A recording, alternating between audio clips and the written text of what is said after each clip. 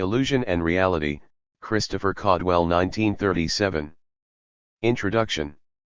This is a book not only about poetry but also about the sources of poetry. Poetry is written in language and therefore it is a book about the sources of languages. Language is a social product, the instrument whereby men communicate and persuade each other, thus the study of poetry's sources cannot be separated from the study of society. It is a common assumption of literary criticism that the sources of literature are irrelevant or unimportant, and that literature can be completely criticized in terms of literature. There was for some time a similar philosophy about the study of nature, the mechanical materialism of D. Holbach, adopted unconsciously by most scientists today. It was supposed that matter could be completely described in terms of itself, and since man is made of matter, these terms would describe him also. This philosophy began by divesting matter of all those qualities which have a subjective or mental component: color, solidity, taste. Mass, size, time, and space were regarded as objective material qualities matter described in terms of itself, until Einstein proved that the observer also entered into the determination of these. Einstein, however, made the same attempt to produce an absolute term, the tensor, which, in its turn, has been shown by the quantum physicists' principle of indeterminacy to depend on the observer. Nothing is left absolute by modern physics but equations, and these are thoughts. Obviously, this unexpected outcome of mechanical materialism is not due to the fact that it was materialistic, but to the fact that it was not materialistic enough. By giving thoughts and sensuous qualities a purely subjective and fictitious existence, excluded from the reality of matter, the mechanical materialists at once established a field of non-material reality which contradicted the basis of their procedure. While mechanical materialism was developing the objective or contemplated aspect of matter, idealism was developing its active or subjective side. Idealism became the study of sensuousness, and sensing is an active process. The world as known to man was shown to consist only of sensory qualities, forms, concepts, ideas. At first Kant admitted an unknown thing in itself, but Hegel exploded this and left only the idea, not existing in man's head but out of it, the absolute idea. Being absolute, it was objective; being objective, it was material. Idealism had become materialism, but because from the start it had excluded objective, contemplated matter, it was the rigid, ghostly materialism of Hegel's logic, with a self-sufficient structure determined by thought. This had only come about because in materialism the object had been separated from the subject and regarded contemplatively, while in idealism the subject had certainly been considered actively, but active on a nothing, on mere appearance. Marx's realization of this led to the conception of the subject-object relation as an active one, man's theory as the outcome of practice on the object, sensing as the sensing of something. Theory was seen to be generated by the struggle of man the subject with nature the object. But this conception could not rest there. For, once it had become plain that the errors of philosophy were due to its abstraction of subject from object, it also became clear that the active subject-object relation was nothing but man living in nature. Not an abstract man in abstract nature, but men as they really live and behave, who must live concretely before they come to speculate abstractly, and whose abstract speculations therefore will bear the marks of their concrete living. Marx saw that the separation of subject in enjoyment and object in contemplation which had occurred in philosophy was the abstract reflection of a similar cleavage in concrete living between the conscious existence of the philosophizing class and the unconscious actions of the remainder of society. Theory and practice were sundered in consciousness because they were divided in social reality. Thus the understanding of concrete living came to appear to Marx as primary to the understanding of the products of concrete living, of which philosophy is one. There is concrete living itself, which includes both theory and practice, and there is the theory of concrete living, which attempts to reduce to theory the concrete relation of theory and practice. Concrete living is not solid crystal. At any one time men are doing different things and therefore stand in relation to one another. The study of these human relations in a general form is sociology. This sum of human relations is not changeless in time but changes rapidly. The general laws determining the relations of human beings at a given period, and the change of these relations from period to period, form the theory of historical materialism. Mechanical materialism and idealism are not peculiar to philosophy but are expressed in the science, aesthetics, and history of men. If poetry is approached by a mechanical materialist in psychology, it will be regarded as a form of behavior, if by one in philosophy, as nothing but the gratification of the aesthetic sense inherent in matter organized in a human body. The idealist position is generally regarded as a more suitable approach to poetry, which is then explained in terms of the beautiful, the true, or the good. It is not very difficult for anyone genuinely interested in art to repel these attacks, although they are often as insidious as they are confused. But the same cleavage of approach is also seen in the methods of those who remain entirely within the province of art and refuse to accept any but pure aesthetic considerations. The mechanical materialists of art regard the artwork as the detached object, and attempt to elicit a theory of art from which the subject or artist is excluded, a theory written in terms of the technique or forms of the art. It is supposed that when the devices, technique, and abstract qualities of the art which can be examined independently of the artist have all been extracted and reduced to theory, art will have been described in its own terms. This is the theory of formalism, and it is evident that as a theory it corresponds in aesthetics to mechanical materialism in philosophy. Like these philosophers, the formalists are left at the end with merely subjective realities, with concepts, ideas, schemes and rules. The idealists of art regard the artwork as subjective, as the feeling in the mind of the appreciator or artist, and attempt to write a theory of art entirely on this basis. They believe that the aesthetic emotion is ultimately final and emotionism. Not only does this theory correspond to that of the idealists of philosophy, but like theirs it ends in a phantom materialism. As Ogden's and Richard's theories show, ultimately the aesthetic emotion is reduced to synesthesia, and this in turn is the excitation of certain nerves. Just as formalism becomes ideas, emotionism becomes physiology. When Hegel had brought the contradiction to the limit where it was finally resolved on a new plane by Marx, it was still possible for a bastard compromise to arise, the compromise of positivism or phenomenalism. This solved the problem of the subject-object relation by making the relation alone real. Only phenomena existed. This solution was no solution. Since only appearances exist, there is no reality which can serve to organize or value appearances, and all have equal validity. As the number of appearances is infinite, those organizations of appearances, known as science, theory, or truth, are arbitrary and unfounded. In fact, positivism is always dishonest and from the very start smuggles another reality into the system in order to organize it and provide some standard of validity. This reality will be concealed under some such name as convenience or probability. Positivism is thus in fact generally shamefaced idealism or occasionally shamefaced materialism. Positivism in philosophy marks a degradation as compared even with Hegelianism, and more so as compared with the real resolution of the problem achieved in dialectical materialism. Positivism, therefore, also appears in aesthetics as the pure act of enjoyment of the artwork, as art for art's sake.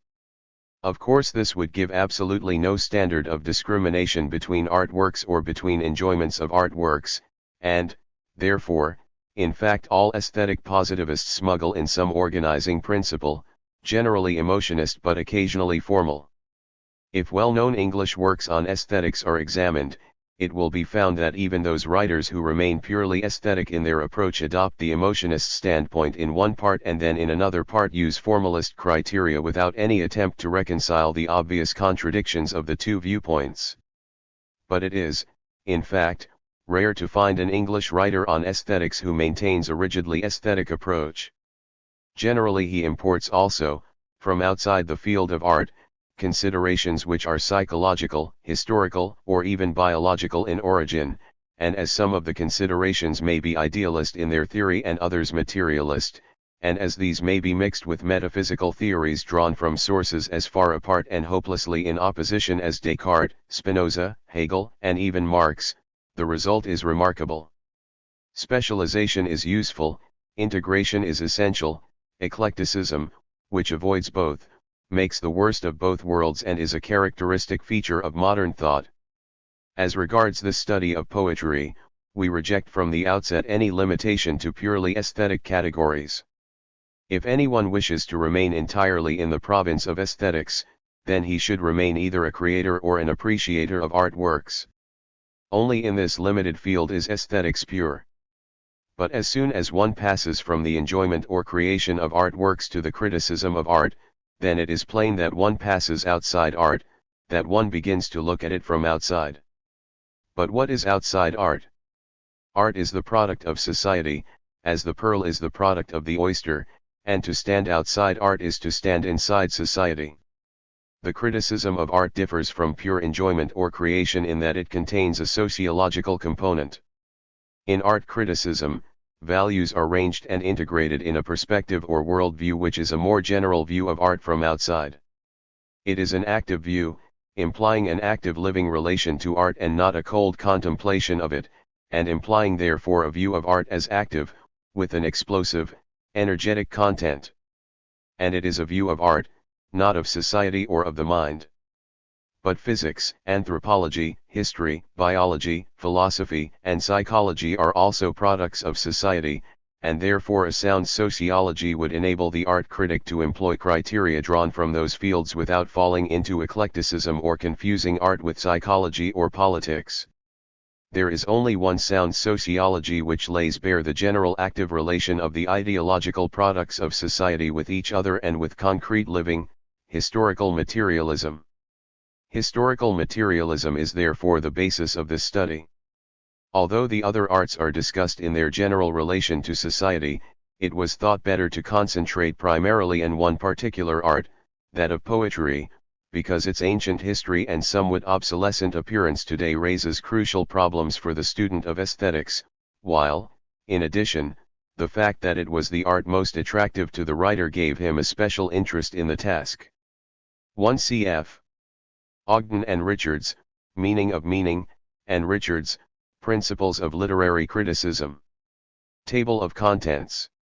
Illusion and Reality, Christopher Caudwell 1937. The birth of poetry. 1.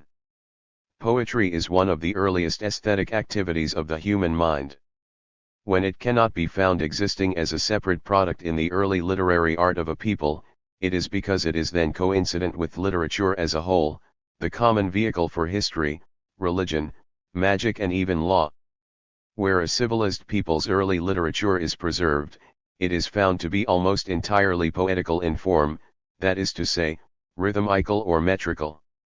The Greek, Scandinavian, Anglo-Saxon, Romance, Indian, Chinese, Japanese and Egyptian peoples are instances of this generalization. This poetry is not pure poetry in any modern sense. We may describe it as a heightened form of ordinary speech, without committing ourselves to this as an adequate definition of poetry. This heightening is shown by a formal structure, meter, rhyme, alliteration, lines of equal syllabic length, regular stress or quantity, assonance, devices that distinguish it from ordinary speech and give it a mysterious, perhaps magical emphasis. There are repetitions, metaphors, and antitheses which, because of their formality, we regard as essentially poetic. This generalization is commonly accepted, and there is no need to give more than a few instances. Hesiod thought it natural to use a poetical framework for a theological work and a farmer's guide. Solon cast his political and legislative maxims into meter as a matter of course. The metaphysical speculations of the Aryan race in India were versified. Egyptian astronomy and cosmogony were poetical in form. Religion spoke always in rhythm or meter, and just as the epic grew out of a poetic theogony glorifying aristocratic history, so the early agricultural ritual, cast in metrical form, became the Athenian tragedy and comedy, and finally, after various vicissitudes, survives as poetical drama today in the opera and the Christmas pantomime. Ethnological researches have further shown how any words worth preserving, whether saws, farmer's wisdom, magical spells or the more refined subtleties of ritual and religion, tend among all races, in all ages, to a heightened language. This heightened language, as the people become self-consciously literary, is eventually set on one side as the specific vehicle of a department of literature known as poetry, and distinguished to varying extents in different ages from the other uses of writing and speech. The form peculiar to poetry in a civilized age is the primitive form of all literature. A consideration of poetry must therefore be fundamental for a consideration of literary art. Among primitives we usually meet with a heightening of language on formal occasions which disappears when the phrases are written down. This heightening is effected by accompanying the words with music or rude rhythm, by chanting them. It is tempting to assume, though by no means certain, that rhythmical or metrical language, before the invention of writing, was always accompanied by some rude music. Indeed, one could make out a case for the supposition that music itself was generated at the same time as primitive poetry and that an aboriginal physical rhythm, expressed in gestures and leaps, in shouted words and meaningless ejaculations, and in artificial noises made by beating sticks and stones, was the common parent of dance, poetry, and music. Much evidence for this theory could be found in Africa. Significant, for instance, are the Ashanti talking drums described by Rattray, which transmit messages, not by code, an abstraction impossible to a primitive people lacking letters, but by mimicking the rhythm and pitch of speech on drums, so that drums literally talk. However, it would be dangerous to build our foundations on a hypothesis of this sort, which, however attractive, is too sweeping to be capable of rigorous proof. All that is assumed, therefore, is the general evolution of a written civilized literature from a special form of heightened language.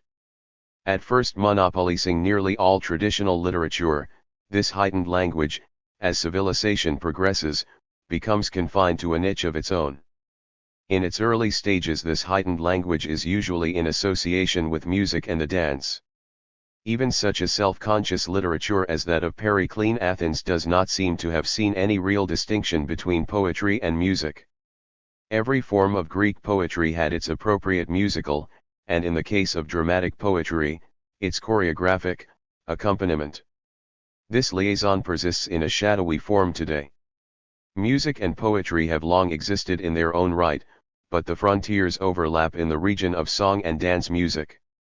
This differentiation and specialization of language with increasing civilization is of course characteristic of all civilized functions. The development of civilization consists of a continually differentiating division of labor, which is not opposed to but is the cause of a continually integrating web of social economy.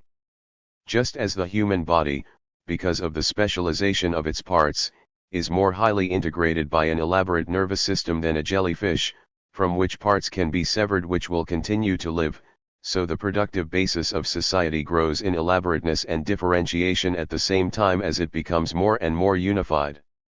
This is seen in any civilization taken as a whole, which, as its economic basis elaborates and interpenetrates, becomes increasingly differentiated in all its cultural superstructure.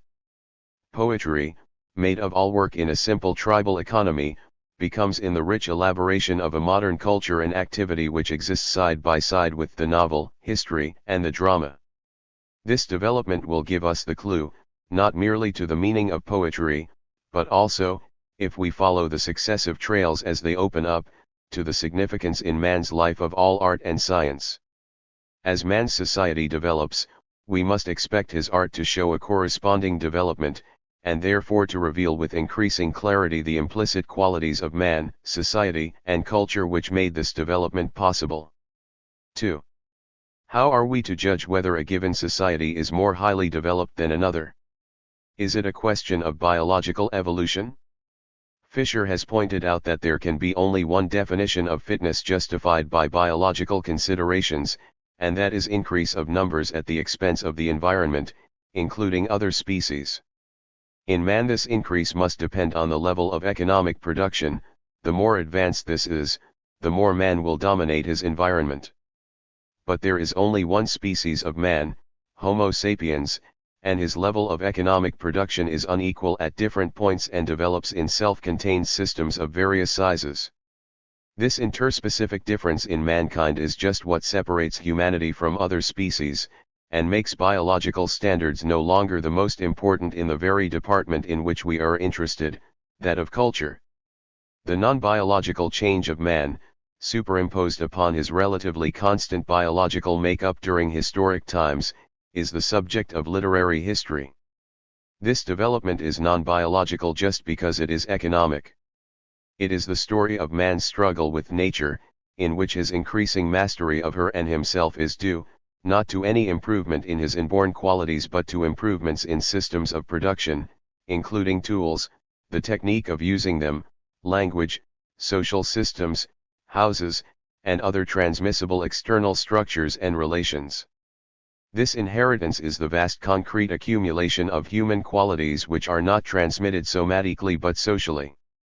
Mother wit is needed for their use, but it is a plastic force which inflates these developing and transmitted forms. Looked at in this way, culture cannot be separated from economic production or poetry from social organization.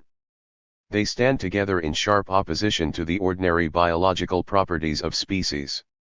Poetry is to be regarded then, not as anything racial, national, genetic, or specific in its essence, but as something economic. We expect cultural and therefore poetical development to increase with the complexity of the division of labor on which it is based. As yet no aesthetic standards have been introduced. Complexity is not an aesthetic criterion. It is a quality associated only with division and organization of labor.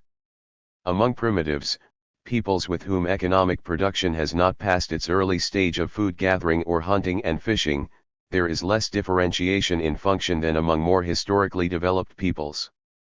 The only differences of importance are sexes, age grades, and marriage classes or totemic groups.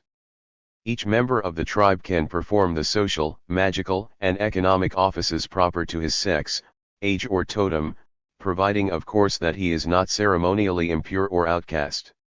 Hence it is not surprising that their formal language and their art are equally undifferentiated, and that poetry, or heightened language, is the common medium of collective wisdom. As to the exact process of differentiation, there is difference of opinion among anthropologists. Even the Australian Aborigines possess a culture obviously resulting from a considerable period of historical development. Indeed, the diffusionists see in it traces of indirect Egyptian influence. Fraser visualizes the process as one by which the clever primitive appropriates to himself magical offices, and by this means becomes a priest or god-king. This view is confused, for individual cleverness could not create permanent classes, unless they played some part in the mechanism of social production. This in fact the god-king did, being an important class in agricultural organization, but Fraser does not mention this. Extrapolating into the past, Durkheim sees the primitive tribe as a homogeneous unit with a group consciousness, and Levi-Bruhl regards this group consciousness as prelogical. Durkheim imagines such a primitive tribe to be almost entirely undifferentiated, so that one can consider the members as without character or individuality except the common impress of the tribe's collective representations, which are coercive and overcome the individual's free thoughts. This is an abstract conception, since no such homogeneous tribe can be found today. Abstractions of this kind are limits to which society never fully attains. If this school had a clearer idea of the connection between economic function and genetic makeup in creating characters or types, they would not confuse, as do so many other anthropologists, differentiation with individuation. Individual differences are genetic, the result of a particular pack of genes. Biologically speaking, they are variations. But social differentiation means that an individual plays a particular role in social production. This differentiation may be the very antithesis of individuation, for by it the individual may be pressed into a mold, whether that of miner, bank clerk, lawyer, or parson, which is bound to suppress some part of his native individuality. He becomes a type instead of an individual. An inherited character is forced into an acquired mold. The greater the differentiation, the more specialized will be the mold and the more painful the adjustment. Psychologically, as Jung has shown, the process takes place by the exaltation of one psychic function, that most marked genetically, and therefore most likely to prove economically remunerative. The hypertrophy of this function and its accommodation to the purposes of the chosen professional type result in the wilting of the other psychic functions, which eventually become largely unconscious, and in the unconscious exercise an opposing force to die conscious personality. Hence the typical modern unease and neuroses. 20th century civilization, the creation of a gospel of unadulterated economic individualism, has thus finally become anti-individualistic. It opposes the full development of genetic possibilities by forcing the individual to mold a favored function along the lines of a type whose services possess exchange value, so that for a refreshing contrast we turn to a nomad civilization such as that of the Bedouins. Here genetic individuality, the character of a man, is most respected and most highly developed, and yet it is just here that economic differentiation is at a minimum. Does this mean that biological individuality is opposed to economic differentiation, and that civilization fetters the free instincts, as the followers of Freud, Adler, Jung, and D.H. Lawrence by implication claim? No, it is precisely economic differentiation, by the possibility of specialization that it affords, which gives opportunity for the most elaborate development of the peculiarities or variations constituting the difference of a biological individual.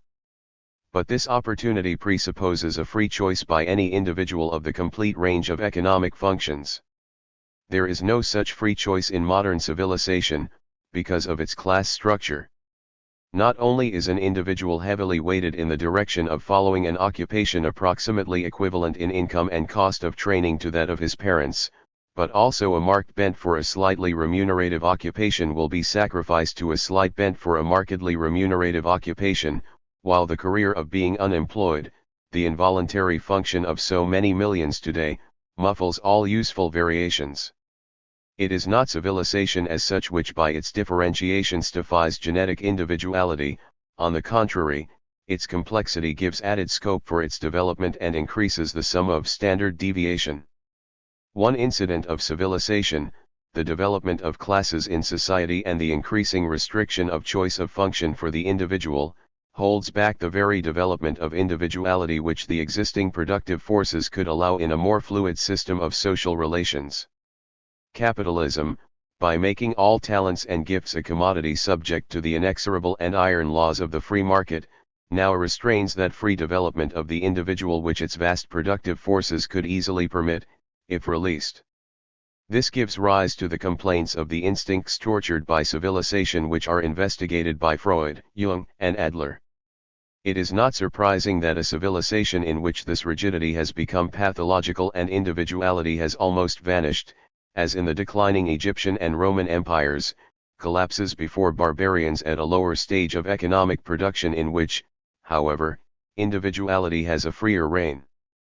This class rigidity is itself the reflection of a complete disintegration of the economic foundations of a culture, in which the productive forces, like men's imprisoned characters, are wasting themselves in a sterile quarrel with the iron fetters of obsolete social relations. Durkheim's conception of a tribe whose consciousness is solid crystal and undifferentiated, corresponding to its undifferentiated economy, in its absoluteness misses the significance of genetic as the basis of economic differentiation, just as the conception of the instincts of civilized man fighting the constraints of society ignores the importance of economic differentiation as a fruitful outlet for individuality.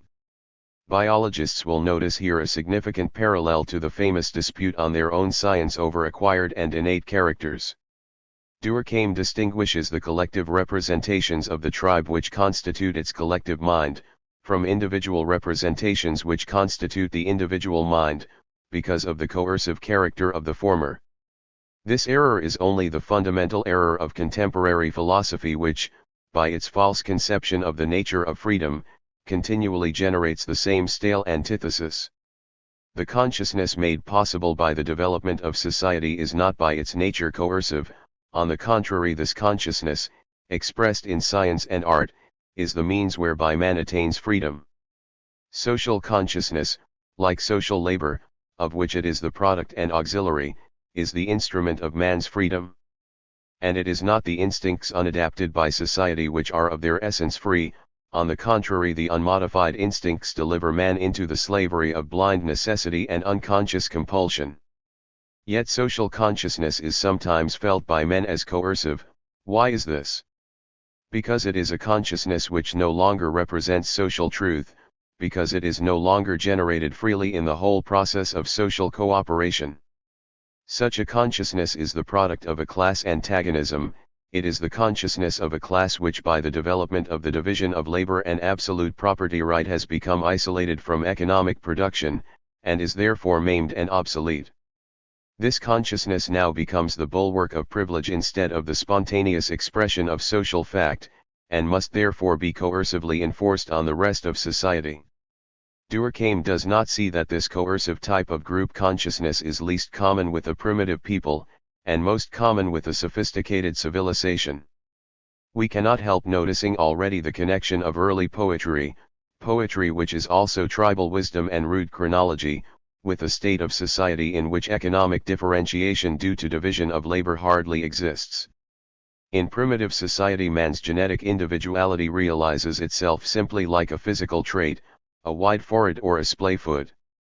Remembering that there seems in all ages something simple and direct about poetry, that good poetry can be written by the comparatively immature, that it has a more personal and emotional core than other forms of literary art, we may already guess that poetry expresses in a special manner the genetic instinctive part of the individual, as opposed, say, to the novel, which expresses the individual as an adapted type, as a social character, as the man realized in society.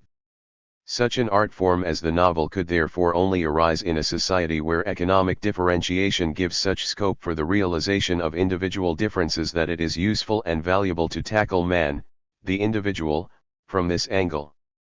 There is no essential difference, it is a difference of aspect. But it is an important difference, and one to which we will return again and again. In this sense poetry is the child of nature, just as the developed novel is the child of the sophistication of modern culture. We must repeat the warning against mechanically separating genetic individuality from social differentiation. One is a means of realizing the other.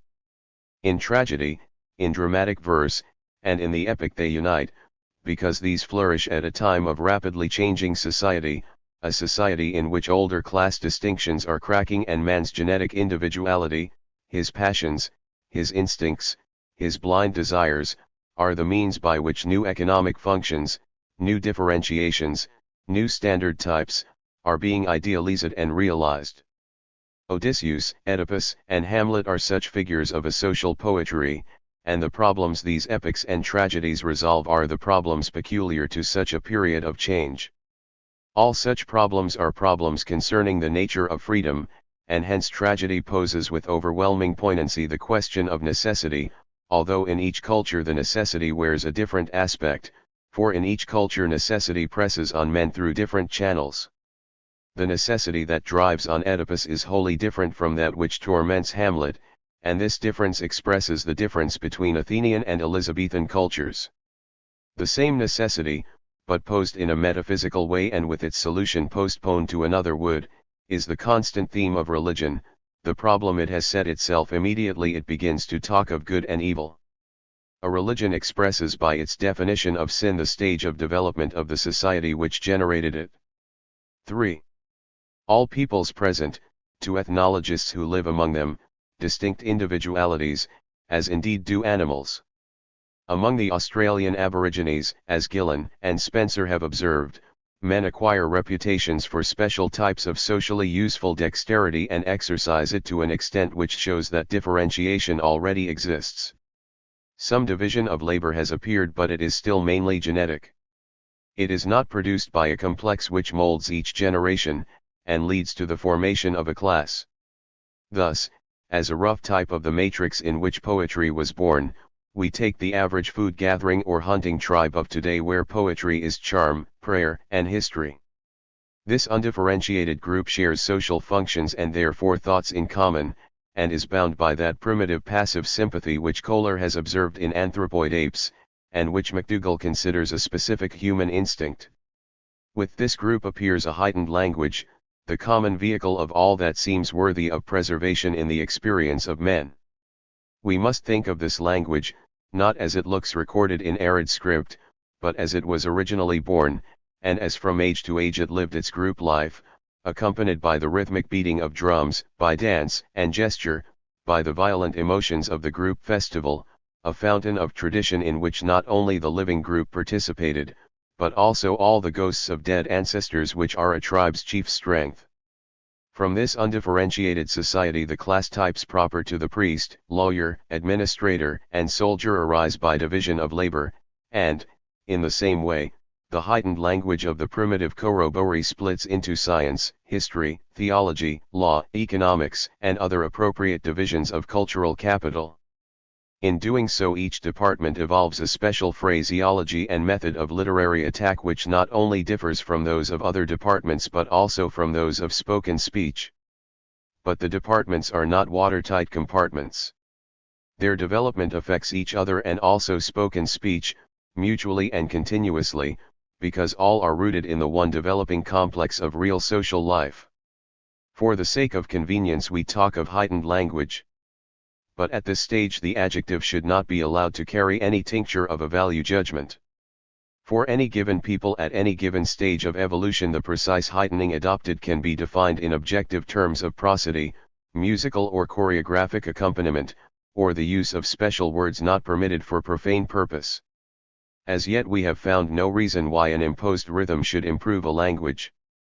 The reading of almost any manual of prosody will give grounds for supposing that poetry is inferior to unhampered speech as a vehicle of expression, but we claim as yet neither superiority nor inferiority for prosody, only a qualitative difference, and if it be asked why the language should be made different, if it was not intended to make it better, an answer can be given.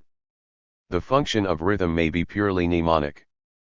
This is evidently the case in rhymed wisdom such as read at night, the shepherd's delight, read in the morning, the shepherd's warning, or ne'er cast a clout till May is out.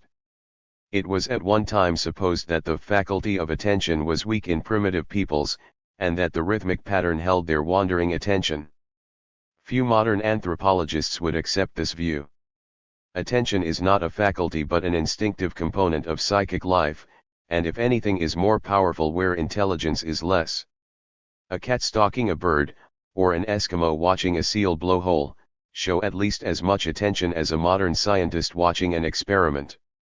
On any matter that interests them, a ritual, dramatic performance, or a hunt, primitive peoples show greater capacity for sustained attention than more civilized groups. Rivers has recorded how, during his researches among the Melanesians, he found that an interrogation which left him exhausted and mentally dispersed, found his source of information still fresh and ready to keep up the supply. Yet as between two civilized people, it is almost invariably the interrogated, rather than the interrogator, who tires first. We call the primitives heightened language, which is as it were speech in ceremonial dress, poetry, and we saw how in the course of evolution it became prosaic and branched into history, philosophy, theology, the story and drama. This raises a question whether poetry was ever anything but a reflection of the undifferentiated economy in which it was born, and whether poetry in its own right has now any real justification for existence. The fact that it still continues to exist is no complete answer, since evolution is full of vestigial organs, and poetry may be one of these. Poetry has an increasingly small public. Alone in literature, it clings tenaciously to heightened language. This might be merely the stigma of degeneration, as if poetry, like a mental deficient, still babbled in a childish tongue outgrown by the rest of the family, which has had to earn its living in an adult world. We know there is a certain accident in the survival of poetry. Men speak, tell ancient tales, repeat bits of wisdom, and this vanishes. Poetry in its heightened language survives, and therefore we think of it as literature, making too artificial a separation from the rest of social speech. This in turn may lead us to overlook why poetry has a heightened language, why it survives, why it has a relative changelessness and eternity.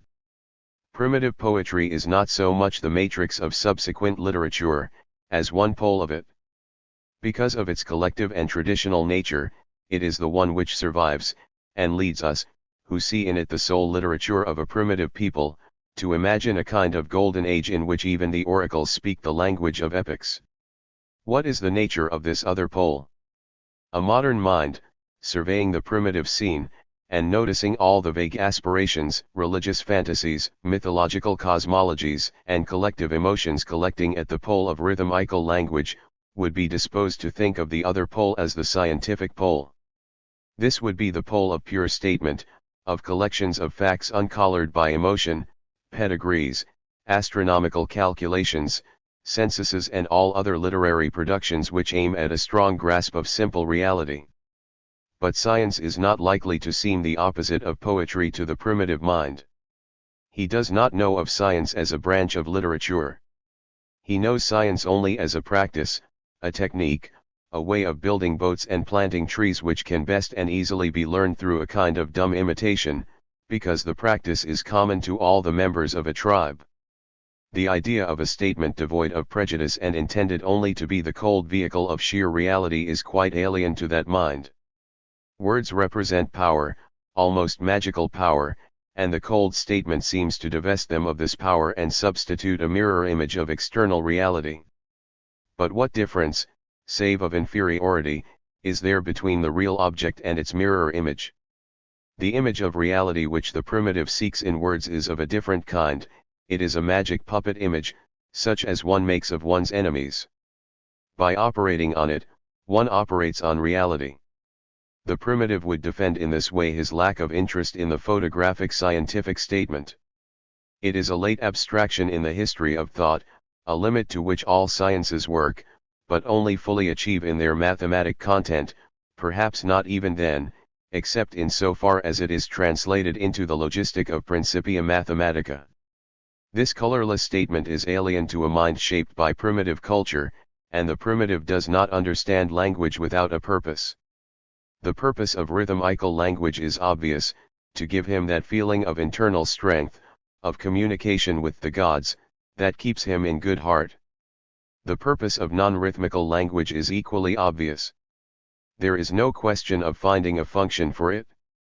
The function itself, as in all biological development, created the organ and was shaped by it. The need to extend personality, to bring it to bear in his neighbors, to bend their volitions into harmony with his, whether in flight, immobility, or attack, would have given birth to the gestures and then the grunts which finally became articulate speech. Indeed, Sir Richard Paget's plausible theory of the origin of human speech is based on the assumption that man, with tongue and other movable portions of his vocal organs, attempted to imitate in gesture the images he wished to impose on his fellows' minds. The function of non-rhythmical language, then, was to persuade. Born as a personal function, an extension of one individual volition, it can be contrasted with the collective spirit of rhythmical language, which draws in primitive society all its power from its collective appearance. Poetry's very rhythm makes its group celebration more easy, as for example in an infant's class, which imposes prosody upon the multiplication table it recites, making mathematics poetical. As with all polar opposites, the two interpenetrate, but on the whole the non-rhythmical language, based on everyday speech, is the language of private persuasion, and rhythmical language, the language of collective speech, is the language of public emotion. This is the most important difference in language at the level of primitive culture. 4. Poetry is characteristically song, and song is characteristically something which, because of its rhythm, is sung in unison, is capable of being the expression of a collective emotion. This is one of the secrets of heightened language. But why should the tribe need a collective emotion? The approach of a tiger, of a foe, of rain, of an earthquake will instinctively elicit a conditioned and collective response. All will be menaced, all will fear.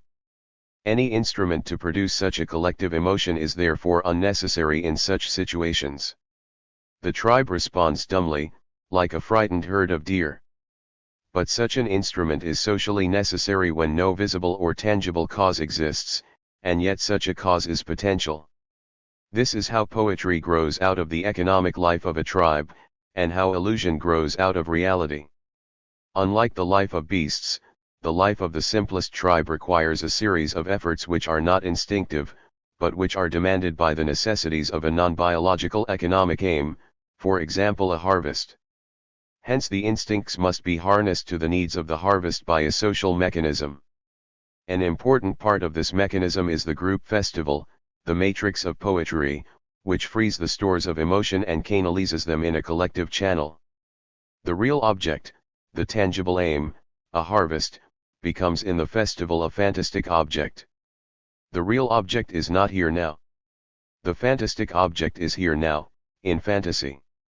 As man by the violence of the dance, he screams of the music and the hypnotic rhythm of the verse is alienated from present reality, which does not contain the unsown harvest, so he is projected into the fantastic world in which these things fantastically exist.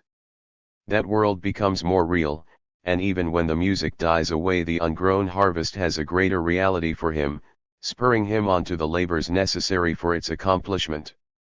Thus poetry, combined with dance, ritual, and music, becomes the great switchboard of the instinctive energy of the tribe, directing it into trains of collective actions whose immediate causes or gratifications are not in the visual field and which are not automatically decided by instinct. It is necessary to prepare the ground for harvest. It is necessary to set out on an expedition of war. It is necessary to retrench and retract in the long scarcity of winter. These collective obligations demand from man the service of his instinctive energy, yet there is no instinct which tells him to give them. Ants and bees store instinctively, but man does not. Beavers construct instinctively, not man. It is necessary to harness man's instincts to the mill of labor, to collect his emotions and direct them into the useful, the economic channel. Just because it is economic, i.e. non-instinctive, this instinct must be directed. The instrument which directs them is therefore economic in origin. How can these emotions be collected? Words, in ordinary social life, have acquired emotional associations for each man. These words are carefully selected, and the rhythmical arrangement makes it possible to chant them in unison, and release their emotional associations in all the vividness of collective existence. Music and the dance cooperate to produce an alienation from reality which drives on the whole machine of society. Between the moments when the emotion is generated and raised to a level where it can produce work, it does not disappear. The tribal individual is changed by having participated in the collective illusion. He is educated, i.e. adapted to tribal life. The feasts or corroborees are crises of adaptation, some general and intended to last throughout life, such as the initiation or marriage ceremonies, others regularly renewed or directed to special ends, such as the harvest and war festivals or midwinter Saturnalias. But this collective emotion organized by art at the tribal festival, because it sweetens work and is generated by the needs of labor, goes out again into labor to lighten it. The primitive conducts such collective tasks as hoeing, paddling, plowing, reaping and hauling to a rhythmic chant which has an artistic content related to the needs of the task, and expressing the collective emotion behind the task. The increasing division of labor, which includes also its increasing organization, seems to produce a movement of poetry away from concrete living, so that art appears to be in opposition to work, a creation of leisure. The poet is typically now the solitary individual, his expression, the lyric. The division of labor has led to a class society, in which consciousness has gathered at the pole of the ruling class, whose rule eventually produces the conditions for idleness. Hence art ultimately is completely separated from work, with disastrous results to both, which can only be healed by the ending of classes. But meanwhile the movement has given rise to a rich development of technique. These emotions, generated collectively, persist in solitude so that one man, alone, singing a song, still feels his emotion stirred by collective images. He is already exhibiting that paradox of art, man withdrawing from his fellows into the world of art, only to enter more closely into communion with humanity. Once made fluid, this collective emotion of poetic art can pervade the most individual and private transactions. Sexual love, spring, a sunset, the song of the nightingale and the ancient freshness of the rose are enriched by all the complex history of emotions and experience shared in common by 1,000 generations. None of these reactions is instinctive, therefore none is personal. To the monkey, or the man reared like Mowgli by a wolfish foster mother, the rose would be something perhaps edible, a bright color. To the poet it is the rose of Keats, of Anacreon, of Hafiz, of Ovid, and of Jules Laforgue. For this world of art is the world of social emotion, of words and images which have gathered, as a result of the life experiences of all, emotional associations common to all, and increasing complexity reflects the increasing elaboration of social life. The emotions common to all change with the development of society. The primitive food-gathering or hunting tribe projects himself into nature to find there his own desires. He changes himself socially to conform with nature. Hence his art is naturalistic and perceptive. It is the vivid drawings Paleolithic man or the bird and animal mimicking dances and songs of the Australian Aborigine. Its sign is the totem, the man really nature. Its religion is mana. The crop-raising and herd-rearing tribe is an advance on this. It takes nature into itself and changes nature to conform with its own desires by domestication and taming. Its art is conventional and conative. It is the arbitrary decoration of Neolithic man or the elaborate rituals of African or Polynesian tribes. Its sign is the corn god or the beast god, nature really man. Its religion is one of fetishes and spirits. The introduction of nature into the tribe leads to a division of labor and so to the formation of chiefs, priests, and ruling classes. The choreographer detaches himself from the ritual and becomes an actor, an individual. The art depicts noble persons as well as gods. The chorus becomes an epic, a collective tale about individuals, and, finally, the lyric, an individual utterance. Man, already conscious, first of his difference, and then of his unity with nature, now becomes conscious of his internal differences, because for the first time conditions exist for their realization. Thus the developing complex of society, in its struggle with the environment, secretes poetry as it secretes the technique of harvest, as part of its non-biological and specifically human adaptation to existence. The tool adapts the hand to a new function, without changing the inherited shape of the hands of humanity. The poem adapts the heart to a new purpose, without changing the eternal desires of men's hearts. It does so by projecting man into a world of fantasy which is superior to his present reality precisely because it is a world of superior reality, a world of more important reality not yet realized, whose realization demands the very poetry which fantastically anticipates it. Here is room for every error, for the poem proposes something whose very reason for poetical treatment is that we cannot touch, smell or taste it yet. But only by means of this illusion can be brought into being a reality which would not otherwise exist. Without the ceremony fantastically portraying the granaries bursting with grain, the pleasures and delights of harvest, men would not face the hard labor necessary to bring it into being. Sweetened with a harvest song, the work goes well. Just because poetry is what it is, it exhibits a reality beyond the reality it brings to birth and nominally portrays, a reality which though secondary is yet higher and more complex.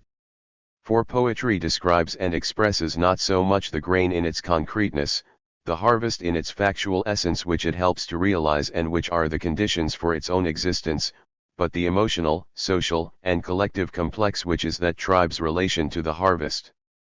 It expresses a whole new world of truth, its emotion, its comradeship, its sweat, its long drawn-out wait and happy consummation, which has been brought into being by the fact that men's relation to the harvest is not instinctive and blind but economic and conscious.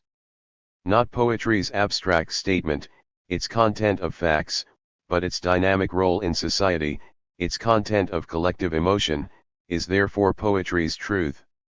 Table of Contents. Illusion and Reality, Christopher Caudwell 1937. 2. The Death of Mythology. 1. We have reached the birth of religions. This collective fantasy of poetry which passes into the individual life of each because it is secreted in the web of society, again emerges in the form of an elaborate outgrowth, a world of religion separate from the material world of terrestrial life. Poetry is the nascent self-consciousness of man, not as an individual but as sharer with others of a whole world of common emotion. This emotion, because it is common, has for each individual an objective, and therefore pseudo-external existence. This social objectivity is confused by primitive man with material objectivity, so that the fantastic world, because it is presented to the individual from outside by outside manipulation, is confused with the material world against he bumps himself. Other men confirm by their actions the objectivity of a material world, similarly they seem to confirm a like reality for the fantastic world whose sanctions they recognize. Man's emotions are fluid and confusing. They are projected onto the outside world in animism, orandism, and mana at his primitive stage of culture, not because he is one with his environment, but because he has consciously separated himself from it in order to seek his desires in it by hunting or crop gathering. Because the environment is already something consciously distinct from himself, he is concerned with locating things out there or in himself. Because these collective emotions, unlike a pain or a wound but like a sunset or a thunderstorm, are manifestly experienced by all, they gain the sanction of objectivity and therefore of material reality and are located out there, in the object which arouses them. Man enters into nature, nature becomes animated, endowed with man's subjective soul. What in fact is this emotional complex of tribal poetry? Is it material reality or completely ideal illusion? It is neither. It is a social reality. It expresses the social relation of man's instincts to the unga third fruit. These instincts have generated these emotions just because they have not blindly followed the necessities of the germ plasm, but have been molded by the objective necessities of collective action to a common economic end. The fantasy of poetry is a social image. Therefore the fantastic world of poetic ritual, myth, or drama expresses a social truth, a truth about the instincts of man as they fare, not in biological or individual experience, but in associated experience. Such truths are necessarily phrased therefore in the language of the emotions. A pianola roll is pierced with holes. Those holes are real concrete entities. But they are not the music. The music is what happens when it is played. The poem is what happens when it is read. Hence tribal poetry, and that part of religion from which it is at first indistinguishable, is man's confused knowledge of society and of his relation to it. And magic?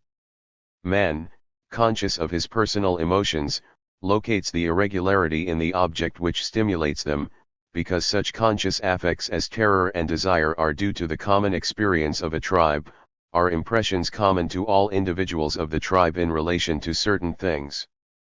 The emotion then seems located in these things and, because of its immediate vividness, seems the soul, the essential reality of these things.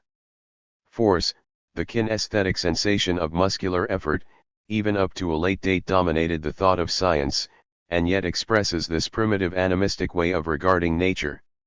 Man's emotions are also in him. They therefore seem under his control. They therefore seem to be the means whereby he can dominate reality, through the emotional essence of things. He, the individual, can dominate reality by his will. By evoking, through charms, ceremonies and sympathetic magic, the emotions proper to the achieved act, he believes the act accomplished. It seems to him that he can control outer reality returning into himself. So indeed he can, but only if this thought is scientific thought and, acting as a guide to action, returns out again to grapple with reality. Because society stands as environment to individual man, and as associated man to the environment, magic and religion overlap, and blend more closely in a primitive economy, where society is only slightly developed and is therefore a thin blanket between the individual and outer reality. Magic gives birth to science, for magic commands outer reality to conform to certain laws, and reality refuses, so that knowledge of the stubborn nature of reality is impressed on the magician. He does not try to walk upon the water with spells, or if he does, the spells fail. Rainmakers are not found in the desert, but in regions where rain sometimes comes. No magician makes spells for a winter harvest. Thus certain stubbornnesses in reality for which stronger spells are needed are gradually recognized, and so it becomes accepted that certain laws can only be overridden by mighty forces, by gods, by fate, and eventually fate dissolves into that very decree that these forces may not be overborne by anyone. Even Jove is subject to fate. Fate is law.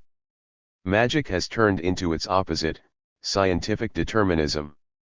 In proportion as man, by the development of economics, discovers more and more of the nature of reality, magic sets itself bolder and more elaborate tasks, and more is corrected by experience. It proposes to man fantastic possibilities, which man realizes. But he does not realize them by magic. Without the absurd ambitions of the shaman and the impossible hopes of the alchemist, the modern chemistry which fulfills them would not be.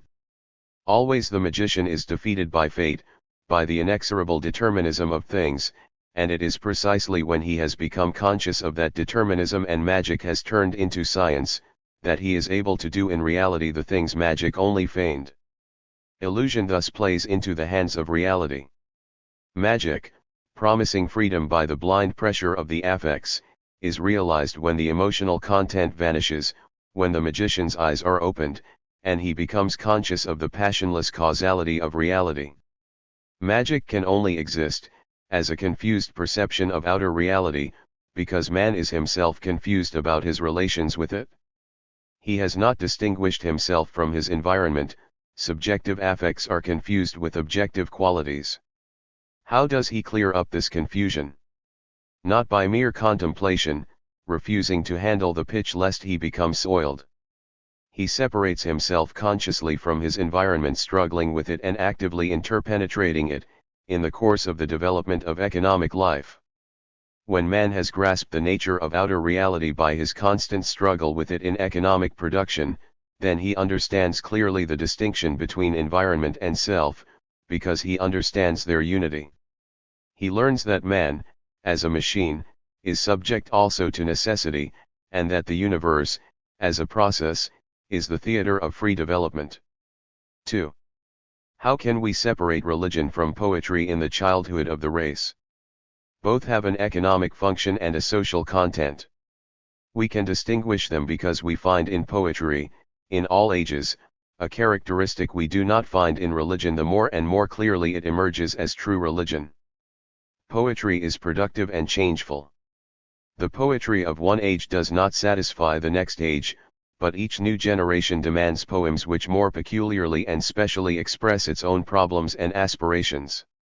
Thus we have the constant generation of a mass of songs, stories, myths, epics, novels, as a peculiarity of poetic life, which reveals art as something organic and changeful, a flower on the social plant developing and growing with the plant as a whole, because it sucks the same sap, and performs an office that benefits the whole plant.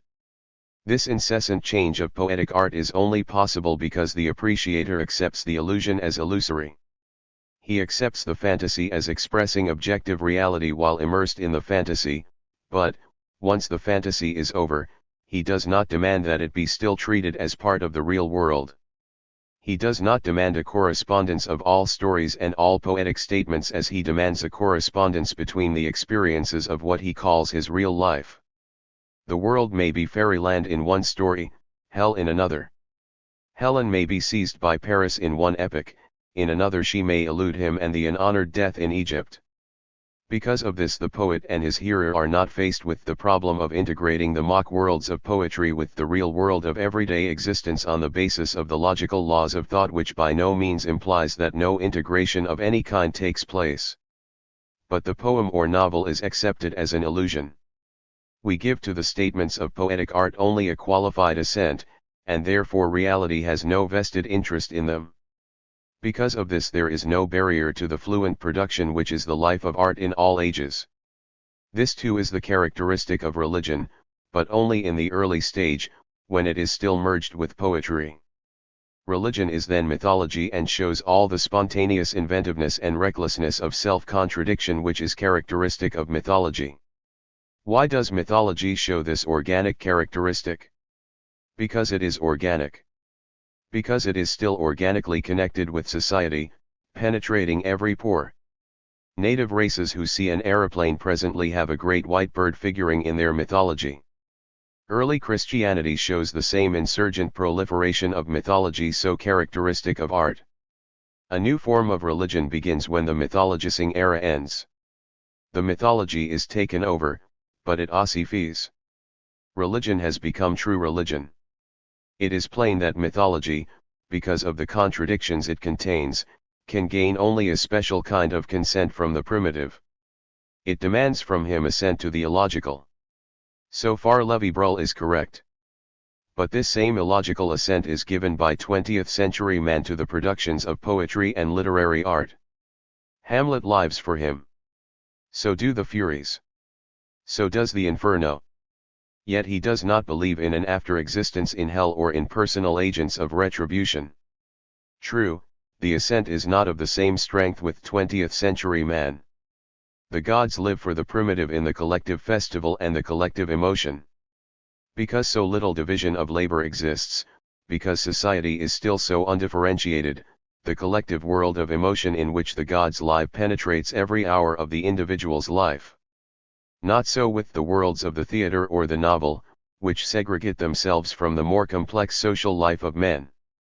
The world of 20th century art is more withdrawn, so much so that philosophers continually conceive of it as entirely separate, and advance purely aesthetic criteria, art for art's sake. But though the strength of the assent differs, the quality is the same. The world of literary art is the world of tribal mythology become sophisticated and complex and self-conscious because man, in his struggle with nature, has drawn away from her, and laid bare her mechanism and his own by a mutual reflexive action.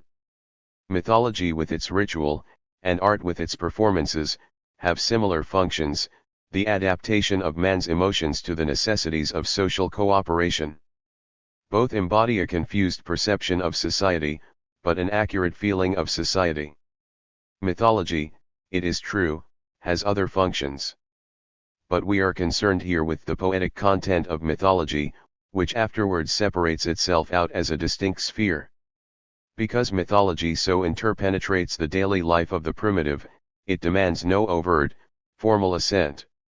No holy inquisition rams it down people's throats, because in the collective festival it rises vividly from their hearts. Therefore it is flexible. It yields and changes as the tribe's relation to the environment or itself changes. The incursion of an aeroplane or a conqueror produces a corresponding adaptation of the collective mind by a recasting of the always fluid mythology.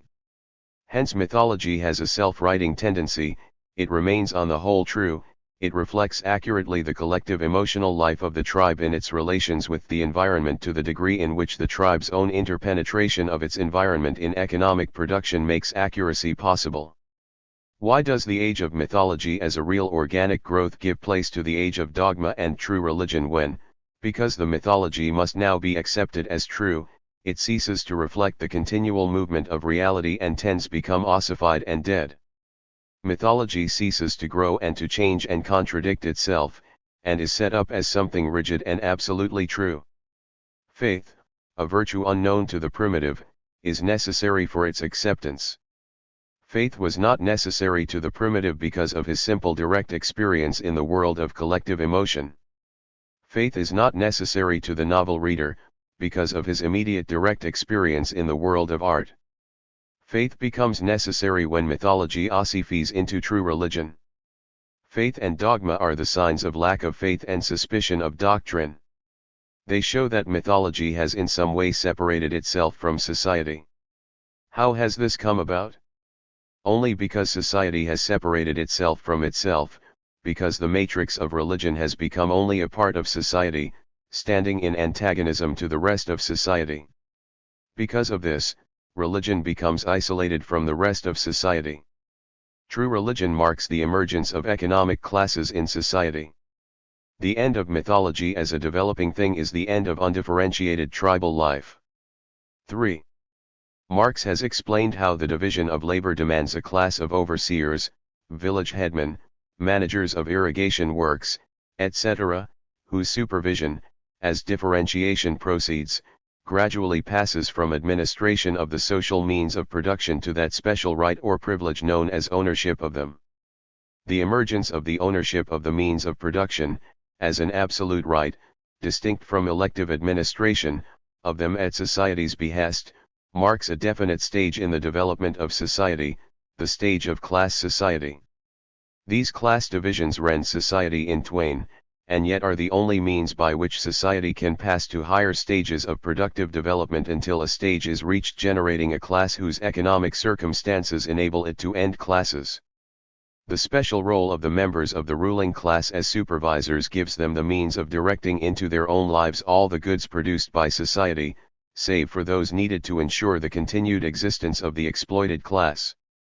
Originally chosen as supervisors for intellectual ability, their role, even when it becomes an absolute right and is therefore independent of mental capacity, yet demands primarily mental work, just as the working of the means of production demands primarily manual work. At the same time, the privileged conditions and leisure afforded by consumption of the lion's share of the social product encourages the cultivation of thought and culture among this class, while the hard-driven and beastly condition of the other class discourages this culture. This rapidly generates a position of increasing instability, like that which causes critical vibration in engineering and in the world of nature produces in certain species a flare-up of unfavorable adaptations, enormous crests, huge hides, colossal tails and huge protuberances. Like a snowball, the organism increases its own impetus to disaster. In the same way, once the formation of classes due to division of labor passes a certain stage, the process of cleavage is accelerated. The differentiation of the classes produces on the one hand an exploiting class more and more isolated from reality, more and more concerned with thought, with pleasure, with culture, and on the other hand an exploited class more and more isolated from thought, more and more laborious, more and more subject to circumstances. This specialization of function, at first beneficial, eventually becomes pathological. Thought originally separated itself from action, but it only develops by continually returning upon action. It separated from action to guide it. Once from supervisors and leaders the exploiting class turned to mere enjoyers and parasites, thought has finally separated itself from material reality, and ossifies in a barren formalism or scholasticism.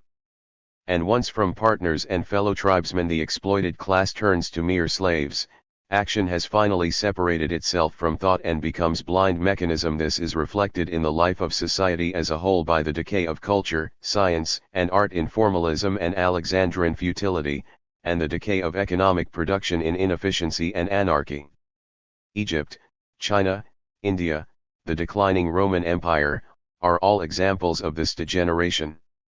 This division of the undifferentiated tribe into a class of supervisors who exercise thought, and a class of workers who only work, is reflected by a similar dichotomy in religion and art. Religion and art cease to be the collective product of the tribe, and become the product of the ruling class who impose religion just as they impose on art. A tribe does not give orders to its members to work, their work naturally arises from the collective functioning of the group as a whole, under the pressure of tradition and religion whose genesis we have already examined. Any problem or job can only be solved according to the interests of the tribe as a whole because the tribe is a whole. But when interests are divided, the ruling class orders the ruled. The relation is now coercive. In the same way religion becomes dogma. As the class society forms, religion, which continues to function as a confused perception of society, produces a new and more elaborate world of fantasy but one now with a class structure. There is a supreme God in a monarchical society, or family of gods in an autocracy, or a pantheon in a state such as Egypt formed by the syncrasies of various developed class units already God. There are heavenly peers, scribes, priests and captains, corresponding to the division of the earthly ruling class. Meanwhile, the unequal division of goods and the opposed class interests have created an antagonism which divides society. There are outbreaks, rebellions and revolts which must be crushed. Absolute ownership of the means of production, not being thrown up as a natural response to the task confronting the tribe as a whole, is arbitrary, and depends therefore intimately on violence. It is not made necessary by things and is therefore enforced by men. In the same way, class religion, no longer expressing the collective adaptation of society, must equally arbitrary. It becomes dogma. A challenge to it is a challenge to the state.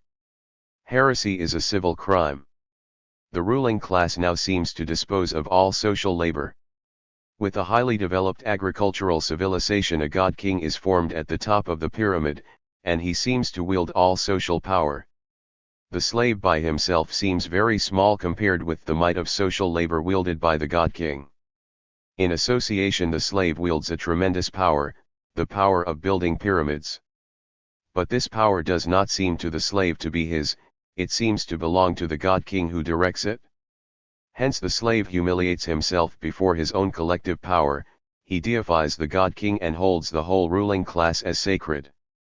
This alienation of self is only a reflection of the alienation of property which has produced it.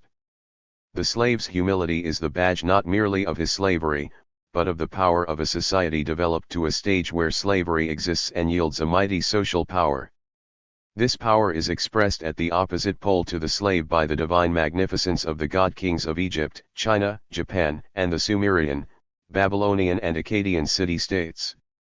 In a syncretic empire like that of Rome, other religions can exist beneath the state cult of the worship of the emperor. These local cults express local forms of exploitation on which imperialist exploitation has been imposed, and only a challenge to the god emperor is a challenge to imperial exploitation and therefore a crime in Roman law. As Marx, studying the phenomenon of religion, had perceived as early as 1844, this state, this society, produces religion, an inverted consciousness of the world, because the world is itself an inverted world. Of this world, religion is the general theory, its encyclopedic compendium, its logic in popular form, its spiritual point d'honneur, its enthusiasm, its moral sanction, its solemn complement, its general consolation and justification. It is the fantastic realization of man, because man possesses no true realization. Religious misery is at once the expression of real misery and a protest against that real misery. As society, increasingly rent by this class division, enters on a period of failing economy like that of the declining Roman Empire, the goods produced become less and the share out more and more coercive. Therefore religion too becomes more and more coercive, more rigid, more tremblingly alive to heresy. At first the ruling class believes its religion, for differentiation from a primitive mythology has only just taken place. It endeavors therefore to appropriate for itself all the goods of religion, as it is already doing those of society. The best seats in heaven are taken, or, as with the early rulers of Egypt and the aristocracy of Greece, the Elysian fields are monopolized by them. But as this ruling class is challenged by a restive exploited class, the exploiting class appeases it by sharing with it its own spiritual goods, for these, unlike material goods, do not grow less for being shared. Hence in Egypt immortality was gradually extended even to slaves, and mystery religions, in the decaying empire, offered to the meanest the deification at first peculiar to the god-emperor. Thus the increasing misery of the exploited class is reflected in the increasing loveliness of its afterlife, provided it leads the good life, i.e. one obedient to its employers. The harvest of fantasy, which in tribal life is always eventually reaped, is for the majority in a class society postponed to a fantastic afterlife, because the real harvest also is not consumed by the majority. This increasing consciousness of the function of religion leads to scepticism on the part of the ruling class itself, which coercively enforces a religion it no longer believes in, and itself takes refuge in an elegant idealism or esoteric philosophy. Beneath the official religion, which can no more be changed than the system of productive relations which has generated it, lurks a whole undergrowth of superstition and legend. This superstition is simply the mythology of the people, playing its old collective role, but now regarded as something vulgar and ungentlemanly by the ruling class. This superstition itself bears signs that, although collective, its collectiveness is the emasculated homogeneity of an emasculated class. It has a childishness and servility which distinguishes it from the barbarian simplicity of the creations of an undivided society. Sometimes tolerated, sometimes condemned, this superstition shows the adaptive powers of mythology, but it is now an adaptation to the role of an exploited class and is tainted with the idiocy of exploitation. It is full of luck and gold and magic meals and lucky sons, all the fortune this class so conspicuously lacks. But it is genuine, and believed without the need for faith, precisely because it is not coercively enforced but is the spontaneous production of a collective spirit, and, if not of an undivided society, at least of an undivided class. It is the poetry of religion at a time when religion itself ceases to be poetic. It is the art of the oppressed. Though it fulfills the function of poetry adapting man's instincts to social life, it cannot be great poetry, for it is no lie that great poetry can only be written by the free. This moves within the boundaries of wish fulfillment. Its creators' poetry have too little spontaneity in their life to be greatly conscious of necessity. It is not therefore ever tragic poetry. Tribal mythology was free and poetic because the undifferentiated economy of the tribe made its members' actions relatively free. This freedom was true freedom, the consciousness of necessity. The job demanded evidently such actions, and they were done spontaneously, by the individual's consciousness of their necessity. Of course, this freedom is only relative. It reflects the limited consciousness produced by a limited economy. The divisions of class society were necessary to break the soil for a deeper consciousness and a higher freedom. But still primitive freedom is freedom, such freedom as human society in that stage can know, a stage where, because the economy is undifferentiated, the limited freedom, like the limited product, is at least equally shared by all. Poetry or poetic mythology, fluid and spontaneous, grows such in such soil. In a class society the workers do their tasks blindly as they are told by supervisors. They build pyramids but each contributes a stone, only the rulers know a pyramid is being built.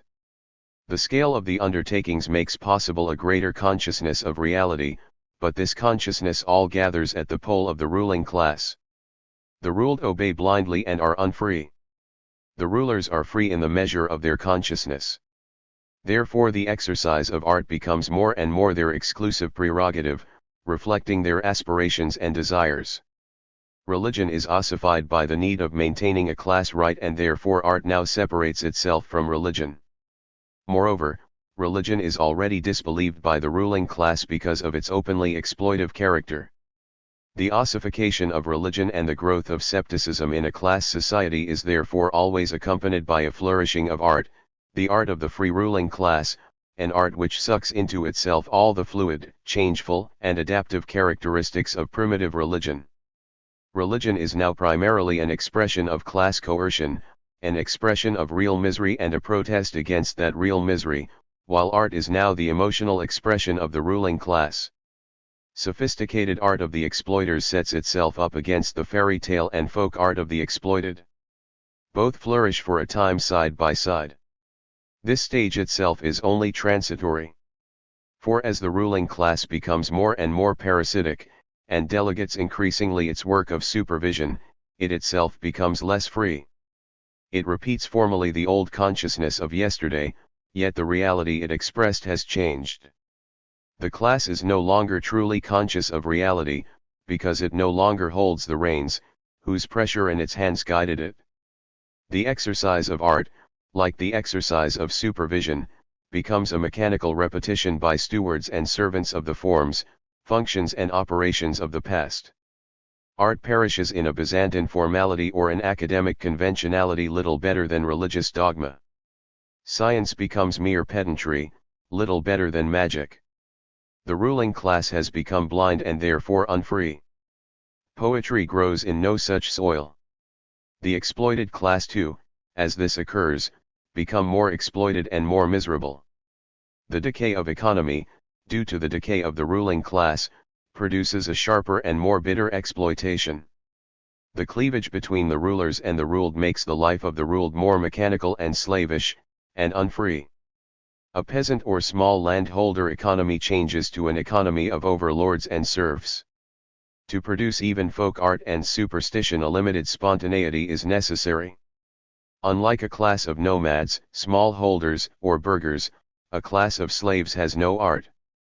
The still essential function of adaptation is now performed for men's minds by a religion whose fixed dogmatism and superstitious faith expresses the lack of spontaneity of the ruled and their diminished consciousness. Such collapses are not necessarily complete, for between the ruling class and the class which bears the brunt of the exploitation, other classes may develop, in turn to become the ruling class as a result of a revolution.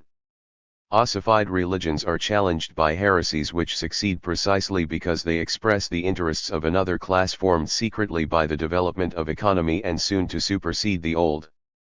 Such heresies are fought as what they are, a challenge to the very existence of the ruling class. 4.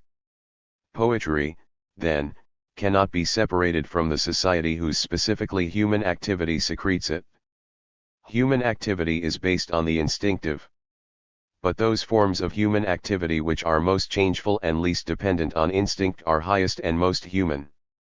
These activities, because they are based on the inheritance from generation to generation of developing forms and systems which are real and material and yet are not environmental in the biological sense, mold in a different way each generation, which is not however mere clay, for its own inner activity drives on the movement of the external system. This contradiction between individual or natural man, and associated or civilized man, is what makes poetry necessary, and gives it its meaning and its truth. Poetry is a productive or economic activity of man. To separate it from this foundation makes its development impossible to understand. How far do men's own estimates of the function of poetry at various times agree with our analysis? It has been generally realized by poets such as Milton, Keats, Shelley, or Wordsworth that the poet as seer, prophet or teacher had a social function of importance.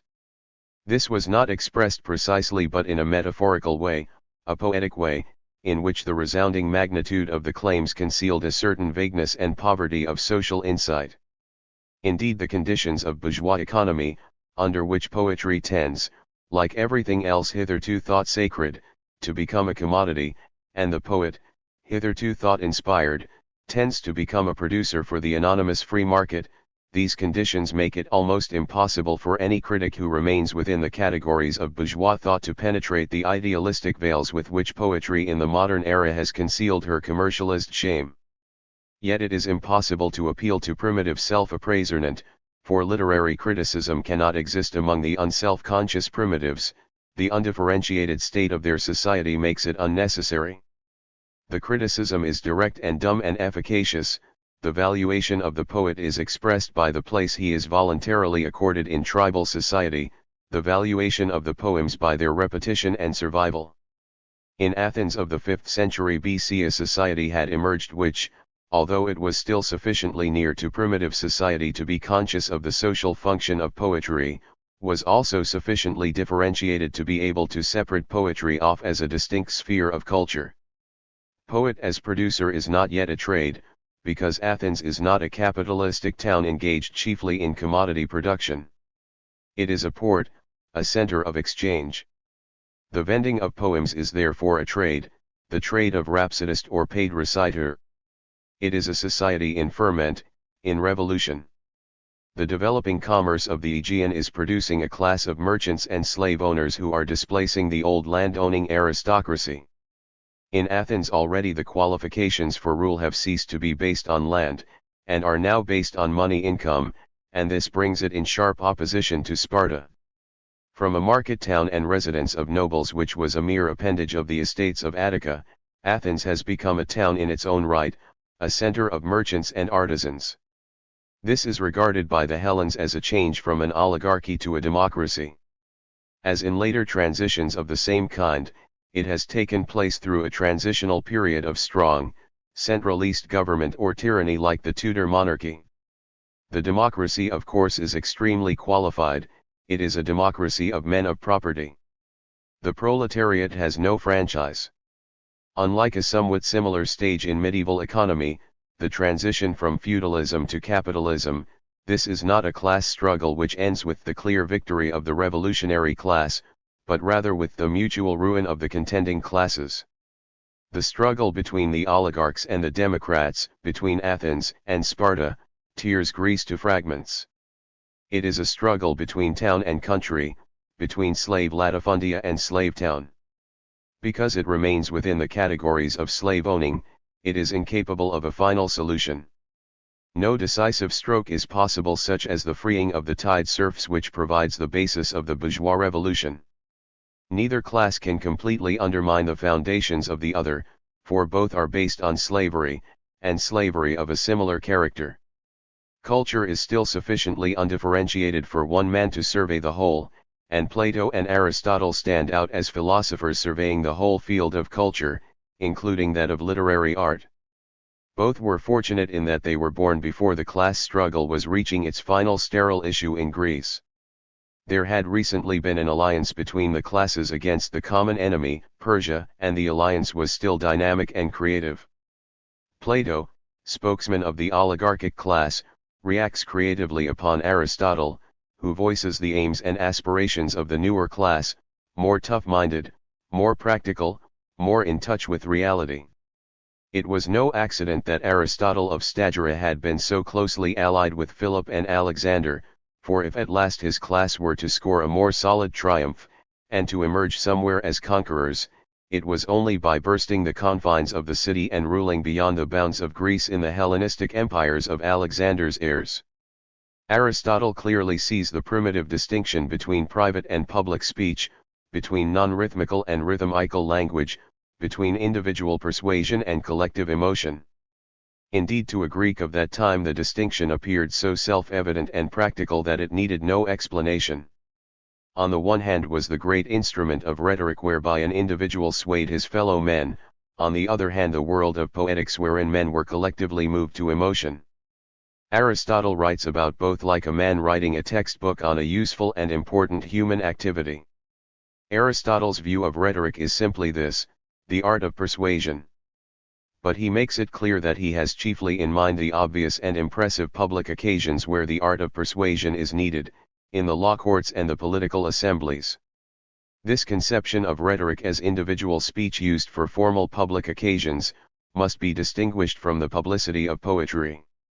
It is the publicity of state occasions where state is distinguished from society.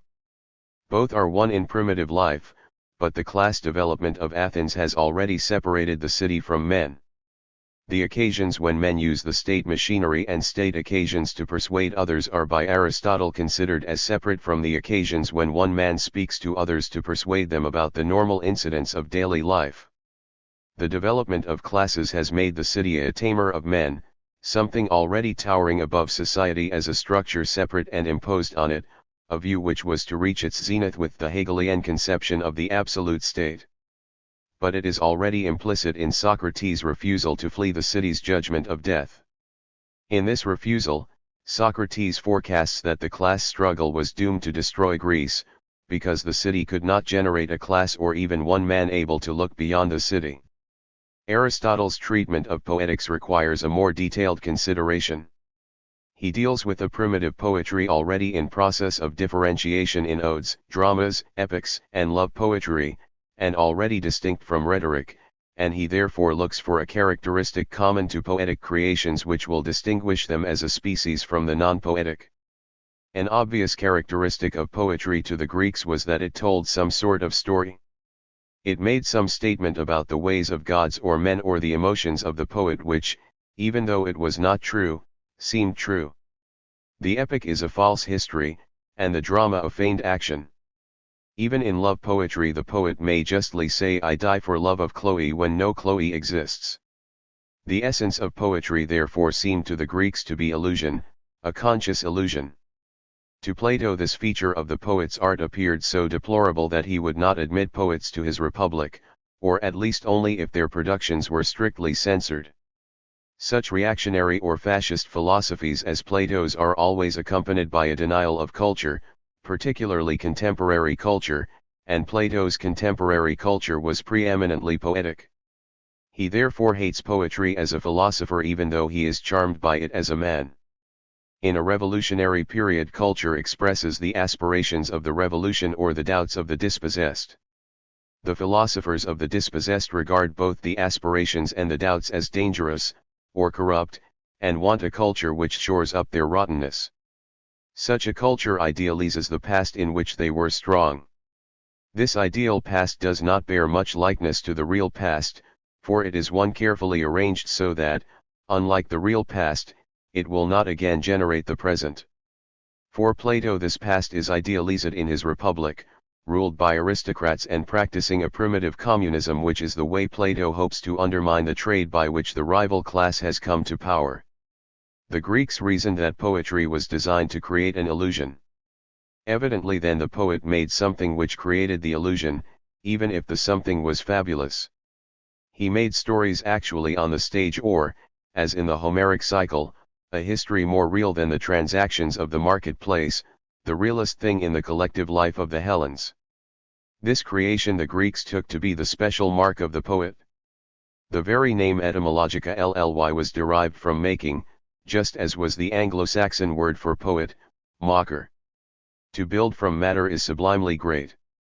But only gods and poets can create. However, the Greeks did not suppose that a poet could create something out of nothing by words, which are only symbols of reality. They considered the poet created an artificial imitation of reality, a mimesis.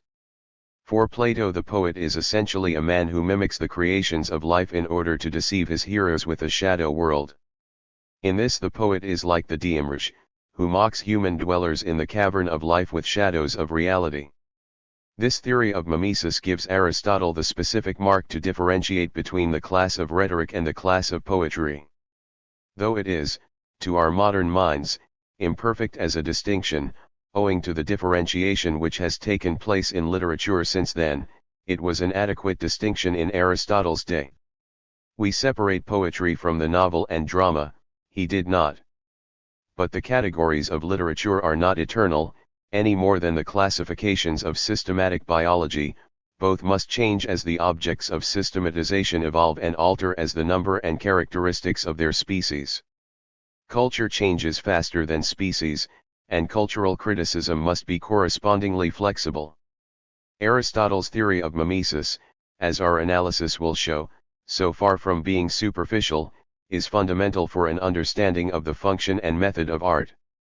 Aristotle, with his extrovert mind turned firmly on the object, was more interested in the created thing, e.g. the play, than in the man who was influenced by it or who produced it. Thus his angle of attack is aesthetically correct. He does not approach literature like a psychologist or a psychoanalyst. Plato, with the more intuitive, introverted mind, is interested in the poet and in his hearer rather than the composition itself. His conception of the productive and receptive states of the poetic mind is primitive, corresponding to the more reactionary character of Plato's thought, but behind the barbarity is a cultured snigger which is characteristically Platonic. The barbarity rather than the culture makes Plato to some extent a spokesman of the primitive view of the poet's role, at a time when poetry is passing, as a result of the invention of writing, from a collective to a private phase. Plato, belonging to the older world of Athens, is not aware of the change. He does not see that the development of economy makes the poem an object of exchange between cities and people, like Athenian vases. The poem is no longer, as in old Athenian tragedy, rooted in a collective festival where actors and audience are simultaneously plunged into an associated world of art. Nietzsche's passage from the Dionysian to the Apollonian in art has already taken place as a result of the passage of Athens from the primitive to the sophisticated, i.e. the differentiated. Poems are now separate from the body of society, to be enjoyed by individuals or groups separate from society. And the invention of writing, made necessary by the development of economy to a stage where records and messages were essential because records were no longer the collective memory of the tribe and men no longer lived in common, led to written poems, not simply because writing was invented, but because the needs that demanded writing also demanded that poetry be detached from the collective festival and be enjoyed by men alone. With Euripides even drama becomes a closet art. Plato, however, was only conscious of this in a general way, as expressed in his condemnation of books and the art of writing. Plato's criticisms are like D.H. Lawrence's, they reach back to the past, to the time of an undifferentiated society and collective emotion. They are correct but useless because the critic is unaware that in what he condemns is a product of a class differentiation rooted in economy. He does not therefore reach forward to a solution of present difficulties, but backwards to a time before those difficulties arose. But one cannot put back the clock of history. Plato is the most charming, humane, and civilized of fascist philosophers, corresponding to a time before the aftermath of the Peloponnesian War had made reaction murderously bitter. In this respect he is an Athenian Hegel. No reactionary philosopher of today could attain Plato's urbanity and charm. This is Plato's conception of the poet. Socrates is speaking to Ion, a rhapsodist. It is a divine influence which moves you, like that which resides in the stone called magnet by Euripides, and Heraclea by the people. For not only does the stone possess the power of attracting iron rings, but it can communicate to them the power of attracting other rings, so that you may see sometimes a long chain of rings and other iron substances, attached and suspended one to the other by this influence. And as the power of the stone circulates through all the links of the series, and attaches each to each, so the muse, communicating through those whom she has first inspired, to all others capable of that first enthusiasm, creates a chain and a succession. For the authors of those great poems which we admire, do not attain to excellence through the rules of any art, but they utter their beautiful melodies of verse in a state of inspiration, and, as it were, possessed by a spirit not their own. Thus the composers of lyrical poetry create those admired songs of theirs a state of divine insanity, like the Corybantes, who lose all control of their reason in the enthusiasm of the sacred dance, and, during this supernatural possession, are excited to the rhythm and harmony which they communicate to men. Like the Bacchantes who, when possessed by the god, draw honey and milk from the rivers, in which when they come to their senses, they find nothing but simple water. For the souls of the poets, as poets tell us, have this peculiar ministration in the world. They tell us that these souls, flying like bees from flower to flower, and wandering over the gardens and the meadows and the honey-flowing fountains of the muses, return to us laden with the sweetness of melody, and, arrayed as they are in the plumes of rapid imagination, they speak truth. For a poet is indeed a thing ethereally light, winged, and sacred, nor can he compose anything worth calling poetry until he becomes inspired, and, as it were, mad, or whilst any reason remains in him. For whilst a man retains any portion of the thing called reason, he is utterly incompetent to produce poetry or to vaticinate. Every rhapsodist or poet, whether dithyrambic, encomiastic, choral, epic or iambic, is excellent in proportion to the extent of his participation in the divine influence, and the degree in which the muse itself has descended upon him. In other respects, poets may be sufficiently ignorant and incapable. For they do not compose according to any art which they have acquired, but from the impulse of the divinity within them, for did they know any rules of criticism according to which they could compose beautiful verses upon any one subject, they would be able to exert the same faculty in respect to all or any other.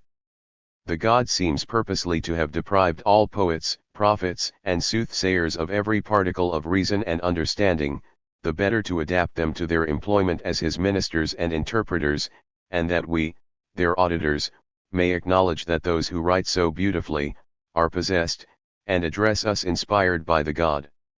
Here Plato shows poetry to be something different in kind from conscious rhetoric, the art of persuasion, which, according Greek views, could be reduced to rule and learned.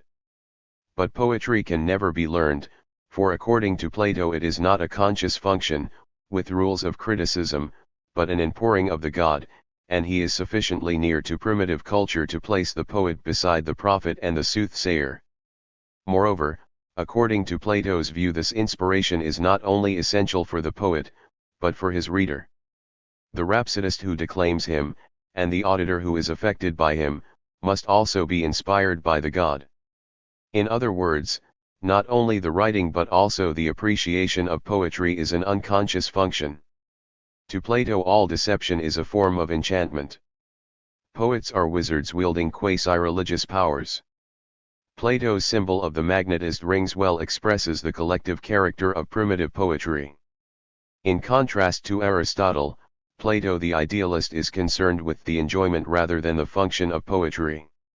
Aristotle, however, is uninterested in the poet's mind, and does not concern himself with whether or not the creation and appreciation of poetry is a conscious function. He judges it by results, by poems. He systematizes them, analyzes them, and reduces them to rule. He finds that mimesis is the distinguishing features of poetics, and he investigates the rules for producing a convincing and successful mimesis. Unlike Plato, he goes further. As befits a philosopher who studied the constitutions of existing states, he asks, what is the social function of tragedy? His answer is well known. Its effect is cathartic, purging.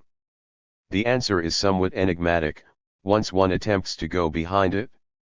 It is tempting to give to the expression a modern interpretation. It has been suggested, for example, that this is merely the basic therapy of Freudism, therapy by abreaction, in a Greek dress.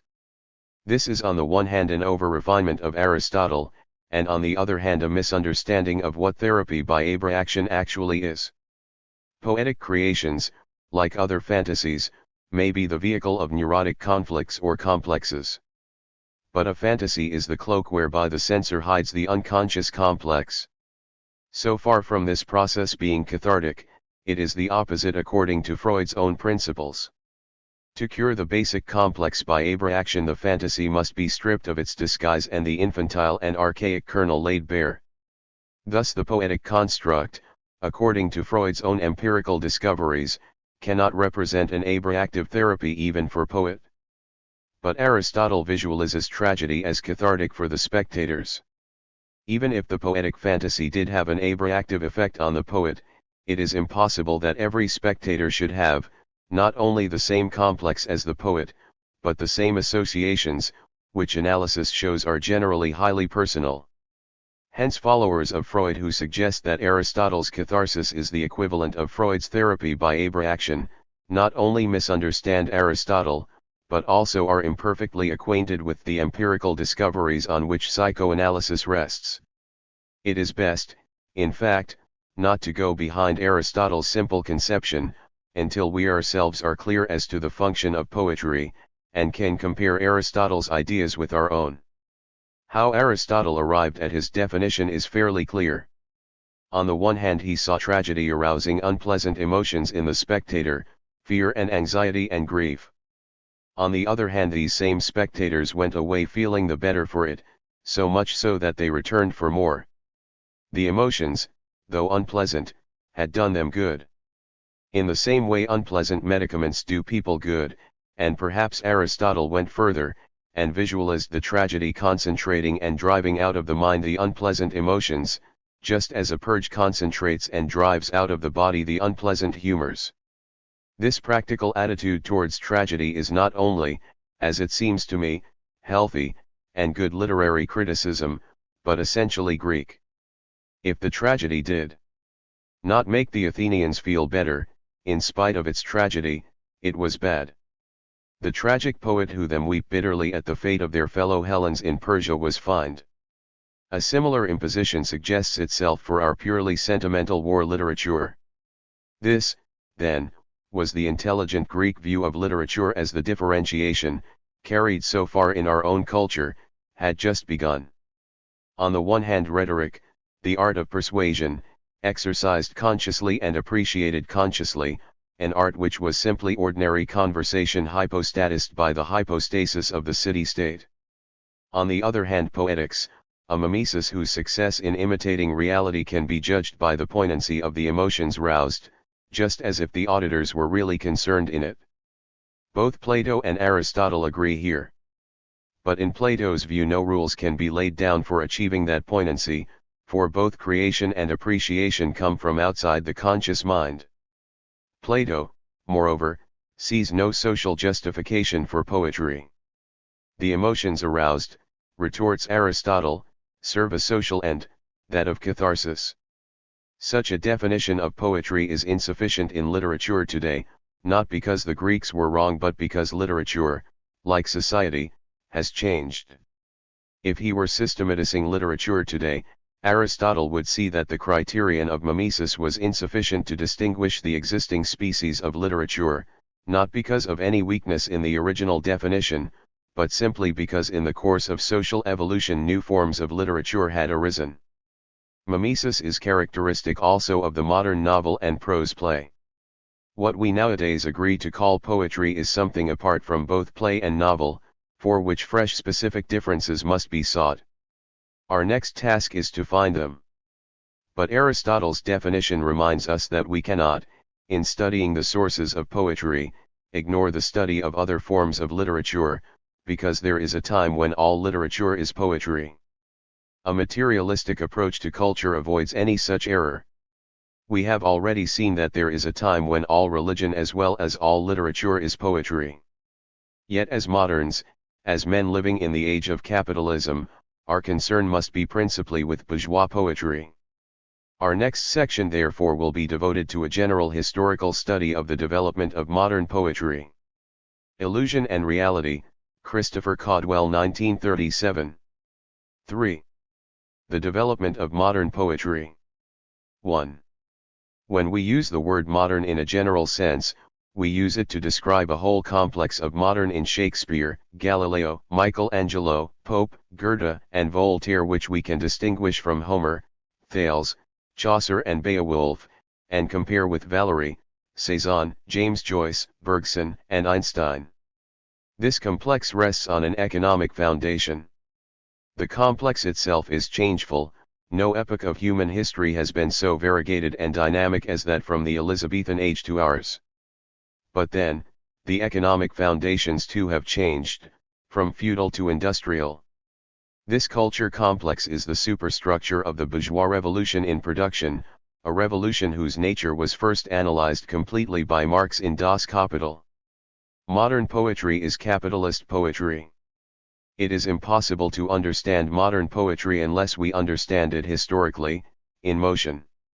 We can only bring back dead formulae from a study of poetry as static works of art, something frozen and ossified. This is particularly true where poetry is the organic product of a whole society violently in motion. Yet to study the poetry of bourgeois culture as a whole during that time is a formidable task. Many nations and many languages have been caught up into the bourgeois movement, and yet it is the characteristic of poetry that it demands for its appreciation a more intimate knowledge of the language in which too was written than any other form of literature. But as it happens, England pioneered the bourgeois revolution in economy. Italy preceded it, but its development was stifled early. America outstripped it, but only at a late date. In England alone the greater part of the bourgeois revolution unfolded itself, and from there spread to the rest of the globe. In France during the period 1789 to 1871 the bourgeois revolution moved through many stages with greater speed, greater precision, and more relentless logic than here, but its very speed made the ideological superstructure more confused. For a study of bourgeois literary art in general, France during that short period is more valuable, but for the study of poetry in particular, England, where the revolution unfolded itself so much more evenly and in so much more detail, is a better field. Owing to its earlier and fuller development, the decay of English bourgeois economy arrived later than in other countries. Therefore during the period of imperialism the poetic symptoms come to light at first in other countries than England, in France, Germany, and Russia. With the exception, therefore, of this concluding period, our historical survey of modern poetry will be confined to one country, England. It is no accident that this same country, England, has also been notable for the volume and variety of its contribution to modern poetry. The fact that England for 3 centuries led the world in the development of capitalism and that, during the same period, it led the world in the development of poetry, are not unrelated coincidences but part of the same movement of history.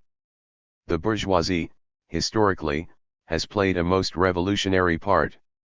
The bourgeoisie, wherever it has got the upper hand, has put an end to all feudal, patriarchal, idyllic relations. It has pitilessly torn asunder the motley feudal ties that bound man to his natural superiors, and has left no other nexus between man and man than naked self-interest, than callous cash payment. The bourgeoisie cannot exist without constantly revolutionizing the means of production, and thereby the relations of production, and with them the whole relations of society. Conservation of the old modes of production in unaltered form was, on the contrary, the first condition of existence for all earlier industrial classes. Constant revolutionizing of production, uninterrupted disturbance of all social conditions, everlasting uncertainty and agitation distinguish the bourgeois epoch from all earlier ones. All fixed fast frozen relations, with their train of ancient and venerable prejudices and opinions, are swept away, all new formed ones become antiquated before they can ossify. All that is solid melts into air, all that is holy is profaned, and man is at last compelled to face with sober senses his real conditions of life and his relations with his kind. Capitalist poetry reflects these conditions. It is the outcome of these conditions. The birth of poetry took place from the undifferentiated matrix of the tribe, which gave it a mythological character. It separated itself from religion as the art of a ruling class in class society, but, except in moments of revolutionary transition like that of 4th century BC Greece, this art led a quiet existence, mirroring the slow rise and slow collapse of a class whose first condition of existence is conservation of its mode of production in unaltered form. Then a class developed beneath the quiet, stiff art of feudalism, whose vigor is first announced by the Gothic cathedrals. This class in turn became a ruling class, but one whose condition of existence is a constant revolution of the means of production, and thereby the relations of production, and with them the whole relations of society. Its art is therefore in its essence an insurgent, non-formal, naturalistic art. Only the art of revolutionary Greece in any way forecasts the naturalism of bourgeois art. It is an art which constantly revolutionizes its own conventions, just as bourgeois economy constantly revolutionizes its own means of production. This constant revolution, this constant sweeping away of ancient and venerable prejudices and opinions, this everlasting uncertainty and agitation, distinguishes bourgeois art from all previous art. Any bourgeois artist who even for a generation rests upon the conventions of his time becomes academic and his art lifeless. This same movement is characteristic of English poetry. The characteristic of capitalist economy is that it apparently sweeps away all directly coercive relations between men, and seems to substitute for them the coercive relations of men to a thing, the state-upheld right to property. Men are no longer coercively tied together, as in a feudal society serf is tied to lord and lord to overlord, but they produce independently for the free market, and buy independently from this same free market. They take not merely their products but their abilities to the market and are entitled to sell their labor power there without let or hindrance to the highest bidder. This unreserved access to an unrestricted market constitutes the freedom of capitalist society. Thus there appear to be no coercive relations between men, but only force-upheld relations between men and a thing which result in relations between an individual and the market. The market seems to be a part of nature, a piece of the environment, subject to natural laws of supply and demand. Its coercion does not seem the coercion of men, but of blind natural forces, like a gale or volcanic eruption. In fact, the market is nothing but the blind expression of real relations between men. These relations are relations of coercion, the characteristic exploitation of capitalism by ownership of the means of production and the purchase of the labor power of the free laborer, free of all property but his bare hands. But just because it is a blind expression, it is coercive and anarchic, and acts with the violence and uncontrolled recklessness of a natural force. Just because the coercive relations between capitalist and wage laborer are veiled, they are so much the more brutal and shameless. Capitalist economy, therefore, is the economy of a sham individualism and a hollow freedom for the majority. The condition of existence of the bourgeois class as a ruling class, and therefore the condition of its freedom in society, is the absence of directly coercive relations between man and man. Such coercive relations are restrictions, like the feudal restrictions which bind serf to lord. But freedom without social relations would be no freedom at all, but only a blind anarchy in which society must perish. In addition, therefore, to the absence of direct relations between men, bourgeois society must include the presence of rights to absolute ownership of means of production, the right of private property. This absolute right is maintained by the device of a coercive state power, with its laws and police and army, which, because it enforces a property right and not any direct ownership of men by men, seems to tower over society as something mediating and independent. But in fact, since this property right gives the bourgeois coercive power over the free laborer through ownership of the means of production, both the state and the bourgeois economy it enforces veil a coercive society for the majority, and the only freedom it contains is the freedom of the bourgeois from nature, due to his monopolization of the social product, and his freedom from human coercion due to the elimination from society of all directly coercive relations of feudal character. Seen from the viewpoint of the bourgeois society is a free society whose freedom is due to its individualism, to its completely free market and its absence direct social relations, of which absence the free market is the cause and expression.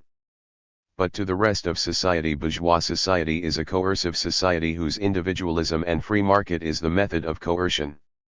This is the basic contradiction of bourgeois society, which must be grasped to understand the whole movement which secures the development of capitalist culture.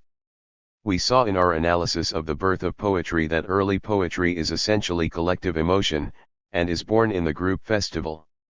It is not collective emotion of an unconditioned, instinctive kind, such as might be roused in a herd by a foe, it is the collective emotion of a response conditioned by the needs of economic association. Now bourgeois culture is the culture of a class to whom freedom, man's realization of all his instinctive powers, is secured by individualism. It might therefore seem that bourgeois civilization should be anti-poetic, because poetry is collective and the bourgeois is an individualist. But this is to take the bourgeois at his own valuation. Certainly we must first of all do this, whether to understand him as capitalist or as poet.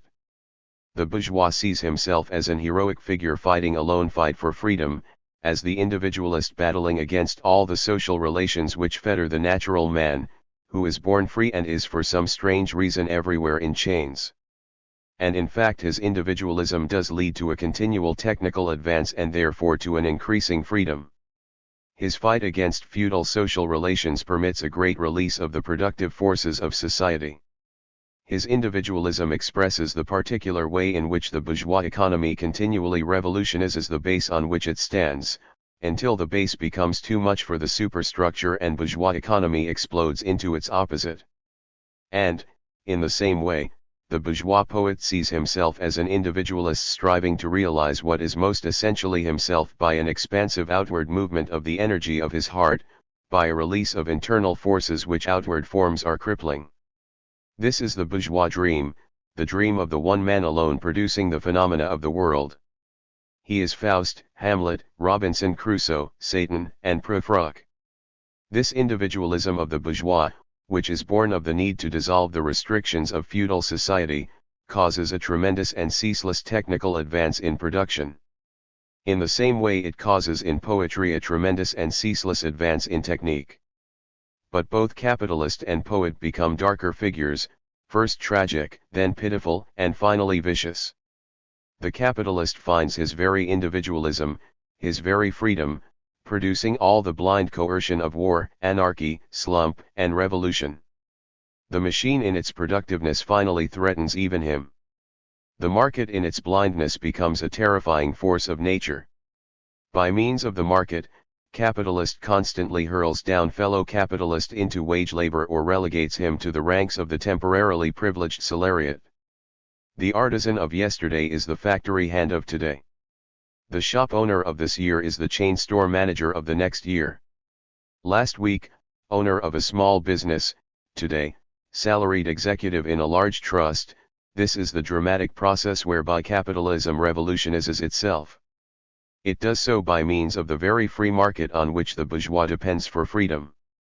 This guarantee of individualism and independence produces the very opposite, trustification and dependence on finance capital.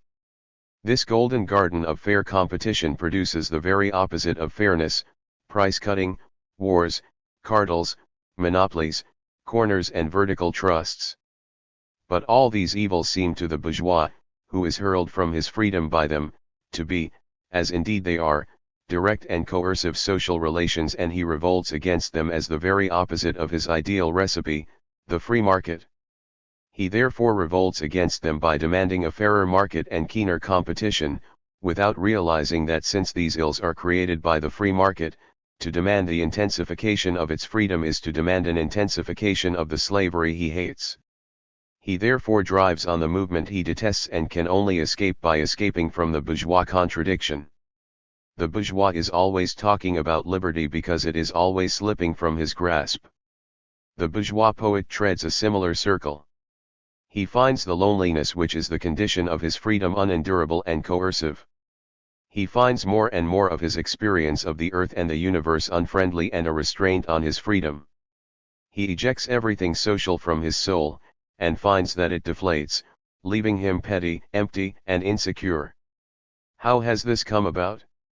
We can only discover why if we now cease to take the bourgeois at his own valuation, and lay bare the economic motion of which his own valuation of himself is the reflection. At each stage the bourgeois finds that his abolition of social restrictions leads to their intensification. His drive towards a free market exposes the producer to a gale of competition of which the only outcome is, an amalgamation. His destruction of feudal complexities in favor of the simple bourgeois right to property produces all the staggering elaboration of the bourgeois law of contract. His hate of feudal rule and social coercion produces the strongly centralist, bourgeois state with its endless petty interferences with the liberty of the individual. Individualism has produced anti-individualism. The very economy whose mission it seemed to be to sweep away all social relations, produces a society more overwhelmingly complex than any hitherto known. His demand for freedom is a negation of freedom. He is a mirror revolutionary and continually revolutionizes society by asking for that which will procure the opposite of what he desires. This self-contradictory movement is given in the fundamental law of capitalist production. It is a result of the same law which brings about a price-cutting war, in which each capitalist is compelled to ruin the other, and cannot do otherwise, for to delay the final ruin of all would ensure his earlier extinction. This movement produces the continual increase of constant capital in every industry, which leads to a falling rate of interest and causes the familiar capitalist crisis, from which recovery is only possible by means of the destruction of a large portion of the country's wealth.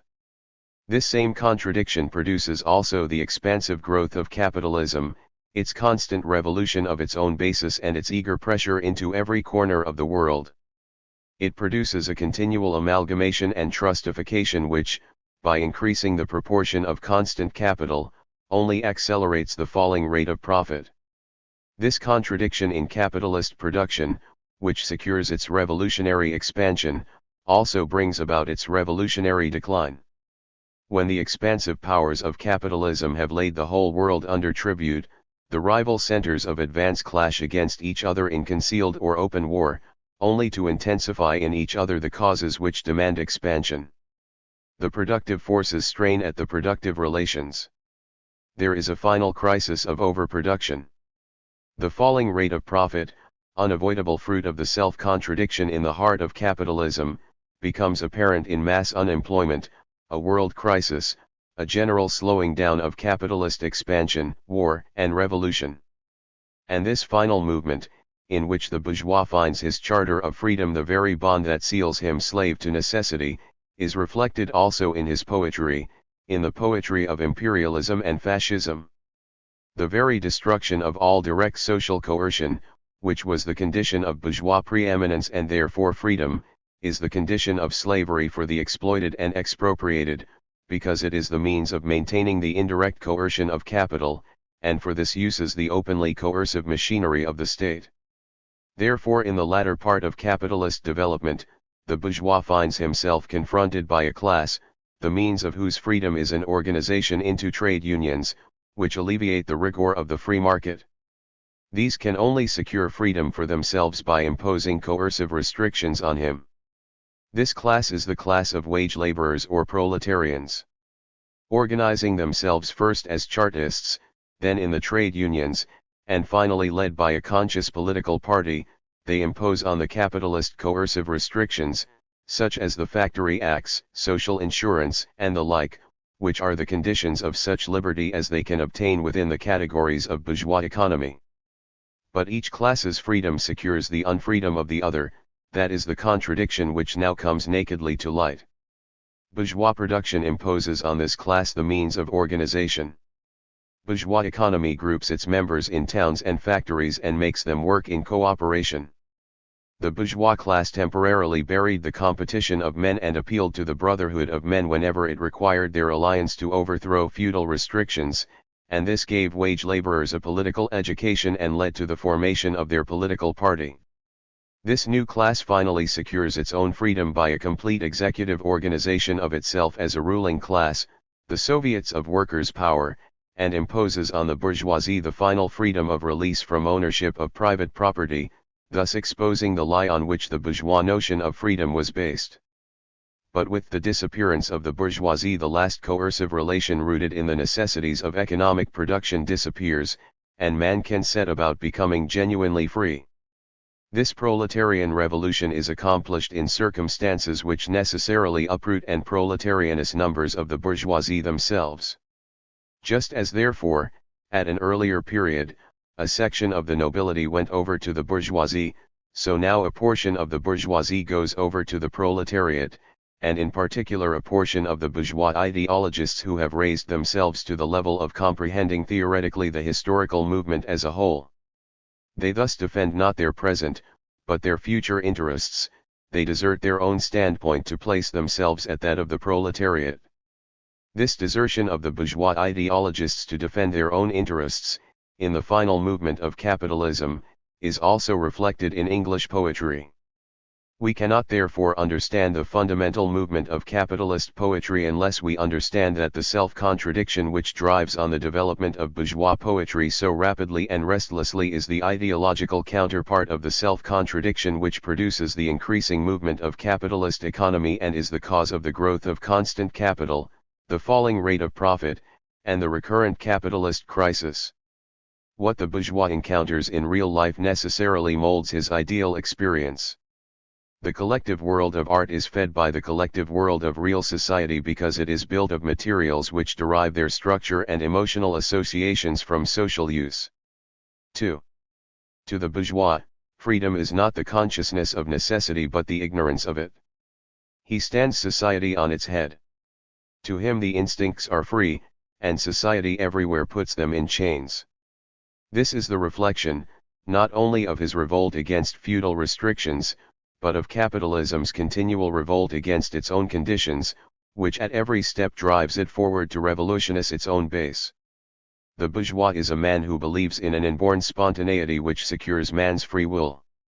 He does not see that man is only free in so far as he is conscious of the motive of his actions, as opposed to involuntary actions of a reflex character, like a tic, or imposed actions of a coercive character, like a shove in the back. To be conscious of the motive is to be conscious of the cause, that is of the necessity. But the bourgeois protests against this, because determinism seems to him the antithesis of free will. To be conscious of one's motives is to will freely, to be conscious of the necessity of one's actions. Not to be conscious is to act instinctively like an animal, or blindly like a man propelled by a push from behind his back. This consciousness is not secured by introspection but by a struggle with reality which lays bare its laws, and secures to man the means of consciously using them. The bourgeois refusal to acknowledge this is paralleled by his attitude to society, in which he thinks he is free if he is free from overt social duties, the restrictions of feudalism. But at the same time the conditions of capitalist production demand that he enter into an increasingly complex series of relations with his fellow men. These, however, appear as relations to an objective market controlled by the laws of supply and demand. He is therefore unconscious of their true nature and ignorant of the real determinism of society that has him in its grasp. Because of this he is unfree. He is ruined by blind forces, he is subject to crises, wars, and slumps and unfair competition. His actions produce these things, although he is undesirous of producing them. In so far as man understands the laws of outer reality, the determinism or necessity of dead nature as expressed by science, he is free of nature, as is shown by machines. Freedom here too is the consciousness of necessity. The bourgeois is able to attain to this freedom, which is lacking in earlier class societies. But this freedom is dependent not on the individual but on associated men. The more elaborate the machine, the more elaborate the association needed to operate it. Hence man cannot be really free of nature without being conscious of the laws of association in society. And the more the possibility of being really free develops with the development of machinery, the more rudely he is reminded of the slavery of ignorance.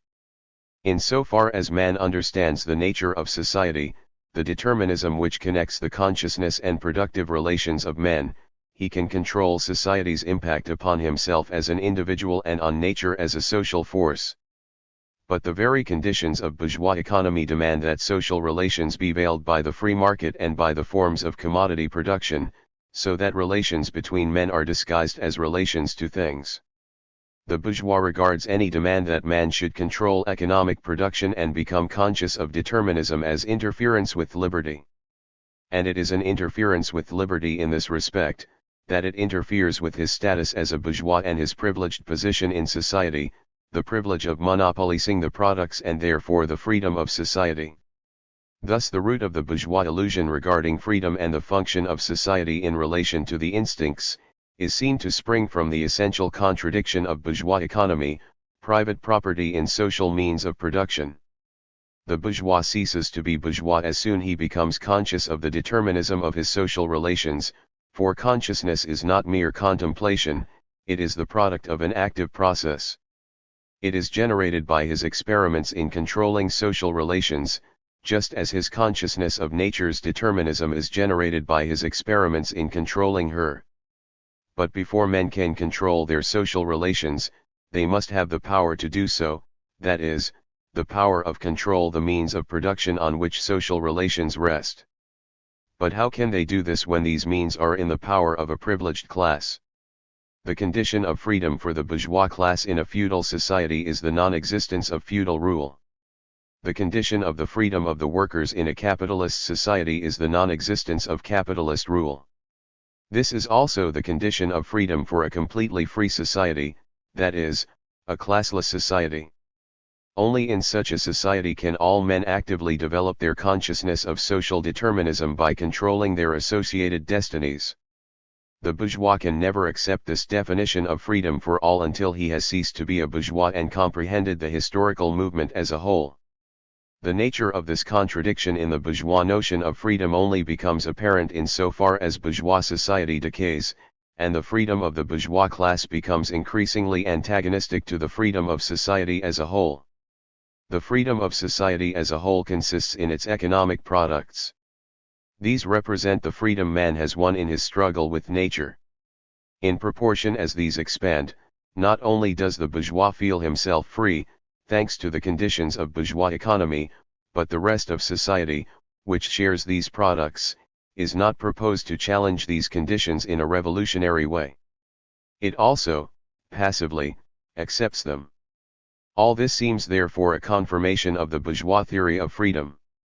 In these particular circumstances the bourgeois theory of freedom is true. It is an illusion, a fantastic illusion, which at this stage realizes itself in practice. Man is gaining freedom by denying the relations of society, for these were feudal relations, already made obsolete by the development of bourgeois economy in their pores. But in order to oppress a class, certain conditions must be assured to it under which it can, at least, continue its slavish existence. The serf, in the period of serfdom, raised himself to membership in the commune, just as the petty bourgeois, under the yoke of feudal absolutism, managed to develop into a bourgeois. The modern laborer, on the contrary, instead of rising with the progress of industry, sinks deeper and deeper below the conditions of existence of his own class. He becomes a pauper, and pauperism develops more rapidly than population or wealth. And here it becomes evident that the bourgeoisie is unfit any longer to be the ruling class in society and to impose its conditions of existence upon society as an overriding law. It is unfit to rule because it is incompetent to assure existence to its slave within his slavery, because it cannot help letting him sink into such a state, that it has to feed him instead of being fed by him. Society can no longer live under this bourgeoisie, in other words, its existence is no longer compatible with society. At this point, therefore, the contradictory nature of the bourgeois definition of freedom discloses itself because the advance of society has objectively negated it. This, therefore, gives way to a definition of freedom as a consciousness of determinism, and the condition of man's freedom is now seen to be the consciousness and the control of the determining causes of social relations, the productive forces. But this is a revolutionary demand, a demand for socialism and proletarian power, and it is opposed by the bourgeois as the negation of freedom, as indeed it is for him, as a bourgeois. He attempts to speak here in the name of all society, but the revolutionary movement of the bulk of society itself denies him this right. Thus the bourgeois illusion regarding freedom, which counterposes freedom and individualism to determinism and society, overlooks the fact that society is the instrument whereby man, the unfree individual, in association realizes his freedom, and that the conditions of such association are conditions of freedom. This illusion is itself the product of a particular class society, and a reflection of the special privilege on which bourgeois rule rests, and which rends society in two as long as it persists. Other class societies have their own illusions. Thus a slave-owning society sees freedom, not in the absence of coercive relations, but in a special coercive relation, that of will, in which the lord directs, and the slave blindly obeys as of right. In such a society, to be free is to will. But the development of classes sunders the consciousness that directs the will from the reality with which the slave, who blindly obeys the will, must actively struggle. The economic decline which results from this is a reflection of unfreedom due to man's increasing unconsciousness of necessity, due to the increasing inactivity of the class which is supposed to be the vehicle of consciousness and therefore of freedom. Consciousness is generated by man's active struggle with nature, and perishes in a blind formalism once that grapple ceases. To be aware of the true nature of freedom, that it involves consciousness of the determinism of the environment and of man and of the society which expresses their mutual struggle, to be aware of this, not as a result of contemplation, which cannot generate consciousness, but in active struggle, is to be engaged in a struggle to end those very relations of blind coercion or exploitation in society which obstruct the development of this consciousness. To end them is to end classes and give men the means of becoming truly free, but this can only happen because capitalism has evolved its own gravedigger, the class whose conditions of existence not only drive it to revolt and make possible a successful rule, but also ensure that its rule can only be based on an extinction of all rights which can produce classes. 3. The gradual self-exposure of this illusion is the history of bourgeois freedom. We may find it as tragic as Macbeth, as comic as Falstaff, as inspiring as Henry V, or as disgusting as the world of Timon of Athens. All these aspects are reflected in its development, corresponding to a similar development in the economic foundations. Have we not said that tragedy is always a problem of necessity?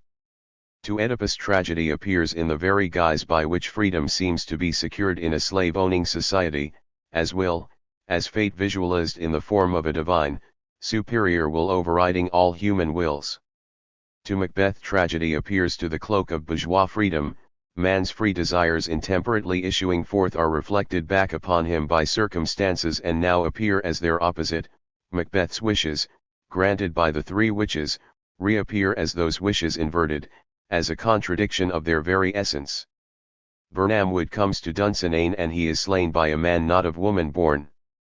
All bourgeois poetry is an expression of the movement of the bourgeois illusion, according as the contradiction rooted in bourgeois economy emerges in the course of the development of capitalism.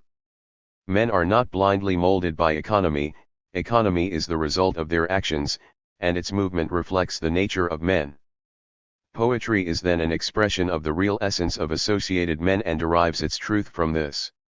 The bourgeois illusion is then seen to be a fantasy and bears the same relation to truth as the fantasy of primitive mythology.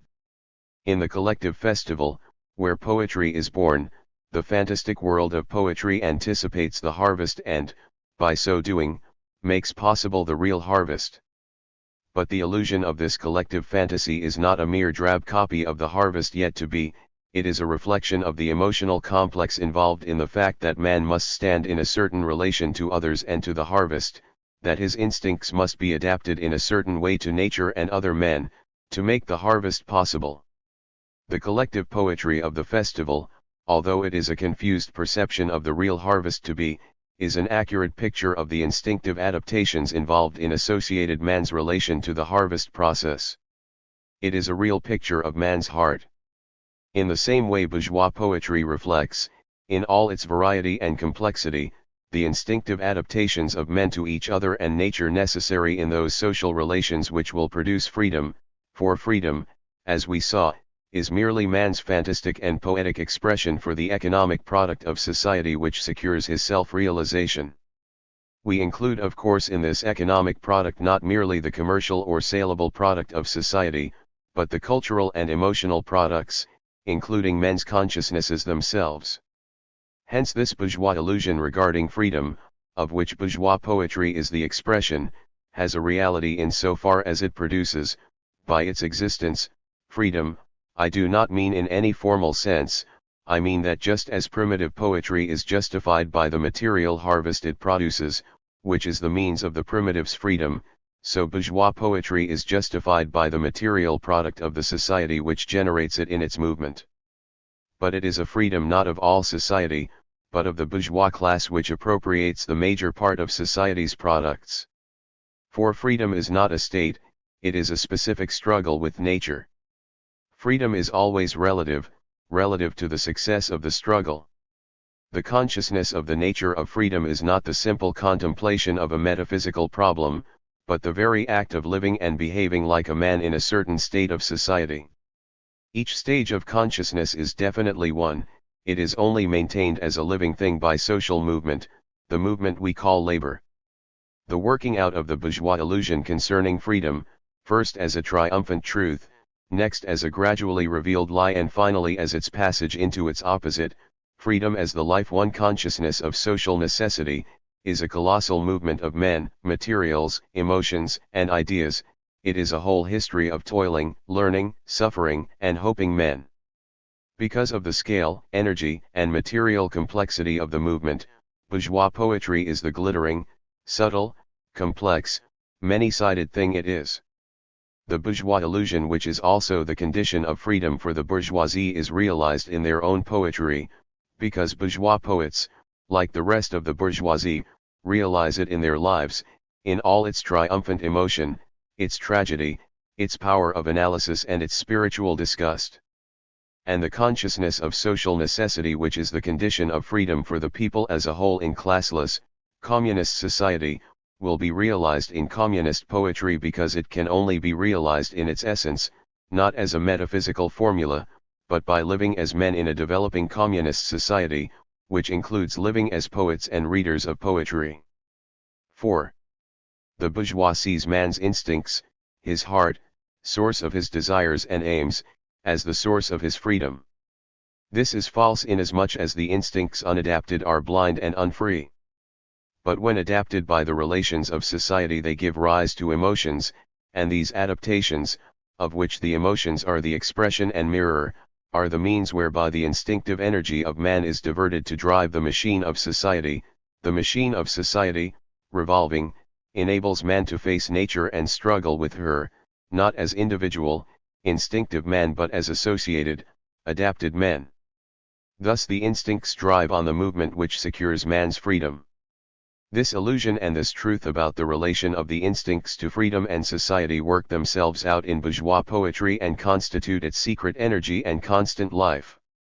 Thus, knowing the essence of this bourgeois illusion to be a special belief concerning individualism or the natural man, which in turn derives from the conditions of bourgeois economy, we cannot be surprised that the bourgeois poet is the lonely man who, apparently turning away from society into himself, by so doing expresses the more strongly the essential relations of contemporary society. Bourgeois poetry is individualistic because it expresses the collective emotion of its era. We saw that all literary art, originally generated by the passage of mythology into religion, so that poetry separated itself from mythology, is rooted in freedom, and is the expression of the spontaneity of society, which in turn is based on the material products of society and is a kind of mold of the emotional relations these material products demand of associated man. It is because art is the expression of freedom that, in a developed class society, art is an expression of the illusion, not of all society but only of the ruling class. In the course of the development of the bourgeois illusion, literary art in turn separates the story from poetry.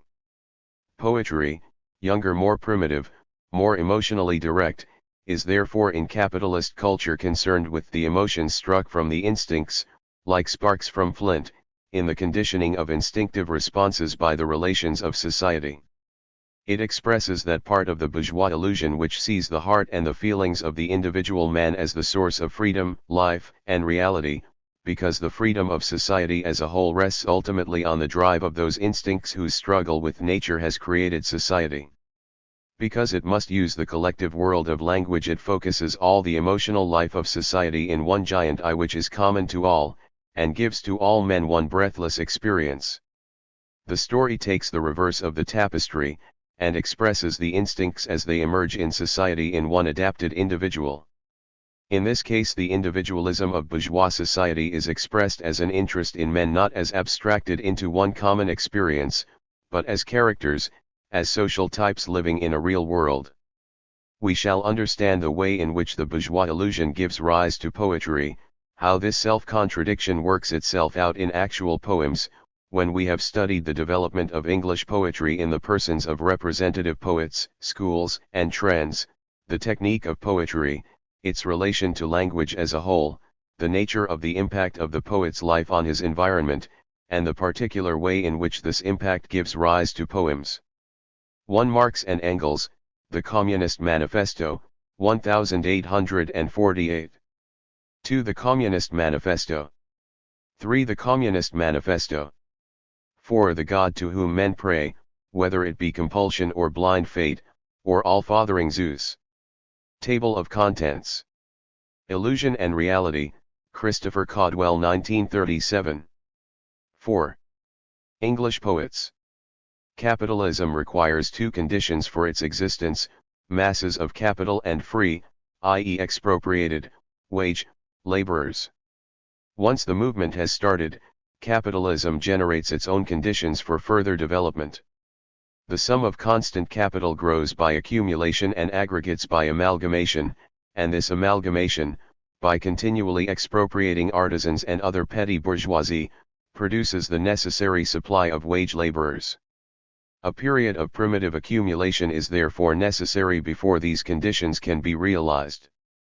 This primitive accumulation must necessarily be violent and forcible, for the bourgeoisie, not yet a ruling class, has not yet created the political conditions for its own expansion. The state is not yet a bourgeois state.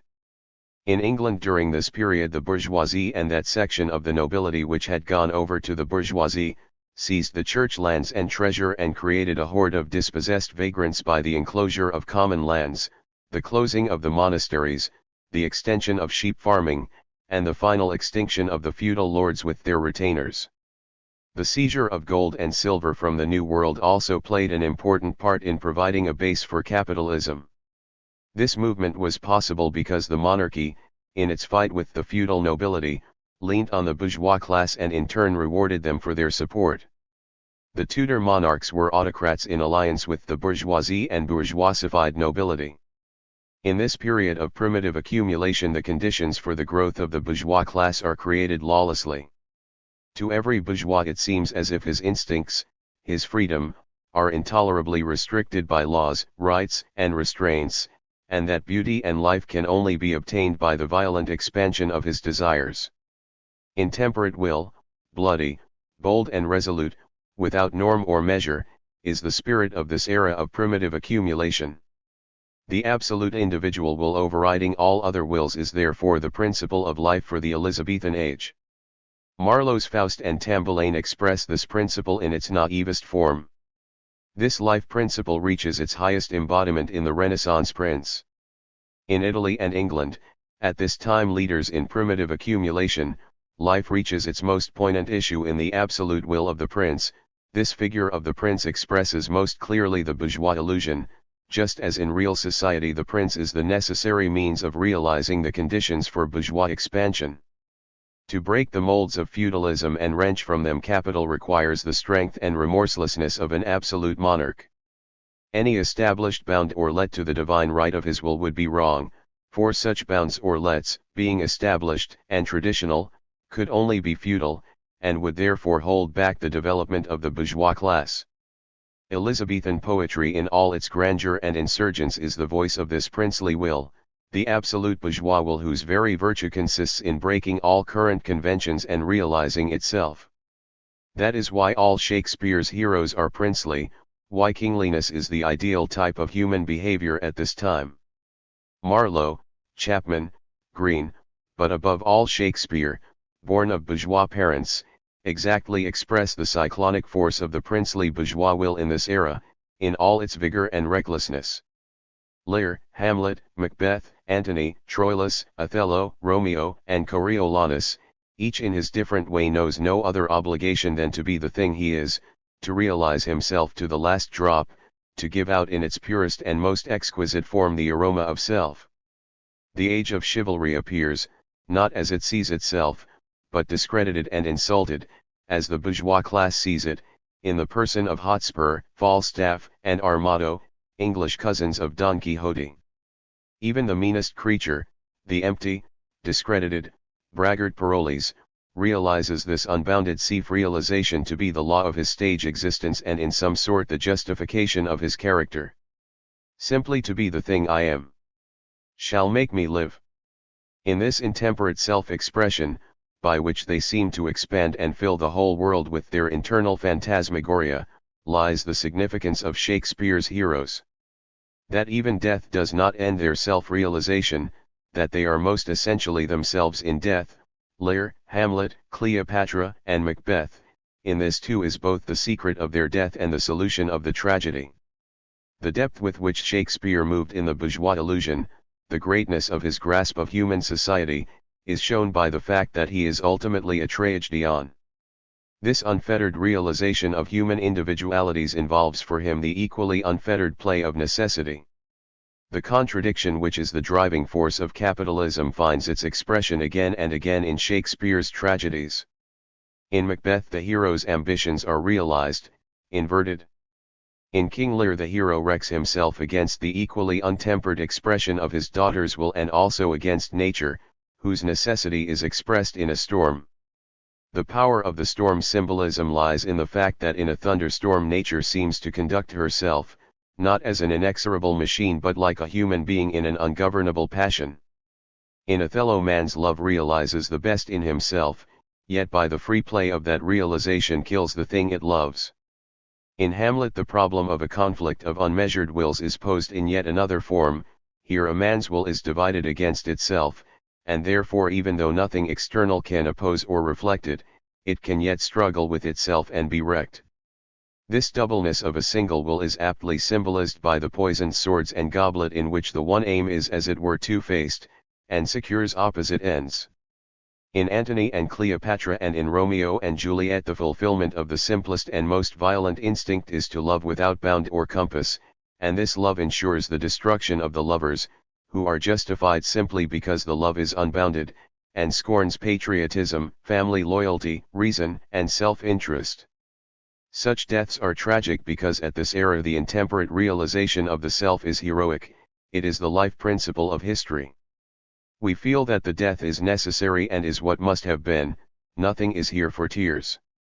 At this stage the strength and vigor of the bourgeois depends on his cohesion as a class under monarchist leadership.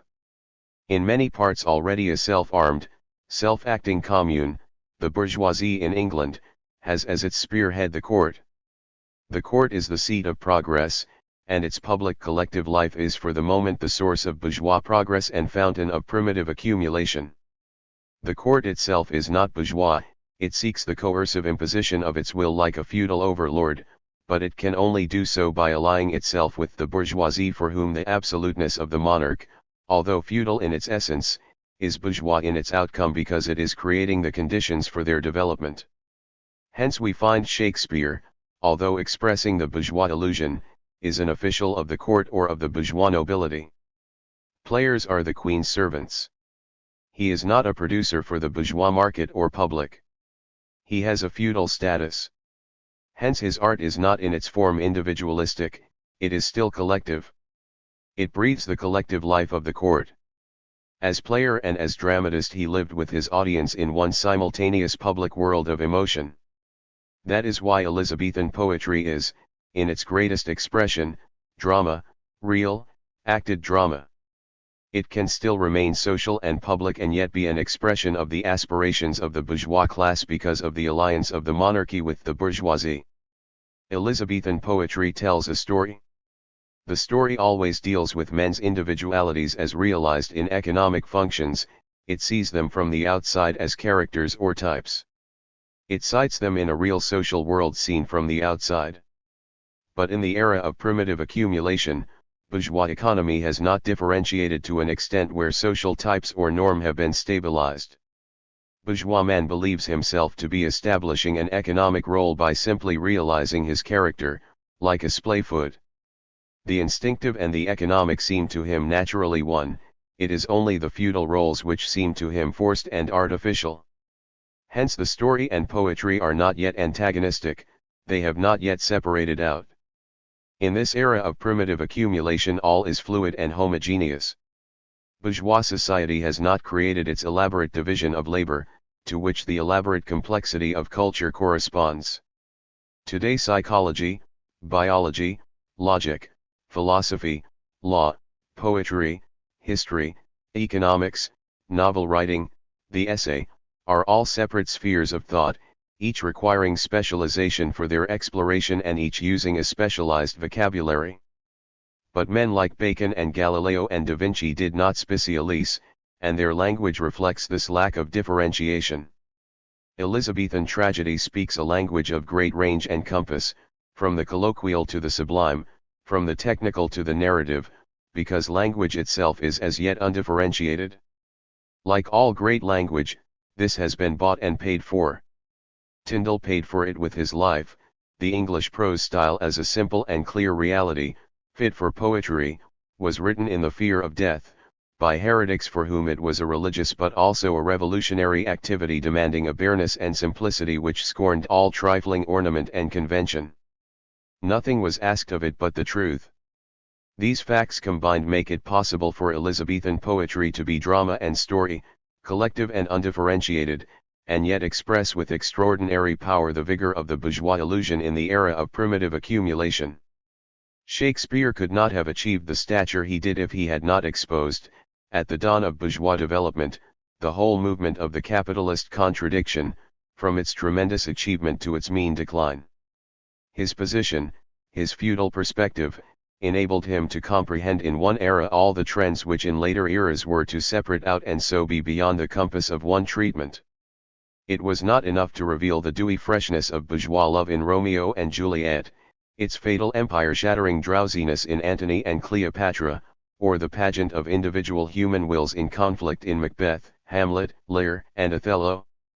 It was necessary to taste the dregs, to anticipate the era of Surrealism and James Joyce and Wright Timon of Athens, to express the degradation caused by the whole movement of capitalism, which sweeps away all feudal loyalties in order to realize the human spirit, only to find this spirit the miserable prisoner of the cash nexus, to express this not symbolically, but with burning precision. Gold. Yellow, glittering, precious gold. No, gods. I am no idle votarist. Roots, you clear heavens. Thus much of this will make black white, foul fair. Wrong right, base noble, old young, coward valiant. Ha! You gods, why this? What this, you gods? Why this? Will lug your priests and servants from your sides. Pluck stout men's pillows from below their heads. This yellow slave will knit and break religions, bless the accursed. Make the whore leprosy adored, place thieves. And give them title, knee, and approbation. With senators on the bench, this is it. That makes the wappened widow wed again. She, whom the spittle house and ulcerous sores would cast the gorge at, this embalms and spices. To the April day again. Come, damned earth. Thou common whore of mankind, that put st odds. Among the rout of nations, I will make thee. Do thy right nature. James Joyce's characters repeat the experience of Timon. All is oblique. There's nothing level in our cursed natures, but direct villainy. Therefore, be abhorred all feasts, societies, and throngs of men. His semblable, yea, himself, Timon disdains. Destruction, fang mankind. From the life thoughts of Elizabethan poetry to the death thoughts of the age of imperialism is a tremendous period of development, but all are comprehended and cloudily anticipated in Shakespeare's plays. Before he died, Shakespeare had cloudily and fantastically attempted an untragic solution, a solution without death. Away from the rottenness of bourgeois civilization, in the island of the Tempest, man attempts to live quietly and nobly, alone with his thoughts. Such an existence still retains an Elizabethan reality. There is an exploited class, Caliban, the bestial serf, and a free spirit who serves only for a time, Ariel, apotheosis of the free wage laborer. This heaven cannot endure. The actors return to the real world. The magic wand is broken. And yet, in its purity and childlike wisdom, there is a bewitching quality about the Tempest and its magic world, in which the forces of nature are harnessed to men's service in a bizarre forecast of communism. 2. As primitive accumulation gradually generates a class of differentiated bourgeois producers, the will of the monarch, which in its absoluteness had been a creative force, now becomes anti-bourgeois and feudal. Once primitive accumulation has reached a certain point, what is urgently desired is not capital but a set of conditions in which the bourgeois can realize the development of his capital. This is the era of manufacture, as opposed to factory development. The absolute monarchy, by its free granting of monopolies and privileges, becomes as irksome as the old network of feudal loyalties. It is, after all, itself feudal. A cleavage appears between the monarchy and the class of artisans, merchants, farmers, and shopkeepers. The court supports the big landowner or noble who is already parasitic. He is allied with the court to exploit the bourgeoisie, and the court rewards him with monopolies, privileges, or special taxes which hamper the development of the overwhelming majority of the rising bourgeois class. Thus the absolute will of the prince, now that the era of primitive accumulation is over, no longer expresses the life principle of the bourgeois class at this stage. On the contrary, the court appears as the source of evil. Its glittering corrupt life has a smell of decay, foulness and mean deeds are wrapped in silk. Bourgeois poetry changes into its opposite, and by a unanimous movement puritanically draws its skirt's hem away from the dirt of the court life. The movement, which at first was a reaction of the Reformed Church against the Catholic Church, is now a reaction of the Puritan against the Reformed Church. The Church, expressing the absolute will of the monarch and the privileges of the nobility, is met by the individual conscience of the Puritan, which knows no law but the spirit, his own will idealized. His thrift reflects the need, now that primitive accumulation is over, to amass the capital in which freedom and virtue inheres by saving and not by gorgeous and extravagant robbery. Donne expresses the transition, for he is torn by it. At first captivated by the sensuality and glittering brilliance of the court, the insolent treatment he receives produces a movement away from it, into repentance. The movement is not complete. In Donne's last years, filled as they are with death thoughts and magniloquent hatred of life, the pride of the flesh still tears at his heart. Poetry, drawing away from the collective life of the court, can only withdraw into the privacy of the bourgeois study, austerely furnished, shared only with a few chosen friends, surroundings so different from the sleeping and waking publicity of court life that it rapidly revolutionizes poetic technique. Crashaw, Herrick, Herbert, Vaughan, all the poetry of this era seems written by shy, proud men writing alone in their studies, appealing from court life to the country or to heaven. Language reflects the change. Lyrics no longer become something that a gentleman could sing to his lady, conceits are no longer something which could be tossed in courtly conversation. Poetry is no longer something to be roared out to a mixed audience. It smells of the library where it was produced. It is a learned man's poetry, student's poetry. Poetry is read, not declaimed, it is correspondingly subtle and intricate. But Suckling and Lovelace write court poetry, the simple, open poetry of their class. They stand in antagonism to Puritan poetry, and maintain the tradition of the Elizabethan court lyric. The collective drama, born of the collective spirit of the court, necessarily perishes. Webster and Tourneur express the final corruption, the malignantly evil and Italianate death of the first stage of the bourgeois illusion. 3. The transitional period moves towards revolution. The bourgeoisie revolt against the monarchy and the privileged nobility in the name of parliament, liberty, and the spirit which is nothing but the bourgeois will challenging the monarchical. This is the era of armed revolution, of civil war, and with it emerges England's first openly revolutionary poet, Milton. Revolutionary in style, revolutionary in content. The bourgeois now enters a stage of the illusion where he sees himself as defiant and lonely, challenging the powers that be. With this therefore goes an artificial and consciously noble style, an isolated style, the first of its kind in English poetry. Bourgeois revolutions, which are only accomplished by the help of the people as a whole, always reach a stage where it is felt that they have gone too far. The bourgeois demand for unlimited freedom is all very well until the have-nots too demand unlimited freedom, which can only be obtained at the expense of the haves. Then a Cromwell or Robespierre steps in to hold back coercively the progress of the revolution. Such a bourgeois halt must always lead to a reaction, for the bourgeois class thus destroys its own mass basis. A Robespierre gives place to a Directory and then a Napoleon, at an earlier stage a Cromwell gives place to a Monk and a Charles II. The wheel does not come back full circle, there is a compromise. To those who express directly the interests of the petty bourgeois, the Puritans, this final stage of reaction is a betrayal of the revolution. Therefore in Paradise Lost Milton sees himself as Satan overwhelmed and yet still courageous, damned and yet revolutionary. In Paradise Regained he has already rejected power in this world in exchange for power in the next. He scorns the temples and towers of this world, his reward is in the next because he will not compromise. Hence this poem is defeatist, and lacks the noble defiance of Paradise Lost. In Samson Agonistes Milton recovers his courage. He hopes for the day when he can pull the temple down on the luxury of his wanton oppressors and wipe out the Philistine court. Did he consciously figure himself as Satan, Jesus, and Samson? Only consciously perhaps as Samson. But when he came to tackle the bourgeois theme of how man, naturally good, is everywhere bad, and to give the familiar answer, because of Adam's fall from natural goodness as a result of temptation, he was led to consider the tempter, Satan, and his fall.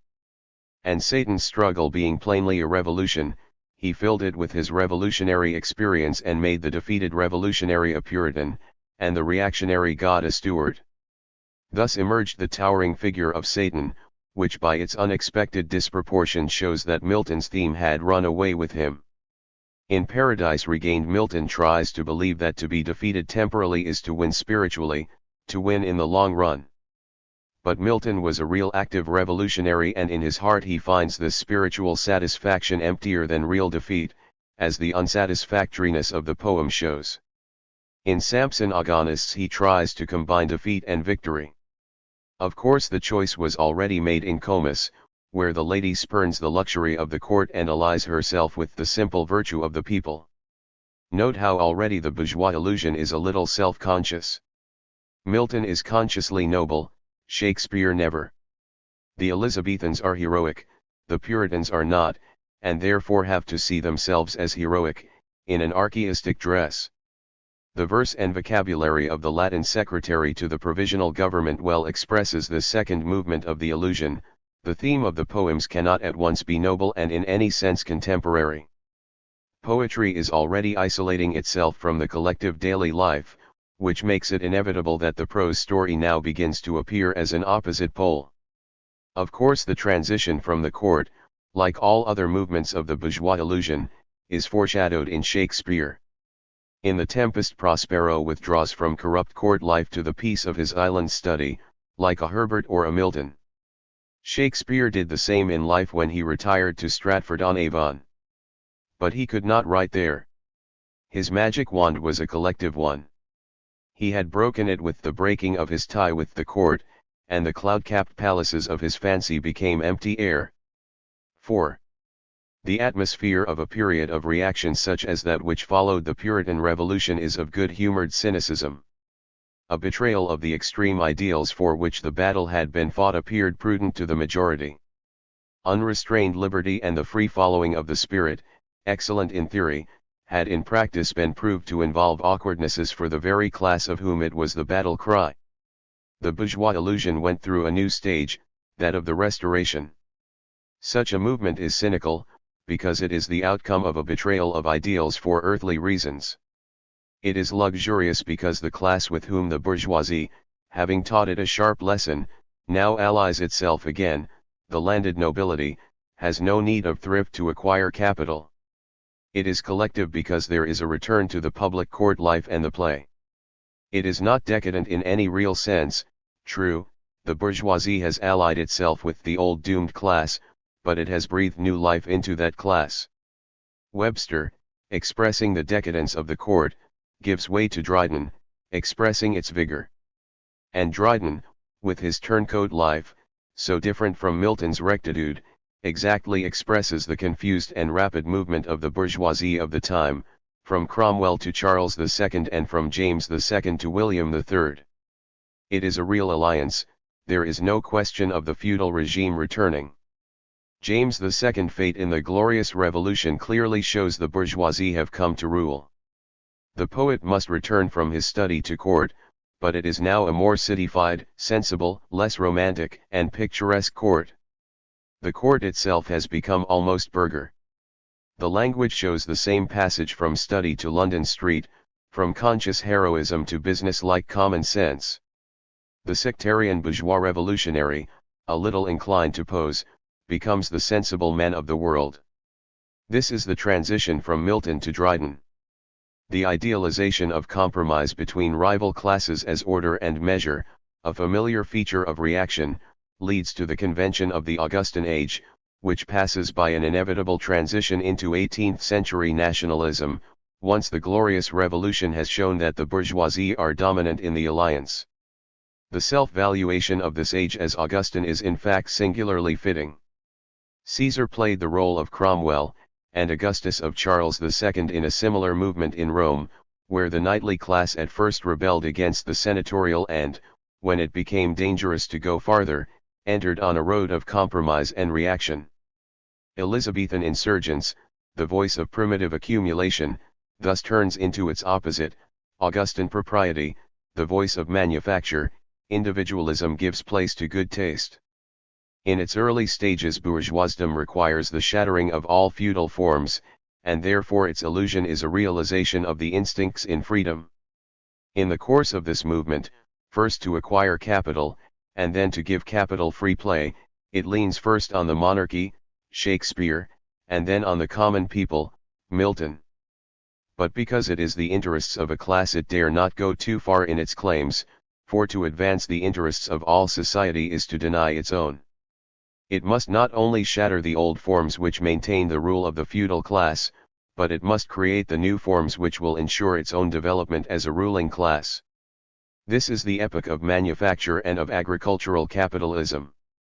Land, not factories, is still the pivot. This epoch is not only opposed to that of primitive accumulation, it is also opposed to that of free trade. Capital exists, but the proletariat is as yet barely in existence. The numerous artisans and peasants are not yet proletarianist by the very movement of capital, the state must therefore be invoked to assist the process. The expansive period of capitalism, in which the rapid expropriation of the artisan hurls thousands of free laborers onto the market, has not yet arrived. The vagrants of Elizabethan days have already been absorbed. The bourgeoisie finds that there is a shortage of wage labor which might lead to a rise in the price of labor power over and above its value.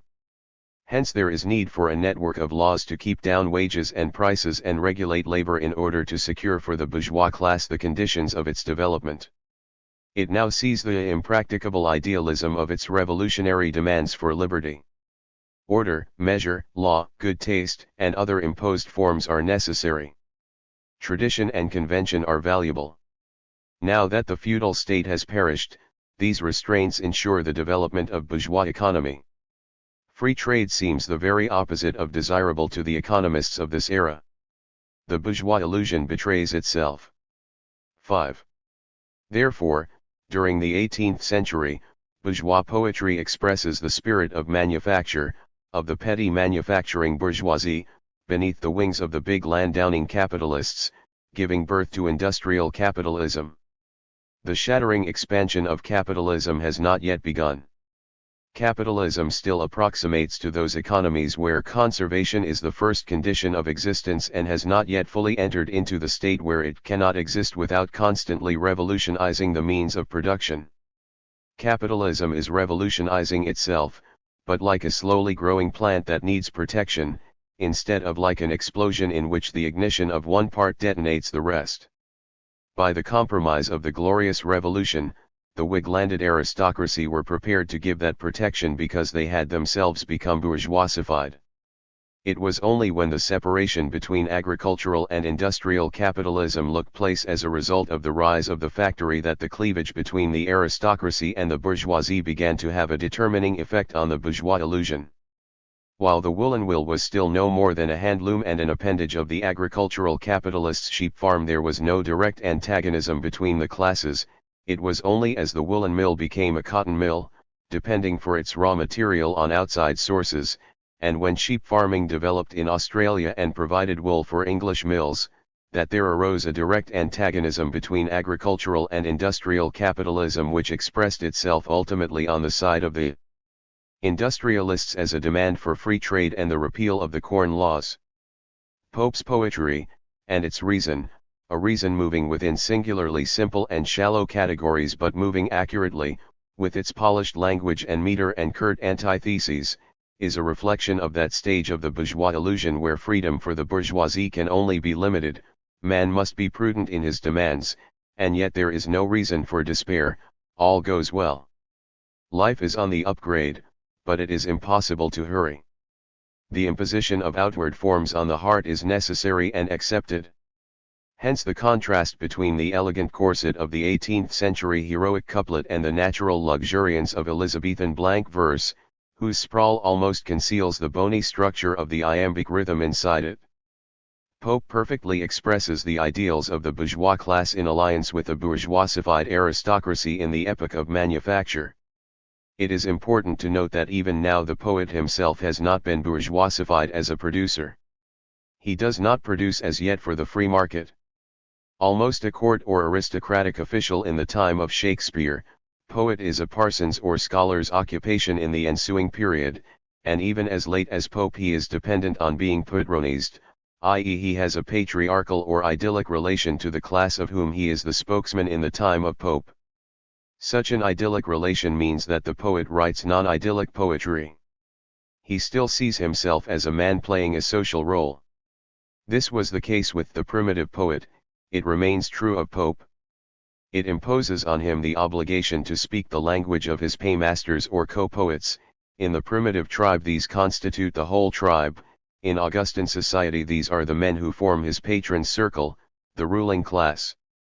Johnson, dependent on subscribers, bridges the gap between the poet by status and the poet as producer. Thus poetry remains in this sense collective.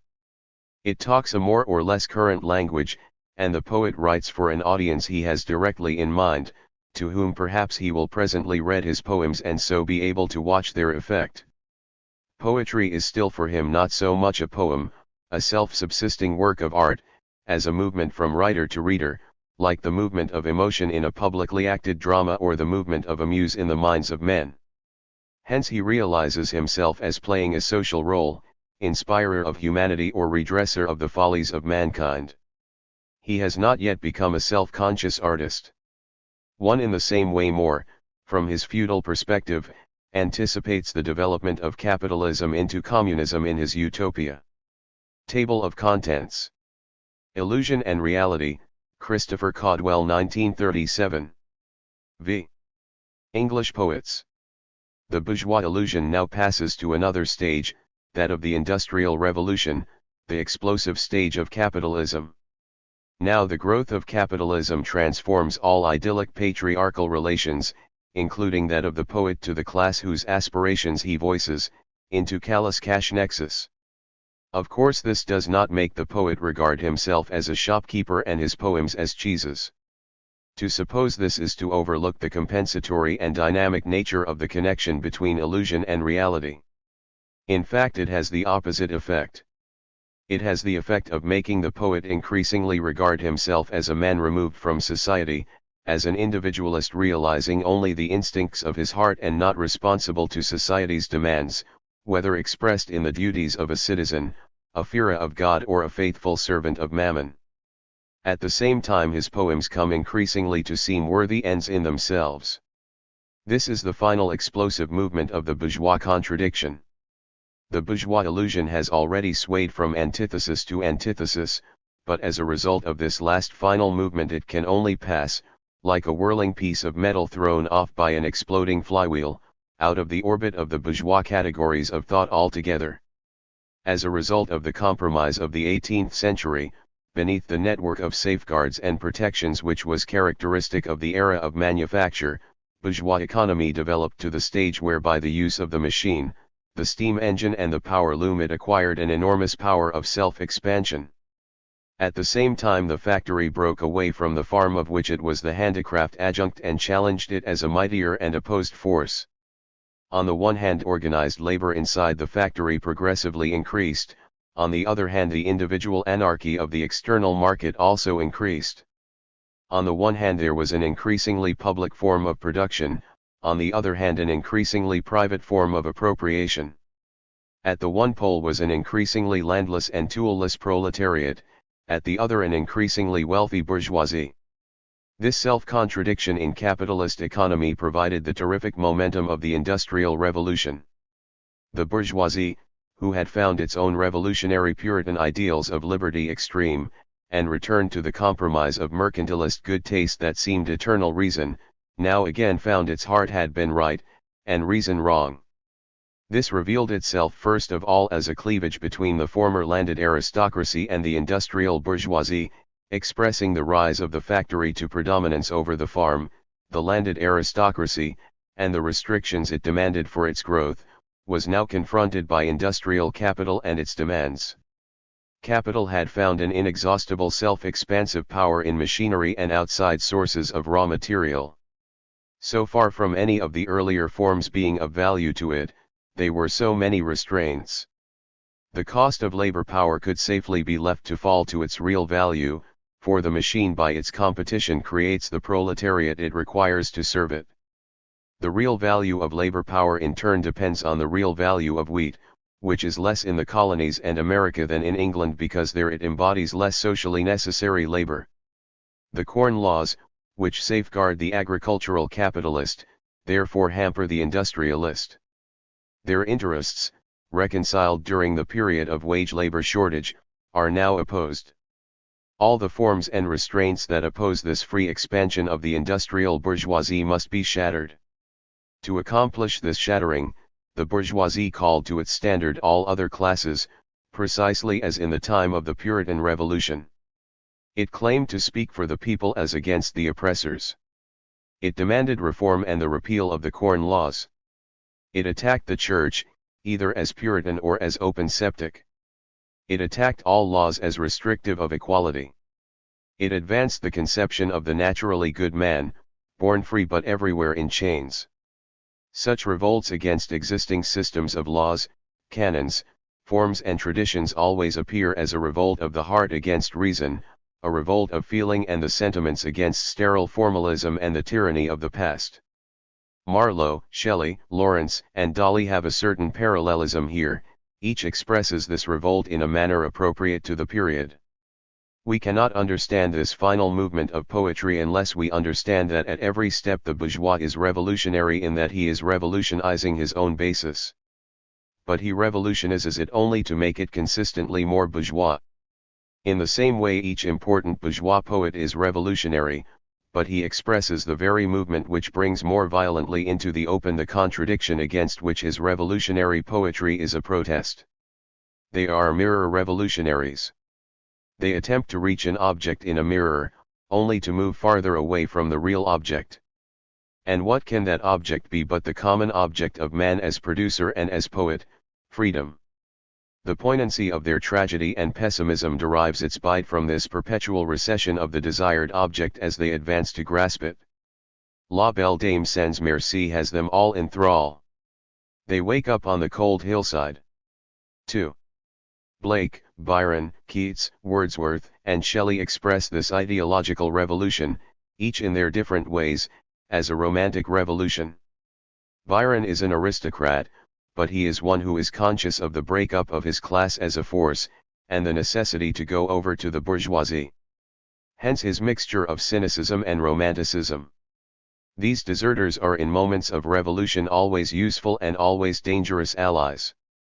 Too often their desertion of their class and their attachment to another, is not so much a comprehension of the historical movement as a whole as a revolt against the cramping circumstances imposed on them by their own class's dissolution, and in a mood of egoistic anarchy they seize upon the aspirations of the other class as a weapon in their private battle. They are always individualistic, romantic figures with a strong element of the poseur. They will the destruction of their own class but not the rise of the other, and this rise, when it becomes evident and demands that they change their merely destructive enmity to the dying class to a constructive loyalty to the new, may, in act if not in word, throw them back into the arms of the enemy. They become counter-revolutionaries. Danton and Trotsky are examples of this type. Byron's death at Missolonghi occurred before any such complete development, but it is significant that he was prepared to fight for liberty in Greece rather than England. In him the revolt of the heart against the reason appears as the revolt of the hero against circumstances, against morals, against all pettiness and convention. This Byronism is very symptomatic, and it is also symptomatic that in Byron it goes with a complete selfishness and carelessness for the sensibilities of others. Milton's Satan has taken on a new guise, one far less noble, petulant even. Byron is most successful as a mocker, as a Don Juan. On the one hand to be cynical, to mock at the farce of human existence, on the other hand to be sentimental, and complain of the way in which the existing society has tortured one's magnificent capabilities, that is the essence of Byronism. It represents the demoralization in the ranks of the aristocracy as much as a rebellion against the aristocracy. These men are therefore always full of death thoughts, the death thoughts of fascism fighting in the last ditch, the death thoughts of Jacobites, the glorification of a heroic death justifying a more dubious life. The same secret death wishes are shown by these aristocrats if they turn revolutionary, performing deeds of outstanding individual heroism, sometimes unnecessary, sometimes useful, but always romantic and single-handed. They cannot rise beyond the conception of the desperate hero of revolution. Shelley, however, expresses a far more genuinely dynamic force. He speaks for the bourgeoisie who, at this stage of history, feel themselves the dynamic force of society and therefore voice demands not merely for themselves but for the whole of suffering humanity. It seems to them that if only they could realize themselves, that is, bring into being the conditions necessary for their own freedom, this would of itself ensure the freedom of all. Shelley believes that he speaks for all men, for all sufferers, calls them all to a brighter future. The bourgeois trammeled by the restraints of the era of mercantilism is Prometheus, bringer of fire, fit symbol of the machine-wielding capitalist. Free him and the world is free. A Caudwellist, Shelley believed that man is naturally good, institutions debase him. Shelley is the most revolutionary of the bourgeois poets of this era because Prometheus Unbound is not an excursion into the past, but a revolutionary program for the present. It tallies with Shelley's own intimate participation in the bourgeois democratic revolutionary movement of his day. Although Shelley is an atheist, he is not a materialist. He is an idealist. His vocabulary is, for the first time, consciously idealist, that is, full of words like brightness, truth, beauty, soul, ether, wings, fainting, panting, which stir a whole world of indistinct emotions. Such complexes, because of their numerous emotional associations, appear to make the word indicate one distinct concrete entity, although in fact no such entity exists, but each word denotes a variety of different concepts. This idealism is a reflection of the revolutionary bourgeois belief that, once the existing social relations that hamper a human being are shattered, the natural man will be realized, his feelings, his emotions, his aspirations, will all be immediately bodied forth as material realities. Shelley does not see that these shattered social relations can only give place to the social relations of the class strong enough to shatter them, and that in any case these feelings, aspirations, and emotions are the product of the social relations in which he exists, and that to realize them a social act is necessary, which in turn has its effect upon a man's feelings, aspirations, and emotions. The bourgeois illusion is, in the sphere of poetry, a revolt. In Wordsworth the revolt takes the form of a return to the natural man, just as it does in Shelley. Wordsworth, like Shelley profoundly influenced by French Rousseauism, seeks freedom, beauty, all that is not now in man because of his social relations, in nature. The French Revolution now intervenes. The bourgeois demand for freedom has now a regressive tinge. It no longer looks forward to freedom by revolt but by return to the natural man. Wordsworth's nature is of course a nature freed of wild beasts and danger by eons of human work, a nature in which the poet, enjoying a comfortable income, lives on the products of industrialism even while he enjoys the natural scene unspoiled by industrialism. The very division of industrial capitalism from agricultural capitalism has now separated the country from the town. The division of labor involved in industrialism has made it possible for sufficient surplus produce to exist to maintain a poet in austere idleness in Cumberland. But to see the relation between the two, to see that the culture, gift of language and leisure which distinguish a nature poet from a dumb subhuman are the product of economic activity, to see this would be to pierce the bourgeois illusion and expose the artificiality of nature poetry. Such poetry can only arise at a time when man by industrialism has mastered nature, but not himself. Wordsworth therefore is a pessimist. Unlike Shelley, he revolts regressively, but still in a bourgeois way, by demanding freedom from social relations, the specific social relations of industrialism, while still retaining the products, the freedom, which these relations alone make possible. With this goes a theory that natural, i.e. conversational language is better, and therefore more poetic than artificial, i.e. literary language. He does not see that both are equally artificial, i.e. directed to a social end, and equally natural, i.e. products of man's struggle with nature. They merely represent different spheres and stages of that struggle and are good or bad not in themselves, but in relation to this struggle. Under the spell of this theory some of Wordsworth's worst poetry is written. Wordsworth's form of the bourgeois illusion has some kinship with Milton's. Both exalt the natural man, one in the form of Puritan spirit, the other in the more sophisticated form of pantheistic nature. One appeals to the primal Adam as proof of man's natural innocence, the other to the primal child. In the one case original sin, in the other social relations, account for the fall from grace. Both therefore are at their best when consciously noble and elevated. Milton, reacting against primitive accumulation and its deification of naive princely desire and will, does not, however, as Wordsworth does, glorify the wild element in man, the natural primitive. Hence he is saved from a technical theory that conduces to sinking in poetry. Keats is the first great poet to feel the strain of the poet's position in this stage of the bourgeois illusion, as producer for the free market. Wordsworth has a small income. Shelley, although always in want, belongs to a rich family, and his want is due simply to carelessness, generosity, and the impracticability which is often the reaction of certain temperaments to a wealthy home. But Keats comes of a small bourgeois family and is always pestered by money problems. The sale of his poems is an important consideration to him. For Keats therefore freedom does not lie, like Wordsworth, in a return to nature. His returns to nature were always accompanied by the uncomfortable worry, where was the money coming from? It could not lie, as with Shelley, in a release from the social relations of this world, for mere formal liberty would still leave the individual with the problem of earning a living. Keats' greater knowledge of bourgeois reality therefore led him to a position which was to set the keynote for future bourgeois poetry, revolution as a flight from reality. Keats is the banner-bearer of the Romantic Revival. The poet now escapes upon the viewless wings of poesy to a world of romance, beauty, and sensuous life separate from the poor, harsh, real world of everyday life, which it sweetens and by its own loveliness silently condemns. This world is the shadowy enchanted world built by Lamia for her lover or by the moon for Endymion.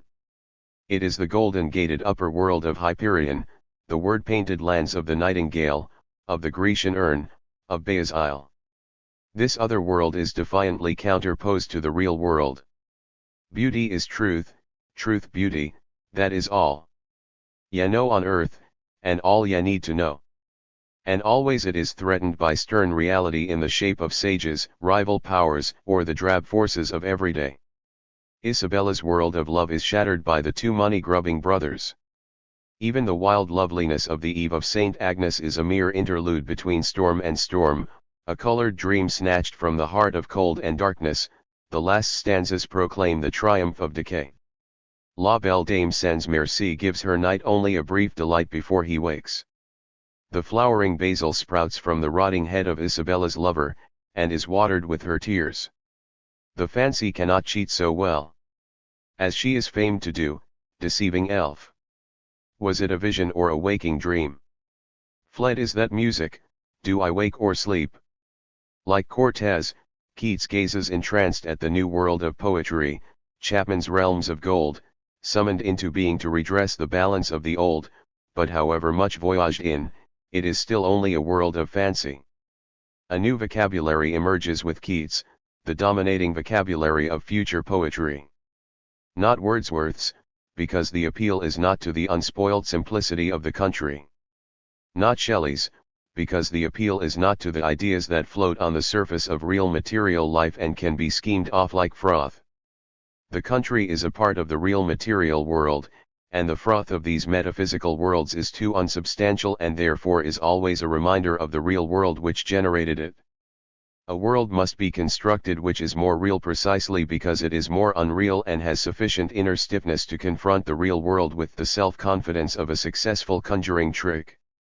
Instead of taking, like Wordsworth and Shelley, what is regarded as the most natural, spiritual, or beautiful part of the real world, a new world is built up out of words, as by a mosaic artist, and these words therefore must have solidity and reality. The Keatsian vocabulary is full of words with a hard material texture, like tesserae, but it is an artificial texture, all crimson, scented, archaic, stiff, jeweled and anti-contemporary. It is as vivid as missal painting. Increasingly this world is set in the world of feudalism, but it is not a feudal world. It is a bourgeois world, the world of the Gothic cathedrals and all the growing life and vigor of the bourgeois class under late feudalism. Here too poetic revolution has a strong regressive character, just as it had with Wordsworth, but had not with the most genuinely revolutionary poet, Shelley. The bourgeois, with each fresh demand he makes for individualism, free competition, absence of social relations and more equality, only brings to birth greater organization, more complex social relations, higher degrees of trustification and combination, more inequality. Yet each of these contradictory movements revolutionizes his basis and creates new productive forces. In the same way the bourgeois revolution, expressed in the poetry of Shelley, Wordsworth, and Keats, although it is contradictory in its movement, yet brings into being vast new technical resources for poetry and revolutionizes the whole apparatus of the art. The basic movement is in many ways parallel to the movement of primitive accumulation which gave rise to Elizabethan poetry. Hence there was at this era among poets a revival of interest in Shakespeare and the Elizabethans. The insurgent outburst of the genetic individuality which is expressed in Elizabethan poetry had a collective guise, because it was focused on that collective figure, the prince. In Romantic poetry it has a more artificial air as an expression of the sentiments and the emotions of the individual figure, the independent bourgeois. Poetry has separated itself from the story, the heart from the intellect, the individual from society, all is more artificial, differentiated and complex. The poet now begins to show the marks of commodity production. We shall analyze this still further when, as in a later date, it sets the whole key for poetry. At present the most important sign is Keats' statement, that he could write forever, burning his poems afterwards. The poem has become already an end in itself. But it is more important to note the air of tragedy that from now on looms over all bourgeois poetry that is worth the adjective great. Poetry has become pessimistic and self-lacerating. Byron, Keats, and Shelley die young. And though it is usual to regret that they died with their best works unwritten, the examples of Wordsworth, Swinburne, and Tennyson make fairly clear that this is not the case, that the personal tragedy of their deaths, which in the case of Shelley and Byron at least seemed sought, prevented the tragedy of the bourgeois illusion working itself out impersonally in their poetry. For the contradiction which secures the movement of capitalism was now unfolding so rapidly that it exposed itself in the lifetime of a poet and always in the same way. The ardent hopes, the aspirations, the faiths of the poet's youth melted or else were repeated in the face of a changed reality with a stiffness and sterility that betrayed the lack of conviction and made them a mocking caricature of their youthful sincerity. True, all men grow old and lose their youthful hopes, but not in this way. A middle-aged Sophocles can speak with searching maturity of the tragedy of his life, and at 80 he writes a drama that reflects the open-eyed serenity of wisdom's child grown aged. But mature bourgeois poets are not capable of tragedy or resignation, only of a dull repetition of the faiths of youth, or silence. The movement of history betrays the contradiction for what it is, and yet forces the bourgeois to cling to it. From that moment the lie has entered his soul, and by shutting his eyes to the consciousness of necessity, he has delivered his soul to slavery. In the French Revolution the bourgeoisie, in the name of liberty, equality, and fraternity, revolted against obsolete social relations. They claimed, like Shelley, to speak in the name of all mankind, but then arose, at first indistinctly, later with continually increasing clarity, the claim of the proletariat also demanding liberty, equality, and fraternity. But to grant these to the proletariat means the abolition of the very conditions which secure the existence of the bourgeois class and the exploitation of the proletariat. Therefore the movement for freedom, which at first speaks largely in the voice of mankind, is always halted at a stage where the bourgeoisie must betray its ideal structure expressed in poetry, forget that it claimed to speak for humanity, and crush the class whose like demands are irreconcilable with its own existence. Once robbed of its mass support, the revolting bourgeoisie can always be beaten back a stage by the forces of reaction. True, these forces have learned a sharp lesson and do not proceed too far against the bourgeoisie who have shown their power. Both ally themselves against the proletariat. Ensues an equilibrium when the bourgeoisie have betrayed their talk of freedom, and compromised their ideal structure, only themselves to have lost part of the ideal fruit of their struggle to the more reactionary forces, feudal forces, if the struggle is against feudalism, landowning and big financial forces, if the struggle is between agricultural and industrial capitalism. Such a movement was that from Robespierre to the Directory and the anti-Jacobin movement which as a result of the French Revolution swept Europe everywhere. The whole of the 19th century is a record of the same betrayal, which in the life of the poets expresses itself as a betrayal of youthful idealism. 1830, 1848 and, finally, 1871 are the dates which make all bourgeois poets now tread the path of Wordsworth, whose revolutionary fire, as the result of the proletarian content of the final stage of the French Revolution, was suddenly chilled and gave place to common sense, respectability, and piety. It was Keats who wrote, "None can usurp this height, the shade returned, save those to whom the misery of the world is misery and will not let them rest." The doom of bourgeois poets in this epoch is precisely that the misery of the world, including their own special misery, will not let them rest, and yet the temper of the time forces them to support the class which causes it. The proletarian revolution has not yet advanced to a stage where some bourgeois ideologists, comprehending the historical movement as a whole, can ally themselves with it and really speak for suffering humanity and for a class which is the majority now and the whole world of men tomorrow. They speak only for a class that is creating the world of tomorrow willy-nilly, and at each step draws back and betrays its instinctive aspirations because of its conscious knowledge that this world of tomorrow it is creating, cannot include itself. Table of Contents. Illusion and Reality, Christopher Caudwell 1937. 6. English Poets. 1. Arnold, Swinburne, Tennyson, and Browning, each in his own way, illustrate the movement of the bourgeois illusion in this tragic stage of its history. Tennyson's Keatsian world is shattered as soon as he attempts to compromise between the world of beauty and the real world of misery which will not let him rest. Only the Elegiac in Memoriam, with its profound pessimism, the most genuinely pessimistic poem in English up to this date, in any way successfully mirrors contemporary problems in contemporary terms. Like Darwin, and even more Darwin's followers, he projects the conditions of capitalist production into nature and then reflects this struggle, intensified by its instinctive and therefore unalterable blindness, back into society, so that God, symbol of the internal forces of society, seems captive to nature, symbol of the external environment of society.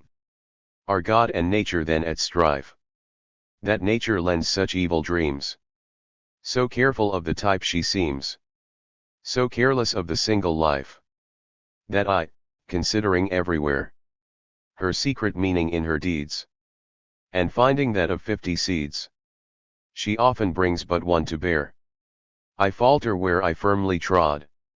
The unconscious ruthlessness of Tennyson's nature in fact only reflects the ruthlessness of a society in which capitalist is continually hurling down fellow capitalist into the proletarian abyss.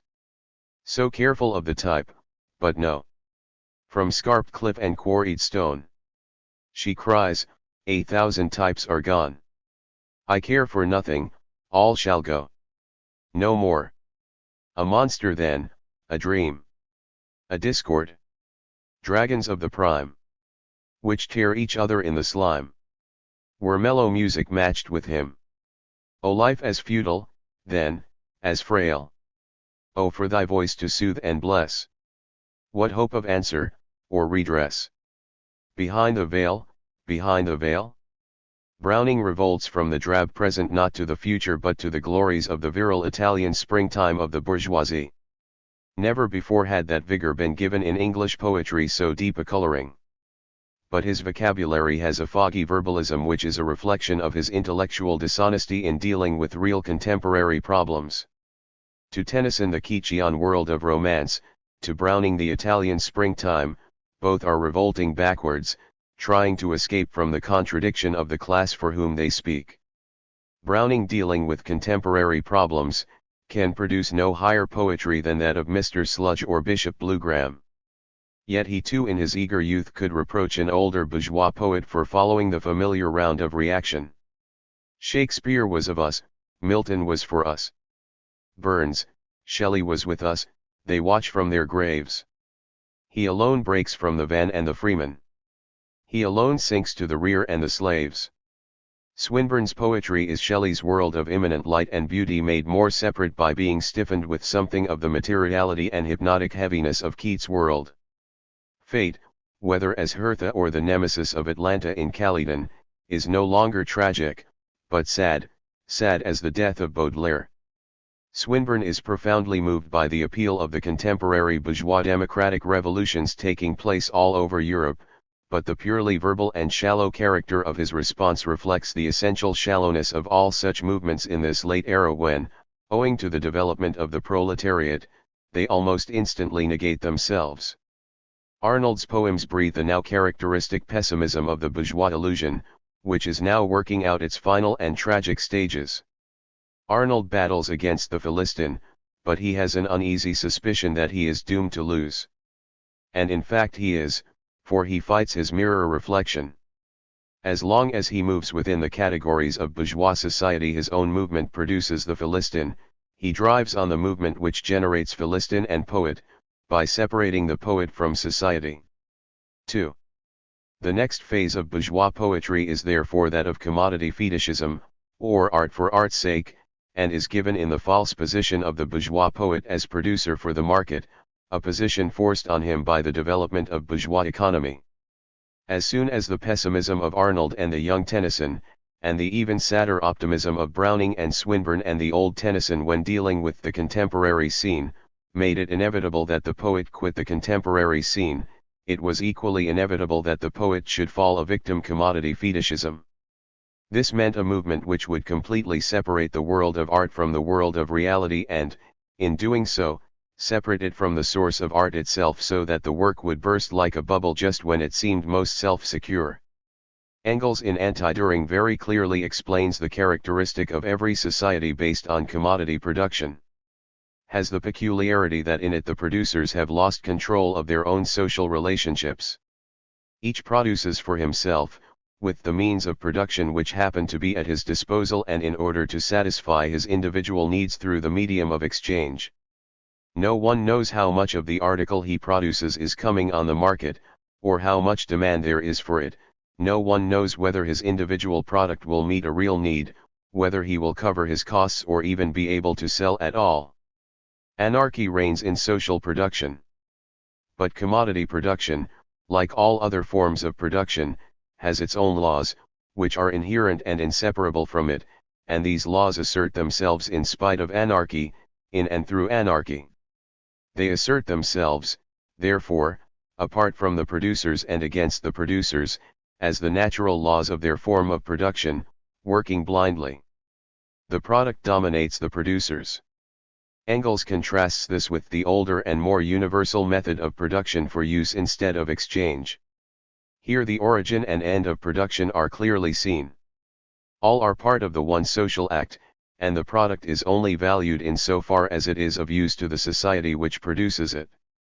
In such a society the poem as such derives its value from its collective appearance, from the effect it has on the hearts of its hearers and the impact, direct and evident, on the life of the tribe.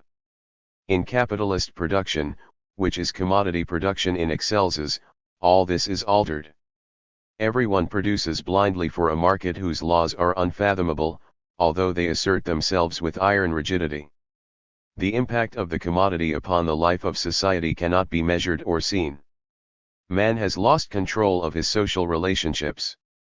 The whole elaborate warp and woof of capitalism, a complex web spun in anarchy, makes this helplessness inevitable. To the poet the bourgeois market appears as the public. The invention and development of printing and publishing was part of the development of the universal bourgeois free market. Just as the development of this market made it possible for a man to produce for places whose very names he did not know, much less their location, so the poet now writes for men of whose existence he is ignorant, whose social life, whose whole mode of being is strange to him. The market is for him the public, blind, strange, passive. This leads to what Marx called commodity fetishism. The social character of the art process, so evident in the collective festival, now disappears. A commodity is therefore a mysterious thing, simply because in it the social character of men's labor appears to them as an objective character stamped upon the product of that labor. In the same way the light from an object is perceived by us not as the subjective excitation of our optic nerve, but as the objective form of something outside the eye itself. In the same way the artwork, once its social realization in the hearts of society is veiled by the market or the public, appears to the poet as something objective. This is helped by the swing over of art from forms visibly dependent on men in association, the dance, the song, music, the spontaneous drama and commedia dell'arte, to crystallized records of the art process not therefore visibly dependent on society, the written poem, the musical score, the written play, the picture or sculpture. The art stimulus becomes objective, a commodity. Capitalist production requires for its movement, capital. Constant capital is a continually increasing part of the sum of capital. This constant capital takes the visible form of elaborate factory plant and indirectly the more highly developed technique and organization necessary to use this plant. This growth of constant capital and therefore of social organization due to increasing productivity of labor contrasts with the growth of individualism in ownership and appropriation due to the increasing wealth of private capitalists. In the same way bourgeois poetry is marked by a continually increasing sum of tradition and technique, of which the poet feels the pressure, so that there is a continual contradiction between the tremendous social experience embodied in the poem and the individualistic and antisocial attitude of the poet. Tradition towers up before the poet as something formidable and tremendous, with which he must settle accounts as an ego. But the poet is not a capitalist. He does not exploit labor. To the capitalist commodity fetishism takes the form of sacralization of the common market denominator of all commodities, money. Money acquires for him a high, mystic, spiritual value. But the writer is himself exploited. In so far as he writes for money, of course he acquires a purely capitalist mentality. He may even himself exploit labor by means of secretaries and hacks who do his donkey work for him. But the man who writes for money is not an artist, for it is the characteristic of the artist that his products are adaptative, that the artistic illusion is begotten of the tension between instinct and consciousness, between productive forces and productive relations, the very tension which drives on all society to future reality. In bourgeois society this tension is that between the productive forces and the social relations. Because this is the fundamental contradiction, the poet revolts against the system of profit-making or production for exchange value as crippling the meaning and significance of art. But as long as he revolts within the categories of bourgeois thought, that is, as long as he cannot cast off the basic bourgeois illusion, his revolt takes a form made necessary by the system of commodity production. 3. The exploited, of which the poet thus becomes one, are of two kinds in capitalist production. These two kinds, the laborer and the craftsman, may be regarded as descendants of the serfs and artisans of medieval days. However, the lineage is not direct. Serfs became capitalists and artisans were hurled down into the proletariat during the capitalist revolution. The exploited may be regarded as descendants of the one class of artisans. The laborer has been thoroughly proletarianist, the craftsman, for special reasons, has still retained a measure of privilege in capitalist production which gives him the illusion of belonging to the middle class, a class immune from and superior to the class struggle as a whole. Nonetheless, the proletarian abyss yawns always beneath his feet. His privilege is an accident of a particular stage of capitalist production and is always being torn from his grasp. However, the historical change of capitalist production produces always new members of this class, which therefore appears always to have a certain stability and separate existence, although its actual composition is in a state of wild flux. The final stages of capitalism reveal the fallacy of even this phantom separation, and the petty bourgeoisie finds its privileges being torn from its hands. Let us examine the main history of these two divisions in England.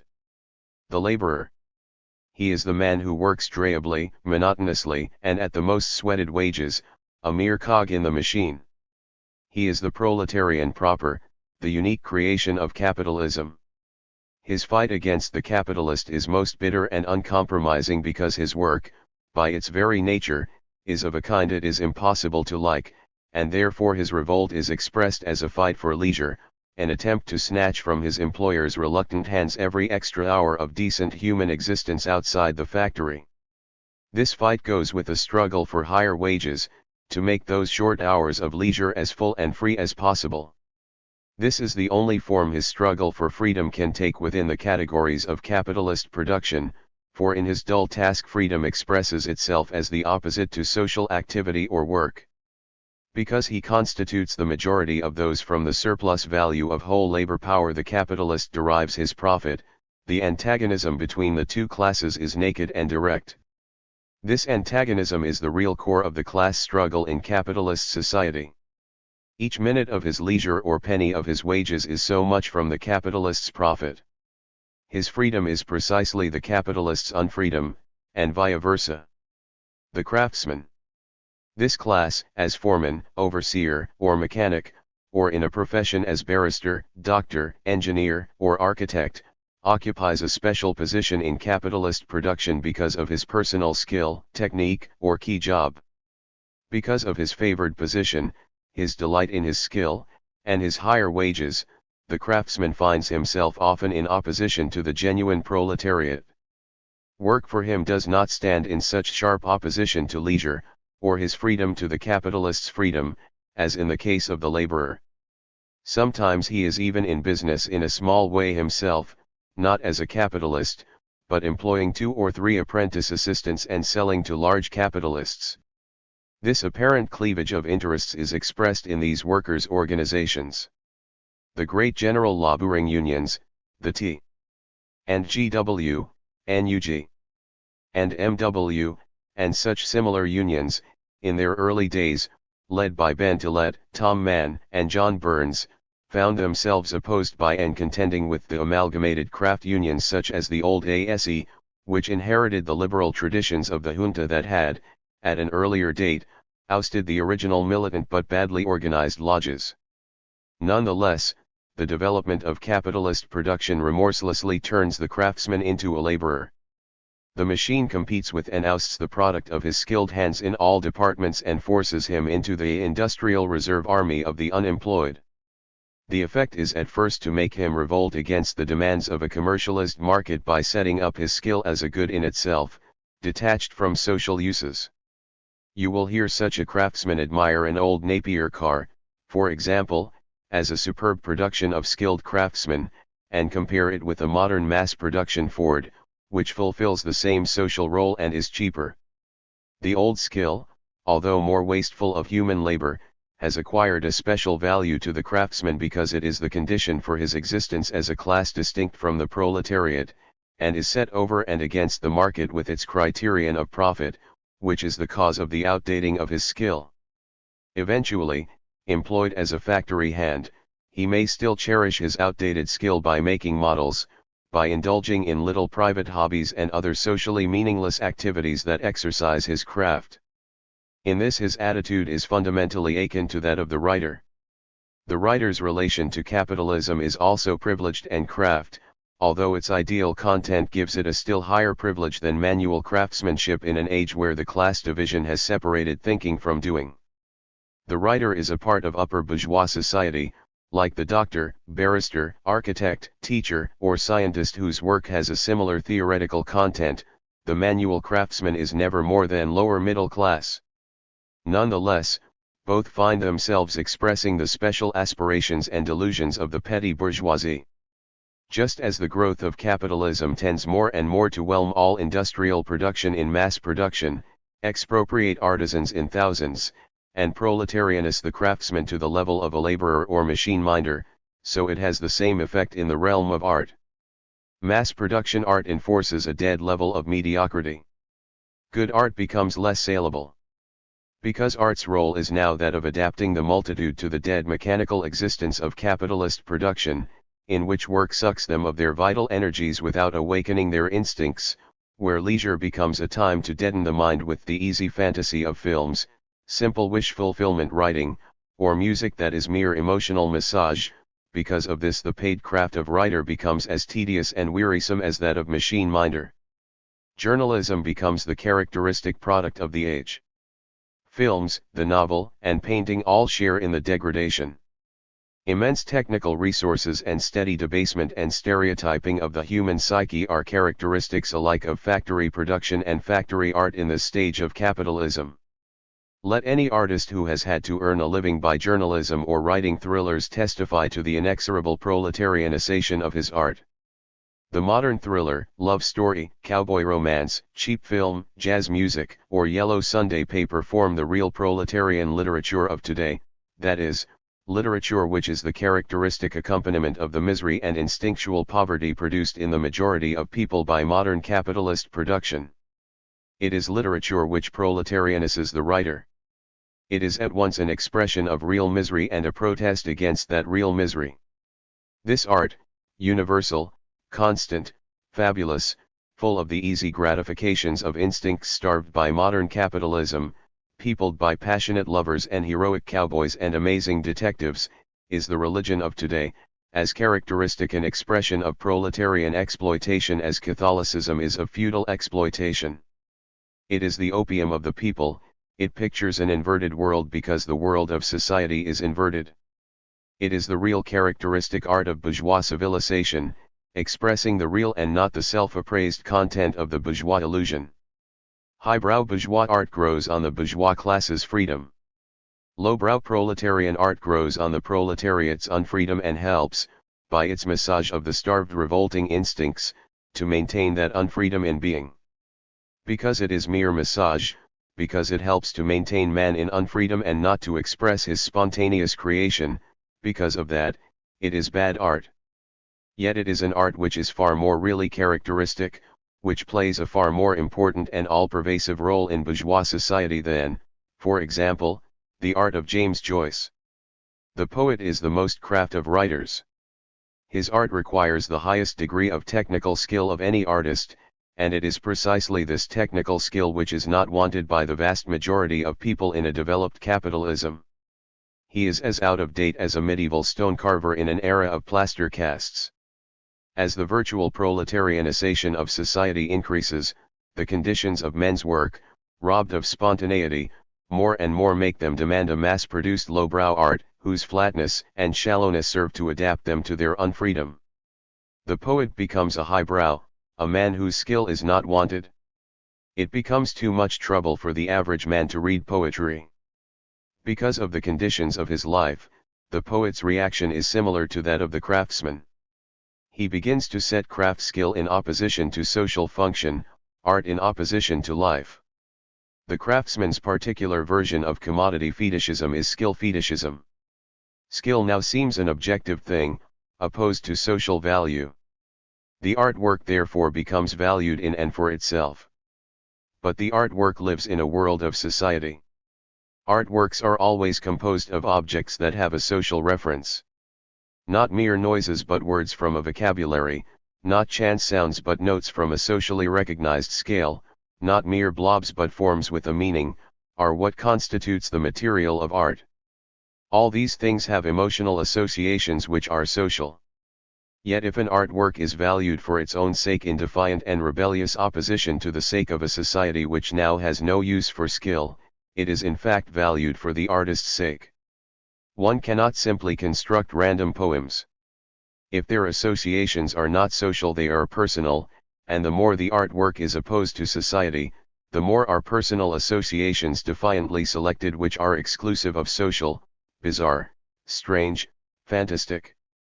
In this stage of the bourgeois illusion therefore poetry exhibits a rapid movement from the social world of art to the personal world of private fantasy. This leads to individualism. In revolting against capitalism the poet, because he remains within the sphere of bourgeois categories, simply moves on to an extreme individualism, utter loss of control of his social relationships, an absolute commodity production, to the essence, in fact, of the capitalism he condemns. He is the complete mirror revolutionary. And his too triumphant proclamation of liberty at last achieved in full, marks the very moment when liberty completely slips out of his hands. 4. This movement into the world of art for art's sake, i.e. art for my sake, of course is well marked in England with Rossetti, Morris before he became a socialist, Wilde and to a certain extent Hopkins. But in this epoch of the final stage of capitalism the movement becomes most rapid in other countries. England, the quickest to develop methods of capitalist production, is slowest to decline. The final movement in bourgeois art is accomplished most fully in other countries. The movement is seen in its purity in France. Baudelaire begins it, il ne peut être du progrès que dans l'individu et par l'individuel lui-même. Verlaine and Rimbaud continue it, though Rimbaud, allying himself with the Commune, passes from poetry with the collapse of the first proletarian dictatorship. From then on the movement develops via the Parnassians, through the symbolists, to its climax in the surrealists. With the Parnassians the word is valued for its marmoreal craft qualities, with the symbolists for the vague penumbra of emotional associations lying beyond the word, that is, for its extra-social associations, with the surrealists directly for its private unconscious significance. The transition from Horatia Villafort to Apollinaire is surprisingly rapid and clear. In England poetry at first seems exhausted. The universal movement of the bourgeois economy which is debasing all art, or making it move to surrealism, is halted in England by little pockets or sheltered occupations, representing the reserves of England's long bourgeois summer, the country, preserved and protected by the rich industrial capitalist who finds it better to exploit ruthlessly the colonial country for raw material and keep some vestige of idyllic relations around him, is one such pocket. It gives us Hardy and a succession of less gnarled country poets such as Thomas and Davies. Oxford and Cambridge are other such pockets. They give us Houseman, Flecker, Brooke, and various other Georgian poets. The war closes this period. In 1929 the final economic crisis of capitalism affects even England, and English poetry too moves rapidly towards symbolism and the most logically consistent expression of poetic craft revolt, surrealism. The surrealist is somewhat equivalent to the craftsman who makes trifling models and toys in his spare time to exercise his skill. This is the way he expresses his revolt and secures some free outlet for his craft, by deliberately making something of its nature useless and therefore opposed to the sordid craftlessness of mass production. We will deal later with the aesthetic theory of surrealism and the importance it attaches to the unconscious, when we have had time to consider the real function of the instincts and of the unconscious in art. At the moment we need only point out that, so far from the free association which is the basis of surrealistic technique being really free, it is far more compulsive than ordinary rational association, as Freud, Jung, and McCurdy have clearly shown. In rational association images are controlled by a social experience of reality, the consciousness of necessity. In free association the images are controlled by the iron hand of the unconscious instincts, and it is therefore no more free than the thinking of the ant. Man becomes free not by realizing himself in opposition to society but by realizing himself through society, and the character of the association in itself imposes certain common forms and conventions which are the badge of his freedom.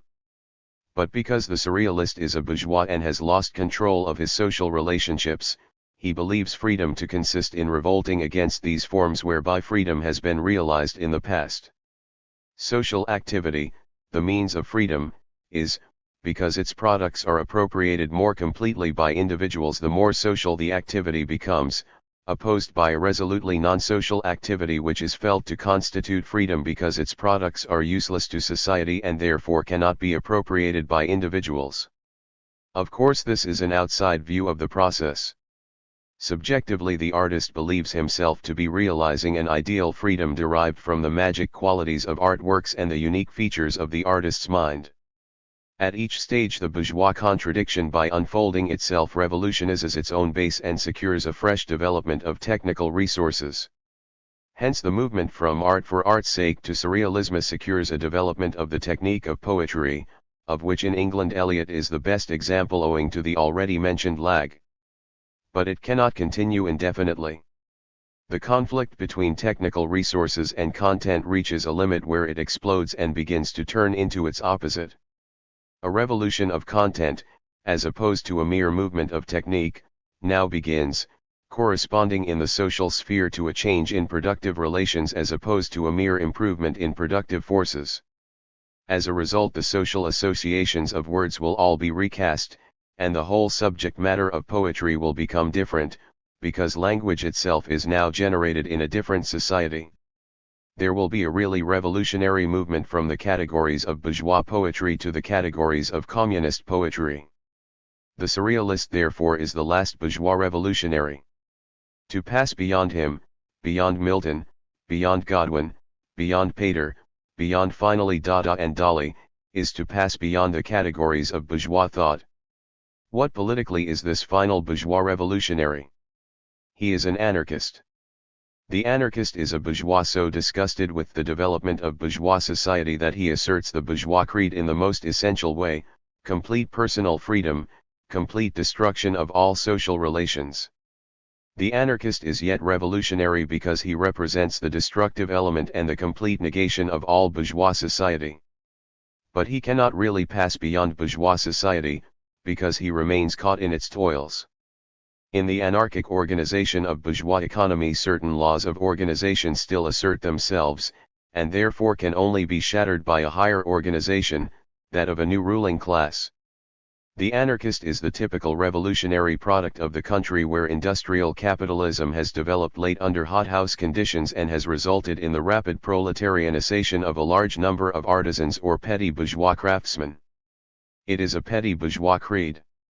Hence its strength in late capitalist countries like Italy, Spain, Russia, and France, precisely the countries where the surrealistic tendency in all is also most marked. But it is also the character of surrealism, as it is the character of anarchy as a political philosophy, that it negates itself in practice. The difference between communism and anarchy as a political philosophy is that communism believes that bourgeois rule can only be successfully overthrown by an organized movement. This organization, expressed in Soviets and trade unions, is a direct outcome of the organization forced on the proletariat by the general conditions of capitalist economy. The anarchist, however, has recently been a petty bourgeois, a peasant, or an artisan. He has not been organized for long in an industrial and political struggle against the capitalist class.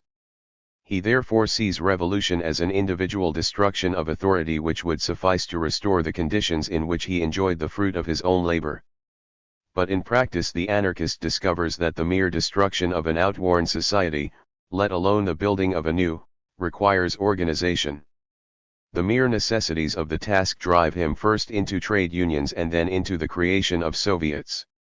This was seen in the Russian Revolution, when the sincere social revolutionaries were mostly forced, by the logic of events, to the Bolshevik standpoint, and again in Spain, when in Barcelona the anarchists have had to support a strong central government, help in the organization of defense and supplies, and in every way negate their own creed.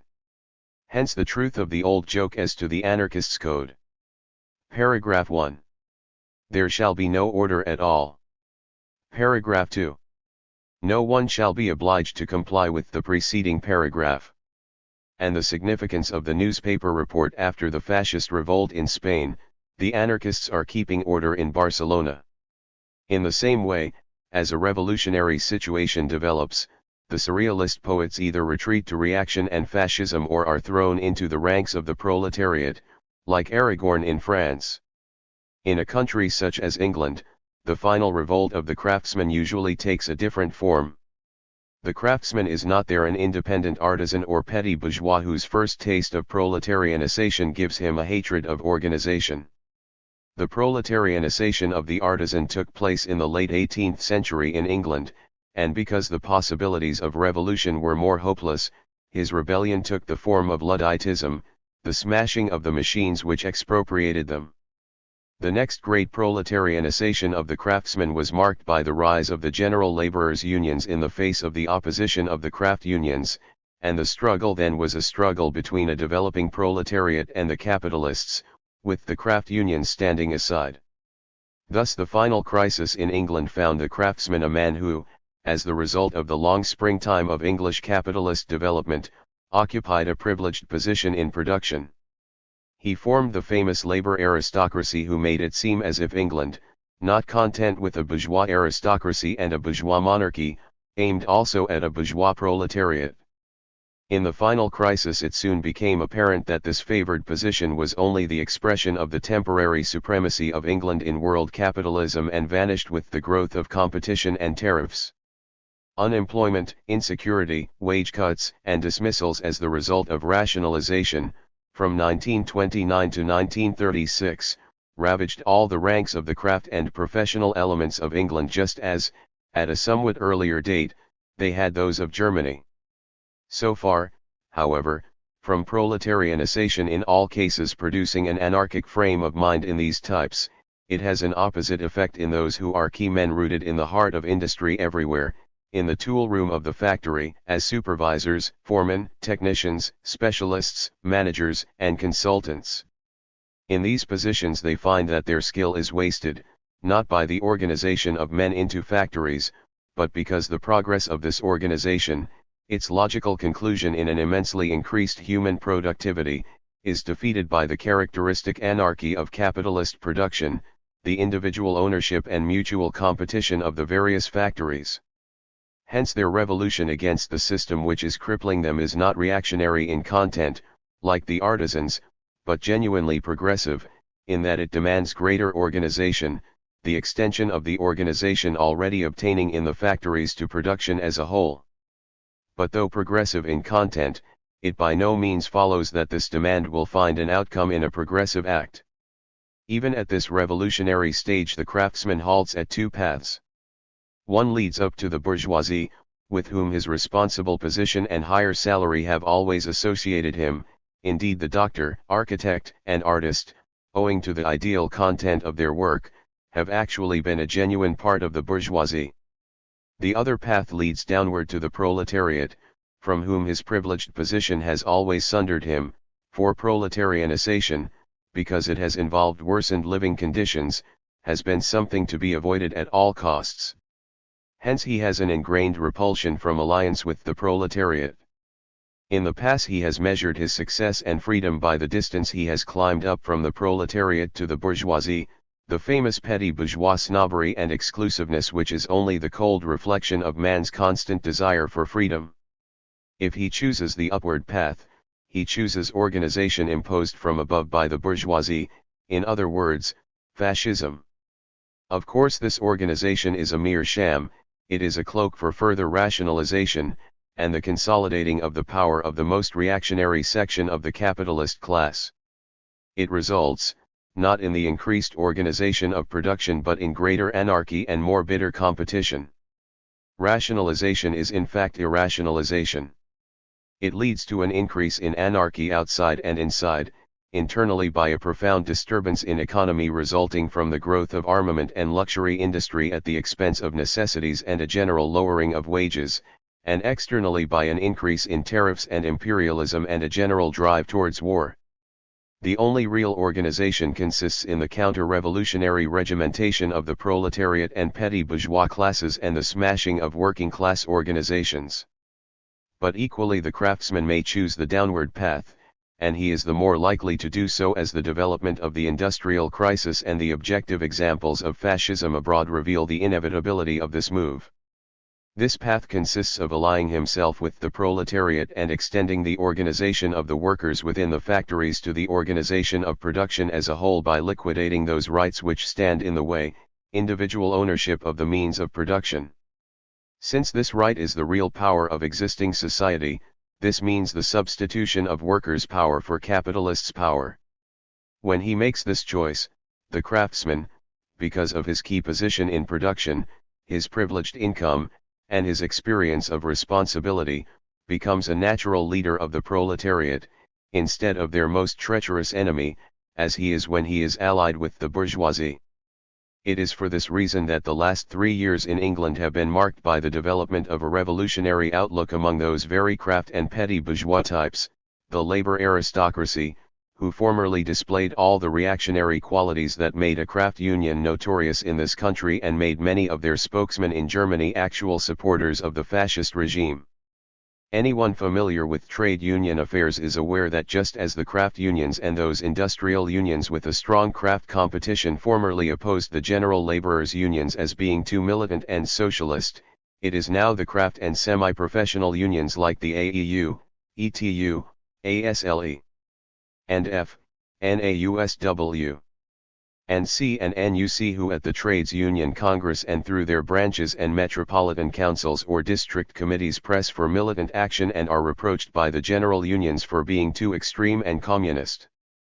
In the same way those craftsmen whose ideal theoretical content has given them a special position among the bourgeoisie itself, doctors, scientists, architects, and teachers, are now moving left and entering the Communist Party in considerable numbers, passing straight from liberalism without an intermediate sojourn in the Labour Party. The same final movement of the bourgeois illusion is reflected in the growth of the People's Front, where all the liberal elements, representing the craft content of modern society, put themselves under the leadership of the proletariat in a formal written alliance limiting the scope of that leadership. In English poetry this is reflected in the fact that English poets, without ever moving completely into surrealist anarchy, change from a position near surrealism into its opposite, a communist revolutionary position, such as that adopted by Auden, Lewis, Spender, and Lehmann. How far this is genuinely communist and what level of art it represents, is a consideration which will be deferred to our final chapter, for with this movement the bourgeois contradiction passes into its synthesis. It now starts to revolutionize, not merely its productive forces but its own categories, which now impossibly restrict those productive forces which its tension has generated. This movement is farther advanced in France, with Gide, Roland, Malraux, and Aragon wearing the uniform at which all once sneered. Here it has only begun. We have surveyed briefly the most important general determining forces influencing bourgeois English poetry.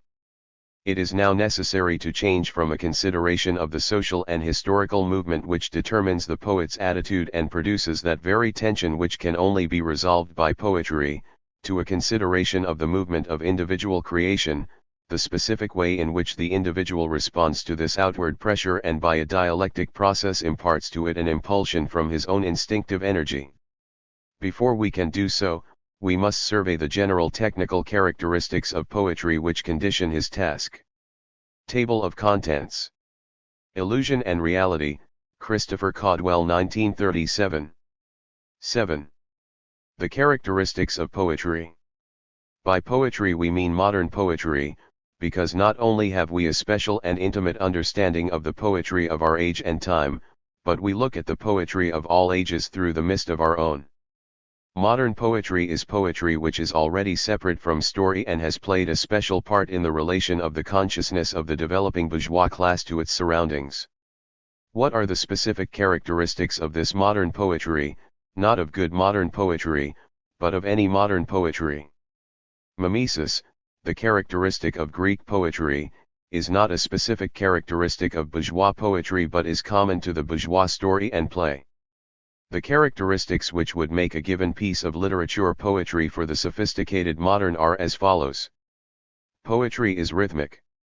The marked rhythm of poetry, superimposed upon the natural rhythm of any language, seems to have taken its root from two sources. It makes easier declamation in common and therefore emphasizes the collective nature of poetry. It is the impress of the social mold in which poetry is generated. As a result, the nature of the rhythm expresses in a subtle and sensitive way the precise balance between the instinctive or emotional content of the poem and the social relations through which emotion realizes itself collectively. Thus any change in man's self-valuation of the relation of his instincts to society is reflected in his attitude to the meter and rhythmical conventions into which he is born, and which he therefore as poet changes in one direction or another. We have already studied in outline these changes in attitude toward metrical technique during the movement of bourgeois English poetry, and it is obvious that the final movement towards free verse reflects the final anarchic bourgeois attempt to abandon all social relations in a blind negation of them, because man has completely lost control of his social relationships. But this brings us to a special feature of the bourgeois contradiction in poetry, the specific way in which rhythm facilitates collective declamation and emotion. The body has certain natural periodicities which form a dividing line between the casual character of outside events and the ego, and make it appear as if we experience time subjectively in a special and direct manner. Any rhythmical movement or action therefore exalts the physiological component of our conscious field at the expense of the environmental. It tends to produce introversion of a special kind, which we'll call emotional introversion, and contrast with rational introversion, such as takes place when we concentrate on a mathematical problem. Their rhythm would be out of place. Rhythm puts people at a collective festival in touch with each other in a particular way, physiologically and emotionally. They already see each other, but this is not the kind of communion that is desired. On the contrary, when they cease to see each other so clearly, when each retires darkly into his body and shares the same physiological and elemental beat, then they have a special herd commonness that is distinct from the commonness of seeing each other in the same real world of perceptual experience. It is instinctive commonness as opposed to conscious commonness, subjective unity as opposed to objective unity. In emotional introversion, men return to the genotype, to the more or less common set of instincts in each man, which is changed and adapted by outer reality in the course of living. This emotional introversion is in itself a social act. Society hangs together as a coherent working whole because men all have the same equipment of instincts. The productive relations into which a man is born, the environment he enters into, mold his consciousness in a social way and also secure the cohesion of any one society. It is true that the same two genotypes, one born into primitive Australian culture and the other into modern European culture, would be different and if brought together later could not form one social complex. But a monkey and a man born into the same culture would be different too, in spite of their like surroundings, and could not form the same complex either. This contradiction between instinct and cultural environment is absolutely primary to society. Just as the specific form of it we have been analyzing drives on the development of capitalist society, so this general contradiction drives on the development of all society. In language, this contradiction is represented by the opposition between the rational content or objective existence expressed by words and the emotional content or subjective attitude expressed by the same words. It is impossible to separate the two completely, because they are given in the way language is generated, in man's struggle with nature. But science is the special field of the former, and poetry the domain of the latter. Hence poetry in some form is as eternal to society as man's struggle with nature, a struggle of which association in economic production is the outcome. In poetry itself this takes the form of man entering into emotional communion with his fellow men by retiring into himself. Hence when the bourgeois poet supposes that he expresses his individuality and flies from reality by entering into a world of art in his inmost soul, he is in fact merely passing from the social world of rational reality to the social world of emotional commonness. When the bourgeois poet becomes antisocial and completely vowed to the world of art for art's sake, his rhythm becomes increasingly marked and hypnotically drowsy, as in Mallarmé's Après-midi d'Enfant and Apollinaire's Alcools. Only when the bourgeois passes to the anarchistic stage where he negates all bourgeois society and deliberately chooses words with only personal associations, can rhythm vanish, for the poet now dreads even the social bond of having instincts common with other men, and therefore chooses just those words which will have a cerebral peculiarity. If he chooses words with too strong an emotional association, this, coupled with the hypnosis of a strong rhythm, will sink him into the common lair of the human instincts. Hence the surrealist technique of selecting word combinations whose bizarre associations, though personal, are not emotional but rational. Ultimately this is only possible by departing from language and significance altogether, because all the contents of consciousness are both genetically and environmentally social in basis. Thus, though rhythm is fundamental to poetry, it cannot be dismissed with some simple formula such as rhythm is hypnotic and produces hyperesthesia or metrical patterns express social norms. The significance of rhythm is historical and at any given time depends upon the unfolding of society's basic contradiction in language. Poetry is difficult to translate.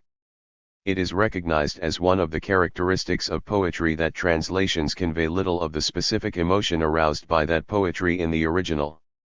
This can be confirmed by anyone who, after reading a translation, has learned the language of the original. The meter may be reproduced. What is called the sense may be exactly translated. But the specific poetic emotion evaporates. Where translations are good poetry, like Fitzgerald's Rubaiyat or Pope's Iliad, they are virtually recreations. The poetic emotion they recreate rarely has much resemblance to that aroused by the original. We have no right to attribute this to any mysterious transcendent quality in poetry. It may be so, or it may not. It is a special characteristic of puns. It is a special characteristic of poetry. No one certainly would claim that the translations of great novels like War and Peace or The Idiot give to the English reader all that is in the original. But the extraordinary power of these works even in translation, when compared to translations of, say, the Inferno or the Odyssey, warrants us in claiming that the important aesthetic qualities of the novel do survive translation in a way that those of poetry cannot. This is certainly not due to the difficulty of transferring the formal metrical pattern. On the contrary, a point often overlooked, much more of the formal metrical pattern of French poetry can be carried over into an English translation in verse than can be salvaged of the unstressed spoken rhythm of French prose in an English prose translation.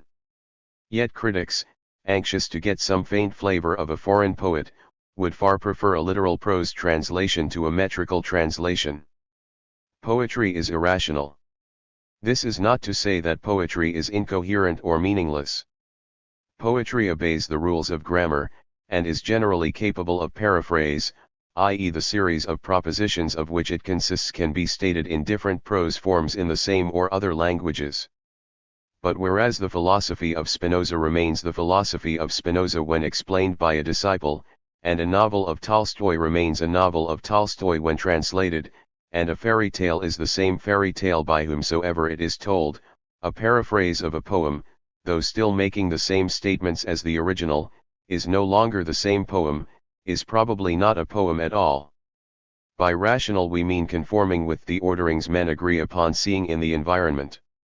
Scientific argument is rational in this sense, poetry is not. We have already seen, however, that there is another commonness or social congruence in language distinguishable from environmental congruence. This is emotional or subjective congruence. Let us call it congruence with inner reality.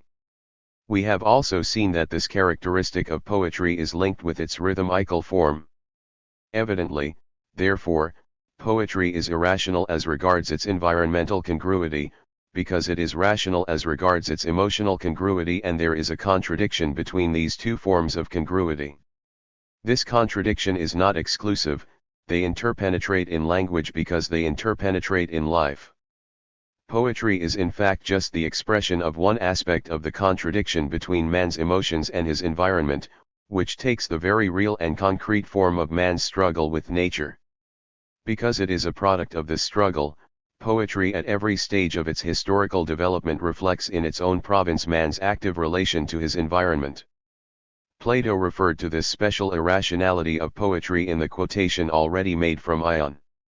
This was what Shelley meant when he said, "Poetry is something not subject to the active powers of the mind." Poetry is composed of words. This may seem a commonplace, but nothing is commonplace if it is, at almost all times and occasions, forgotten by those who should know it.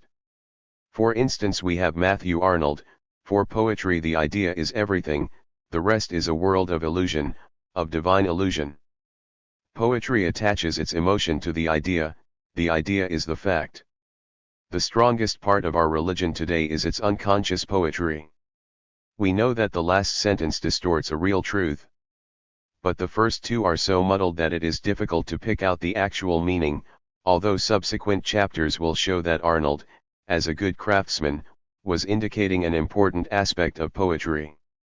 Shelley uses the same loose speech, language, color, form, and religious and civil habits of actions, are all the instruments and materials of poetry.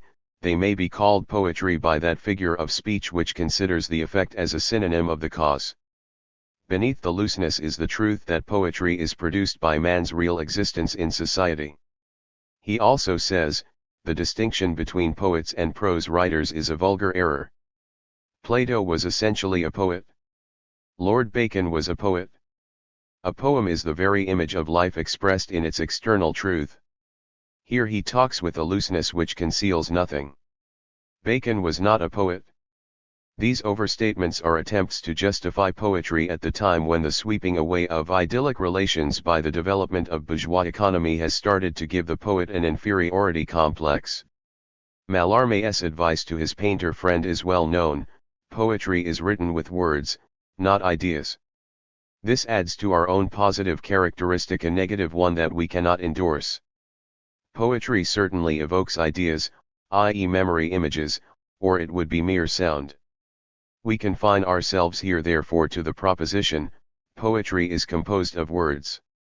The reader will see that this characteristic is really generated by the preceding characteristic: poetry is difficult to translate. For if poetry were written only with ideas, i.e. with the aim of stimulating only ideas in the hearer, it could be translated by choosing in the other language the words which would stimulate the same ideas. Since it cannot, the word as word must have some component additional to the idea it stimulates. Hence we can say poetry is written with words in a way the novel is not, without meaning that a special magic inheres in the sound symbol or black mark that objectively is the word. In fact, the word stimulates in addition to the idea an affective glow, of such a character that it cannot be carried over by translation. Poetry is non-symbolic. Here we shall not be accused of a commonplace. On the contrary, this is the negative of a commonplace, since the customary idealistic conception of poetry is of something vaguely symbolic. Yet it necessarily follows from the fact that poetry is irrational that it is non-symbolic. What do we mean when we say words are symbolic, that is, symbols and nothing else? We mean that the words themselves are nothing, we are not interested in them, but in what they refer to. Thus when a mathematician writes 8 plus 9 equals 17, he is not interested in the words themselves, but in the ordering of certain generalist classes encountered in empirical reality. Because the words he makes use of are symbolic, that is, emptied of personal meaning, the sentence would have precisely the same validity whatever words were used. For instance, in French, German or Italian the operations of ordering referred to would be precisely the same to a mathematician, although described in different words, because the words themselves are regarded as an arbitrary convention standing for real mathematical operations of ordering. If the phrase be translated into 8 plus 9 equals 17, the sentence is still just as adequate from the mathematician's point of view. Indeed, we can go farther, and if tomorrow mathematicians agreed in a convention whereby 8 was replaced by 9, 9 by 8, and 17 by 23, the plus sign by the minus and the equals by the is greater than, then the sentence 9, 8/23 would be the precise expression of the empirical operation symbolically expressed by 8 plus 9 equals 17. But if tomorrow we decided to abolish all words and give every word in the English dictionary its own number, the poetic content of a speech of Hamlet would not be expressed by a series of numbers. We should have to translate them mentally back into the original words before attaining it. The extreme translatability of the symbolic language of mathematics, which has made it possible to evolve a universal mathematical language, therefore stands in opposition to the untranslatability of non-symbolic poetry. This universal mathematical language is logistic or symbolic. Insofar as some of the quality of poetry can be carried over into translation, then insofar poetry has an element of symbolism in it. But we also saw that just as poetry, though it was deficient in rational congruence, was full of emotional congruence, so, although it lacks external symbolism, reference to external objects, it is full of internal symbolism, reference to emotional attitudes. Now every real word indicates both an external referent and a subjective attitude.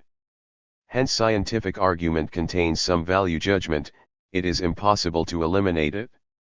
These judgments are eliminated only in logistic. And poetry contains some reference to external objects, it is impossible to eliminate them and remain poetry. What does poetry become if all external reference is eliminated, in the way that all value judgments are eliminated from a scientific argument to make it become logistic? Poetry becomes meaningless sound, but sound full of emotional reference, in other words, music, and music, like logistic, is translatable and universal. Thus we see that the mingling of reference and emotion, which is characteristic of poetry, is not an adulteration, but expresses a dialectic relation between the opposite poles of instinct and environment, a relation which is rooted in real concrete social life, French or Athenian. Poetry is clotted social history, the emotional sweat of man's struggle with nature. Poetry is concrete. This is a positive that matches the previous negative statement. But concreteness is not the automatic converse of symbolism. For instance, a symbolic language may approach nearer to the concrete by rejecting the general for the particular. Arithmetic is more concrete than algebra, because its symbols are less generalist. A mathematic symbolism in which the symbol 2 stood only for 2 bricks, and other symbols were needed for 2 horses, 2 men, etc., would plainly be more concrete than existing mathematical symbolism, but it would not be symbolic, for it would be still as conventional and susceptible to arbitrary sign substitution. But it would be plain that as symbolic language becomes more concrete, it becomes more and more cumbersome. Since no 2 men are the same, different symbols would be needed for each possible pairing of men in a perfectly concrete symbolic language. The generality of mathematics is a generality of external reality, hence the particularity of mathematics would also be a particularity of external reality, and since the number of objects in external reality is infinite, mathematics must be generalist. It is the most flexible tool for dealing with outer reality because it is the most generalist. Since it is dealing with orderings only, i.e. with classes, it can subdue the infinite particularity of the universe. It is no accident that infinity appears so often in mathematics. Compare poetry. Its province is subjective attitudes. Now the conscious field consists of real objects and subjective attitudes towards them. By ordering these real objects in the most general way, mathematics arrives at infinity, a single symbol which puts all external reality in its grasp. But if poetry orders all these subjective attitudes in the most general way, it arrives at the ego, a single symbol which puts all subjective reality in its grasp. In fact, it is music, not poetry, which is as abstract and generalist in regard to subjective reality as mathematics is to external reality. In music the environment sinks away, the ego inflates, and all the drama takes place within its walls. Mathematics is externally abstract and generalist, music internally so. But poetry is like scientific argument, it is impure. Its emotions are attached to real objects and this gives them a certain peculiarity. Reality hovers in the ego's vision. This means that poetry is concrete and particularist, just as scientific argument is concrete and particularist, although of course in each case the concretion and generality refers to different spheres of reality. For example, when the poet says, "My love is like a red, red rose." The language is non-symbolic, for no conventional acceptation will make the paraphrase, "My fiancée is a flower of the genus Rosaceae of our red," a statement containing the poetic emotion expressed in the original statement. The line is non-symbolic. It is not therefore to be supposed that it must be concrete. But if it were not concrete, the statement would be in its present form quite generally true. That is to say, if it were abstract, it would not be a specific case, a statement appropriate to the poet, to a particular love, to one mood, to one time, to one poem, but a quite general statement, so that wherever the speaker is in a position to make the statement "my love is," he must inevitably have in mind, as an already given fact, that she is like a red, red rose. But since poetry is not abstract, but a concrete non-symbolic language, we are entitled, in the next poem we write, to say, "My love is a white, white rose." Or, "If flowers be blossoms, my love is no rose."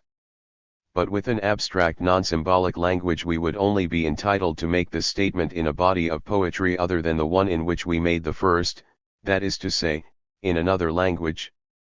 A misunderstanding of this point makes Plato regard all poets as liars, and an understanding of it makes Sidney able to answer him by explaining that the poet is no liar, for he nothing affirms. Thus this concrete character of poetry's subjective generalization is just what makes it necessary to give poetry the half-assent of illusion, to accept its statements while we are in its world but not to demand that all the statements of all novels and poems should form one world in which the principles of exclusion and contradiction would apply, as they do in the real material world. This does not mean that no integration is necessary as between novels and poems. That integration is the very province of aesthetics. It is the essential task of aesthetics to rank Herrick below Milton, and Shakespeare above either, and explain in rich and complex detail why and how they differ. But such an act implies a standard, an integrated worldview, which is not scientific, i.e. rational, but aesthetic. This is the logic of art. This concretion and particularity applies also to the sphere of scientific argument, which, like poetry, is impure but is nearer the opposite pole. Everyone knows that biology, physics, sociology, and psychology are spheres in each of which different laws apply, although there is a connecting principle which unites that the law applicable to the more generalist sphere must not be contradicted in any less generalist sphere, e.g. the laws of sociology must not contradict those of physics. In the same way poetry must have this congruence, that its experiences always happen to the same eye, in whatever fantastic world, and novels must have this congruence, that they always have their scene laid in the same real world of human society whatever the eye may be, and the structure of this emotional eye or real world determines the aesthetic judgment. This ego is in fact the worldview in which a logic of art is already given. Does this impurity mean that neither science nor poetry are really true? On the contrary. Because truth can only apply to reality, to real concrete life, and because real concrete life is neither wholly subjective nor wholly objective but a dialectic active relation between the two, it is only these impure products of the struggle to which we can at all apply the criterion true. Truth always has a social human reference, it means true in relation to man. Hence the criterion of mathematics, as Russell has pointed out, is never truth, it is consistency. In the same way the criterion of music is beauty. The fact that language in all its products contains a blend of both is because man in his real life is always actively striving to fulfill Keats' forecasts. Beauty is truth, truth beauty. He is always struggling to make environment conform to instinct, consistency to beauty, and necessity to desire, in a word, to be free. Language is the product of that struggle because it is the struggle not of one man but of men in association, and language is the instrument of associated struggle, hence language is stamped everywhere with humanity as well as with man's environment. Just as science is near the environmental pole, so poetry is near the instinctive.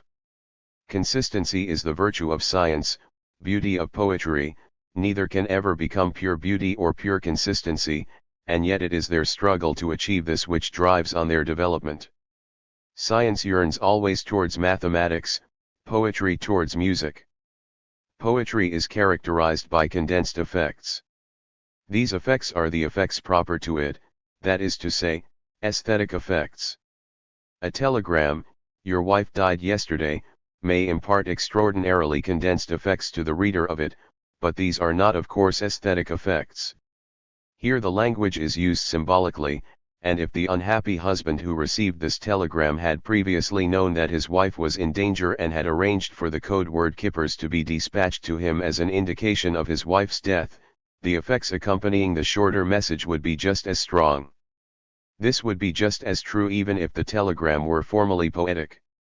The scraps of doggerel in the Times obituary column have the formal characteristics of poetry and carry strong effects for those who insert them, but these effects are not aesthetic effects. Now in both these cases another test could be applied. To other persons not bereaved, the words could not carry the same effects. The non-aesthetic affects are individual not collective, and depend on particular not social experiences. Therefore it is not enough that poetry should be charged with emotional significance if this emotion results from a particular personal experience unrealizable or unrealized in a social form. The emotion must be generated by the experience of associated men, and we now see of what the generality of the poetic I consists. It is not the I of one individual in civil society, any more than the infinity of mathematics is the infinity of one person's perceptual world. The infinity of mathematics is the infinity of the material world, of the world common to all men's perceptual worlds. And the I of poetry is the I common to all associated men's emotional worlds. How could bourgeois criticism, which never rises above the point of view of the individual in civil society, solve the problem of what differentiates aesthetic objects and emotions from others? Aesthetic objects are aesthetic insofar as they arouse emotions peculiar not to individual man but to associated men. From this arises the disinterested, suspended and objective character of aesthetic emotion. To summarize, poetry is rhythmical, not translatable, irrational, non-symbolic, concrete, and characterized by condensed aesthetic effects. These characteristics will suffice to detach the body of poetry from literature as a whole, and we can now proceed to a closer examination of its method, its technique, its function, and its future. 1. There is a good discussion of this referential character of words in Ogden and Richards, Meaning of Meaning.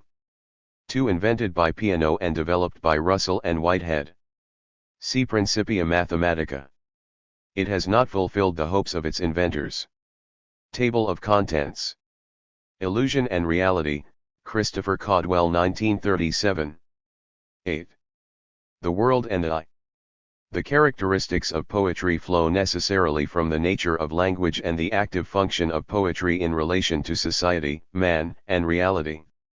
When we speak of man we mean the genotype or individual, the instinctive man as he is Baum, who if left to himself might grow up into something like a dumb brute, but instead of this he grows up in a certain kind of society as a certain kind of man, Athenian, Aztec, or Londoner. We must not think of the genotype as completely plastic and amorphous. It has certain definite instincts and potentialities which are the source of its energy and its restlessness. Nor are all genotypes alike. Men differ among themselves because of inborn characteristics. Society is not, however, opposed to this inborn individuality. On the contra, the differentiation which comes with increase of civilization is the means of realizing men's particularities. Man cannot choose between being an artist or a scientist in a society which has neither art nor science, nor between biology and psychology where science is still no more than vague astrological superstition. This genotype is never found in the raw. Always it is found as a man of definite concrete civilization with definite opinions, material surroundings, and education, a man with a consciousness conditioned by the relations he has entered into with other men and which he did not choose but was born into. Men were originally drawn into these relations by their struggle with nature or outer reality. There are certain laws of the individual, physiological and psychological. But in the extent to which man as one part of reality has separated himself from the other part not in order to cut himself from it, but to struggle with it and thereby interpenetrate with it more closely in economic production, to that extent man has generated yet another field of laws, those of sociology. None of these sets of laws contradicts each other, they enrich each other. But it is obvious that the field of sociology holds a special place because it is the field of the interpenetration of man and nature, and the source of the generation ideologically of the other laws. The struggle of man and nature is a material movement which in the field of thought takes the form of the subject-object relation, the oldest problem of philosophy. It becomes insoluble problem only because the division of society into classes, by separating the class which generates ideology from society's active struggle with nature, reflects this cleavage into ideology as a separation of subject from object whereby they become mutually exclusive opposites. In the field of thought as a whole, the struggle of man and nature in society is reflected as reality or truth. This truth or reality is not something dropped down from on high, it is a living, growing, developing complex. Because it is truth about the universe, it is a truth about matter. When we say the universe is material, we mean that all phenomena have underground connections, in the form of causes or determining relations, which have an ultimate homogeneity called matter. This is the first assumption of science, because to include anything in the field of science is to assert it has connections of this kind. To deny such connectedness of any phenomena is to deny their knowability and therefore the possibility of their inclusion in the field of science. The history of science is the discovery of these connections, and their demonstration as objective. They cannot be discovered by contemplation alone, but at every stage experiment, the practical demonstration of connections, is necessary. Thus truth is an organized product of man's struggle with nature. As that struggle accumulates capital and grows in complexity, so the truth which is the reflection of reality blossoms in man's head. Only a partial aspect of that truth, at any time, can be in any one man's head. Distorted, partial and limited, in one head, this perception of reality yet acquires the power of truth, of science, in the heads of all living men, because it is organized by the conditions of society which themselves spring from the necessities of economic production. Thus at any time truth is the special complex formed by the partial reflections of reality in all living men's heads, not as a mere lumping together, but as these views are organized in a given society, by its level of experimental technique, scientific literature, means of communication and discussion, and laboratory facilities. In each man truth takes the form of perception, what he seizes of reality with his senses, and memory, what is active at any moment of former perception, affecting his present perception. Because these human consciousnesses acquire tremendous power when their contents emerge organized by association, and become truth, they reflect back again with increasing penetration on the individual, whose memory and perception thus become more and more modified by being in society. An individual's consciousness is, in this sense, a social product.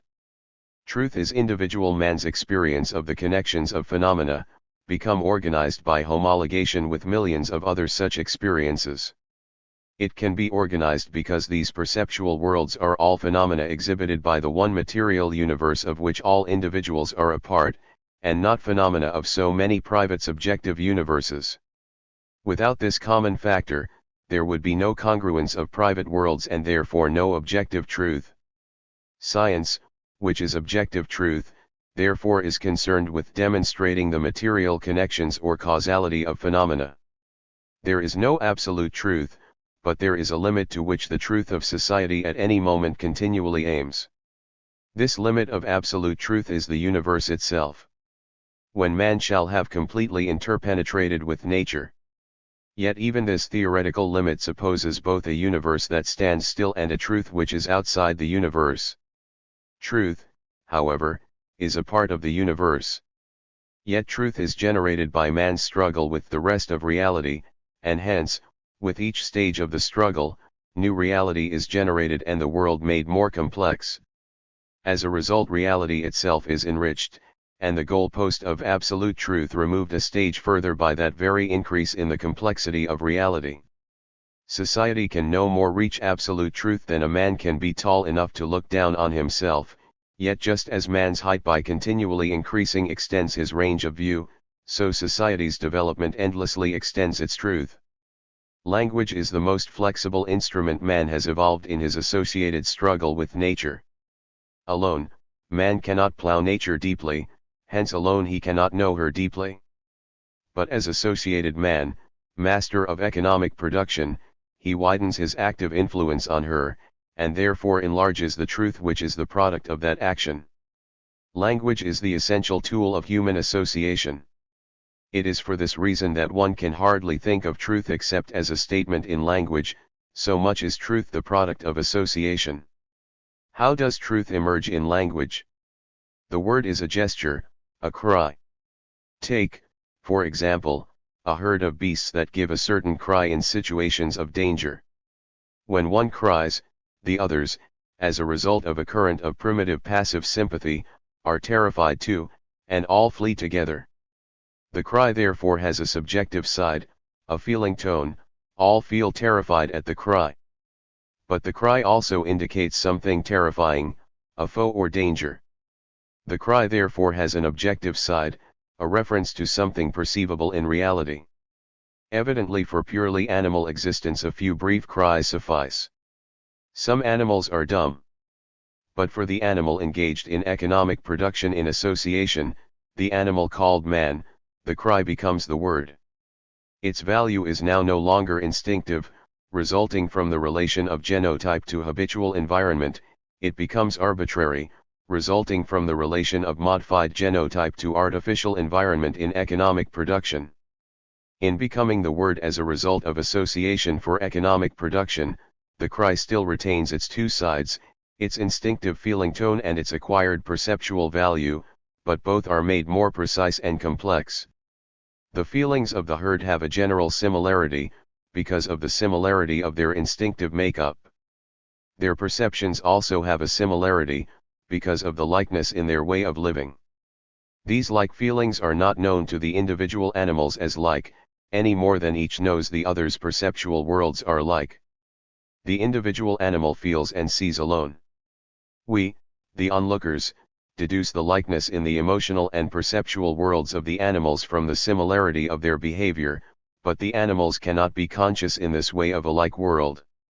Man knows that there is a likeness in the worlds of men, this likeness is expressed for example in science, the world of perceptual reality.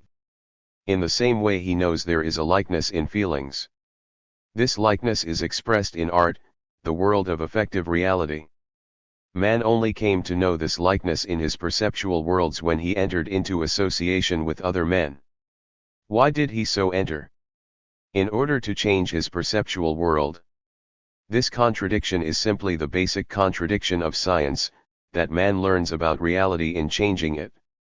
That is precisely what an experiment does, and the experiment is crucial for science. This characteristic contradiction reaches its final expression in Heisenberg's principle of indeterminacy, which declares that all knowledge of reality involves a change in reality. All laws of science are laws stating what actions produce what changes in reality. Science is the sum of the changes in perceptual worlds produced by men in their history, preserved, organized, made handy, compendious and penetrating. In the same way, man learns of the likeness of the egos of other men by attempting to change them. This change is essential for living in association as men. Man's instinct is to do always such and such. Unless therefore these instincts can be modified to make him do something different, man will respond instinctively instead of in a conditioned way, and society will be impossible. Men live in a common feeling world only insofar as they are able to produce changes in each other's feelings by action. This change in feeling is crucial for art. The sum of such changes, organized and made independent of men, is what art is, not in abstraction, but emerging in concrete living. Both science and art exist nascently in the animal. The wooing of the female, the frightening of enemies, mean that the active animal must change feeling in the other. The courtship dance and the threatening preliminaries to a fight are art in embryo.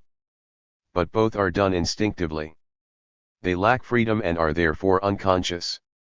They do not belong to a socially conditioned world. Only those feelings which are changed by means not given explicitly in the nature of man or of the natural environment are the subject of art. In so far as art exposes the real necessity of the instincts by exposing all the various possible changes following from the various possible means of influencing them, art becomes conscious of the necessity of the world of feeling, and therefore free.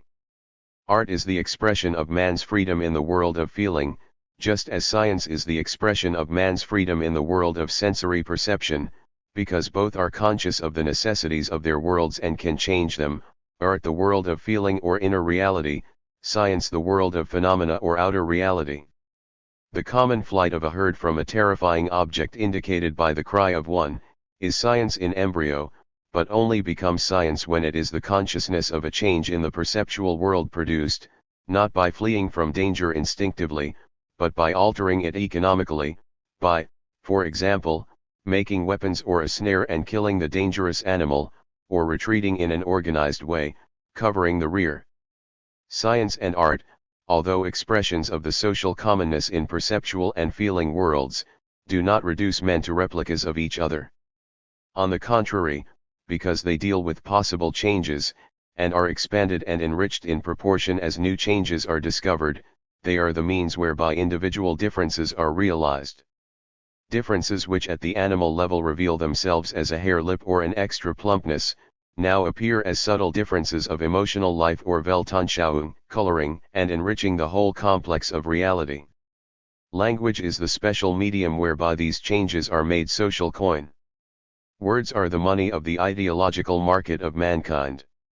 Even as a few exchange transactions express all the bewildering complexity of modern social being, so a few sounds express all the rich universe of emotion and truth which is modern man's ideological world.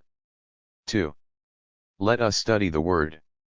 Just as that simple thing, a pound note, reveals a staggering intricacy when we pursue its reflection in the spheres of value and price, supply and demand, profit and cost, so the word is a microcosm of a whole universe of ideological elaboration. The word has a subjective side and an objective side. But these do not exist in the word as itself, in contemplation, any more than a pound note exists in itself as paper and print. They exist only in the word as a dynamic social act, just as a pound note only exists in exchange. The word is spoken and heard. Let us call the parties to this act speaker and hearer. The word indicates some portion of reality sensorily perceptible, this is its symbolic or referential context.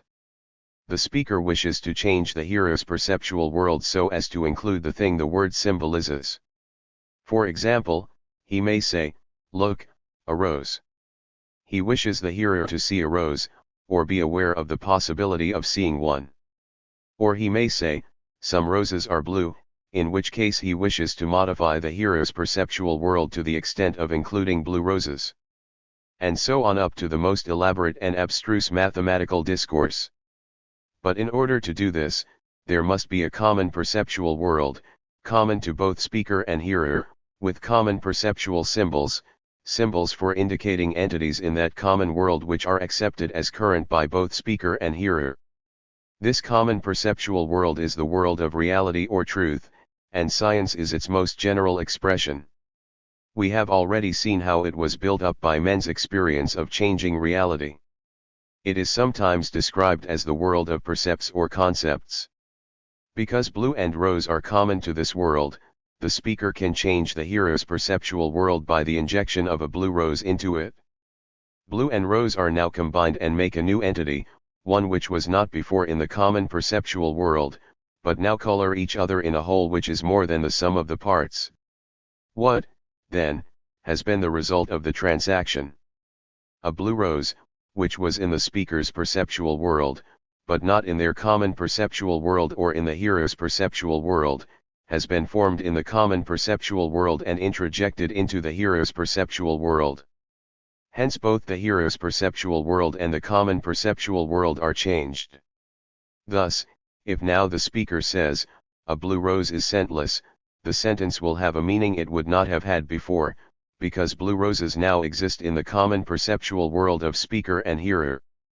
Notice that a new word is not essential to introduce a new entity to the common perceptual world, although it is sometimes used. We might have said, "Anne is a blue rose, Anne is scentless." Most new entities are introduced by recombination, expansion, condensation, and displacement of existing symbols rather than by neologism. But the transaction does not change only the hearer's perceptual world and the common perceptual world. For, in order to body forth his unique individual experience of a strange blossom to the hearer, the speaker had to transform it into current coin. From a unique blossom, unlike anything seen before or since, it had to become for him a blue rose, as a blossom, belonging to the order rose, as a visual rose, to the color blue.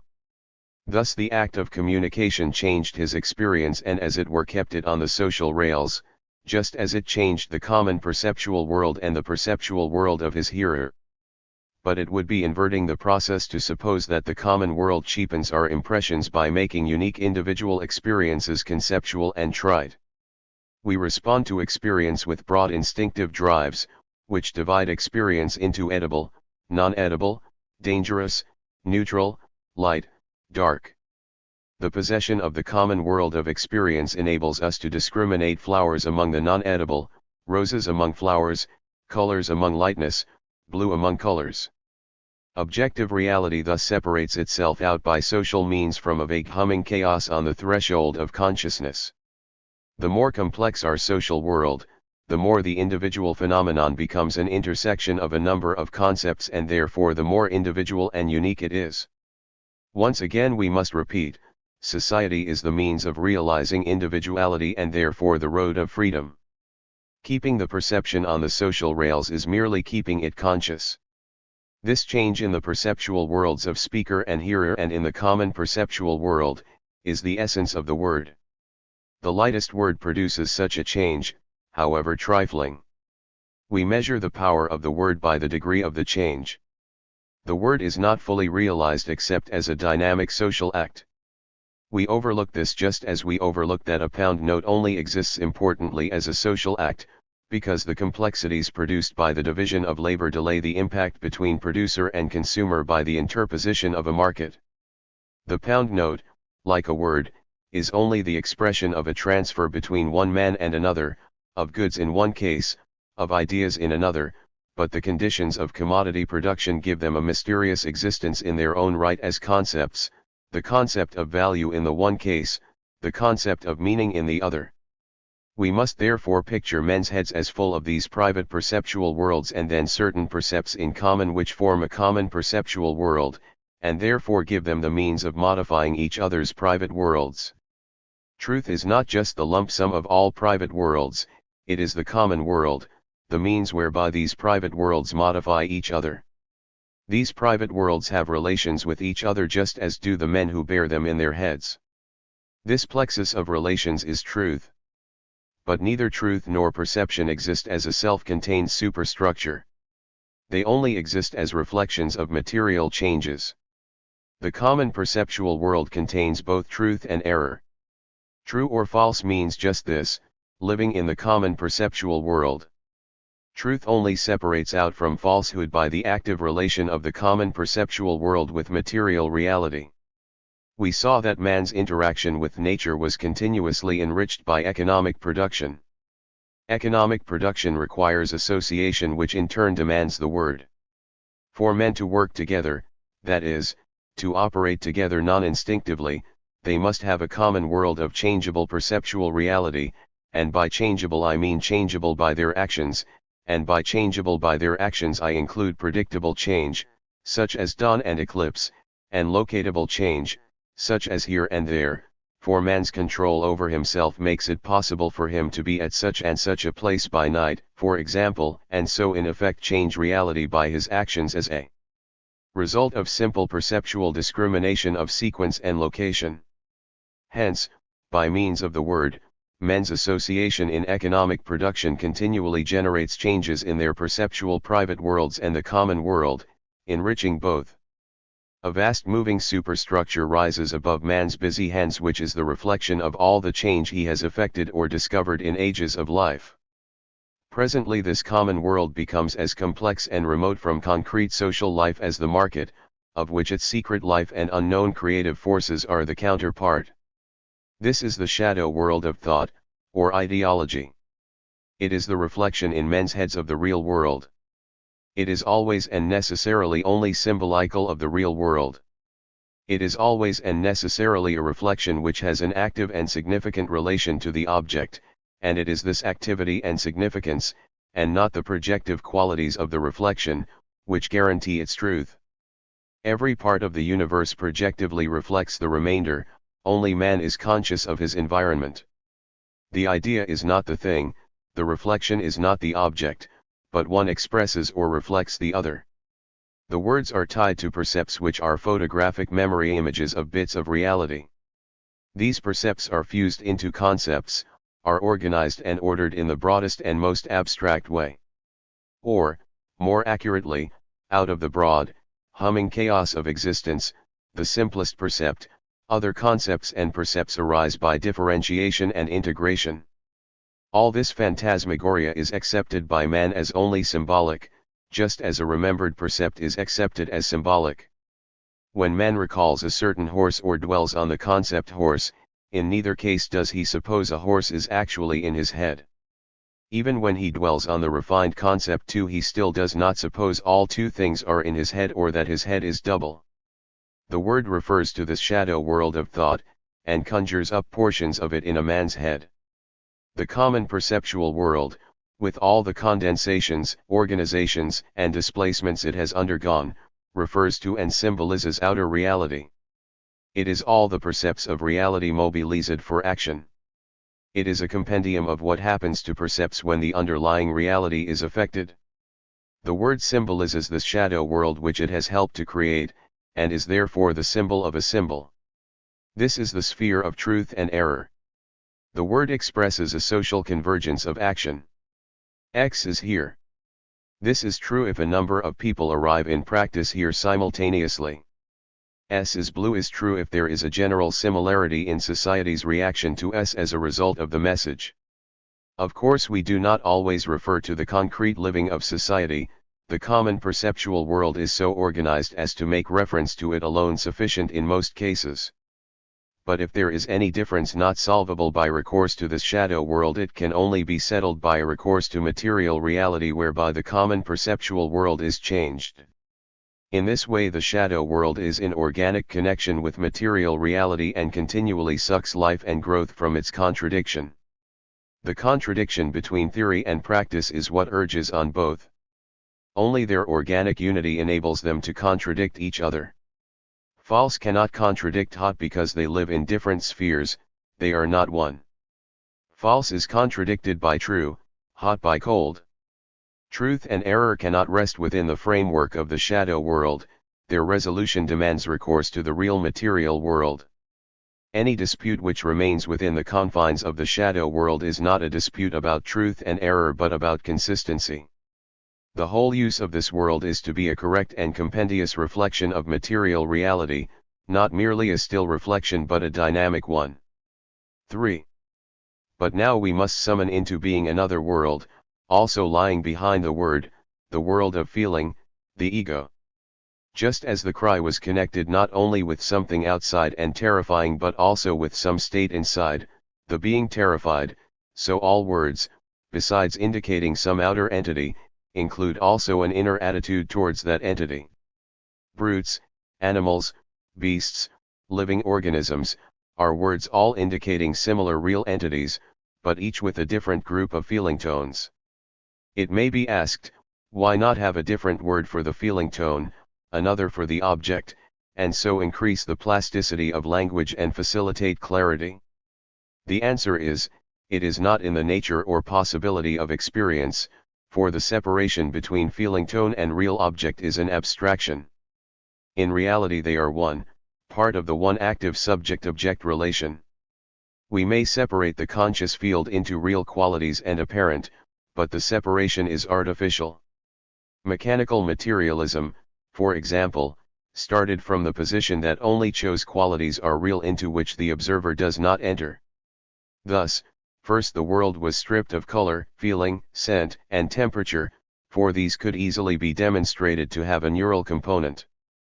Einstein advanced this a stage further by demonstrating the dependence of size, weight, duration, and motion on the observer. These two were therefore eliminated and only the tensor was left invariant, but the development of quantum mechanics impugned even this and nothing invariant was left but a probability wave, I.e., a mathematical function. Hence the search for complete objectivity only leaves us with a bunch of equations, that is, of thoughts. Mechanical materialism turns into its opposite, solipsism. But the idealist's program is just as disastrous. Starting from the opposite program, all is mind that has nothing material about it, he is driven to exclude everything but the absolute idea or concept. But a concept is something in a human brain, and a human brain is matter. Thus the idealist is left with nothing but material human brains. Or if he denies that concepts are dependent on human brains, he is an absolute idealist, and his world is made up of real things, ideas existing objectively apart from men. This dualistic seesaw is inevitable as long as the concrete genesis of experience is ignored, its active subject-object relation, man's struggle with nature. For in every given experience there is a like and an unlike, i.e. something given in previous experience, and something not given. The something already encountered is the object, the something new is the having of the experience, that which makes us able to differentiate this object or this encounter with the object from others. For example, we may pass the same rose every day, but the setting of the day is different, and therefore our attitude to the rose. That newness or difference is, in that particular experience, our subjective attitude to the rose, the feeling tone of that experience. Of course there is also something located out there which accounts for the feeling of newness. And there is in our experience, in the subjective side of it, also recognition of the rose as a flower, as an object, as something real. This feeling tone inheres in all experience. There is the reality, the objective sector of the conscious field on the one hand, and on the other hand the subjective attitude towards it. One is the field of the I, the other the field of the universe. We may say that every real object has as a result of our experience subjective associations adhering to it, but of course there are not attached mechanically, but depend on the setting internal and external.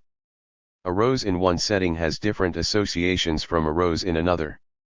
This in its most general form is the law of the conditioned response, the law that fluid reality is classified by the instinctive responses, and that these classes elaborate, shift and change according to experience.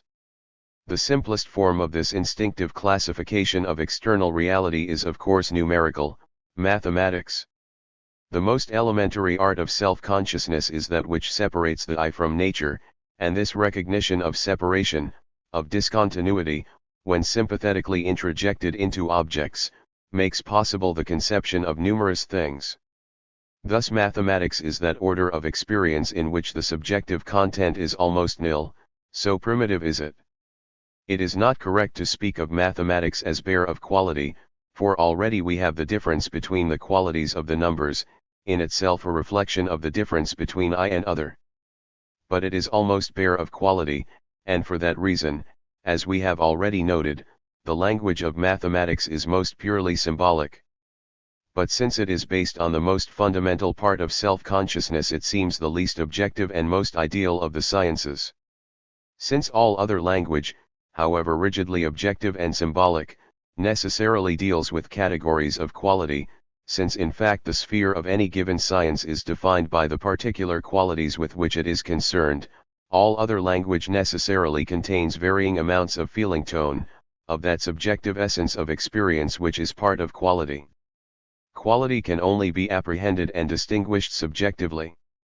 But directly it is no longer new and has become a social fact, it can be established objectively and is drawn into the sphere of quantity. Thus, once we have recognized socially the color blue, it can be associated with a certain wavelength, and becomes an objective fact. It can then be considered objectively. But from its first appearance as something strange and unique to its last vanishing as a mere figure on a dial, it retains some element of the subjective. This shift of subjective experience into the more objective sphere is important because it enables us to understand how feeling tone can never be completely separated from the object in experience, and therefore in the word, and how we can yet have words for feelings only, e.g. afraid, fear. But afraid and fear indicate here objective realities. The mind can introspect and then watch other people, so that its feelings, projected into the social world, become objective, become objects of contemplation for it. In the experience indicated by afraid, we have both the subjective state it objectively refers to, and the subjective feeling tone in thinking of people being afraid. Thus experience weaves back and forth on itself, always modified by its settings, always generating fresh tones and complexes, and yet, in so far as it is activized by the word, always symbolic of external reality and internal feeling.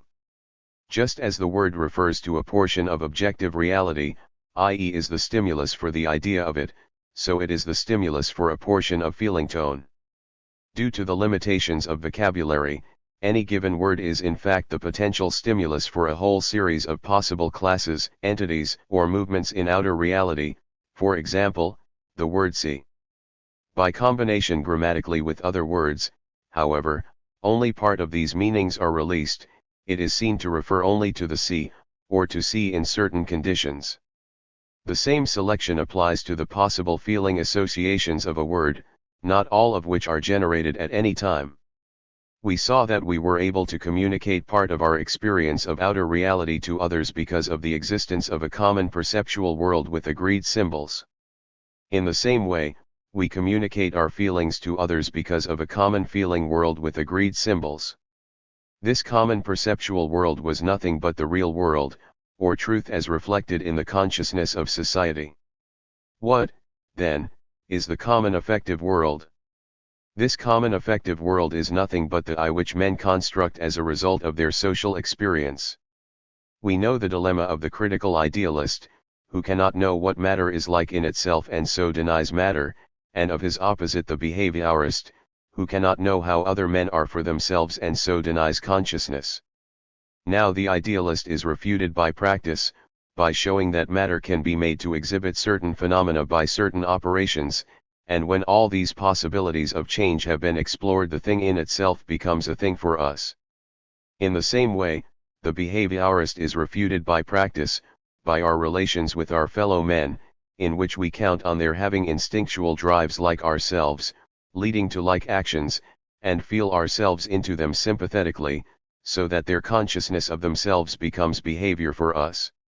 The common lives of men in association, far more powerful than the life experience of one individual, have summarized a whole range of transactions with outer reality, which are thus accessible to each and constitute the known universe. In the same way, associated man has amassed a whole world of affective experience which is thus easily accessible and constitutes the common ego or mind. Now a civilized man's view of outer reality is almost entirely built up of the common perceptual world. He sees the sun as a fiery star, cows as animals, iron as metal, and so on. The extraordinary power and universality of language guarantees this. But it is just as true science makes available for the individual a deeper, more complex insight into outer reality. It modifies the perceptual content of his consciousness so that he can move about a world he more clearly and widely understands, and this penetration of reality extends beyond his dead environment to human beings considered objectively, that is, as objects of his action, that is as the anvil to his hammer. Because this enlarged and complex world is only opened up by men in association, being beyond the task of one man, it is a social reality, a world common to all men. Hence its enlargement permits the development of associated men to a higher plane at the same time as it extends the freedom of the individual. It is the consciousness of the necessity of outer reality. The other world of art, of organized emotion attached to experience, the world of the social ego that endures all and enjoys all and by its experience organizes all, makes available in the individual a whole new universe of inner feeling and desire. It exposes the endless potentiality of the instincts and the heart by revealing the various ways in which they may adapt themselves to experiences. It plays on the inner world of emotion as on a stringed instrument. It changes the emotional content of his consciousness so that he can react more subtly and deeply to the world. This penetration of inner reality, because it is achieved by men in association and has a complexity beyond the task of one man to achieve, also exposes the hearts of his fellow men and raises the whole communal feeling of society to a new plane of complexity. It makes possible new levels of conscious sympathy, understanding, and affection between men, matching the new levels of material organization achieved by economic production. Just as in the rhythmic introversion of the tribal dance each performer retired into his heart, into the fountain of his instincts, to share in common with his fellows not a perceptual world but a world of instinct and blood-warm rhythm. So today the instinctive ego of art is the common man into which we retire to establish contact with our fellows. Art is the consciousness of the necessity of the instincts. It is important to understand that art is no more propaganda than science. That does not mean that neither has a social role to perform. On the contrary, their role is one which is as it were primary to and more fundamental than that of propaganda, that of changing men's minds. They change men's minds in a special way. Take as an extreme case of science's way of changing man's view of outer reality, a mathematical demonstration. It cannot be said to persuade. A mathematical demonstration appears either true or false. If true, it simply injects itself into our minds as an additional piece of outer reality. If false, we reject it mere word spinning. But if we accept it, we are no more persuaded of its truth than we are persuaded of the truth of a house standing in front of us. We do not accept it, we see it. In the same way, in art, we are not persuaded of the existence of Hamlet's confusion or Prufrock's seedy world weariness, we are not persuaded of the existence of Elsinore or Proust's Madeleine cake. The whole feeling complex of the poem or the play or the novel is injected into our subjective world. We feel so and so and such and such. We are no more persuaded of their truth than of the truth of a toothache, but the vividness or social universality of the emotional pattern is announced by the poignancy of the sensation we call beauty. Music affords an even more striking example of this. Thus neither truth nor beauty are persuasion, just because they are guides to action. Persuasion must be not a guide but a persuasion to action, a pressure to be or do differently. In fact, science and art are opposite poles of language, and language has as its main function the role of persuasion. It has only evolved these poles as refinements, as tempered spearheads of the advance of life. Art and science are persuasion become so specialized as to cease to be persuasion, just as in the flower petals the leaves have become so specialized as to cease to fulfill the function of leaves. Language sucks its lifeblood from daily life, and in daily life all conversation which is not informative of outer reality regarded objectively or of inner reality, is rhetorical in the Aristotelian sense, that is, it is designed to persuade others to act in a certain way and feel in a certain way. Now rhetoric stands in this relation to science and art, that it is not a guide to action on outer reality or on the instincts but is always mixed or counterpointed.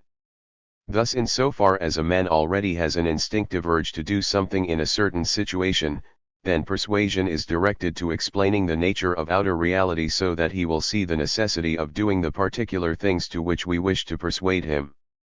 On the other hand, if the situation plainly indicates action, our persuasion is directed to arousing the emotional urge to fulfill the action. Thus there is a kind of reversal of the use of words. Emotional reasons objective statements are used, but generally both are mixed. Rhetoric or persuasion is the universal mode of language through which men freely guide and lead each other by appealing to day-to-day activity on the one hand to the necessities of the task, and on the other hand to the demands of the instincts. Rhetoric, too, is rooted in outer reality and the genotype, and because it is more direct, urgent, and prosaic it is more primitive everyday. It is the warp and woof of language as an instrument of association, from which science and art separate themselves as more specialized, more organized, more aloof, more abstract and more real and convincing in their special fields precisely because of their use of those unreal and illusory scaffoldings, the mock ego and the mock world. That persuasion can be used to mislead, that rhetoric can be empty and hypocritical, is merely to repeat in another form the well-known facts that truth and error both exist and that man makes mistakes. It does not invalidate persuasion as such. Science can be false, art trite, persuasion hypocritical or misleading. As society develops historically, the false persuasion emerges from the true. We see, then, that language communicates not simply a dead image of outer reality but also and simultaneously an attitude towards it, and does so because all experience, all life, all reality emerges consciously in the course of man's struggle with nature. This image of outer reality and this ego do not confront each other stonily across a chasm, they emerge from and return again into concrete living, they are the results of a dialectic development. Between them is the bridge of matter. Both are built on the soil which connects body and environment. The very nature of language is a proof of that interpenetration. Art and science therefore, through the means of social action, mediated by persuasion, continually play into each other's hands. Because man's life is adduced from present reality by the contradiction between man and nature, outer reality and inner feeling by this very contradiction mutually develop each other and themselves. Poetry, like the human life of which it is an examination, springs from the fruitful quarrel of mathematics and music. The distinction between the effective and rational significance of words is of course an old one. Hindu philosophy recognized the dvina or hidden meaning of words as characteristic of poetry. Dante distinguished between signum rationale and signum sensual, which in turn was based on a division recognized by William of Ockham. Milton's well-known definition of poetry as simple, sensuous, and passionate was no doubt influenced by this conception. Ogden's and Richard's analysis of meaning is based on a distinction between the symbolic and emotive meaning of words.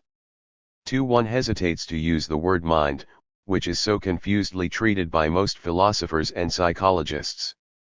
Probably the most consistent use of the word is that of Gestalt psychology. Of any conscious field, mind consists of those elements most closely adherent to the sensory or subjective pole. Idealist philosophers use the word mind more loosely. All phenomena are counted as mental because they form part of conscious fields, and since all objects are only known as phenomena, all objects are counted as mental. Thus the idealist reduces reality to mind, and since he knows phenomena as part of his conscious field, reality is only his mind. In particular, Heisenberg's principle of indeterminacy and the conflict of quantum physics with relativity physics. Table of contents. Illusion and Reality, Christopher Caudwell 1937. 9. The Psyche and Fantasy. Poetry is written by a poet.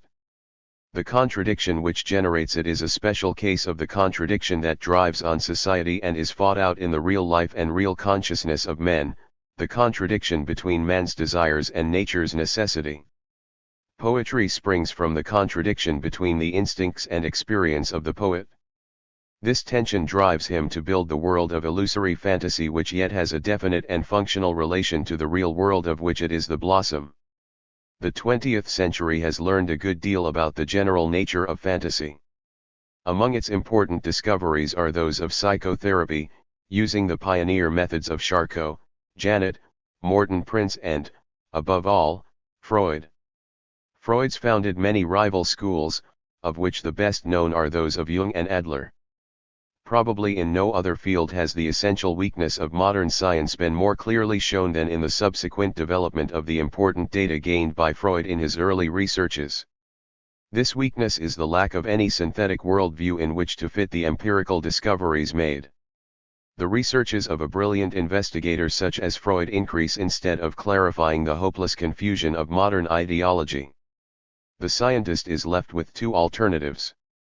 On the one hand, he regards his discoveries as limited to his own particular sphere and adopts towards reality as a whole a complete eclecticism, which leads inevitably to a view of reality as unknowable and to a conception of science as a mere collection of convenient summaries of empirical discoveries not necessarily capable of coherence or synthesis. Or, on the other hand, the scientist who has made some important discoveries may, in default of a worldview common to science as a whole, erect a complete ideology on the limited basis of the particular discoveries he has made. Naturally, such an ideology will be a travesty of reality and will fail to account for most of the important features of reality and of the human mind. The things unaccounted for by its explanation are forcibly reduced to the level of the other few facts by the crude nothing but method. If, however, this happens to be repugnant to the scientist, as will be the case if he is a scientist of some breadth of culture, then mystical explanations will be given for the other phenomena inexplicable by his limited worldview. A large portion of reality will be conveniently removed to the sphere of religion, as among the vitalists, holists, entellicists, and spiritualists generally. Freud is representative of empiricism with its reductive method, while Jung tends towards a more eclectic and mystical point of view. Freud finds sexuality, using a somewhat broad definition of sexuality, present in all human ideology, but most clearly seen in the products of neurotic conflicts. This sublimated sexuality takes a number of forms: artistic, religious, and philosophical. It is in fact the generating force of all human activity. But then, the objector urges, sexuality is something else besides sexuality, which by definition is a certain instinct directed to the accomplishment of the sexual act. No, Freud answers, sexuality is unable to take this simple form, because it comes into conflict with the stern prohibitions of the superego and the ego in the psyche.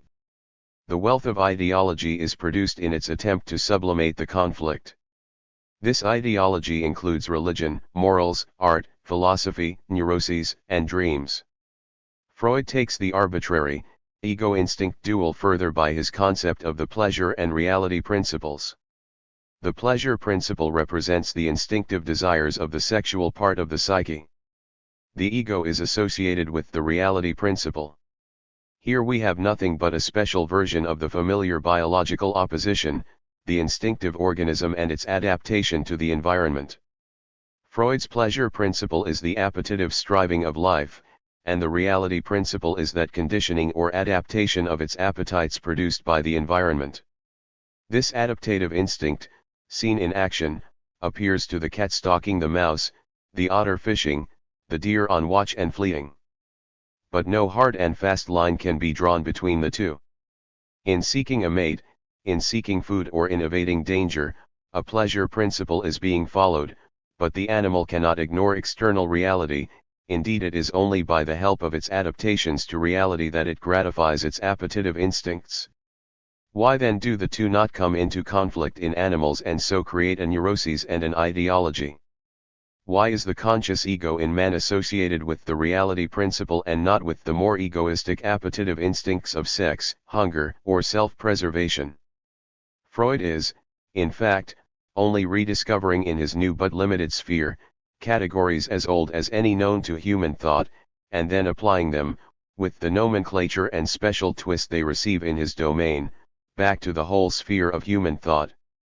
It is the old contradiction between subject and object, between man and nature, between instinct and environment, between free will and necessity, between life and matter, which appears in Freud's psychology in three different dresses, as the pleasure principle and the reality principle, as the life instinct and the death instinct, as the ego and the libido.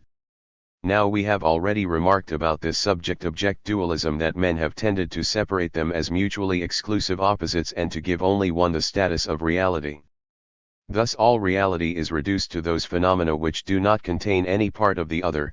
Since these two opposites are not exclusive but mutually interpenetrate, such a reduction eventually reduces the world to precisely nothing but a meaningless name.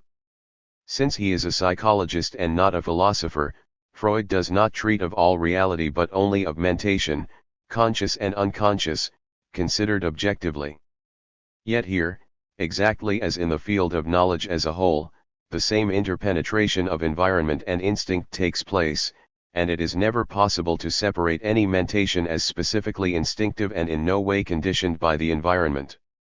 The attempt to do so, to discard as additional or sublimated all mentation which bears the stamp of the environment, involves excluding layer after layer of consciousness as secondary and unreal until one reaches as the only true psychic reality something vague and formless, a mere name, libido.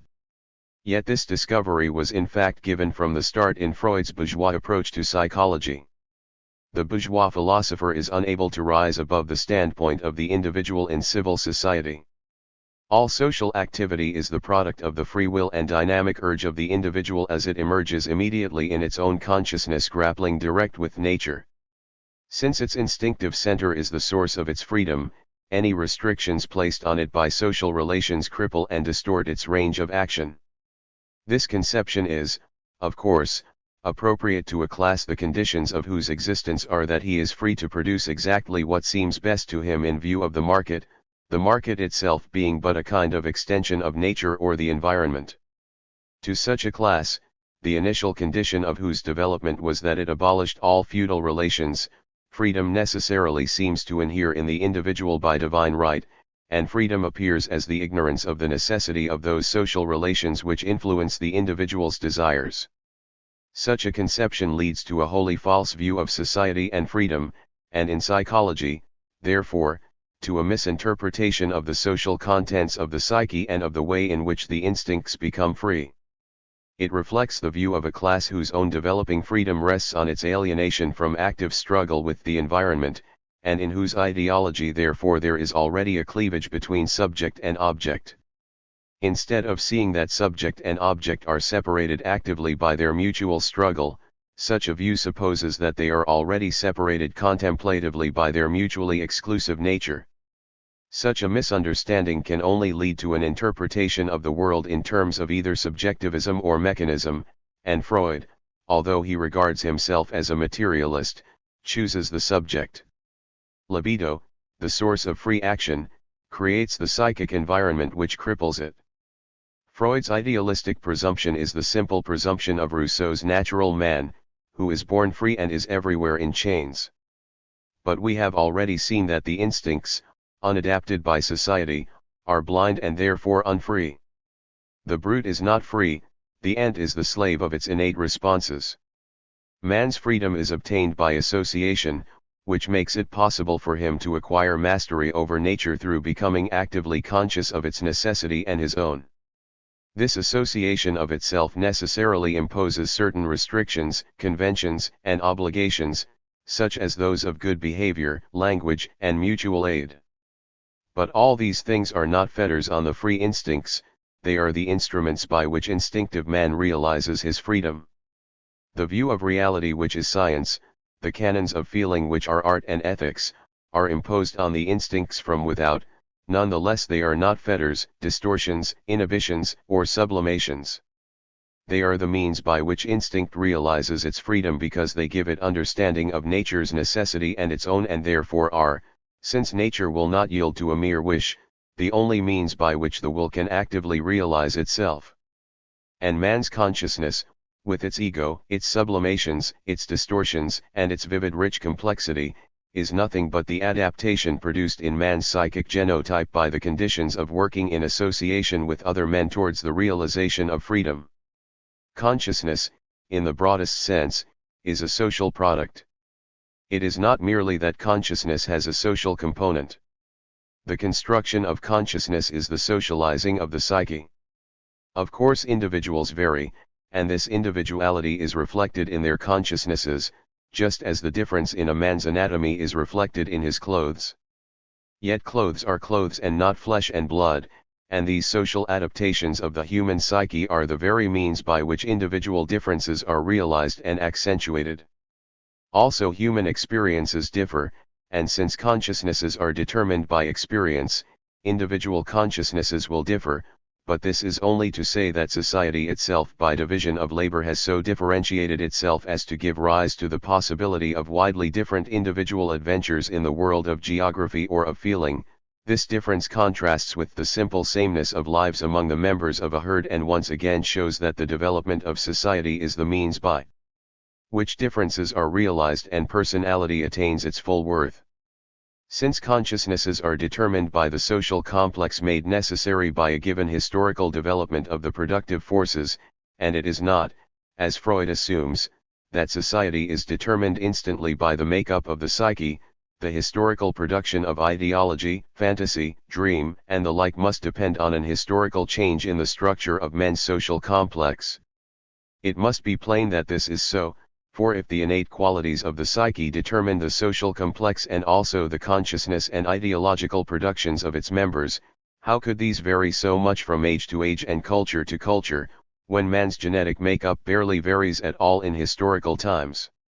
It can be shown that the material productive forces of society, and the relations between men made necessary by these, vary and develop historically according to deterministic laws of equality peculiar to the sphere of society, and since this development is fought out in the consciousnesses of the men who engage in these relations, it is possible to explain scientifically the ceaseless change of ideology and individual consciousness in spite of an invariant psychic genotype. To cut away all these material causes, as Freud does, is to cut away the only means of understanding scientifically the cause of historical changes in ideology. It also robs his therapy of any but a local and particular value. Since the distortions and variations of consciousness, including all neurotic conflicts, are generated, not by material conditions of living but by the psyche torturing itself, by the ego separating itself and issuing stern demands to the libido, man can only be cured by becoming conscious of the cause of his conflict which, since it is all in the psyche, can by the same effort of will be removed. Hence Freud's therapeutic theory is solipsist and religious. Empiricist as he is, he does not of course carry this out consistently. He admits material causes for neurotic conflicts, such as family upbringing, psychic trauma derived from experience, unhappy surroundings, and Puritan education. But he does not fully see that if this kind of explanation is to be carried out in any scientific spirit of thoroughgoing determinism, it at once shifts the responsibility for the organization of consciousness onto the material basis of society. He does not fully see that if the superego is a reflection of the parent, then, since the parent's behavior to the child, and his status in regard to it, are reflections of the economic development of the era, the formation of the superego, which is the key to most neurotic conflicts, is determined by sociological laws. To admit this fully would make psychotherapy, once the connections between the psyche and the environment were understood, a matter of understanding how to modify the social environment itself. Of course with the rich neurotic the environment can be modified more easily, and since Freud's patients are mainly of this type, it suffices to state the problem of the environmental causation of neuroses in the partial vague way he does. But applied to society as a whole, any such therapy is, literally, revolutionary. For although society is the instrument of man's freedom, it no means follows that it is a perfect instrument. On the contrary, its imperfections are what produce the constant development of society. The very nature of class society necessarily involves that the productive forces, on whose power men's freedom is based, tend in varying degrees to become stifled and crippled by the social relations which made possible their initial development. Class society itself is only a result of the division of labor which raised social productivity to new levels. At such periods it certainly seems as if man's social relations are crippling his possibilities of freedom. At such times he groans and travails and cries out because the forms and restraints, the morals, religions, and all the conscious formulations of society, are crippling his free instincts. The very neuroses which Freud investigates, and which are so characteristically modern, are products of this travail, the labor pangs of a new society. Freud is always faced by the dilemma of deducing the changing phenomena of consciousness and mentation from unchanging instincts and an unchanging biological environment. This can only be done, as we have shown, by the introduction of a variable, the relations made necessary by economic production, but Freud ignores this. Hence he is driven to deduce historical change from the makeup of the individual psyche, and he therefore imagines to be a permanent part of the psyche what are merely reflections of a special social environment. Jung is well aware of the contradictions in psychology. He regards them, however, as mechanical and mutually exclusive opposites, such opposites as introversion and extroversion, or energetic quantitative finality and materialistic qualitative causality. He is never able to resolve the contradictions he raises, because he never passes from the contradictions of psychology to the sphere immediately beneath psychology, that of society itself. Instead he passes in the opposite direction, from psychology to the epistemology evolved by psyches, and gets lost in the old familiar metaphysical difficulties of subject and object. Thus by a more philosophical and less empirical path, Jung arrives at the same dilemma as Freud. Since the neurotic conflict is due to the conflict between life and reality, which religion in its various forms has been evolved to sublimate, how is the patient to be cured? Freud recommended telling the patient that the medicine was only water from the tap, in the belief that the shock would cure him. Jung recommends that the patient should be allowed to believe in the water, should in fact be encouraged to spin his own fancies about it. Jung justifies himself in this betrayal of science by the belief that back of all mythology are primeval structures inherent in the mind which interact with the patient's ideology and so generate myths. These, although they are not truly true, are yet psychologically true. Thus Jung also chooses the subject and a fundamentally idealistic approach. Their therapy is a therapy of willpower and mystic wind control. In neither do the material, i.e. the environmental causes of mental disease figure candidly and openly, but only in the limited form of erotic transference to the analyst. The analyst tries to fill the role of society and necessarily fills it meanly and in a limited way. Neither see that the problem is of its nature one which cannot be solved only in the sphere of consciousness divorced from action. Nor do Freud or Jung see that, in so far as religion is brought in by man to plaster up a decaying culture, man will have no difficulty in giving birth to new mythologies without the need of archetypes or the psychoanalyst's midwifery. Dying bourgeois culture has in fact evolved the vigorous religion of fascism, complete with mythology and choragus as seen in Germany and Italy. The neurotic conflict is a real thing, and Jung and Freud are right when they see the germs of it in all civilized beings.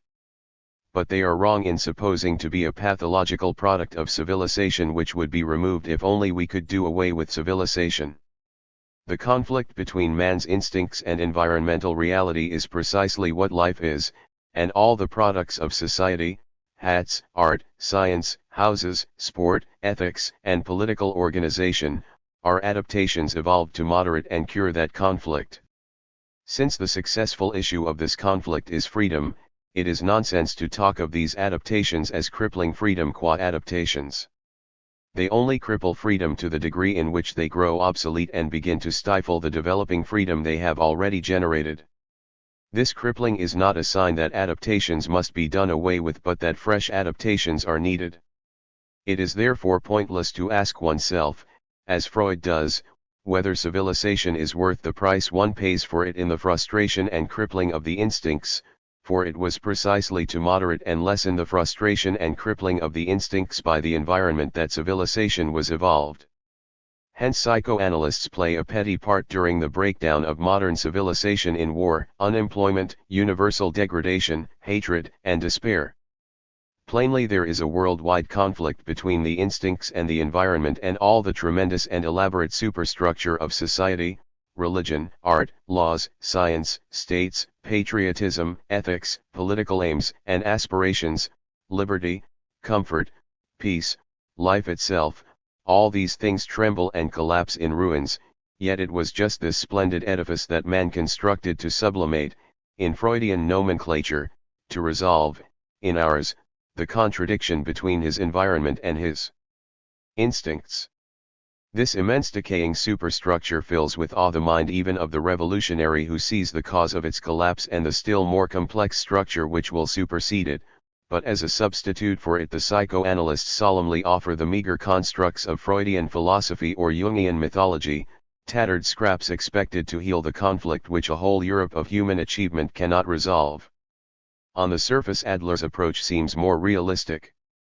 In his theory of the struggle for existence and the consequent development of an inferiority complex and a compensatory ability, he realized the way in which bourgeois competition strangles in its final stages all the best in man's individuality and ability. He recognized the environment. Let us take a quotation from Adler.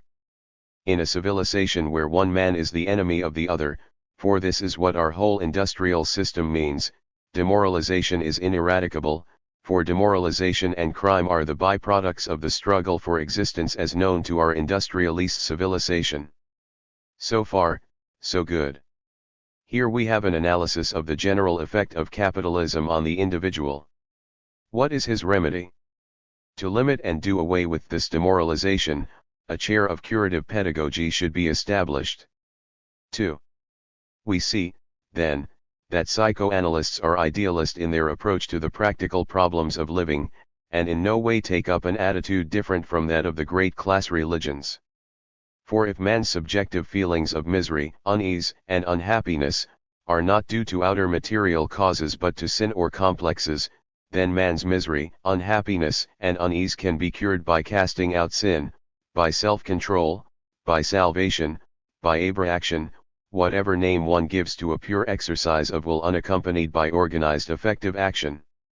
Indeed, many of the class religions have gone further in that they have developed organizations for clearing up certain sectors of misery by material action, societies to care for the sick, for example. If the root causes of broad areas of human misery are due to the surroundings in which the psyche develops, and the obstacles, possibilities, adaptations, and attractions offered by the social relations of that environment, then they can only be eliminated by a material change, which will make possible a change of heart. This view is opposed both to that of religion and of psychoanalysis. Aside altogether from the question of revolution, if the strife between man's instincts and environment can be cured by education, by a mental self-change, why has man troubled to evolve factories, clothes, houses, cooking, language, art, religion, science, and political organizations? These are all products of the struggle between the instincts and environment and are all unnecessary if Freud and the religious teachers are right, since man's conflict could be resolved merely by his becoming conscious of its causes. Of course, faced with such an obvious instance as the hunger instinct, Freud could not maintain that its conflict with reality could be pacified by any means other than the material therapy of food. But the logical basis of his theory is certainly idealist or yogi, and it is this which makes Freudians treat art, one of the instruments of men's freedom, as something childish and escapist in tendency. They do not see that the human conflict between man and nature drives men to free association, and that art is a necessity of this association, the means whereby it remains free, and because it is free reaches heights and depths inaccessible to a coerced association. The whole of psychoanalytical writing flounders in the marsh of bourgeois epistemology, where subject and object appear as mutually exclusive opposites under 100 will-o'-the-wisp disguises, and where the problems of mind are insoluble precisely because in the society which generates this discussion mind has moved away from matter, subject and object have ceased to interpenetrate actively and so establish in practice their theoretical identity of opposites. What is consciousness? Unconsciousness. Instinct. Reality. Mind. Illusion.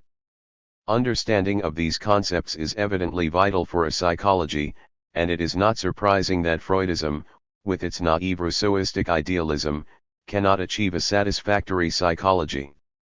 The individual is born with certain instincts, evidenced in action and changed in that action.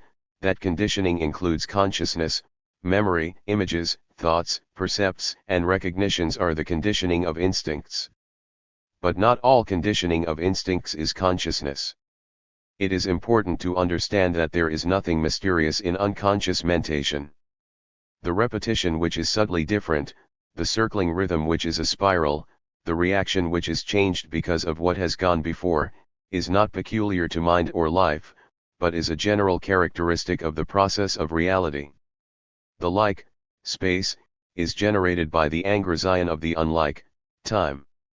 Only when this process evidences itself in the sphere of life do we call it psychic, but then we have no reason to call it conscious, any more than the purposeful activities of the autonomous nervous system are conscious. The thing to be explained and accounted for as an intruder is not unconsciousness but consciousness.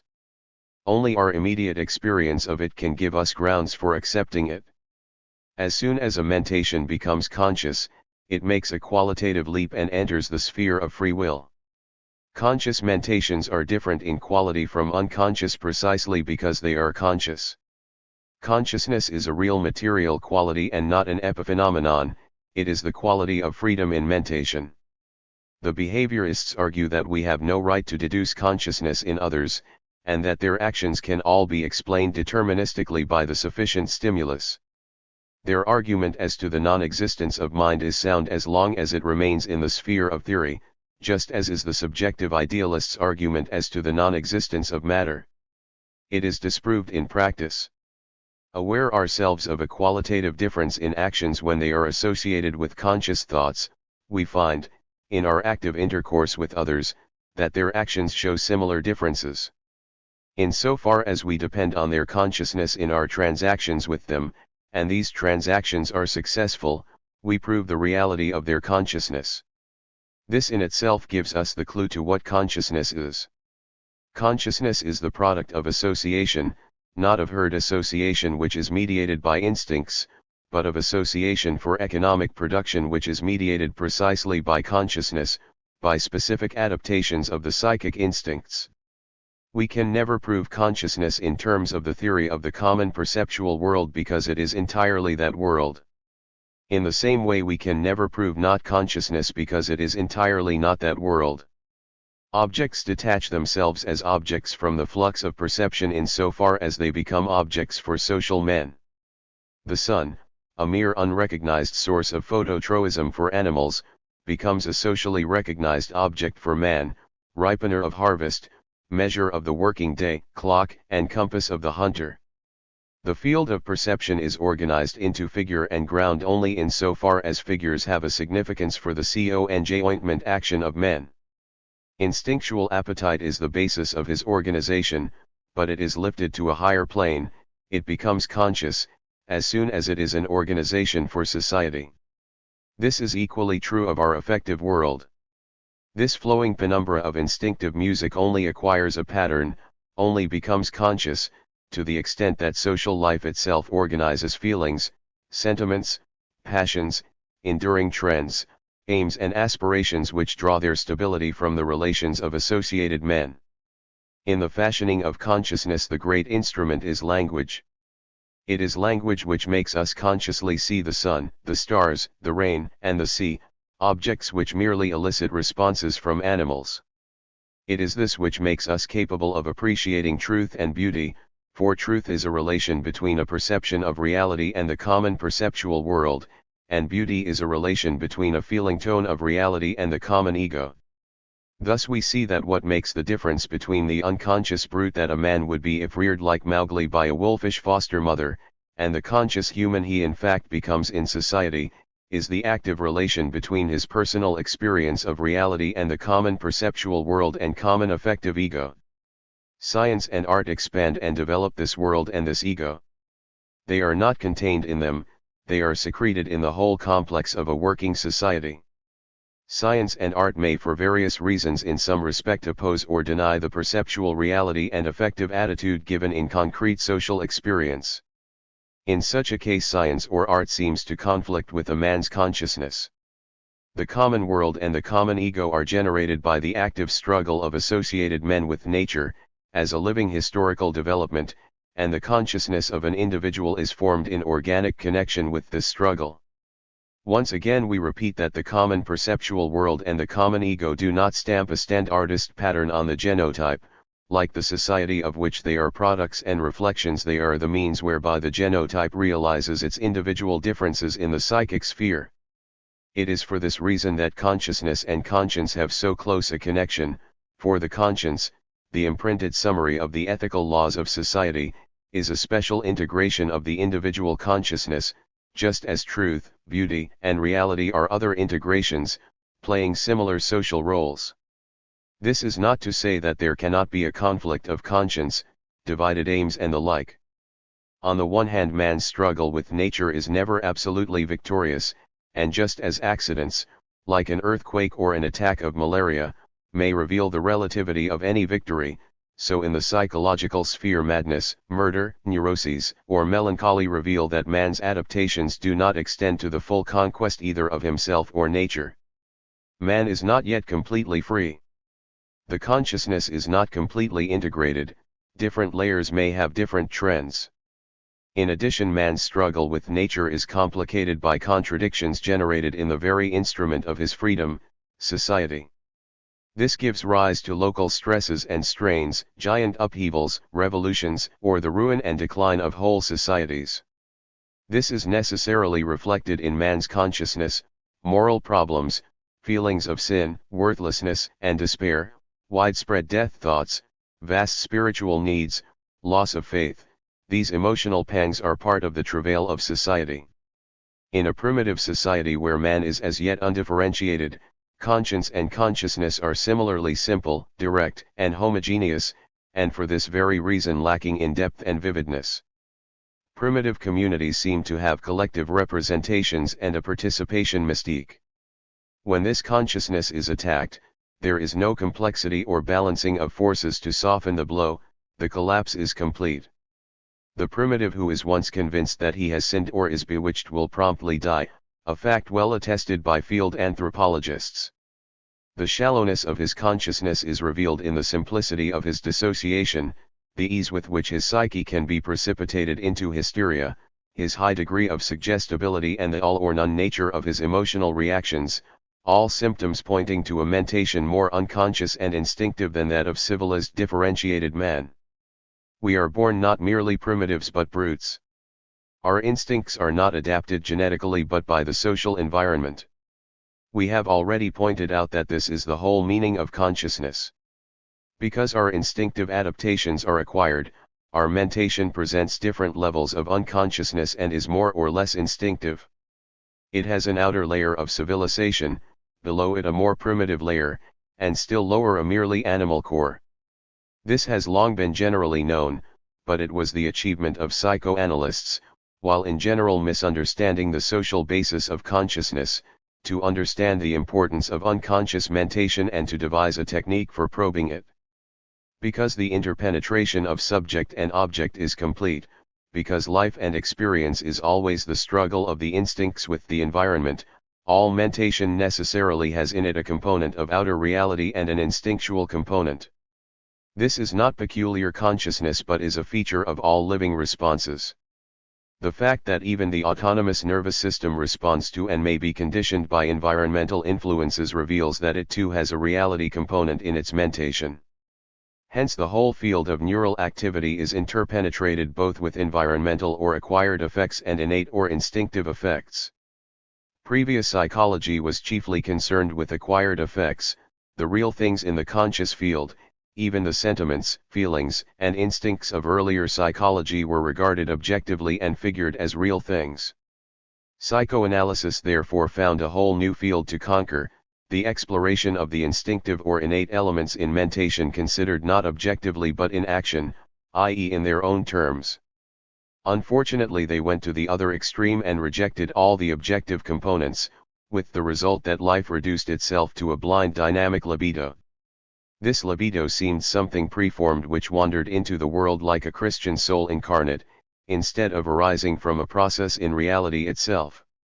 When we divide man into instinct and environment, we must remember that man's instinct itself is the product of environmental adaptation but that this is inborn biological adaptation, whereas man's conscious adaptation is to the social environment and is therefore acquired cultural adaptation. Conflicts may arise between these two layers of adaptations, the biological or instinctive, the cultural or conscious. In normal life each has its own sphere. Purely biological adaptations attend to man's digestion, purely cultural adaptations to man's design of a house, but insofar as they overlap a mutual distortion may arise. Man's digestion may be upset by an ugly house, his design of a house may be done for money, i.e. to feed himself. Cooking becomes an art. Art a bread and butter activity. It is this distortion and overlapping which psychoanalysis has studied. Since the biological instincts are closely connected with the generation of emotion and the feeling tone in consciousness, the study by psychoanalysis of the distortion of the consciousness by the instincts has been largely a study of the influence of emotional associations and complexes on men's thoughts and actions. And since we have already discussed the organization of the affective elements of consciousness into a common ego by art, it is plain that the discoveries of psychoanalysis must be an important aid in the understanding of art. 3. No satisfactory classification of mentation has yet been proposed. We are concerned with the flow of images to which I give the name fantasy, to distinguish them from clear perception or memory. We will use the following classification of these: dream, daydream or reverie, free association, directed thinking, directed feeling. Until the psychoanalysts, no psychologist seriously studied the dream. Thanks to Freud, we now see the absurdity of that omission. Because of its primitive character and strange features, the dream throws light on the nature of fantasy and the role of thought. The dream has certain characteristics which distinguish it from other kinds of thought. By far the most important is the fact that in it thoughts, the memory images of percepts condensed, displaced, and modified, take the place of the real environment. This is the specific feature of dream.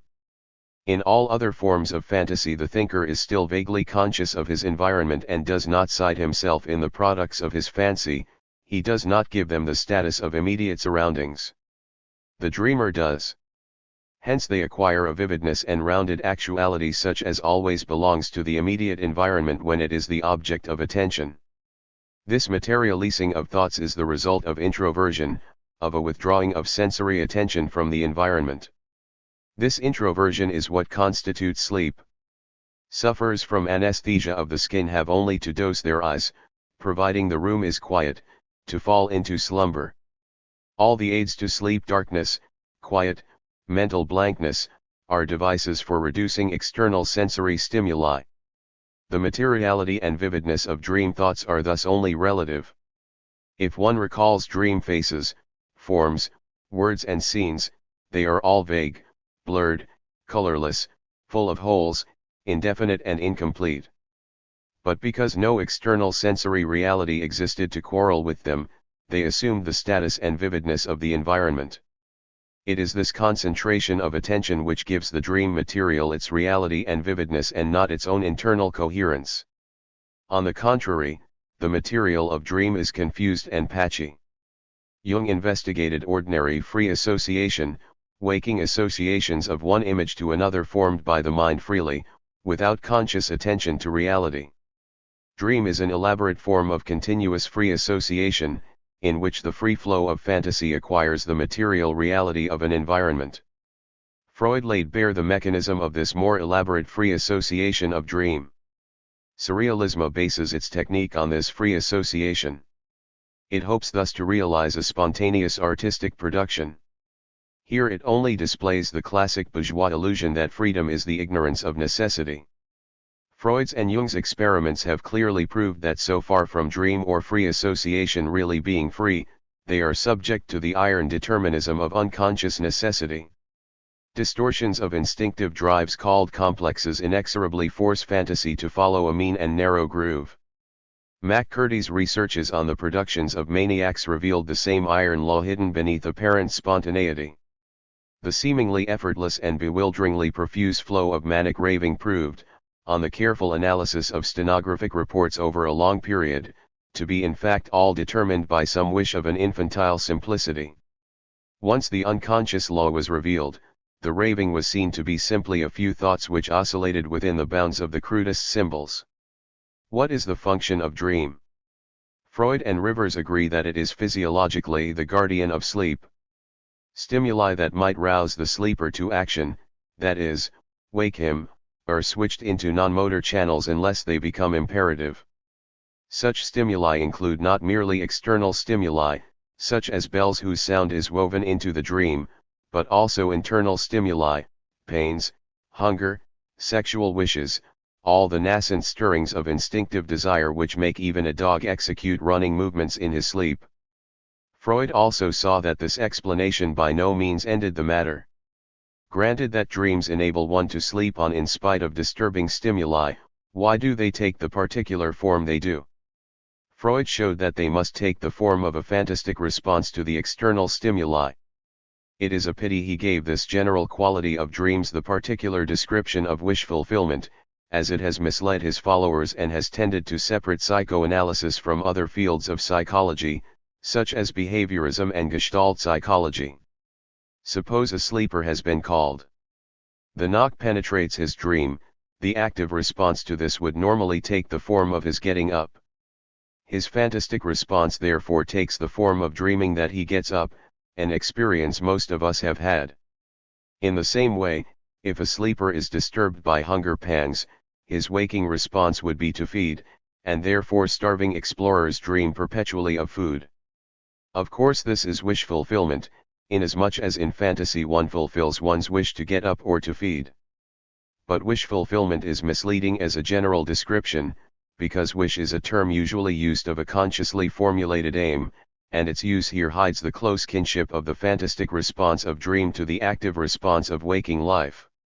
All the countless stimuli that move us in daily life to action, a command, an incentive, something seen, curiosity, a memorandum, a letter, a burning sexual desire, may be called wishes, since plainly we would perform no action unless we had some instinctive dynamism inside us to make us do so. But to use the term wish fulfillment of such actions, or of their fantastic equivalent in dream, gives them a queer and freakish appearance and leads Freud into difficulties to explain unpleasant dreams and unsatisfying dreams. It is a reflection of his idealist subjective approach to the subject-object relations of concrete life. Dreams are conscious. Now we have already seen that the data of consciousness are socially given, that man by language, education, and social contacts finds his instinctive responses conditioned by the common world and the common ego and given the status of consciousness. Therefore society is still with man in dream. Even in dream the social ego fantastically fulfills man's desires in the social world. In the social world man may get up or eat in immediate response to the appropriate stimuli. But the conditions of association demand that an instinctive desire to strike a certain man or kiss a certain woman be not gratified. In the social world therefore such a legal desire can meet with one of two alternative fates, to which Freud has given the names of repression and sublimation. If we repress the desire, we dismiss it from the conscious field by an effort of will. Now we already saw that consciousness corresponded to the socialization or adaptation to civilization of instinctive responses. Consequently a desire that has a conscious dress already has its barbaric nudity clothed, it is already half civilized. If such a desire is so strong that it is not dismissed by other interests but requires to be forcibly repressed into the unconscious by an act of will, then it is plain that this very repression strips the wish of its veneer of education and makes it barbaric and savage. Hence the evils of repression, which Freud's school has pointed out, are due to the very act which strips them of their social adaptation and makes them savage prisoners. From this barbarising of conscious wishes springs the terrible ferocity of the saint, the bitterness of the Puritan and the unspeakable cruelties of a holy Inquisition. In sublimation the instincts are given a social adaptation which permits them to satisfy themselves in consciousness. To write a strong letter, to indulge in violent sport or economic competition, are ways in which society permits us to give our instinctive wish a conscious dress. To wrestle with nature, to give our hate a creative material outlet, are still higher forms of sublimation. To dance, to write love poetry, to pay the woman we love the compliments of service or speech are the ways in which we civilize our sex. Thus these instincts, whose blind strength might make us their blind slaves, acknowledge us as their masters and increase our spontaneity, because they are given a conscious and therefore social adaptation. Here too freedom is seen to be the consciousness of necessity. But the range of possibility of sublimation, the width of consciousness and therefore of spontaneity, is not settled in the ideal world. It is part of the social product and like all the freedom of society is generated by labor. In the past the majority of consciousness and therefore the greatest range of sublimation has gone to the class which has appropriated the major share of the social product, and for the other class, the sublimation of its socially thwarted desires for leisure and food have taken the crude form of religion and the fantastic structure of a dream paradise. The I of dream is still the socialized I, the instinctive, unconscious, genotypical ego modified by contact with the common ego. The world of dream is still the world of instinctive response to environment modified by the common perceptual world. It is for this reason that as in real life so in dream the hunger and getting up urges are gratified by direct fantasy, we dream of eating or dressing, whereas instincts to kill or rape other human beings are sublimated or, as Freud puts it, distorted by the censor.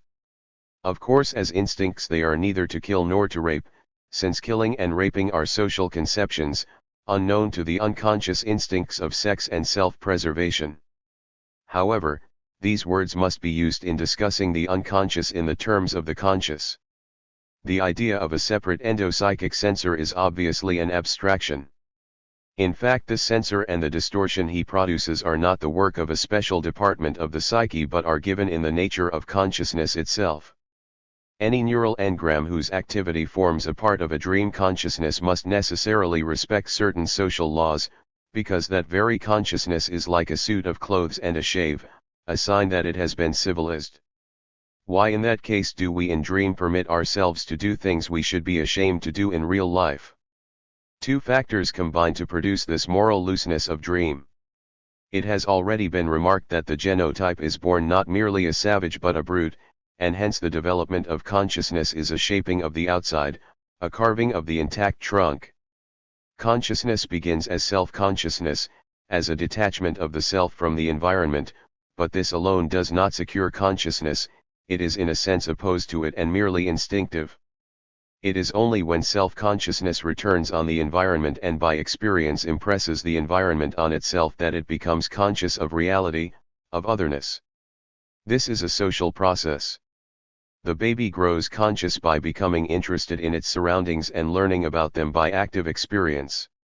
Because it does so by means of language and social activity, its experience of reality is an experience of the rich complex reality of the common perceptual world. In the introversion of sleep the environment sinks away and with it therefore vanishes much of the social world of reality. We tend to return to the introversion of childhood and the dawning self-consciousness of infancy, in which the I is everything and external reality as yet a vague chaos. This explains not merely the archaic and infantile character of dreams, but also the extent to which their analysis reveals the influence of infantile experience. When we sleep the face grows childish. For the same reason in dream the mother, the return to the womb, incest, and all the other familiar infantile Freudian motives play an important part. The I of dream, though so important, is a petty ego, for social life is the means of its realization. The I of dream is like the world of dream, only partly socialized. Thus dream is doubly detached from reality, external and internal. It is not completely severed on either side but it is loosened. It would be wrong to deduce from dream to life without allowing for the difference. This difference is the more active role in life of the environment which in its consciously perceived form is a social construct. We are born a genotype, merely instinctive. We become self-conscious and, by interaction with the environment, receive an adaptation of the instincts which determines our infantile consciousness and our infantile hopes, aspirations, and aims. Our growth to manhood is accompanied by an enrichment of consciousness, that is, by a still more far-reaching adaptation of our childish desires to the environment. Our adult consciousness is not determined by our infantile, any more than our infantile consciousness is determined by our instinctive genotype. There is a difference which consists in the difference in experience, and this experience rests on a deeper penetration of the environment as a result of living in society. We have lived and therefore are altered. Freudism, by taking the dream at its own valuation, constantly dismisses the adaptations of consciousness as fetters or inhibitions on the instincts, without seeing the vital fact that these adaptations are generated by the struggle of the instincts with the environment. Robbed of these adaptations the instincts would be so much the less free. To strip the tortoise or the crab of its shell would not free it but would expose it to the necessity of the environment. This does not of course exclude the possibility of these adaptations becoming relatively cramping, relative to the freedom of other adaptations already made possible by a change in the material conditions. For example, the horny integument of the cactus secures its free development in desert regions, but if it should grow moist, this integument would cramp its development and the skin would either be discarded or the cactus would be crowded out by more thin-fleshed plants.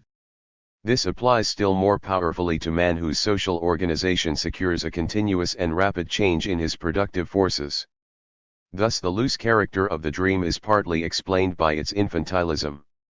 Our social conditioning is closely associated with the environment, for reasons already explained. Any weakening in environmental strength tends to lessen our adaptation. We all know how we act differently away from the home circle, or with friends, or in a foreign country. We know that the instinctive outburst of rage or the non-social behavior of drunkenness are accompanied by a weakening of the reality of the environment. We forgot where we were. In sleep, introversion robs the environment of absolute reality, hence a corresponding loosening of social coherence, which, however, cannot vanish as long as the dream remains conscious, yet conscious it must be to have value, for the instincts, owing to their long conditioning, cannot act except upon socially accepted reality, and all such reality is conscious. Because of its archaic and instinctive nature, the reality which makes up the conscious material of dream is crude and limited as compared with the reality of waking consciousness. This applies not merely to the external reality which figures in a dream as dream thoughts, but to internal reality, the I which experiences them. It is a mean, petty and selfish I. We are not conscious of any nobility or heroic quality in this I, on the contrary, it never does anything we can really be proud of. Even its achievements are gained too easily. After waking from dream we are only too glad we are not really like that. And in fact we are not, for it is the process of association which makes men noble and heroic, which gives their character more beauty and worth. Hence the I of dream, stripped of so much of its social adaptation, is stripped of its largeness and human value. Yet we see fantasy even in the form of dream reaching out towards an ameliorative role. In dream the ego experiments in action upon reality, but it is now a plastic reality without the stiffness of material things. In the space of a night it is possible to combine and recombine, free from the immediate tension of a direct contact with reality and the limitations of manipulating real stuff. It is possible to experiment with new forms of reality more appropriate to our instincts and to experience in a provisional way what these forms would feel like and how our instincts would react to their achievement. Thus the illusion of dream has this biological value, that by experimenting ideally with possible realities and attitudes towards them it paves the way for such changes in reality. Dream prepares the way for action. Man must first dream the possible before he can do it. It is true that the realization of our dream is never the same as the dream, it looks different and it feels different. Yet it also has something in common with our desire, and its realization was only possible because dream went before and lured us on, as the harvest festival made possible the harvest. Of course dream is too archaic and too fantastically isolated from social reality to be of much value in the concrete living of civilized man. The remedy for the illusory character of dream is not to abolish dream but to so enlarge and extend it that it becomes increasingly dose to the realization it is made to anticipate, to fill it more full of life and reality and vivid content. Once again freedom is extended by an extension of the consciousness of necessity. This program calls for the socialization of dream. 4.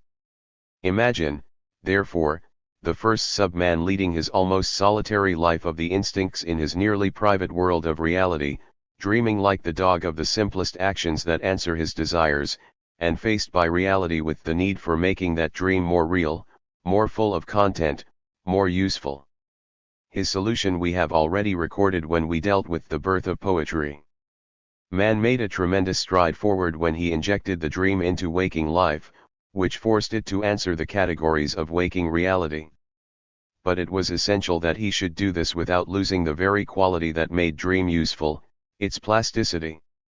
Now if consciousness is faced with the demand of completely coinciding with external reality, it then becomes indistinguishable from perception, perception of things round me now, perception of feelings inside me now. Hence the joints of this waking consciousness had to be somehow loosened. Imagine the I located at a point in the solid crystal of space-time. So far as the I is conscious of its relations with space-time, they are simply a perceptual glowing network running from the I out into infinity. Two ways of loosening are possible. One involves a separation of the subject from the object. This in itself gives rise to the possibility of two further subdivisions. It is possible to concentrate on the reality of feeling tone, and dissolve the crystal of external reality. This does not mean that external reality disappears, it means that external reality is manipulated not primarily according to its own laws but according to instinctive and subjective laws. Hence the plasticity of dream is retained, but the waking reality of subjective consciousness is injected into dream to enrich it. This gives us the field of the illusory mock world, the world of art. Or it is possible to concentrate on the reality of the object and dissolve the nucleus of internal reality. This does not mean that the I, the observer, disappears. It means that the I is manipulated not according to its own desires but according to the necessity of external reality. Once again the plasticity of dream is retained, but the reality of the waking environment is brought into the world of dream to stiffen it. This gives us the real perceptual world of the impersonal, omnipresent, unemotional mock ego, the world of science. It is possible, besides separating subject from object, to separate space from time, like from unlike, and quantity from quality. This does not mean that space or time disappears, but that one or the other is the manifold in which distortion takes place. Spatial organization gives us the classificatory sciences and poetry. Temporal organization gives us the evolutionary sciences and the story. The classificatory sciences, of which mathematics is the queen and physics an important sphere, deal with space-like orderings which are independent of time. Time enters only as a homogeneous oscillation in which no new qualities emerge except that of entropy. This is the field of timeless order, of quantity, of mechanical materialism. The evolutionary sciences, which develop later, are historical in their approach. They deal with reality as a process, as the emergence of new qualities. Sociology, biology, geology, psychology, astronomy, and physiology are all sciences which are interested in time, which roam about through time and therefore abstract by telescoping, condensing, and generalizing time, just as the classificatory sciences telescope, condense and generalize space. Obviously these fields penetrate. Only mathematics is purely classificatory and dialectics purely evolutionary. The rise of the evolutionary sciences from 1750 to 1850 was what altered the mechanical materialism of Condillac, de Holbach, and Diderot to the dialectical materialism of Marx and Engels and made it capable of including all the active side of the subject-object relation developed by idealism. The same division in the field of art gives rise to a similar distinction. In literary art the novel is evolutionary and the poem is classificatory. As this distinction is of fundamental importance, it must be considered in detail later. Obviously the brute man did not evolve these externalizations of dream, as we have done, by taking thought. They were generated by his struggle with nature, by the need for association in that struggle, and by the development of vocal and visual symbols which that association made necessary.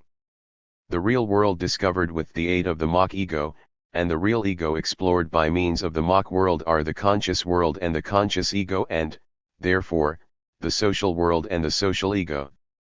In the dance and the chant man retires into a half-sleep by dismissing the world of immediate reality.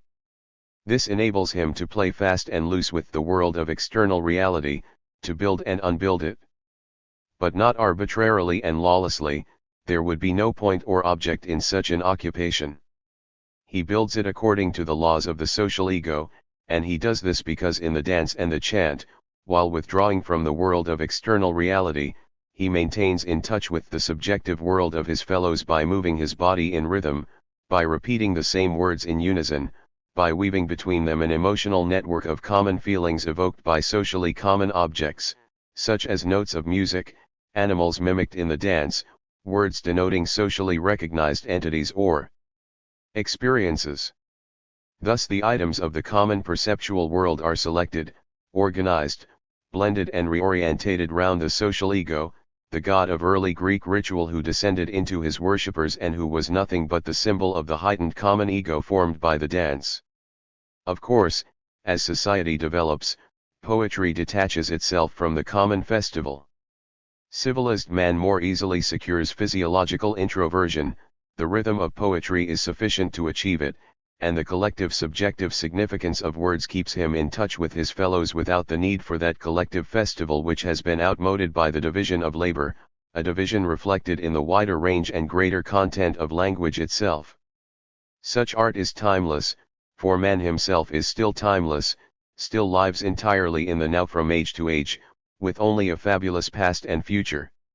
This ideal timelessness reflects the fact that man's division of labor itself has not extended into time, that he lives from hand to mouth, that he does not, like modern man, inherit all the capital, the congealed labor, the technique and cultural achievements of changing generations of men.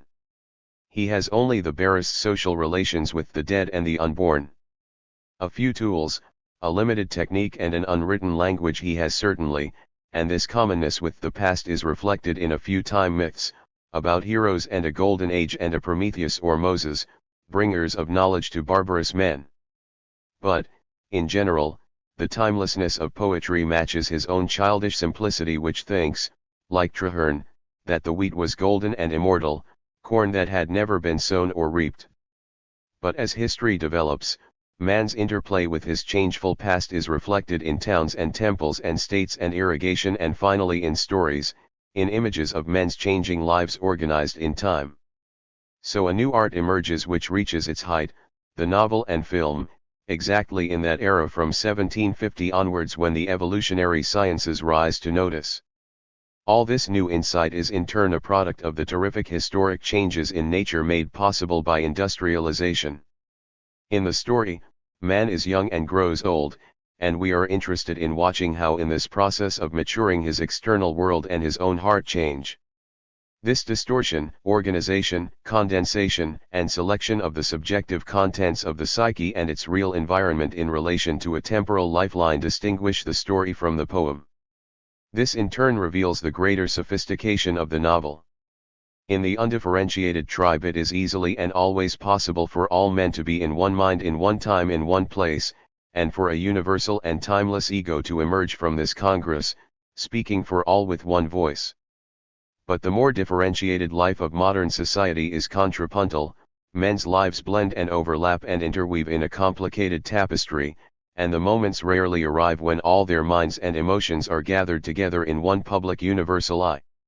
Hence the hero of the novel is not like the hero of poetry, a universal I, but a real concrete individual. How is the collectiveness of the novel assured? It inheres in the real environment that always figures in the novel, the realism of the actions, of the other characters, and the events considered as one social plexus.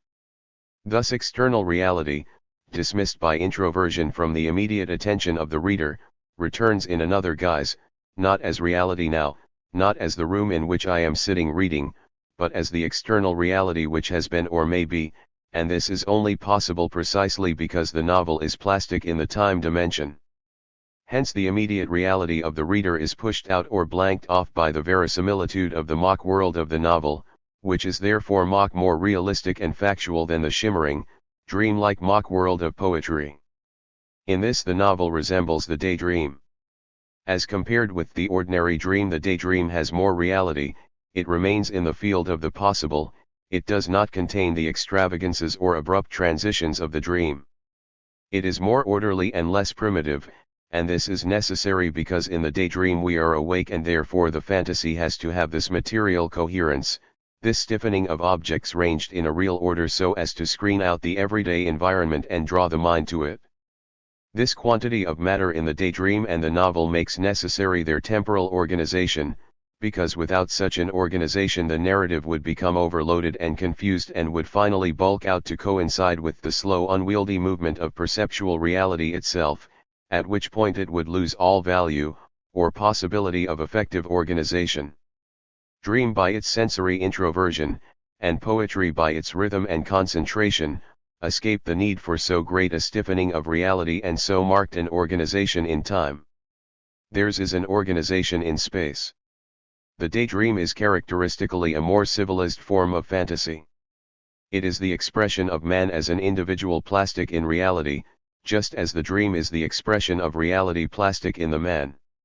One expresses man's power over nature derived from altering himself, the other man's power over himself by altering nature.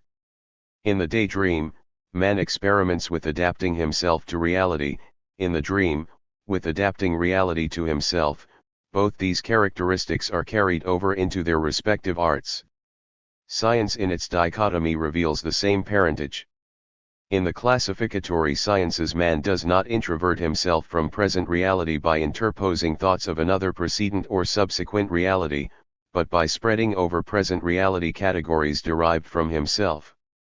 This is precisely what the field of order or quantity really is.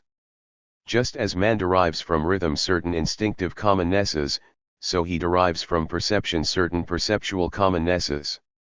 3 cows, 3 sticks, 3 apples, when bare of subjective aspects, yet have a perceptual commonness among men which is threeness, number, quantity. All these qualityless categories of classification, by robbing the present of its peculiarities, enable man to abstract, to blend, select, and combine all reality in a timeless way. By purging from the common ego all those qualities which are peculiar to one man in one place, it becomes possible to give man a fantastic and flexible grasp of the whole field of reality. The process robs reality of the time in it, the emergence of new qualities. It is for that reason that in man's daily life, counting, the herdsman's science, and geometry, the agriculturist's science, emerge before the more qualitied historical sciences. In a more primitive community, men have much the same experiences in common from day to day, and it is easy for them, meeting together in a group, to make of their experience a bundle of world perspectives from one point of spare time, a bundle bare of quality, of feeling tone, which is just what mathematics is. It is easy for them to abstract themselves from those surrounding by abstracting from the surroundings all feeling tone and therefore all quality. Because they perform tasks in common, it is easy for them to abstract the commerce in all tasks, the quantitative element in them, the number of cattle tended, of acres planted. Thus dream becomes mathematics when, for the introversion of sleep shutting out all sensory stimuli from the environment, is substituted the introversion of mathematics, which shuts out all sensory qualities and so is able to extend its grasp beyond present reality to all reality. In sleep the rhythm of breathing and the flow of blood draw the perceptual world into the ego. In mathematics the rhythm of breathing and the flow of blood push the ego into the perceptual world. It is only later, when civilization becomes contrapuntal, and men's labors, aspirations, and aims cross and interweave, that the evolutionary sciences arise.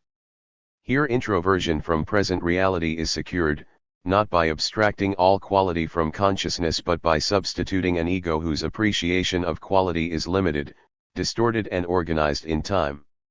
This mock ego is not like that of mathematics, the ego gazing everywhere and nowhere seeing quality, but the ego gazing everywhere yet seeing only one particular type of quality, the qualities that demarcate the particular sphere of science in question.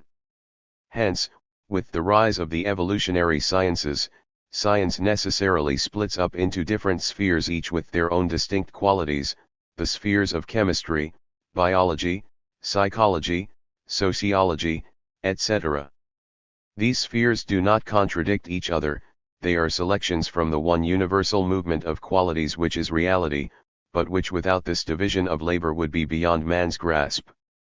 The spheres are not arbitrarily selected, they are determined by the nature of reality and of man's active relation to it, and mark his successive concern with dead nature, with himself as body, with his own mind and with the society that is the matrix of their mutual relations. Because of the fullness of quality even in any one sphere, it is still necessary to organize and condense them in time, just as man organizes in retrospect his own experience, by a condensation, blending and fusing of the qualities that emerge in the sphere in the process of reality. Just as the hero of the novel is an individual surrounded by those very events and persons which will actively call forth the subjective reactions for which the novel is written, so the hero of an evolutionary science is a particular sphere of quality observed by just that mock ego or one-sensed man whose peculiarities of sight will call forth the relations which the science is evolved to organize and study. 5. This development of art and science is not the merely contemplative discovery of static realities, it is part of men's active relation with nature. The fantasy of art, by the constant changes in organization which it produces in man's ego, makes man conscious of the necessity of his instincts and therefore free.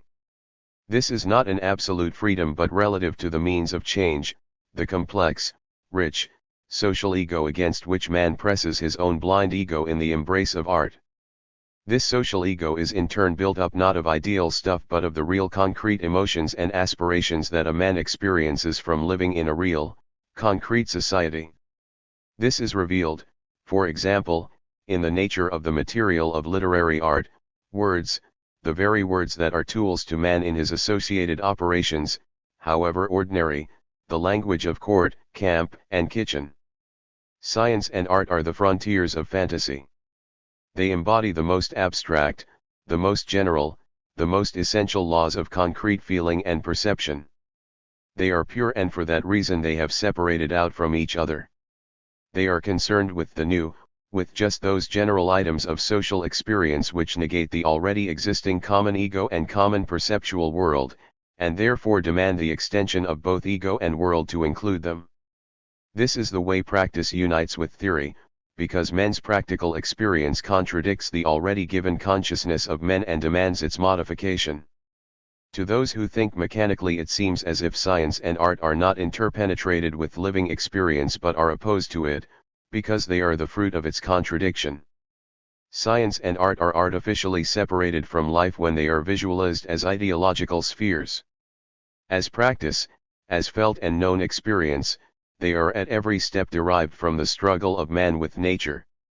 The world of fantasy, which arises as the guardian of slumber because in it man rests from the active struggle with nature, and in accordance with his desires rearranges in his body the traces of his struggle, taking the symbol for the fact, this world, by being introjected into the social world of waking reality, is forced to split and on the one hand increasingly to reflect the necessity of external reality, on the other hand to take the imprints of men's hearts. Thus men are affected by each other's emotional experiences and experiences of reality. Men make each other what they are. The artist and the scientist participate in that manufacture.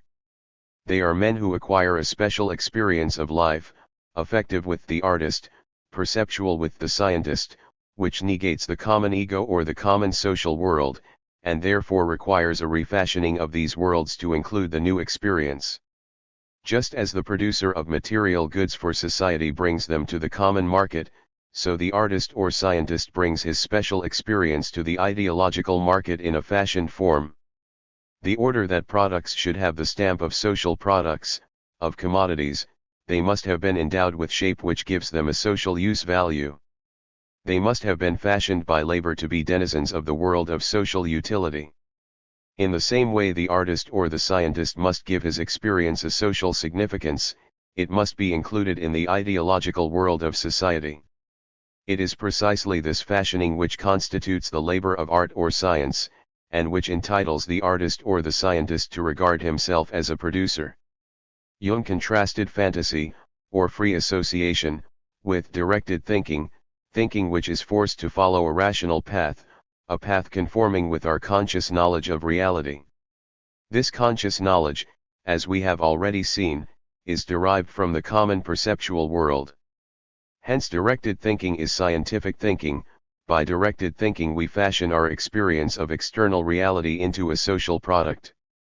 To Jung's conception of directed thinking we wish to add that of directed feeling. This is what we do whenever we direct our feelings along lines intended to conform with what we think right, with our true self, with the valid or the beautiful, with what we feel is the better part of us, with the ideal each has in his breast. Just as directed thinking is controlled by the reason and acknowledges the social criterion of truth, so directed feeling is controlled by the heart and acknowledges the social criterion of beauty or goodness. It is the crime of class religion to have separated goodness from beauty and the conscience from the heart. Religion arises as mythology, as early poetry in which science and art are still mingled, for collective fantasy is still no more than collective dream. Man has not fully separated himself from the environment, is not yet conscious of the contradiction between the ego and the environment, and, because he is not conscious, is the slave of that contradiction, blindly tossed hither and thither by his feelings and events. But when science and art separate out, religion no longer plays a useful role. It attempts to combine both, therefore it distorts the truth of science and fetters the plasticity of art. We saw that in the realm of science fantasy gained penetrative power, gained the ability to reflect more accurately the environment, because it replaced the real concrete ego with a mock ego or scaffolding whose flexibility enabled the mold of fantasy to adhere closely to the environment. But religion still mixes the subjective with the objective. It announces as truths what man hopes to be true. Its views of reality are distorted by man's affective drives. It takes poetic illusions, valued and considered true for their subjective content, and demands that men give them the status of statements symbolic of external reality. But since man's practical experience proves or disproves the truth of scientific hypotheses, religion can only protect its illusions from exposure by making them symbolical of another world than the material world, the kingdom of heaven, the next world. Obviously this is a degeneration from primitive religion which stated its tenets scientifically, referring them to the visible material world, as in the performance of miracles, the moving of material mountains and so forth, and whose errors therefore, being accessible to practice, could by their self-exposure give rise to science. But class religion, by carefully protecting its symbolical statements from material test, confines them to a kingdom of heaven which is either invisibly present behind the real world, or in more sophisticated forms is simply in men's hearts, i.e. after all subjective. In that case religion's truths are simply symbolical of feeling tone, and religion thus reduces itself to art, with this difference, that the very method of its generation, gives it a dogmatic and amateurish stiffness which is opposed to the flexibility and technical richness of conscious art, conscious of its role, of its materials, of its problems, of its technique and of its traditions. Thus like all survivals which have had their functions taken over by other organs, modern religion exhibits the stigmata of degeneracy. And as we have previously shown, its whole theological structure betrays the reasons that have kept it alive, the same reasons that have kept alive the monarchy, the aristocracy, feudal privilege and similar non-functional relics, the special conditions and ossifications of a class society protecting obsolete privileges.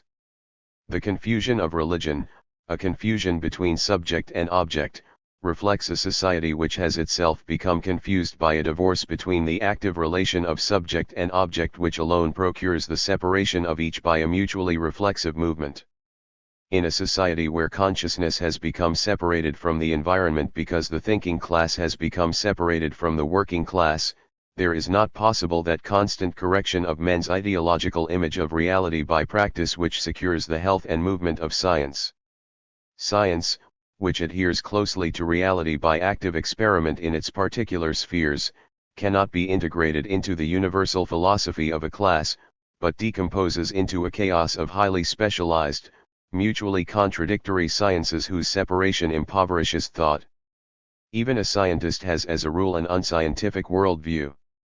It is therefore possible for a subjectively distorted picture of reality to arise and be, because of this cleavage, immune from correction by action. The slaves may know blindly they are not free and God is not good, but how are their masters to share their experiences? And in the same way the growth of another world, not this material world but painted in glowing effective colors, is generated by the misery of the material world endured by the suffering class, for which they are compensated by future delights. Hence arises the inverted world of religion, inverted because the world of society is inverted. These two factors combine to maintain religion at a time when the development of science and art have replaced it by keener tools, by the conscious illusion of art, by the impersonal truth of science, and the richer concrete living these two make possible. Thus fantasy develops as the inseparable accompaniment of action, which creates it and which it in turn anticipates and calls into being in a richer form. And practice, enriched, corrects fantasy's anticipation and makes possible a new level of achievement. Thus fantasy adapts man in two ways, his instincts to the ego of society, and his perception to the perception of society. This adaptation ennobles and heightens and makes free the dumb brute of the genotype, because the ego of society and the perception of society is infinitely more penetrating and rich and complex than that of the unaided individual, just as man in association is more powerful against nature than solitary man. All thought, all feeling, reflects in some measure the categories of science or art.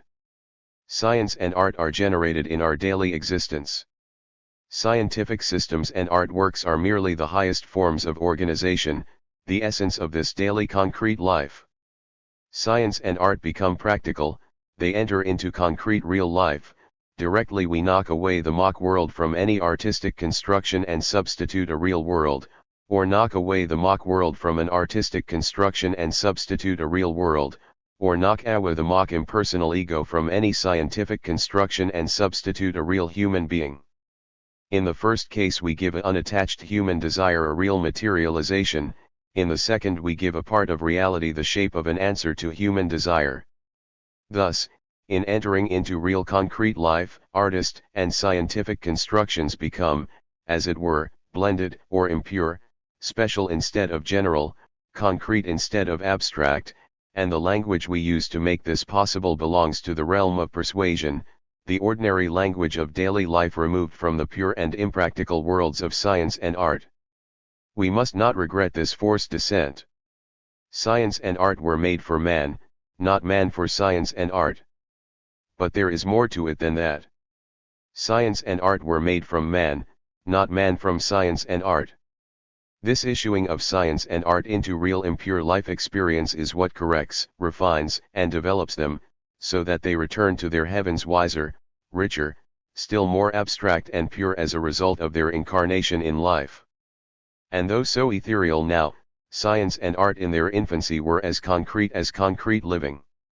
This fantasy, generated by association for economic production, is communicated by material symbols, gestures, sounds, drawings, touches. Because of the nature of man's senses, sound which no longer made all men concerned at the same time with the environment, again restored advantages to sight and the sounds became visual symbols, writing. Language developed as the favored tool for the communication of fantasy, superior to diagrams or picture writing. Ignorance of this concrete function of language and concentration on its anal aspects make many philosophers approach language in a strangely patronizing way. They find it imperfect, deviating from the ideal language, and illogical, rather as a biologist might study species and reproach them for their departure from some ideal animal. Such philosophers think consciousness is contemplation, a limpid image of reality. In the same way they think language exists to be a passive photograph of the universe. Wittgenstein's Tractatus Logico-Philosophicus is entirely based on this assumption. This is the error of Philistines who imagine that a painting must be exactly like the scene it portrays.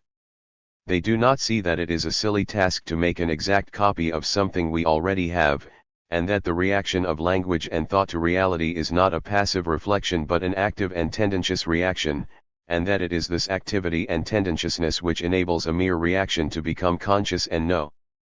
The mirror reflects accurately, it does not know.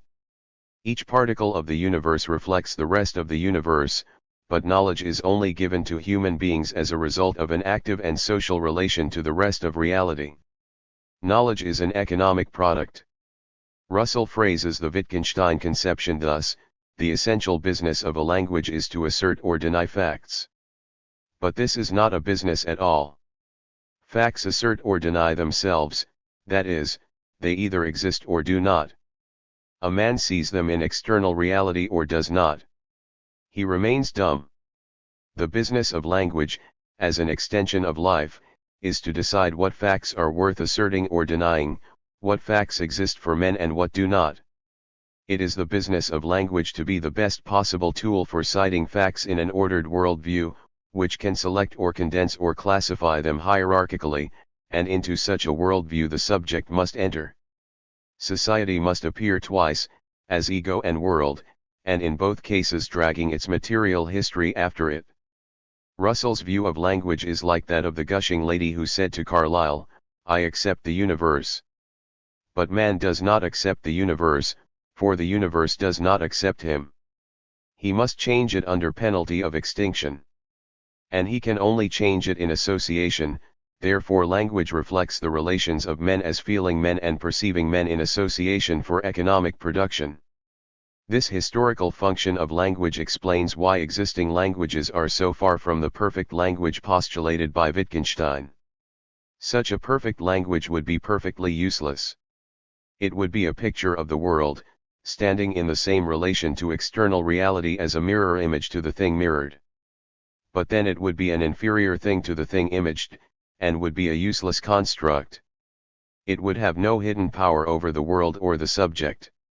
It is precisely because language expresses feeling, is a judging as well as a picturing of parts of reality, that it is valuable. Language expresses not merely what reality is, it expresses also what can be done with reality, its inner hidden laws, and what man wants to do with it, his own unconscious necessities. Language is a tool to express what reality is in relation to man, not abstract man but concrete human beings.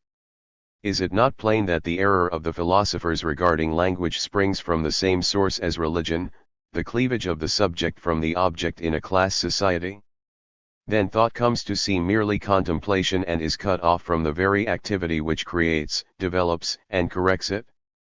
Language, and the fantasy which has generated it, and the conscious psyche which is their offspring, and the man whose struggle with nature in association has created all three, are bound together with the relation which Marx was the first to express in those hastily scribbled 11 theses on Feuerbach that marked the beginning of a new era in human thought.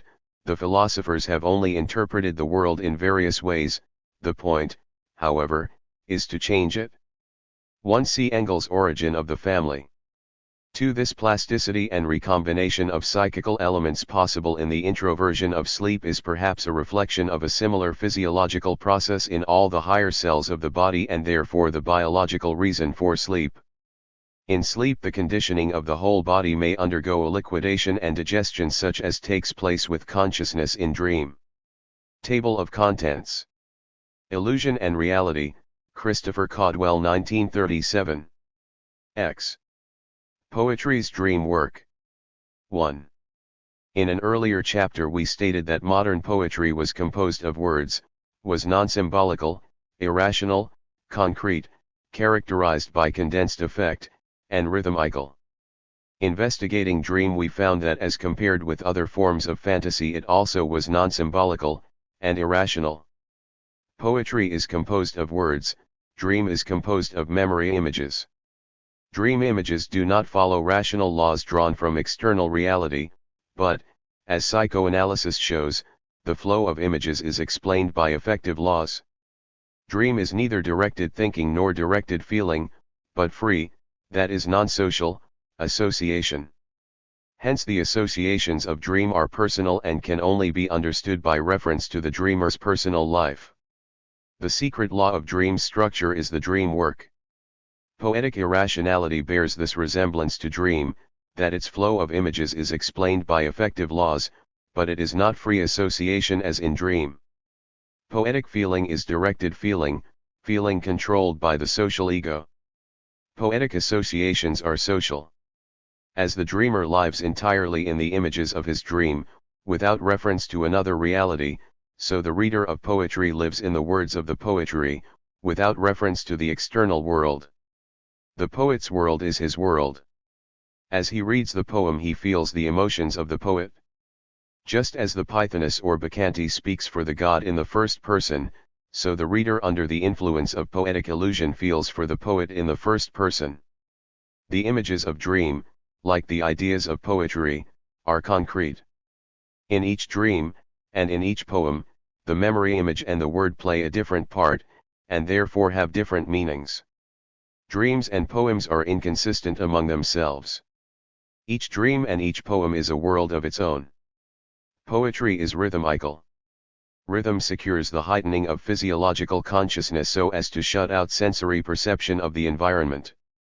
In the rhythm of dance, music, or song we become self-conscious instead of conscious. The rhythm of heartbeat and breathing and physiological periodicity negates the physical rhythm of the environment. In this sense sleep too is rhythmical.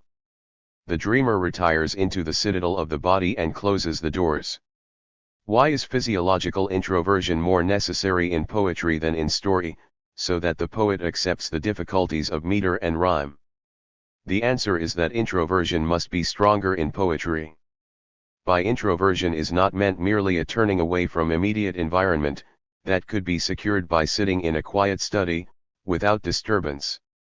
Such introversion is equally desirable for all kinds of thought, for scientific thinking and novel reading as well as poetry, and it is not secured by the order of the words but by an effort of concentration. Some people can concentrate on a difficult scientific book or a book of poetry in conditions where others cannot. This kind of introversion does not therefore depend upon the order of the words. No one has suggested facilitating scientific writing by making it metrical. But there is another aspect of introversion. In introversion for scientific fantasy it is true that we turn away from immediate environment, yet nonetheless we turn towards those parts of external reality of which the words are symbols. Ordinarily we see, hovering behind language, the world of external reality it describes. But in poetry the thoughts are to be directed onto the feeling tone of the words themselves. Attention must sink below the pieces of external reality symbolized by the poetry, down into the emotional underworld adhering to those pieces. In poetry we must penetrate behind the dome of many-colored glass into the white radiance of the self. Hence the need for a physiological introversion, which is a turning away not from the immediate environment of the reader but from the environment depicted in the poem. Hence poetry in its use of language continually distorts and denies the structure of reality to exalt the structure of the self. By means of rhyme, assonance, or alliteration it couples together words which have no rational connection, that is, no nexus through the world of external reality. It breaks the words up into lines of arbitrary length, cutting across their logical construction. It breaks down their associations, derived from the world of external reality, by means of inversion and every variety of artificial stressing and counterpoint. Thus the world of external reality recedes, and the world of instinct, the effective emotional linkage behind the words, rises to the view and becomes the world of reality. The subject emerges from the object, the social ego from the social world.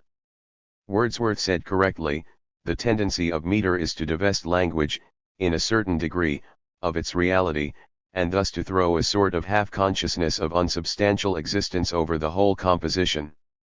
In the same way Coleridge reached out after a like conception to ours, meter is simply a stimulant of attention, not of any attention but a special kind of attention, attention to the effective associations of the words themselves. We have here a distinction between poetry and the novel which it is vital to grasp. In the novel too the subjective elements are valued for themselves and rise to view, but in a different way. The novel blots out external reality by substituting a more or less consistent mock reality which has sufficient stuff to stand between reader and reality. This means that in the novel the emotional associations attach not to the words but to the moving current of mock reality symbolized by the words. That is why rhythm, preciousness, and style are alien to the novel, why the novel translates so well, why novels are not composed of words. They are composed of scenes, actions, stuff, people, just as plays are. A jeweled style is a disadvantage to the novel because it distracts the eye from the things and people to the words, not as words, as black outlines, but as symbols to which a variety of feeling tone is directly attached. For example, when someone exclaims brute, we do not think of animals and then of brutish qualities, but have a powerful subjective reaction suggesting cruelty and clumsiness. This is a poetic reaction to a word, the other is a story reaction. Because words are few they are what Freud called overdetermined. One word has many effective associations because it has many meanings. In novel writing the words are arranged so that all other pieces of reality are excluded except the piece required, and the emotional association is to the resulting structure. Poetic writing is concerned with making the emotional associations either exclude or reinforce each other, without a prior reference to a coherent piece of reality, e.g. in novel writing, in the phrase the Indian Ocean the word ocean has been restricted to specific geographical ocean, which then has emotional associations for the reader. In poetry the Indian Sea has a different meaning, for the emotional associations are, not to a particular sea but to the word Indian and the word sea, which affect each other and blend to produce a glowing cloudy feeling quite different from the novel writer's phrase. Of course there may be stretches of poetic writing in a novel or of novel writing in poetry, but this does not affect the general characteristics. The difference is so marked that it explains the strange insensitivity to poetry displayed by so many great novelists, and a similar fondness for bad novels on the part of so many great poets. This difference between the technique of poetry and the novel determines the difference between the spheres of the two arts. 2. What is the basis of literary art? What is the inner contradiction which produces its onward movement? Evidently it can only be a special form of the contradiction which produces the whole movement of society, the contradiction between the instincts and the environment, the endless struggle between man and nature which is life. I, the artist, have a certain consciousness, molded by my social world. As artist I am concerned with my artistic consciousness, represented by the direct and indirect effect on me of all the art I have felt, and all the emotional organization which has produced in me a conscious subject. This consciousness is contradicted by my experience, that is, I have a new personal experience, something not given in the social world of poetry. Therefore I desire what is called self-expression but is really self-socialization, the casting of my private experience in such a form that it will be incorporated in the social world of art and appear as an artwork. The artwork represents the negation of the negation, the synthesis between the existing world of art and my experience. Therefore at the finish the world of art will be changed by the incursion of my artwork. That is the revolutionary aspect of my role as artist. But also my consciousness will be changed because I have, through the medium of the art world, forced my life experience, new, dumb and unformulated, to become conscious, to enter my conscious sphere. That is the adaptative aspect of my role as artist. In the same way with the appreciator of art, his consciousness will be revolutionized by the incursion into it of a new artwork, but his appreciation of it will only be possible to the extent that he has had some similar experience in life. The former process will be revolutionary, the latter adaptative. Rather than use the word revolutionary, however, it would be better to use the word evolutionary, restricting the other to cases where the new content of experience is so opposed to the existing consciousness that it requires a wholesale change, a complete revision of existing categories for its inclusion, a revision which is only possible because concrete life itself has undergone a similar change in the period. The Elizabethan age was one of such periods. We are at the beginning of another such now. It is plain that it is the emotional consciousness, that consciousness which springs directly from the instincts, with which the artist is concerned. Yet exactly the same relation holds between the scientist and his hypothesis and the rational consciousness, that consciousness which springs directly from the perception. Since the mediating factor in art processes is the social ego in its relation to the experience of individuals, it is plain that the integration performed by the artwork can only be achieved on condition that the item of private experience which is integrated is important, concerned with deep emotional drives, with the unchanging instincts which, because they remain the same beneath the changing adaptations of culture, not as the skeleton, the main organizing force in the social ego which ages of art have built up, is general, is not a contradictory item of experience peculiar to the artist or one or two men, but is encountered in a dumb unconscious way in the experiences of most men, otherwise how could the artwork be meaningful to them, how could it integrate and give expression to their hitherto anarchic experience as it gave expression to the artists? Condition secures that great art, art which performs a wide and deep feat of integration, has something universal, something timeless and enduring from age to age. This timelessness we now see to be the timelessness of the instincts, the unchanging secret face of the genotype which persists beneath all the rich superstructure of civilization. Condition explains why contemporary art has a special and striking meaning for us, why we find in even minor contemporary poets something vital and immediate not to be found in Homer, Dante, or Shakespeare. They live in the same world and meet the same bodiless forces whose power they experience.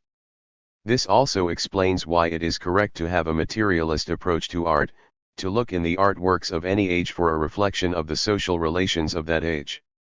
For the experience of men in general is determined in general by the social relations of that age, or to be more accurate, the social relations of that age are simply man's individual experiences averaged out, just as a species is a group of animals' physical peculiarities averaged out. Since art lives in the social world, and can only be of value in integrating experiences general to men, it is plain that the art of any age can only express the general experiences of men in that age. So far from the artist's being a lone wolf, he is the normal man of that age, in so far as he is an artist. Of course, normality in consciousness is as rare as normality in vision, and, unlike the latter, it is not a fixed physical standard but one which varies from year to year. Moreover, his normality is, so to speak, the norm of abnormal experiences. It is the norm of the queerness and newness and accident in contemporary men's lives, all the incursions of the unexpected which shake their inherited consciousness. Hence the apparent abnormality of the artist. This, finally, explains why in a class society art is class art, for a class, in the Marxian sense, is simply a group of men whose life experiences are substantially similar, that is, with less internal differences on the average than they have external differences from the life experiences of men in other classes. This difference of course has an economic basis, a material cause arising from the inevitable conditions of economic production. Therefore the artist will necessarily integrate the new experience and voice the consciousness of that group whose experience in general resembles his own class. This will be the class which practices art, the class at whose pole gathers the freedom and consciousness of society, in all ages the ruling class. This is the most general movement of literary art, reflecting the most general law of society. Because of the different techniques of poetry and the novel, already explained, this movement is expressed in different ways in poetry and in the novel. Poetry concentrates on the immediate affective associations of the word, instead of going first to the object or entity symbolized by the word and then drawing the affective association from that. Since words are fewer than the objects they symbolize, the affects of poetry are correspondingly condensed, but poetry itself is correspondingly cloudy and ambiguous. This ambiguity, which Empson takes to be the essence of poetry, is in fact a byproduct.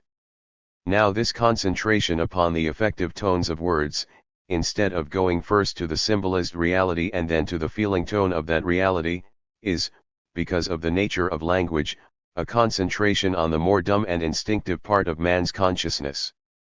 It is an approach to the more instinctively common part of man's consciousness. It is an approach to the secret unchanging core of the genotype in adapted man. Hence the importance of physiological introversion in poetry.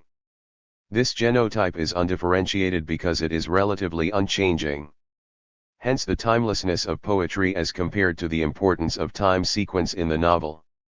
Poetry speaks timelessly for one common I round which all experience is orientated. In poetry all the emotional experiences of men are arranged round the instincts, round the I. Poetry is a bundle of instinctive perspectives of reality taken from one spot. Precisely because it is cloudy and ambiguous, its view is far-reaching, its horizon seems to open and expand and stretch or to dim infinity. Because it is instinctive, it is enduring. In it the instincts give one loud cry, a cry which expresses what is common in the general relation of every man to contemporary life as a whole. But the novel goes out first to reality to draw its subjective associations from it. Hence we do not seem to feel the novel in us, we do not identify our feelings with the feeling tones of the novel. We stand inside the mock world of the novel and survey it, at the most we identify ourselves with the hero and look round with him at the otherness of his environment. The novel does not express the general tension between the instincts and the surroundings, but the changes of tension which take place as a result of change in the surroundings. This incursion of the time element so necessary in a differentiated society where men's time experiences differ markedly among themselves, means that the novel must particularize and have characters whose actions and feelings are surveyed from without. Poetry is internal, a bundle of eye perspectives of the world taken from one point, the poet. The story is external, a bundle of perspectives of one eye taken from different parts of the world. Obviously the novel can only evolve in a society where men's experiences do differ so markedly among themselves as to make this objective approach necessary, and this difference of experience is itself the result of rapid change in society, of an increased differentiation of functions, of an increased realization of life as process, as dialectic. Poetry is the product of a tribe, where life flows on without much change between youth and age.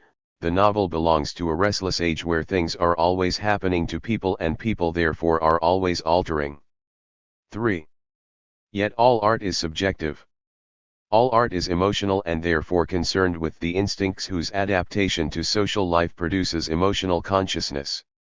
Hence art cannot escape its close relation with the genotype whose secret desires link in one endless series all human culture.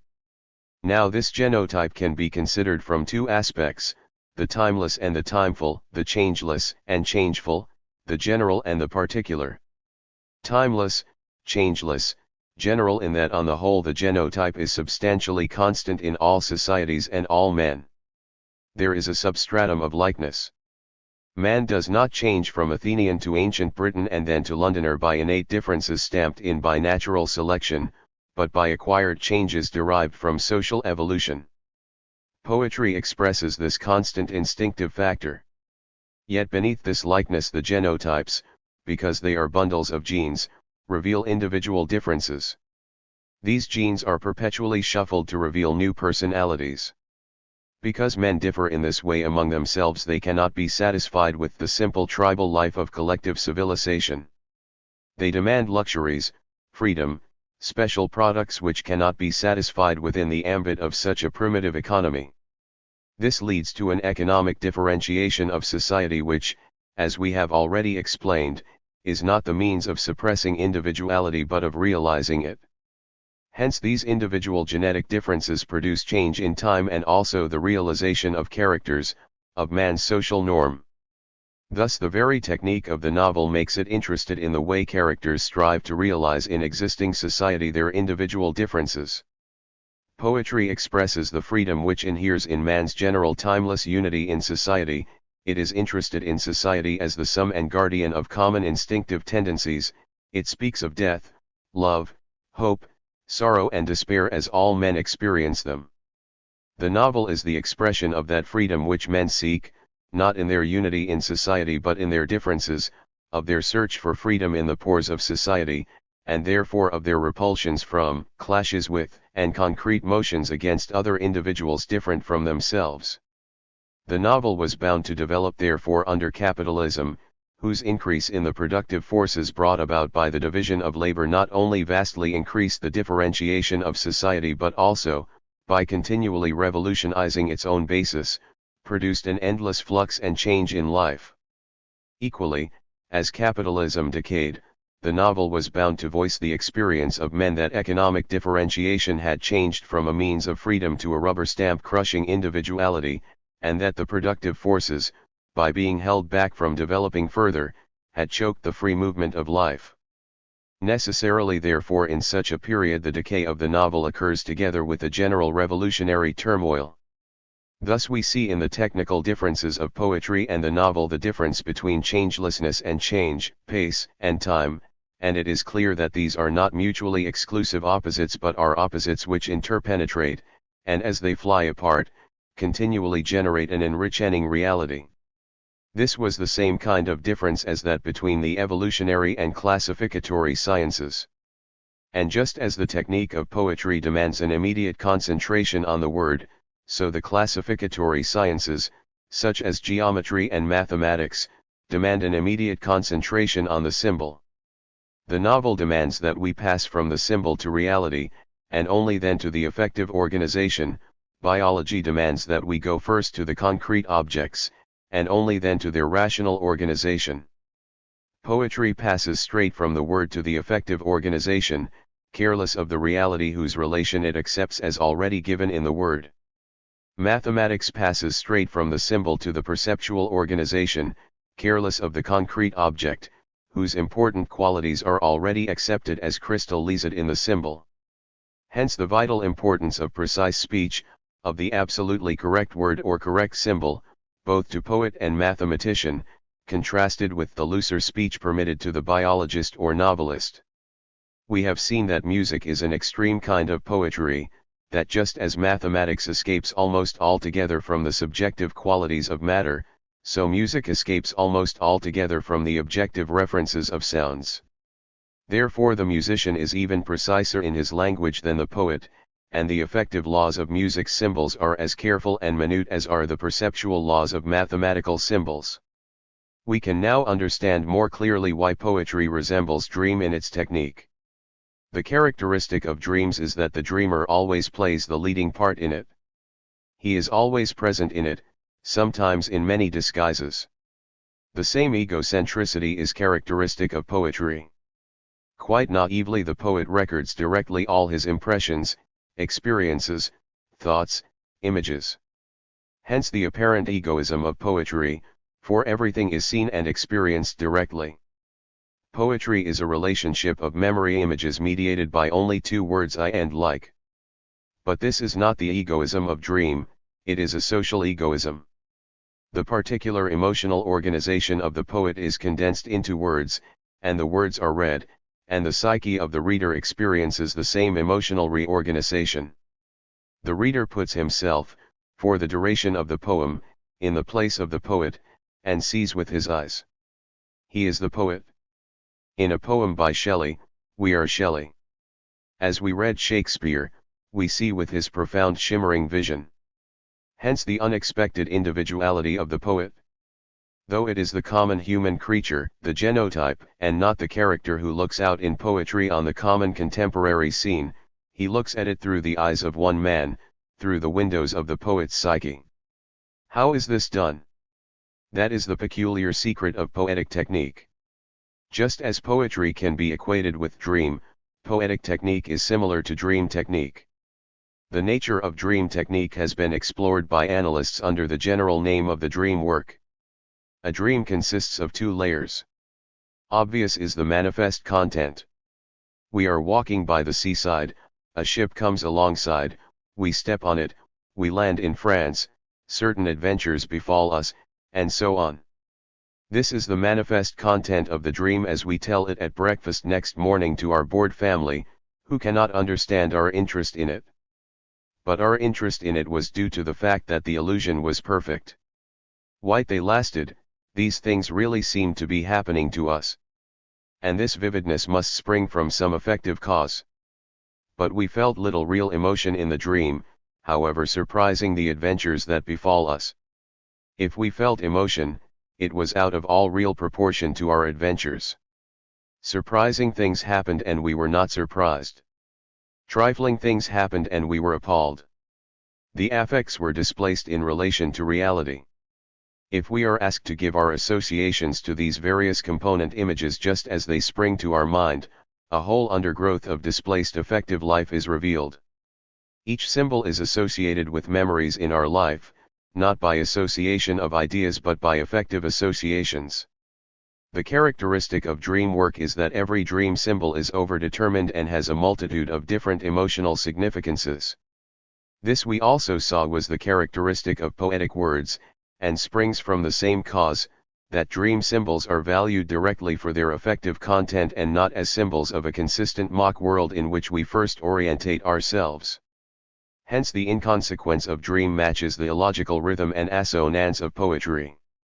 The organization of the psyche is such that in sleep all the conscious wishes, hopes, fears and loves of the instinctive are replaced by apparently arbitrary memory images, but which really are associated by the affective ties of simple unconscious wishes.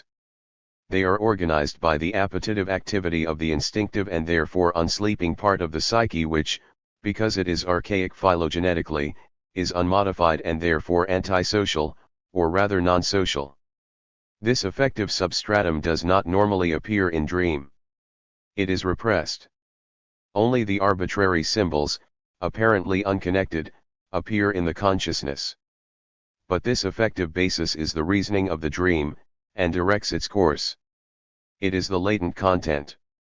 but the affects also have a reason for their relation to the memory images of the dream. Thus there is a double distortion, a distortion of reality and of emotion, a double shift of subject and object. Why cannot we achieve in sleep complete unconsciousness to any stimuli? For the simple reason that sleep is not death or complete unconsciousness but something in which part of our attention is still awake. In sleep attention, though turned from the outside world, is not completely asleep, otherwise external stimuli would never wake us at all. The attention of a sleeper can be attracted by a sufficiently loud noise. Obviously it is dangerous for animals to sleep too profoundly. All stimuli below the threshold, e.g. gentle outside noises, sunlight falling on the face, pressure on the limbs, internal digestive disturbances, are switched, not into their proper neuron paths, but into other paths dictated by the sets of the unconscious instincts. The reality of an unconscious wish can be tested in practice. If a sleeper resolves before sleeping to hold a certain object in his hand, he will still be clutching it when he wakes, showing that throughout his sleep some unsleeping neurons continued to will unconsciously, and to send a continual stream of continuous impulses down the efferent nerves to the fingers to maintain a muscular tetany. If the affects were to be wakened by such stimuli, sleep would end. Therefore the instinctive paths from the associative unconscious neurons to the affective patterns are in some way sidetracked and the stimuli are switched instead into the patterns associated at one remove, i.e. the memory images. These are connected with these sidetracked affective patterns by association, but are not themselves soaked with affects. These memory images appear in the dream and thus give the flicker of attention something to focus on, which otherwise would be focused on the stimuli and so would wake the sleeper. It is no accident that sleep appears only in higher animals, those whose life is full of acquired adaptations which therefore require working out physiologically in sleep. Insects, with their elaborate innate adaptations, do not sleep. Or when they do sleep, as in the chrysalis, it is a final and far more thoroughgoing adaptation, in which every cell in the body is reorientated. The emotional organization of the memory images, their latent content, is therefore given by the process of their generation. If a certain threshold value is exceeded by the stimuli or anything goes wrong with the switching, two powerful affects are released, the sleeper, becoming more conscious, at once wakes. The lack of effective reality accounts for the ease with which dreams are forgotten, whereas nightmares, which the sleeper wakes or almost wakes owing to the powerful affects, are generally clearly remembered. We wake because the affects were on the point of becoming realized and therefore of leading to action. Dreams, then, contain a manifest and a latent content. The manifest content is imagic fantasy, the latent content is effective reality. Both have a double connection with a fantastic affectivity manifest in dream and an imagic reality connected with the latent content. Psychoanalysts have not made his distinction because the analysis of dreams is done verbally. They have not seen that in translating images and effects into language there is an epistemological leak. In language images and effects live simultaneously and cannot be separated, both are social and conscious. Ignoring this, the psychoanalyst meets a contradiction.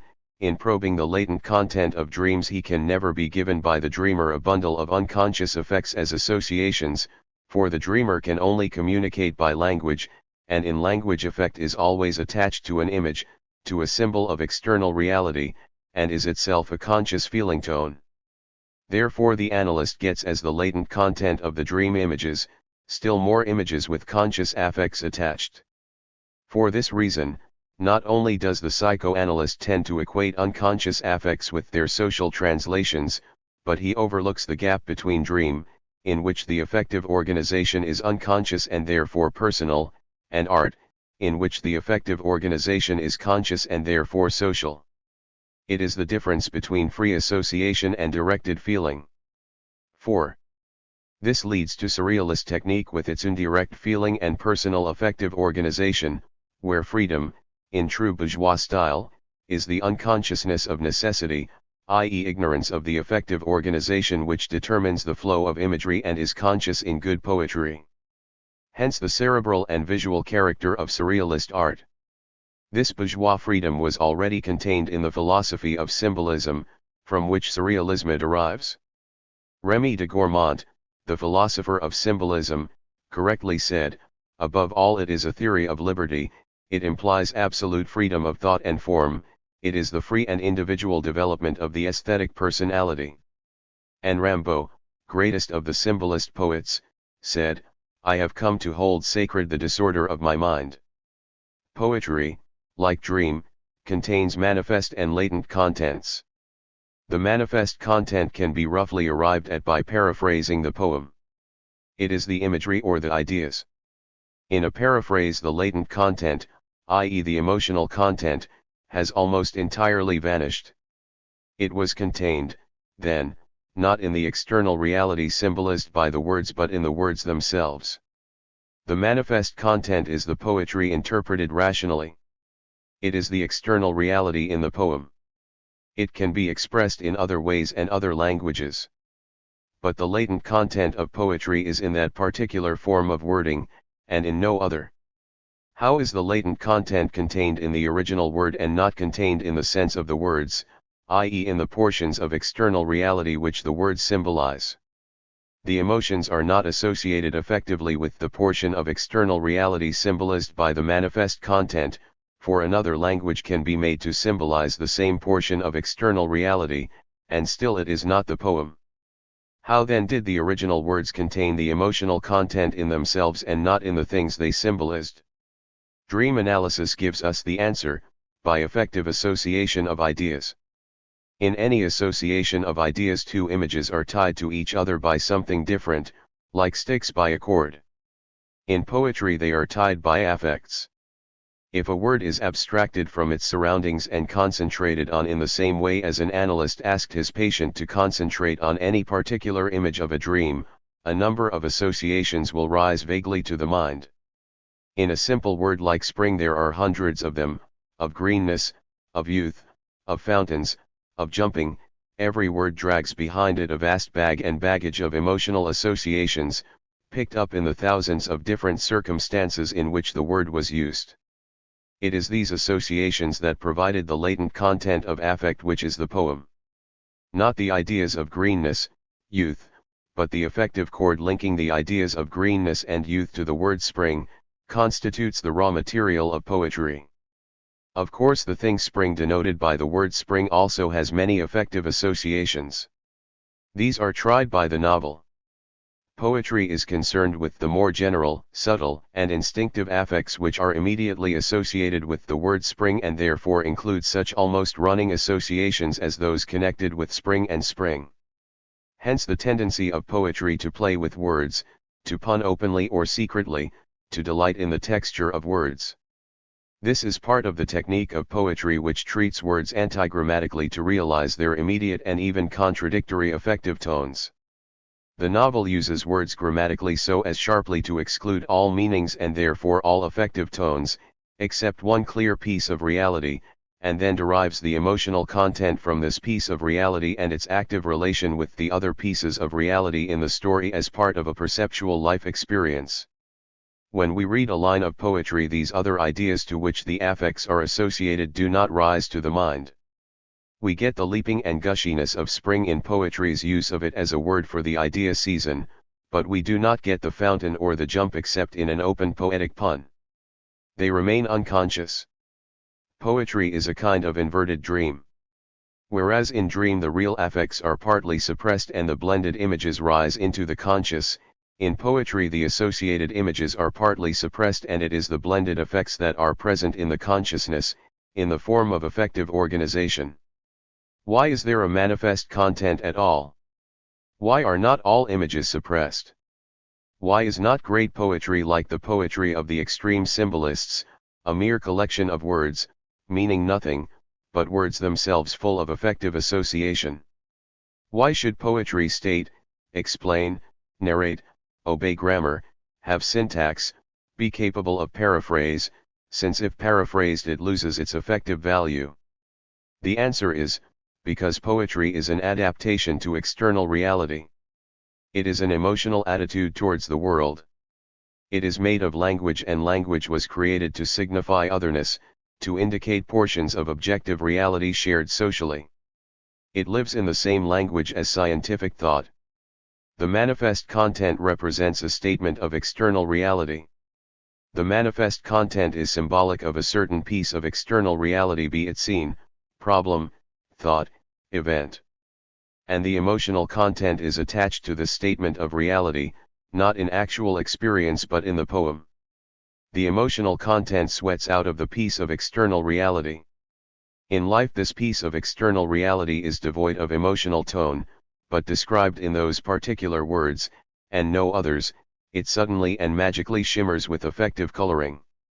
That affective coloring represents emotional organization similar to that which the poet himself felt when faced with that piece of external reality. When the poet says, "Sleep, that knots up the raveled sleeve of care," he is making a manifest statement.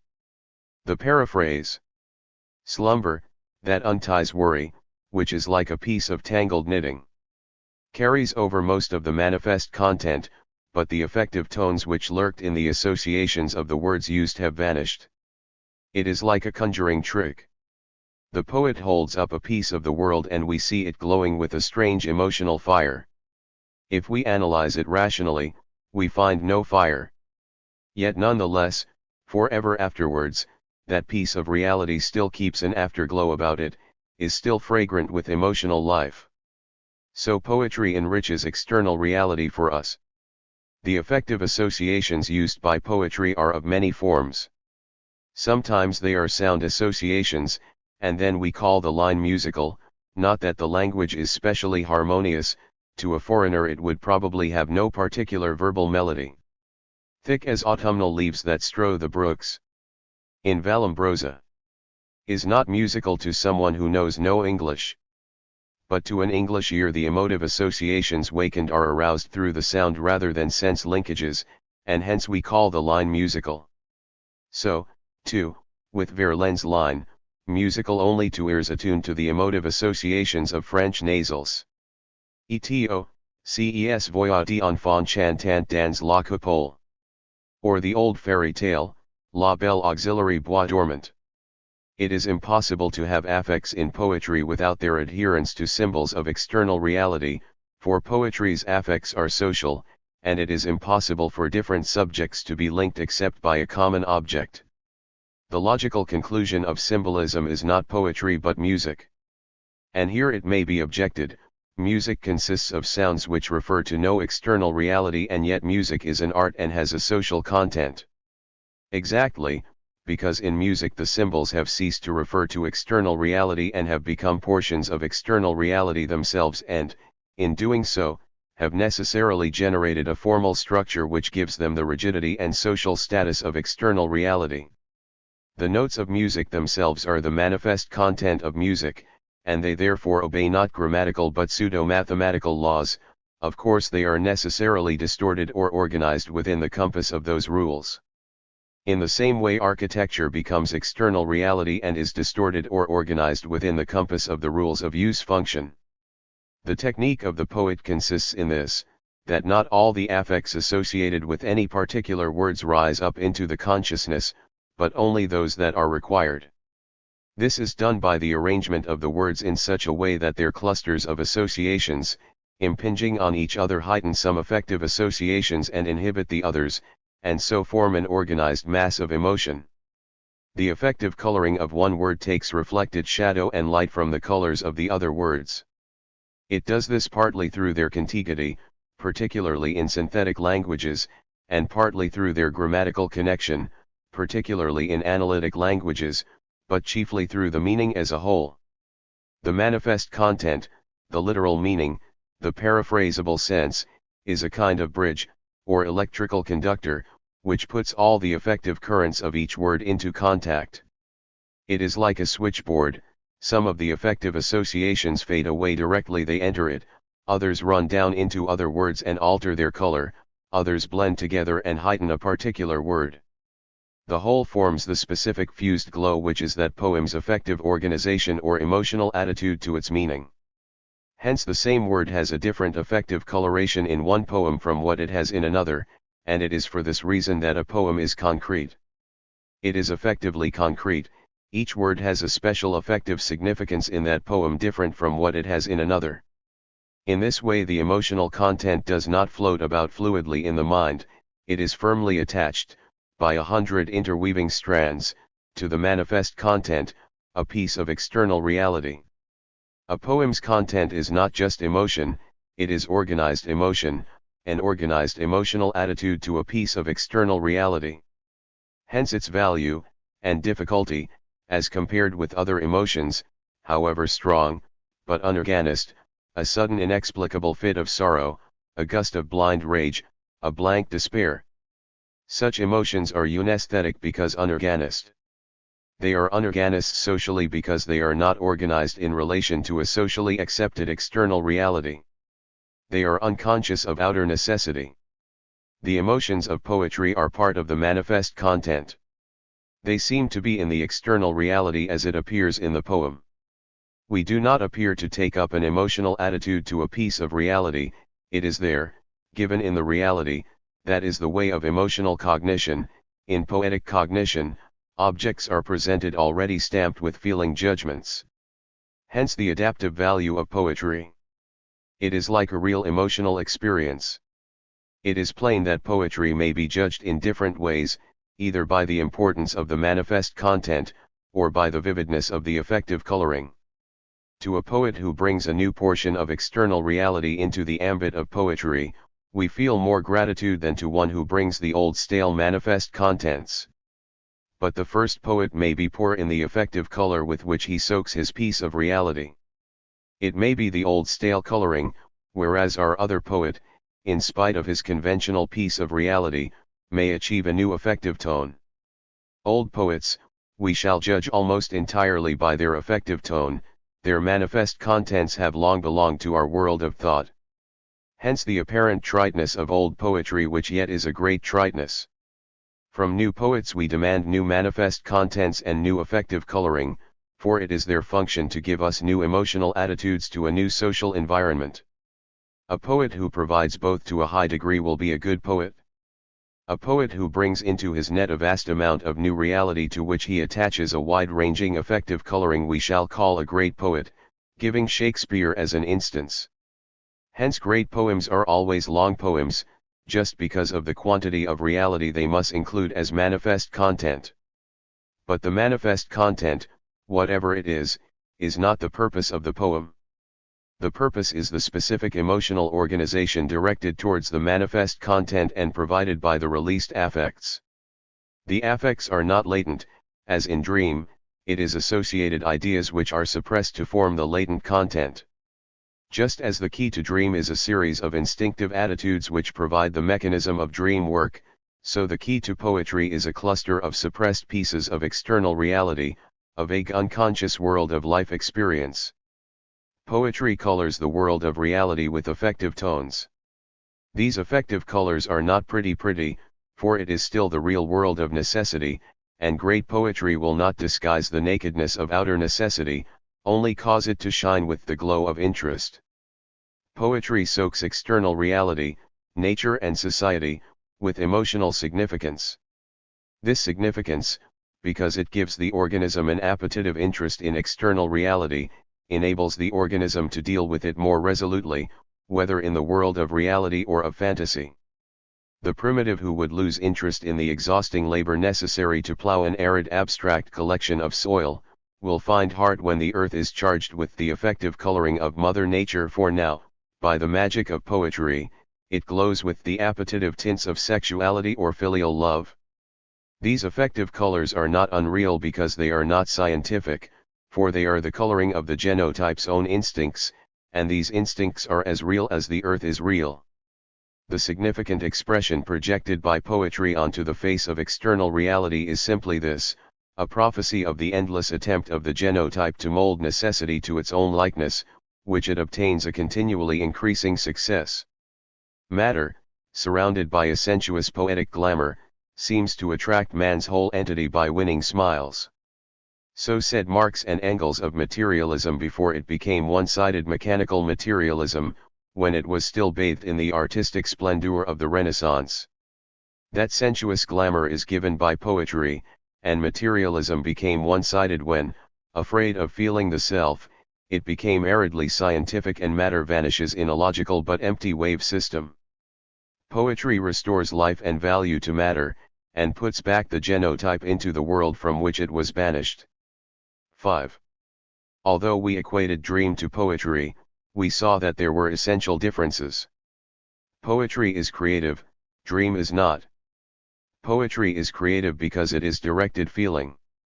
In dream the associations are free, reality's images are manipulated according to the genotype's desires, just as iron filings over a magnet freely arrange themselves along the lines of force.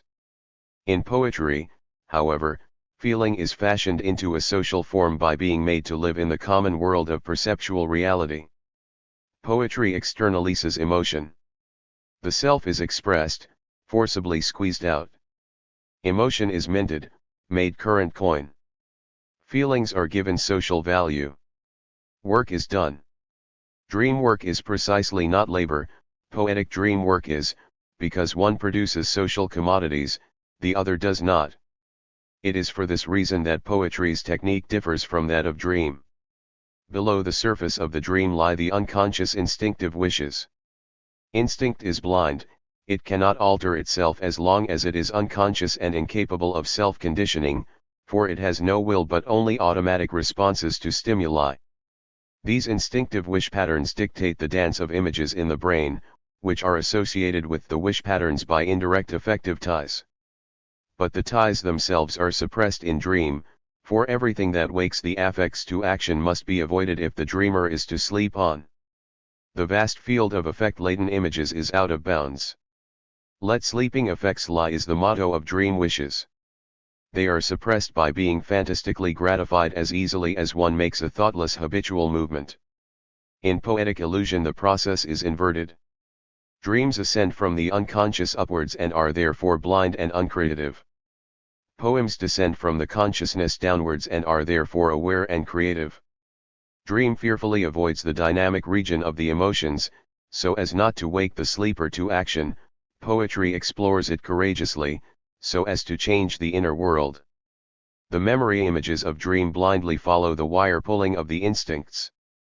But the words of poetry follow a purposeful path. Their mission is, first to stir up the affects and then to reorganize them. The only result of dream is a temporary and arbitrary pattern of images drawn from reality and changed at the behest of the instincts. The world is not thus but thus, say the instincts, and railed it in their dream, but sometimes the instincts are so modified that they quarrel with themselves, and the contradictions of the dream explode in affects that wake us. Poetry, however, takes its words and arranges them in such a way that the affects are roused and forced to take up a new organization towards reality, a new emotional attitude. Dream molds reality to the instincts, and is therefore of little use except to guard the dreamer from external reality and so keep him sleeping. Poetry molds the instincts to reality, and is therefore useful, for it does not protect the reader from reality but puts him in good heart to grapple with it. Poetry is inverted dream, inverted in direction, in aim, and therefore in technique. Poetry flows from reality down to the instincts, stopping only on the last outpost of perception where it encounters the instincts face to face. Dream flows from the instincts to the boundary of reality, at the limit of attention, and stops there, short of actual achievement, because it stops short of action. We need not be surprised, therefore, that poetry is public and dream private, for consciousness is a social construction. The conscious psychic contents which the ego holds together are socially given contents. True, they cohere because the body which contains them is materially one object, but the materials that cohere, morals, knowledge, culture, aspirations, duties, are all socially given. Unsocial man is brute, unconscious, instinctive, and therefore without will. An instinctive unconscious organism has no will, but only an automatic reflex, responsive to internal or external stimuli. It has no freedom, for freedom requires a will. The essence of willing is that consciousness is aware of those reasons that make its choice inevitable, and it is just that inevitability which is will. The fulfilled will is the conscious dialectic of the psyche in which the strife between the instincts of the body and the necessity of outer nature is resolved by a conscious action which contains both feeling and perception. This conscious microcosm is creative because it can act voluntarily, for ultimately conscious action and creation are the same. Creation, as opposed to accidental appearance, is the will molding instead of blind necessity evolving. Accident carves the rocks into strange unpremeditated shapes, but the will hews the stone into a desired sculpture. Both are aspects of necessity. The poet, then, must be a man sensitive above all to the associations and affective tones of words, not the personal but the collective tones. How is he to differentiate between personal and collective tones? He cannot consciously, and no poet can avoid the danger of writing verse which is meaningful to himself but meaningless to other people. All he can do is to live his effective life socially, to live with words. For indeed he can only live with words socially. He will meet them in books, in literature, in scientific papers, in journals, in speech, but always they will be met in public. Thus if he lives with words instead of memory images, he will master the technique of poetry, for poetry is written with words. The poet's mastery of word associations gives him his tools for his creative task. His task is this. An emotional reorganization must be made public, must be expressed by words in a collectively accessible form. Let us give our phrase, emotional reorganization, a more current psychological form. Psychotherapy has evolved the conception of the autonomous complex. A complex is a constellation of contents in the psyche which gather to themselves psychic energy. They become organized and full of dynamic power, they occupy a large part of the psychic. The psyche has many small complexes, but they only become complexes in the therapeutic sense when they are repelled by the chiefly conscious contents of the psyche and are unknown to the ego, that is, to the consciously thinking and feeling portion of the psyche. They become dangerous when they develop a will of their own, influence the actions of the psyche unknown to the consciousness, and give rise to neurotic conflicts, doubts, and strange anxieties. The man seems torn in half. He has two motives and two wills. Similar symptoms are seen in Pavlov's dogs when they have been conditioned to make two different responses to, say, a square and a circle. If an object midway between these shapes is presented to them, they exhibit a canine caricature of the neurotic's hesitation. An emotional reorganization is the resolution in some degree of an autonomous complex by making it socially conscious. 6. Psychotherapy draws its conceptions from pathology. It is impossible fully to understand the relation of illusion to reality in man's mind and life without understanding the relation of insanity to the healthy functioning of thought. In dream, as we already saw, the stimulus to action is fantastically gratified in a stream of effectively toned images in which both affect and image are distorted in their relation to reality. This distortion is permissible precisely because the dream by definition cannot issue in action, since its purpose is to protect the living body from active relation with its environment. Man makes a step forward when he injects the dream into waking life. But this very injection narrows the scope of the biologically permissible in fantasy. Because fantasy now issues in action, it must be geared in some way to present reality, for present reality determines action. But it cannot be geared to present reality on both sides, subjective and objective, for to do so simply equates fantasy with perception, with man's immediate vision of external reality and his attitude towards that reality. It is therefore distorted in space to produce the mystic illusion, centering round the spell and the rite, which seems to drag all reality into the circle of the tribe by the power of magic and the word. It is distorted in time to produce the myth, or story. These two forms of fantasy, myth, and magic, or theology and mysticism, correspond to the evolutionary and classificatory aspects of man's plastic relation to reality, but they are still impure. Subjective is mixed with objective, science with art. They are still religion. To make the subjective more pure and internal, and the objective more precise and external, they must be separated out by the dissolution and manipulation of the other side. Hence waking fantasy is distorted on one side. Art distorts fantasy on the side of external reality by the device of the mock world, science distorts it on the side of subjective reality by the device of the mock ego. Yet this distortion is not distortion for the sake of distortion on the distorted side, it is distortion for the sake of greater accuracy on the other side. Now that other side can only reach out to a greater precision beyond that of present reality by association with the consciousnesses of other men, by passing from the semi-consciousness of brute fantasy to the consciousness of a man.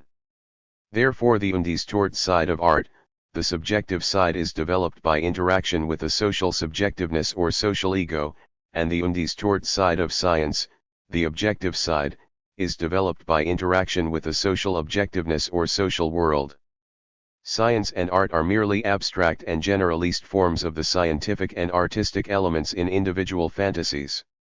Individual fantasies are, however, subject to disturbance. Men go insane. Study of these disturbances should throw light on the nature of fantasy. Madmen are men whose theory has got out of gear with reality as evidenced by their practice, their action. This reality can only be a social reality because this is the only reality known to society. Madmen are men whose theory of reality differs markedly from that of society. They are socially maladapted. In them there is a conflict between their social experience, their life in society, and their fantastic theory of life. Psychiatry now tends to recognize two main divisions of insanity, the manic-depressive or cyclothymic disturbances, and the schizophrenic, catatonic, or dementia praecox disturbances.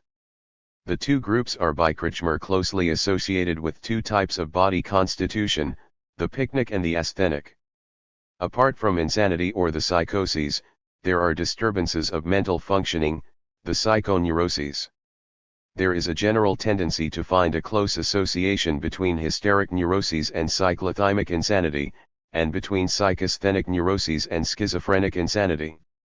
Jung's division of psychological types into extrovert and introverted is also based on the assumption that extrovert types, when mentally disturbed, tend to hysteric and manic-depressive states, while introverted types are more likely to suffer from the psychasthenic neuroses and schizophrenia. The former group is generally regarded as easier to cure than the latter. Now we saw that dream is the vehicle of attention which is lived wholly in the fantastic plane by a double distortion of subject and object. Madmen solve their conflicts by detaching their theory from social reality and making it personal. They are awake and cannot solve their problems by this double dream-like shift. Their fantasy will be geared at one end to social reality. It is our contention that the extrovert, cyclothymic hysteric type is geared to reality externally. This is in fact clinically correct. Even the manic-depressive can orient himself correctly, find his way about, and generally notice what is going on. McCurdy points out that he reacts to real stimuli, but in an exaggerated way. For example, he hears whispering below and imagines it to be a conversation regarding his assassination. He then betrays all the fear appropriate to an attempt at assassination. In adjusting himself to reality he has desocialized his ego. As a result it becomes unconscious and correspondingly violent and barbaric. It oscillates uncontrollably and explodes with the slightest provocation on the all or none basis. To observers, therefore, the manic-depressive seems a man of wild passions who has forgotten external reality. But to himself he does not seem like that, for his ego has become unconscious and primitive and has therefore retired from his conscious field. Of course this throws out of gear the external reality in his conscious field, so that it is always being distorted by unconscious forces. If he hears the word lobster, he promptly assumes he is to be boiled alive.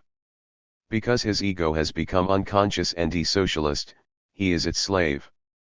The schizophrenic, however, exhibits an emotional consistency and integration like the manic-depressive's orientation towards external reality.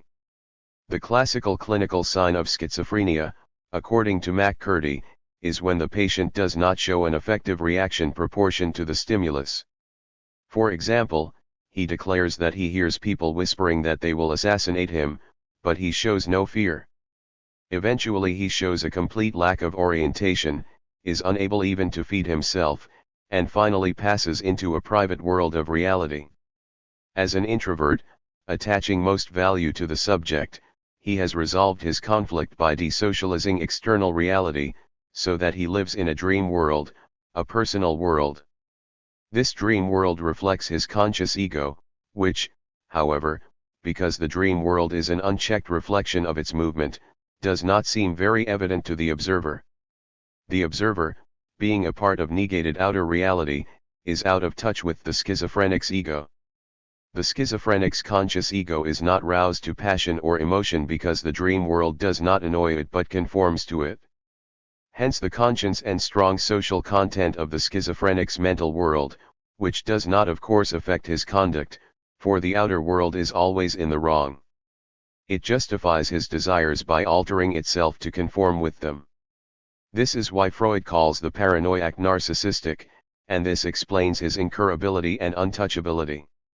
Now we regard the fantastic device of art as similar in its general mechanism to the introverted distortion of schizophrenia and psychasthenic neurosis, and the fantastic device of science as similar in its general mechanism to the extrovert distortion of cyclothymia and hysteria. Does this mean that we regard science and art as in any sense pathological and illusory? No, for although there is a similar psychological mechanism at work, art is no more neurosis than thought is dream. And the difference consists precisely in this, that science and art have a social content. The reality around which the extrovert hysteric or cyclothymic distorts his theory is private reality, a reality that contradicts the whole of the social theory of reality in his consciousness. This contradiction, instead of leading to a synthesis of his private experience with the social theory of reality, leads to conduct which denies the social theory of reality. The desocialization of the cyclothymic's ego leads to an uprush of the instincts from the unconscious which distorts his relation to external reality and therefore his whole action. The desocialization of the schizophrenic's conception of external reality leads to a slavery of perception to the ego which removes the brake from it so that its world becomes dreamlike and unreal. Thus the psychological mechanism of science, because its reality is public and true, produces in the sphere of theory an ego which is the very opposite of that of the cyclothymic extrovert, an ego which is drained of affect and quality, which is neutral, passive, and serenely conscious of necessity. Of course this very reality, because it is without the dynamism and appetite of the instincts, requires the emotional reality of art for its completion. It is true, therefore, that a world which tried to live by science alone would deny its theory in practice and show the nerve storms of a cyclothymic, not because science is cyclothymic, but because it is only one part of concrete living. The reality around which the psychasthenic neurotic or schizophrenic distorts the outside world is a private ego, his own private desires and appetites. Around this he arranges a whole mock world. But the psychological mechanism of art, because its ego is public and noble, produces in the sphere of theory a world which is beautiful and strong. This world, because it is drained of necessity, requires the mechanism of science for realization. A world which lived by art alone would deny its theory in practice and live in a beautiful world of dream, while all its actions would produce only misery and ugliness. 7. Let us examine the difference between the two forms of extrovert mental disturbance. The hysteric does not deny the world of external reality which are socially unreal in the sense that they are only functional and non-organic, and yet are real to the hysteric because he is, by definition, unconscious of their real cause. Classic examples of the solution of a conflict between the instincts and the environment by hysteric means are the hysteric soldier, whose fear of death takes the form of an hysteric paralysis, and the hysteric woman, whose unsatisfied love or fear of domination takes the form of an hysteric illness. Hence the term organ language for hysteric symptoms. But if the conflict is unresolvable by this means, then the extrovert's ego, forced into unconsciousness, challenges the whole domain of social reality, including that outside his body, he becomes mad in relation to his environment. Forces from he knows not where, erupt into his environment and completely distort it. His ego, forced into the darkness of his soul, grimaces back at him from the environment, though he does not recognize it there. The psychasthenic neurotic, however, is a man who challenges at first the social reality. Therefore, just as the conflict of the extrovert is a conflict with an external reality which is too hard for his unconscious ego, the conflict of the introvert is a conflict with a felt ego which is too hard for his unconscious environment. Hence the psychasthenic symptoms of lack of interest in external reality, in life, an inability to face up to its problems or to do anything about them. He invents such external realities as inimical men or objects or processes in order to justify his desires. The psychasthenic neurotic does not deny the existence of the ego as a social individual, as an ego in touch with other egos, but claims to be accepted from the usual rules owing to its difficult environmental circumstances.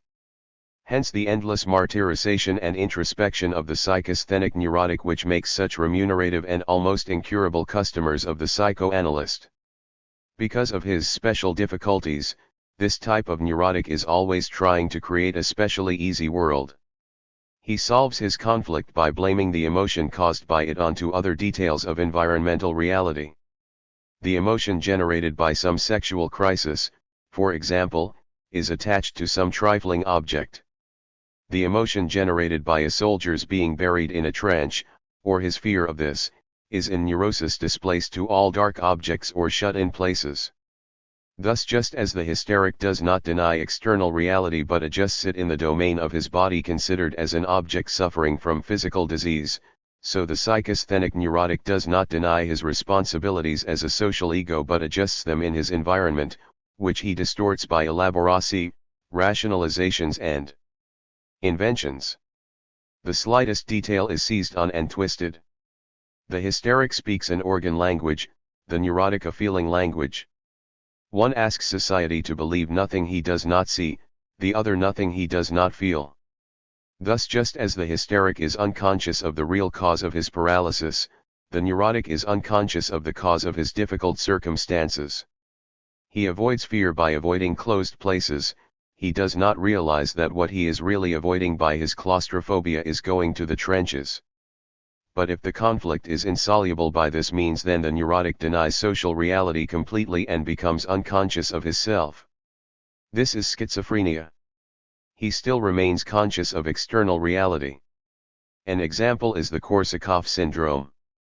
The patient knows everything external that happens to him, but does not know it is happening as to him.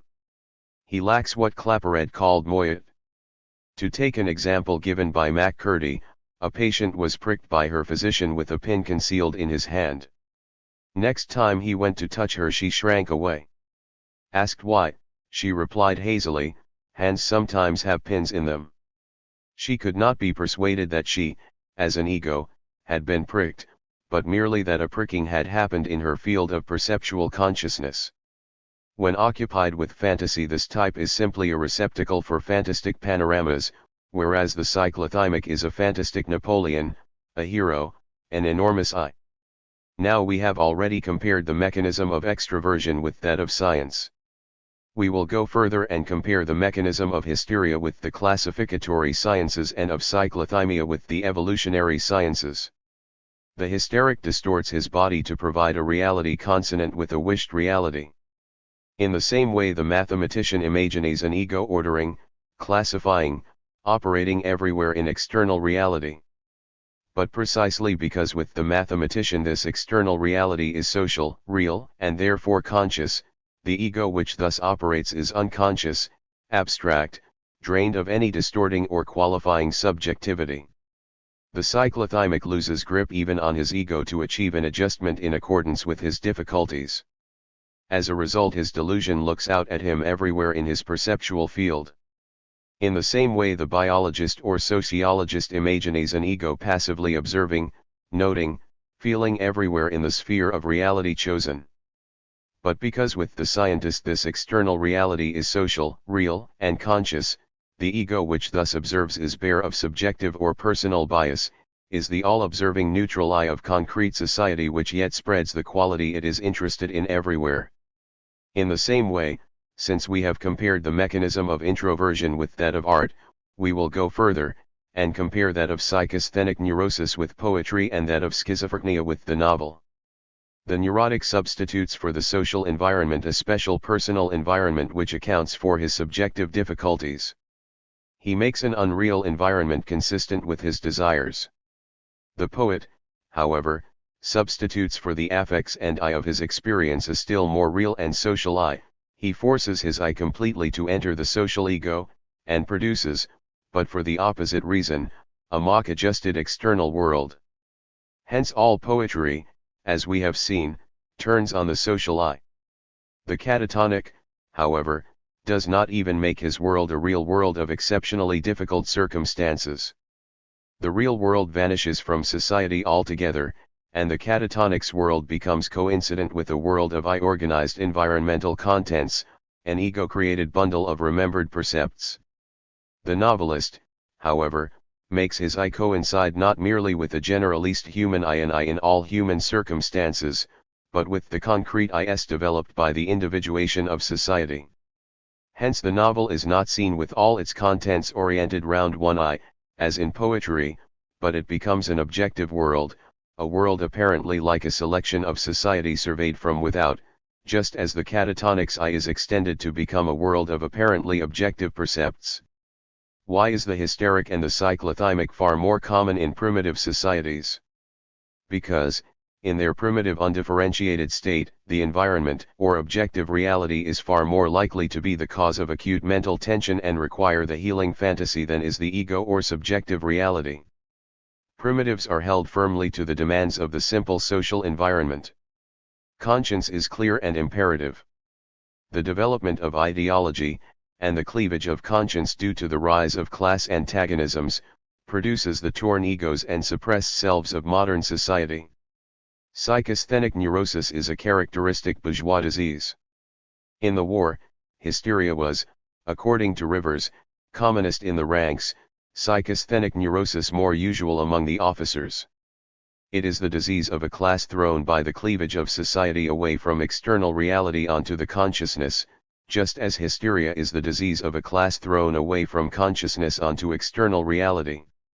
It required the development of a class society to develop consciousness by its separation, but it requires the reappearance of a classless society to synthesis what has now grown pathologically far apart, thinking and being, theory and practice. Schizophrenia is the disease of philosophy and idealism. Thus, although there is a correspondence between artistic and schizophrenic solutions, and between scientific and cyclothymic mechanisms, because there is a resolution of social conflict by similar roads, the goal is in fact the opposite. As compared with existing normality, the mad road leads to greater illusion, unconsciousness and privacy, the scientific or artistic road to greater reality, consciousness and publicity. Hence in catatonia the affects are repressed and in art they abundantly conscious, in cyclothymia the ego is wild, in science it is conscious of necessity. For what it amounted to was this. Faced with a conflict between social consciousness and real life experience, the mentally deranged chose to solve it by eliminating what was conflicting in consciousness, by making consciousness less true and social, and more private and illusory, whereas the scientist or artist chose to solve it by the opposite route, by dragging the new in experience up into social consciousness, by making consciousness more true and social, less private and illusory. They meet a similar obstacle but go in opposite directions. Science and art are divine madness in this sense, that a contradiction in experience drives the madman to private error and drives scientist and artist to public truth. They are more sane than the sane, who because they experience no conflict or contradiction in their lives, are not faced with the possibility of resolving it creatively. The only difference between artist and scientist is that one is interested in the subjective and the other in the objective component of consciousness and life. The only difference between poet and mathematician on the one hand, and the novelist and evolutionary scientist on the other, is that one is interested in generalization, in integration, in a human essence and an abstract reality, and the other in specialization, in differentiation, in human individuality and concrete reality. Although the artist and the scientist in the problems they resolve go the opposite road to madness, it does not follow that they are wholly sane.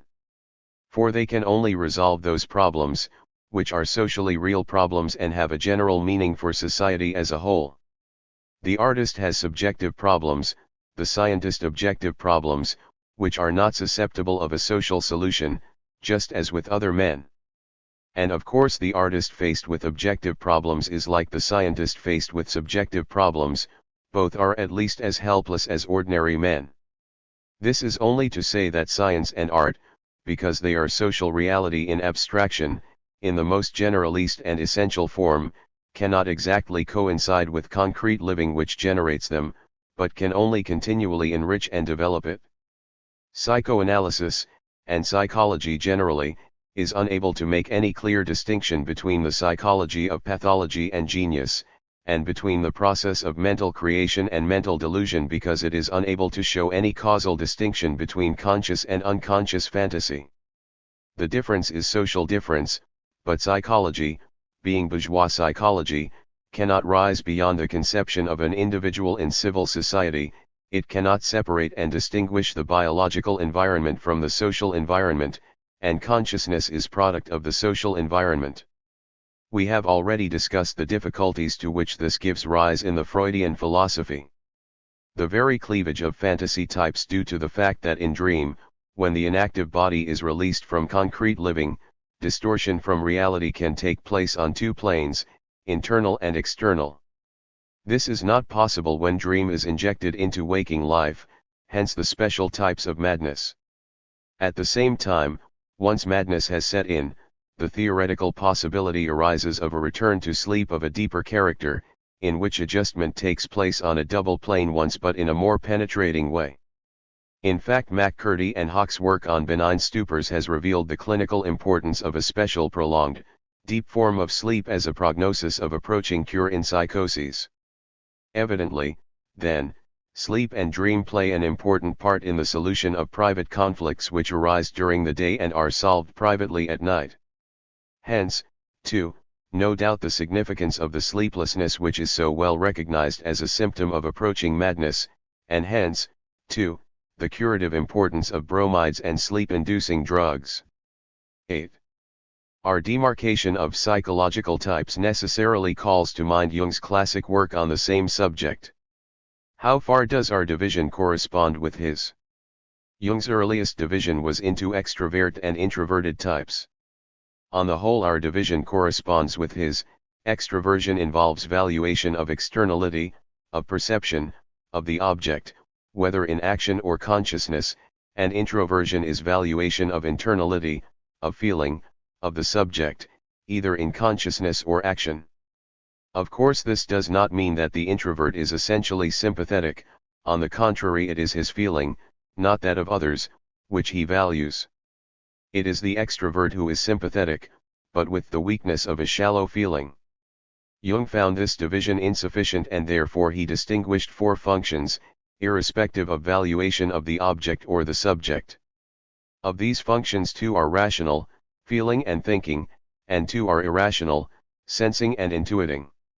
A type has one main function and an auxiliary function which must be of a different character, e.g. a rational function can only be assisted by an irrational function, and vice versa. All four functions exist in all psyches, and therefore individuation, the development of one function at the expense of the other, means that the functions not used sink into the unconscious. Thus a thinker feeling sinks into the unconscious and becomes correspondingly barbaric and crude. Here it exerts a compensatory influence, and may eventually gain in power until, at first sporadically and then completely, it becomes the main function, and there is an enantiodromia, a kind of conversion or complete reversal of personality, as when the cold, Christian-hating Saul becomes the ardent Apostle Paul, or when the dry mathematical person becomes a raving maniac. Now Jung's rich experience and subtle mind gives this classification great value and importance. It is confused. However, owing to Jung's epistemological confusion as to the meaning of consciousness. I regard Jung's cleavage between feeling and thinking as that between theory and practice. The thinking extrovert is the theoretical extrovert, the man of thought; the feeling extrovert is the practical extrovert, the man of action. The feeling introvert, however, is the theoretical introvert, and the thinking introvert is the practical introvert. Of course, both the theory and practice of introvert and extrovert is conditioned by their different valuations of object-subject, hence the apparent reversal of the functions in theory and practice, and hence Jung's initial mistake, afterwards corrected, in believing introversion and extroversion to be all sufficient for the determination of psychological types. Our analysis of the two-sidedness of fantasy explains how this reversal of functions occurs. What are we to make of sensing and intuiting? According to Jung, sensing is appreciation of external phenomena by an act of unconscious apprehension, and intuition is appreciation of internal phenomena by an act of conscious apprehension. It seems to me that Jung has got himself into an epistemological confusion here. His types are real, but their mechanism is wrongly grasped. Sensing is not just irrational feeling, but the relation between them is the same as between poetry and the novel. Sensing is conscious but poetic, it is generalist feeling, this sidedness reduced to the common instinctive ego. Feeling is conscious but concrete, it is individualist sensing, sensing given the status of particular differentiated egos. Sensing is thus more primitive than feeling. In the same way, intuiting is not irrational thinking, but the relation between them is the same as between mathematics and biology. Intuiting is conscious but mathematical, it is generalist thinking, other-sidedness reduced to the abstract commonness of quantity. Thinking is conscious but concrete, it is particularist intuiting, intuiting given the content of spheres of quality. Intuiting is thus more primitive than feeling. It has already been explained why poetry and mathematics emerged in the history of our race before the story and the evolutionary sciences. In the same way, sensing and intuiting are the earliest forms of thought, the reasoning of the leaders, prophets, poets, and lawgivers of primitive society. Thus, in general, we agree with the importance of Jung's distinction between extroversion, in which the object is valued, and introversion, in which the subject is valued. We also agree with his warning that any one type may be introverted in relation to some spheres of activity and extrovert in relation to others, and that this may change in the course of his life. Hence, a type has a fluidity and individuality even in his attitude to life.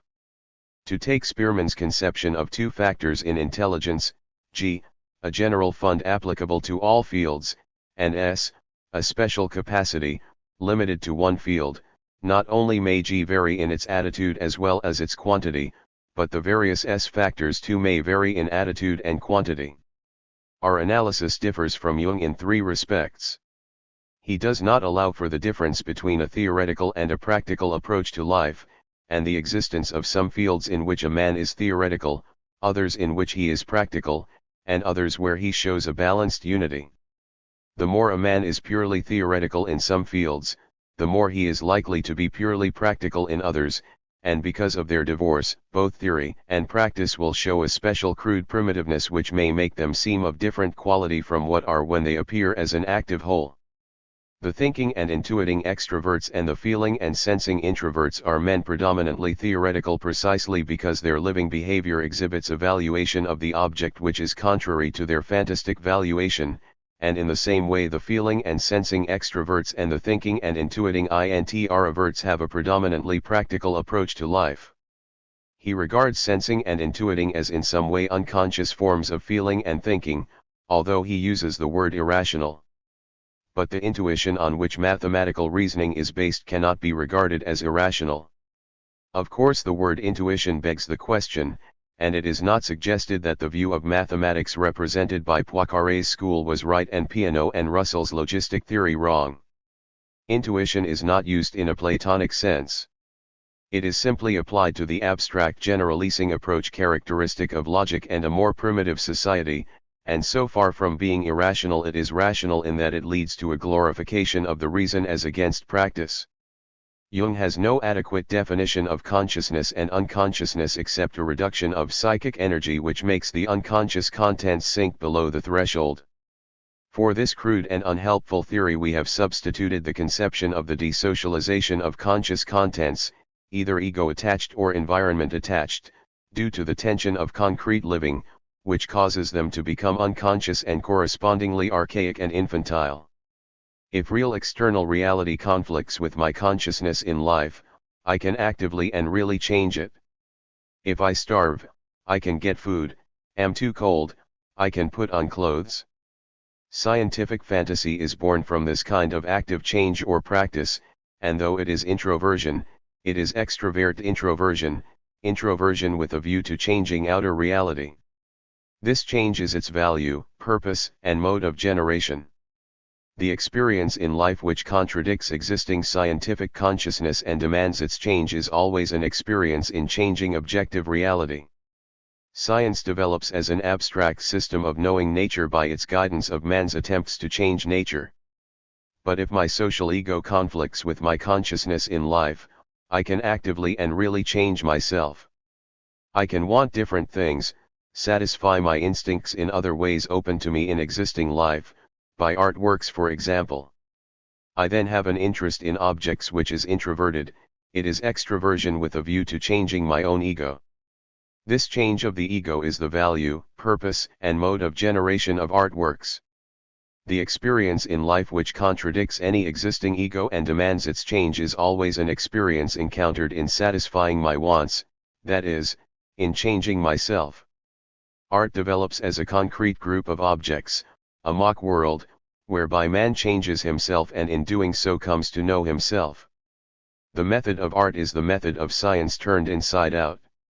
One knows to do, the other does to feel. One changes himself in order to change outer reality, the other changes outer reality in order to change himself. Both are necessary to each other, for the limits of outer and inner change are both set by necessity.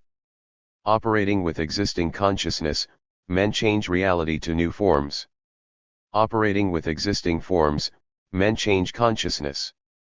The first is science in creative practice, the second art in creative practice. Reverse the roles and we have science in creative theory, and art in creative theory. Without this understanding of the relation of theory to practice, Jung moves without realizing it from one definition of introversion to another. Thinking and intuiting in introversion, i.e. in theory, are practical functions, functions orienting thought round the outer world. In practice, in extroversion, they are world-changing actions, actions changing perceptual reality. Feeling and sensing in introversion, in theory, are theoretical functions, functions orienting thought round the ego. In practice, in extroversion, they are self-changing, i.e. self-satisfying or self-expressing actions, actions satisfying the ego. This complex relation is precisely what makes the complexity of types, for no man lives in the same way, no one has precisely the same relation between fantasy and action. Hence Jung's thinking and intuiting extroverts are men of theory, scientific men, just as his thinking and intuiting introverts are men of action, mysteriously practical men. His extrovert sensing and feeling men are practical men, appetitive or sensual, and his feeling and sensing introverts are theoretical men, mystics, prophets, or poets. Jung's confusion regarding the compensatory role of the unconscious springs from the same source. To say a function becomes unconscious is to say that it becomes desocialist. Jung's functions sinking into the unconscious through repression or repulsion by the conscious contents are nothing but man finding parts of the social ego or social reality in himself at war with each other. His consciousness of himself realized in his life experience conflicts with his consciousness of the outer world. We have already seen that he can adjust himself in fantasy in two ways, by orienting the consciousness of the outer world round his ego, or by orienting the ego round the outer world. If the outer world is major to him, he will desocialize and adjust his ego round external realities so that it becomes subjectively distorted, so that his whole impression and valuation of it is false. In other words, the feeling side or the sensing side will become an unconscious and archaic function, it will become desocialist and hence full of instinct. As it emerges in objective action, the ego will to us seem inflated and full of feeling. But precisely because it emerges in action in this wild instinctive way, the subjective content of the ego will be slight. The maniac does not feel profoundly, but he acts like a man in an overpowering passion, because he lacks that consciousness of self which moderates, complicates and subtilises man's response to reality. He makes an all-or-nothing response. Jung's compensatory unconscious is really the extrovert's adjustment of life to reality in fantasy by a desocialization of the ego and an unconsciousness of subjective feeling, matched in action by a more passionate behavior, a folie de grandeur or wild inflation of the ego. The correct response of this type is scientific, changing the environment and injecting a greater measure of environmental reality into consciousness as a result. The first route is the route of illusion, of madness, of an unsocial and unconscious ego leading to a false conscious perception of the environment and therefore a destructive behavior. The second is the route of science, of reality, of a manipulation of the ego to produce a truer conscious perception of the environment and therefore a more useful behavior. A movement of extroversion and introversion is involved in both cases. But here the maxim physician, heal thyself, does not apply. The scientist's contribution to society as a result of his special tension is a deeper consciousness of environmental reality, and what he requires from it to heal his own one-sidedness is just what he cannot give but the artist can, subjective consciousness and inner reality. In the same way with the feeling or sensing introvert, a conflict between consciousness and reality necessarily takes the form of a distortion of conscious perception owing to the overvaluing of the ego. This leads to the psychasthenic neurotic having a greater consciousness of emotion and a fictitious independence of his environment, which, because of the denial of the objective term, leads to a slavery to his environment in the form of difficult circumstances. Nature, not his ego, becomes primitive and uncontrollable because it becomes unconscious. This type of introvert is driven to artistic production, to change himself not by lowering his consciousness of outer reality but by injecting his ego's experience into the social consciousness. But this creative task in relation to society may lead to a one-sidedness of personality which can only be corrected by the healing consciousness of outer reality drawn from science. The maladapted introvert attempts to free himself from his conflict with nature by cutting himself off from the object, but his unconsciousness of the object makes him its blind slave. The maladapted extrovert attempts to cut himself off from the subject, but his unconsciousness of himself makes him the blind slave of his own instincts. Thus they prove in their own persons that freedom is the consciousness of necessity. In theory they deny the ego or the world, only to prove it in a wild barbaric way in practice, and this cleavage in them between theory and practice is precisely wherein their madness consists. Thus art points the road to the hysteric's cure, science to the neurotics. Science and art in relation to the consciousness are therapeutic, science for the introvert, art for the extrovert. In relation to practical life they are reality changing, science changing the world and art changing men. Apart from these weaknesses, Jung's study is a profound encyclopedia of the human psyche as a part of reality, a study of how man realizes or fails to realize his freedom in concrete living. It represents the deepest study of the psyche possible to worldview which has not risen above the conception of an individual living in civil society. Science and art are the most abstract and generalist forms of a way of fantastic adaptation via society which cannot be separated from the reality of action, both of which are generated in the act of changing nature and so oneself, that is, in the act of living. Science and art are nothing if they do not give to each of us an immediate guide to our personal lives in all their aspects, both a morality and an understanding, an impulsion and an instrument which is not merely general but guides each of us in every one of our concrete relations, which is a compass to every act whereby we change nature and ourselves. Our life is lived wrongly if this theory, which guides and impels our every act, does not suck from every act new theory and grow as a developing thing. Human activity is activity through objects. To separate science and art from practical, critical revolutionary activity is to separate them from life. And this is what modern civilization increasingly tends to do. Modern culture has known well enough how to tear itself apart. It strove at first in its rise to cut itself off from the subject, to throw itself completely into the object. Hence the wild cyclothymic energy of the Elizabethan era of bourgeoisdom. Now it has passed to the other pole, from hysteria to psychasthenia, and, attempting to cut itself off from the object which it can no longer control, becomes the blind slave of necessity. This is the oscillation from mechanical material to idealism and thence to the helpless eclecticism of positivism, which, by attempting to cut itself off from both subject and object and so dominate them both, is the slave of both, a helpless victim of mere appearance. Positivism leads to surrealism in poetry. The dream work of poetry is abandoned, and men float into air, cut loose both from subject and object, unconscious of both, and therefore the blind slave of both. Free association is compulsive dream. Poetry ceases to contain a dream work, it becomes dream, the poet passes into a benign stupor. Benign, for Aragon has told us that the poet cannot rest on this position or return to an earlier one, but can only recover by winning into a world where subject and object again become social and therefore conscious, and the poet's relation to life again becomes free, revolutionary, and laborious. Table of Contents. Illusion and Reality, Christopher Caudwell 1937. 11. The Organization of the Arts. 1. Poetry grasps a piece of external reality, colors it with affective tone, and makes it distill a new emotional attitude which is not permanent but ends when the poem is over. Poetry is in its essence a transitory and experimental illusion, yet its effects on the psyche are enduring.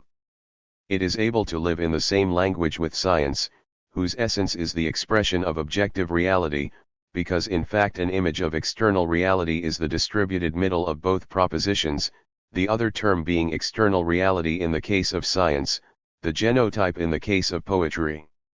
This is not peculiar to poetry, it is general to all the arts.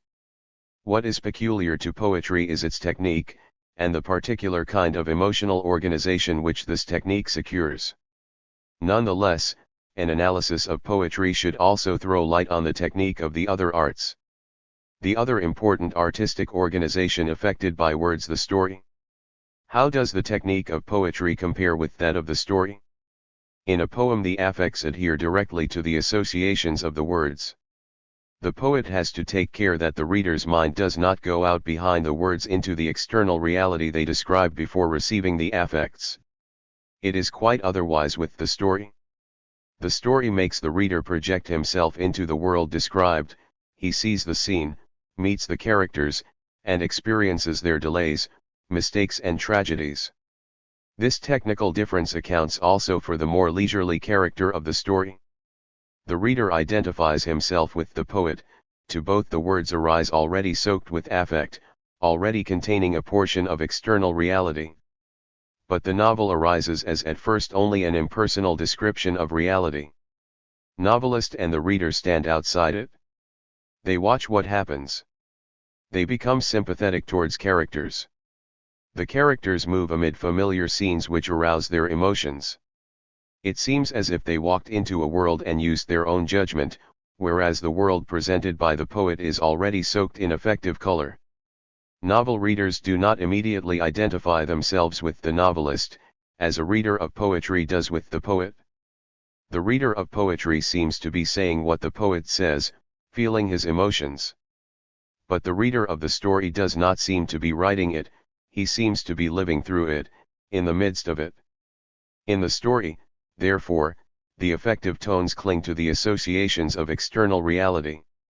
The poem and the story both use sounds which awake images of outer reality and affective reverberations, but in poetry the affective reverberations are organized by the structure of the language, while in the novel they are organized by the structure of the outer reality portrayed. In music the sounds do not refer to objects. They themselves are the objects of sense. To them, therefore, the affective reverberations cling directly. Although the affective reverberations of poetry are organized by the structure of the language, this structure itself is dependent on the meaning, i.e. on the external reality referred to. But the structure of music is self-sufficient, it does not refer to outer reality in a logical way. Hence music's structure itself has a large formal and pseudo-mathematical component. Its pseudo-logical rigor of scale and chord replaces the logical rigor of external meaning. Thus in music, poetry and the novel, the sound symbol has three different functions. In the novel it stands for an object in external reality, in poetry for a word-born mental complex of affective reverberation and memory image, in music for art of a pseudo-external reality. The social ego or subjective world is realized in artistic fantasy by the distortion of the external world. But for a world to be distorted into an effective organization, it must have a structure which is not effective but logical. Hence the socially recognized laws of music, which are pseudo-logical laws. They correspond to the laws of language, also socially recognized, which are pseudo-objective and are distorted by poetry, but not by the novel, which distorts the time and space of objective reality. A logical external world can only exist in space and time. Hence the musical world exists in space and time. The space movement of the scale, so that a melody describes a curve in space as well as enduring in time. Although a melody is in time, it is organized spatially. Just as a mathematical argument is static and quantitative, although it follows on in time, so a melody is timeless and universally valid. It is a generalization corresponding to the classificatory content of science. It is colorless and bare of quality in its essence. It draws from the ego a universal emotional attitude within the limits of its argument. Harmony introduces into music a temporal element. Just as space can only be described in terms of time, so time can only be described in terms of space. Time is the emergence of qualities. Hence two qualities sounding simultaneously describe time in terms of space. Just as the evolutionary sciences import from external reality a perspective of a whole field of qualities evolving, so harmony brings into music a whole rich field of temporal enrichment and complexity. It individualizes music and continually creates new qualities. It was therefore no accident but a result of the way in which the bourgeoisie continually revolutionizes its own basis, that the richest development of harmony in music should have coincided with the Industrial Revolution, the rise of the evolutionary sciences and a dialectical view of life. There was a parallel temporal movement in story and symphony. It was equally no accident that this musical development should have coincided with a technical development which on the one hand facilitated the instrumental richness of bourgeois orchestras, and on the other hand by its increase of communications made men's lives and experiences interweave and counterpoint each other like a symphony. In the world of melody, undifferentiated man faces a universal nature or static society, precisely as in poetry. In the novel and the world of harmony, a man contemplates the rich and complex movement of the passions of men in a changing and developing world. Rhythm was prior to either melody or harmony, if anthropological researches are any guide, and we assumed that a rhythmic dancing and shouting was the parent also of poetry. The external world of music exists, not to portray the world but to portray the genotype. The world has therefore to be dragged into the subject must not be squeezed out into the object.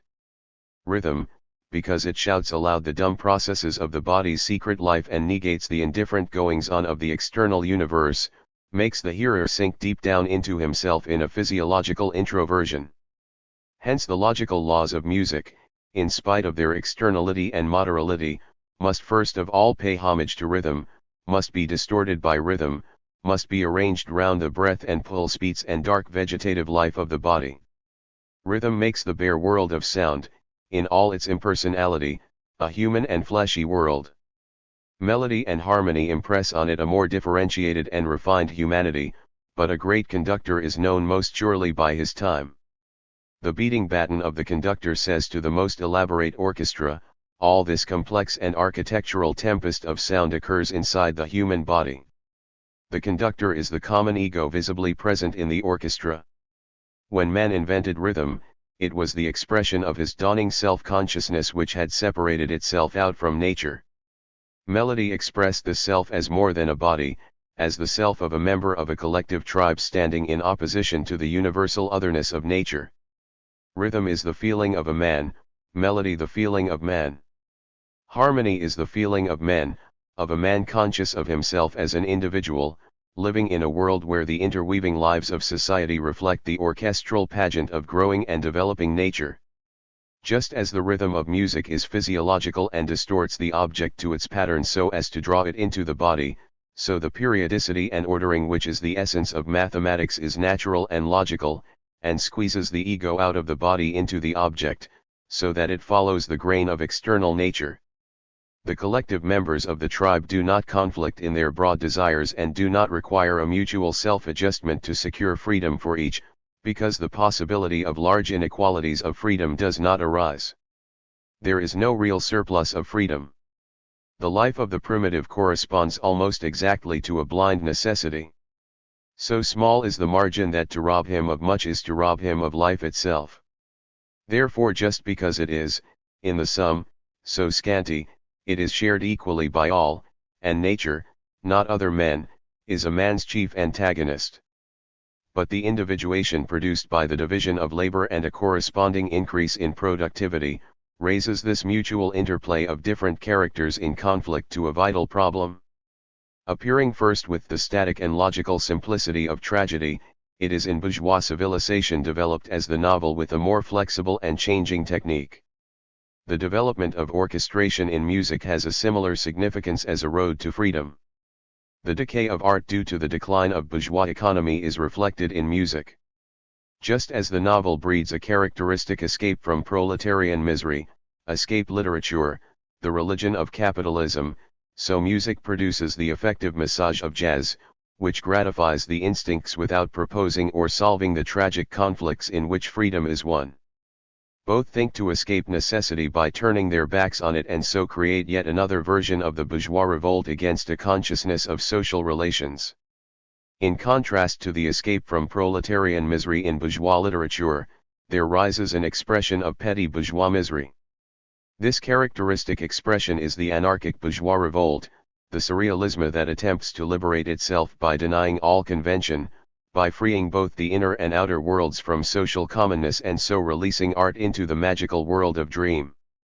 In the same way, petty bourgeois music advances through atonality to an anarchic expression of the pangs of a dying class. The opium of the unawakened proletariat mixes with the fantastic aspirations of the fruitlessly rebellious lower stratum of the bourgeoisie. Because the world of music with its logical structure is pseudo-external and drawn out of the genotype, like the logical content of mathematics, the infant prodigy is possible in both. The full development of the novel and the evolutionary sciences requires even in genius the maturity of concrete experience. Because the external reality of music is self-generated, it is as if music directly manipulated the emotions of men. Language expresses both external reality and internal reality, facts and feelings. It does so by symbols, by provoking in the psyche a memory image which is the psychic projection of a piece of external reality, and a feeling which is the psychic projection of an instinct. But language is not a haphazard group of symbols. It must be organized. This organization is given in the arrangement of the symbols but cannot be itself symbolized by these symbols. Wittgenstein, to whom we owe this conception, saw it as a projective correspondence between the symbols and outer reality. But there is also a projective correspondence between the symbols and inner reality, and the final shape or pattern is the result of a tension or contradiction between the two organizing forces. Both orderings are shared in common with the thing projected. If this is a part of external reality, we may say symbols and symbolists share the real world. If it is a projection of internal reality, they share the same affective manifold or social ego. Considered separately, these orderings are only abstractions. They cannot in concrete language be separated. In concrete language only their tense mutual relation is reflected, and this is the subject-object relation, man's active struggle with nature. In poetry the manifold distorted or organized by the affective forces of the common ego is the logical or grammatical manifold inhering in the arrangement and syntactical organization of the words themselves. Of course this corresponds to a similar logical arrangement out there in the external reality symbolized.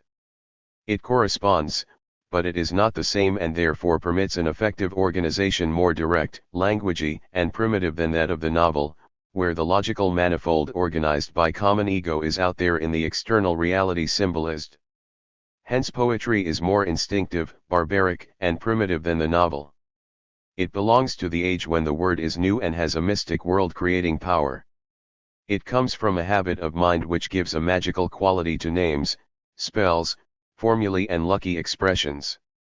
It belongs to the taken for granted knowledge in language which when we discover it consciously, as in logic's laws, seems to us a new, inhuman, and imperious reality. The poetic word is the logos, the word made flesh, the active will ideally ordering, whereas the novel's word is the symbol, the reference, the conversationally pointing gesture. In music the logical manifold is the formal or structural element in music, corresponding to the grammatical or syntactical element in language. It comprises the stuffness, the conventions, laws, scales, permitted chords, and instrumental limitations of musical theory. It is the impersonal and external element in music. This is distorted effectively in time and space by rhythm, melody, and harmony.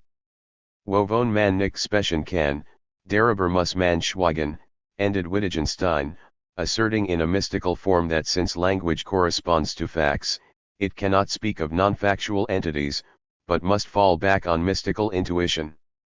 This is untrue. By arbitrarily limiting the function of language, Wittgenstein excludes it from the provinces it has long occupied successfully. It is precisely art, music, poetry, and the novel, which speaks in the affective manifold what man nicht sprechen can in the logical manifold. The even pulse of rhythmic time contrasts with the irregularity of time successions observed in the outside world. Man naturally seizes therefore on the few natural periodicities, day and night, months, and years.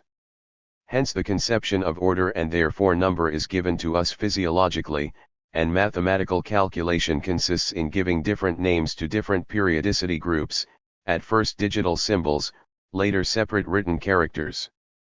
The ego is projected onto external reality to order it. Subjective affective periodicity is the parent of number, therefore in mathematics affective time must be distorted by orderings found in external reality. The outer manifold is the main organizing force. In music external periodicity is effectively distorted to follow the instinctive ego. The affective manifold is here the organizing force. The musician is an introverted mathematician. The lightning calculator is an extrovert conductor.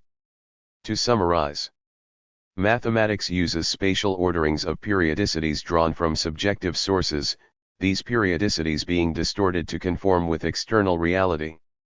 Music uses affective orderings of periodicities drawn from objective sources, these periodicities being distorted to conform with internal reality. In poetry the affective rhythm is logico-spatial, not affective temporal. Unlike the basic rhythm of mathematics, it is not distorted by cognitive material. It asserts the tempo of the body as against that of environment. Meter denies external time, the indifferent passing on of changing reality, by marking time and drawing in the object to it. Music, language, mathematics, all mere sounds, can yet symbolize the whole universe and express the active relation of internal to external reality. Why has sound, a simple physical wave system, become so apt a medium for the symbolization of life in all its concreteness? In the life of animals external reality has been explored by three distance receptors round which, as Sherrington has shown, the brain has evolved.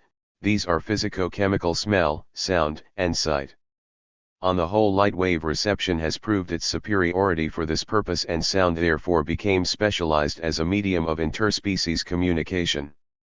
Among birds and tree apes this would follow naturally from the engrossment of eye sense by the demands of balance, aerial or arboreal. Long have cries, mere sounds, been the simple voice of the instincts among the warm-blooded animals from which we evolve. Long have our ears been tuned to respond with affective association to simple sounds. Birds, with their quick metabolism the most emotional of animals, express with sound the simple pattern of their instincts in an endlessly repeated melodic line. But man goes a step further, along the line indicated by the warning cry of birds.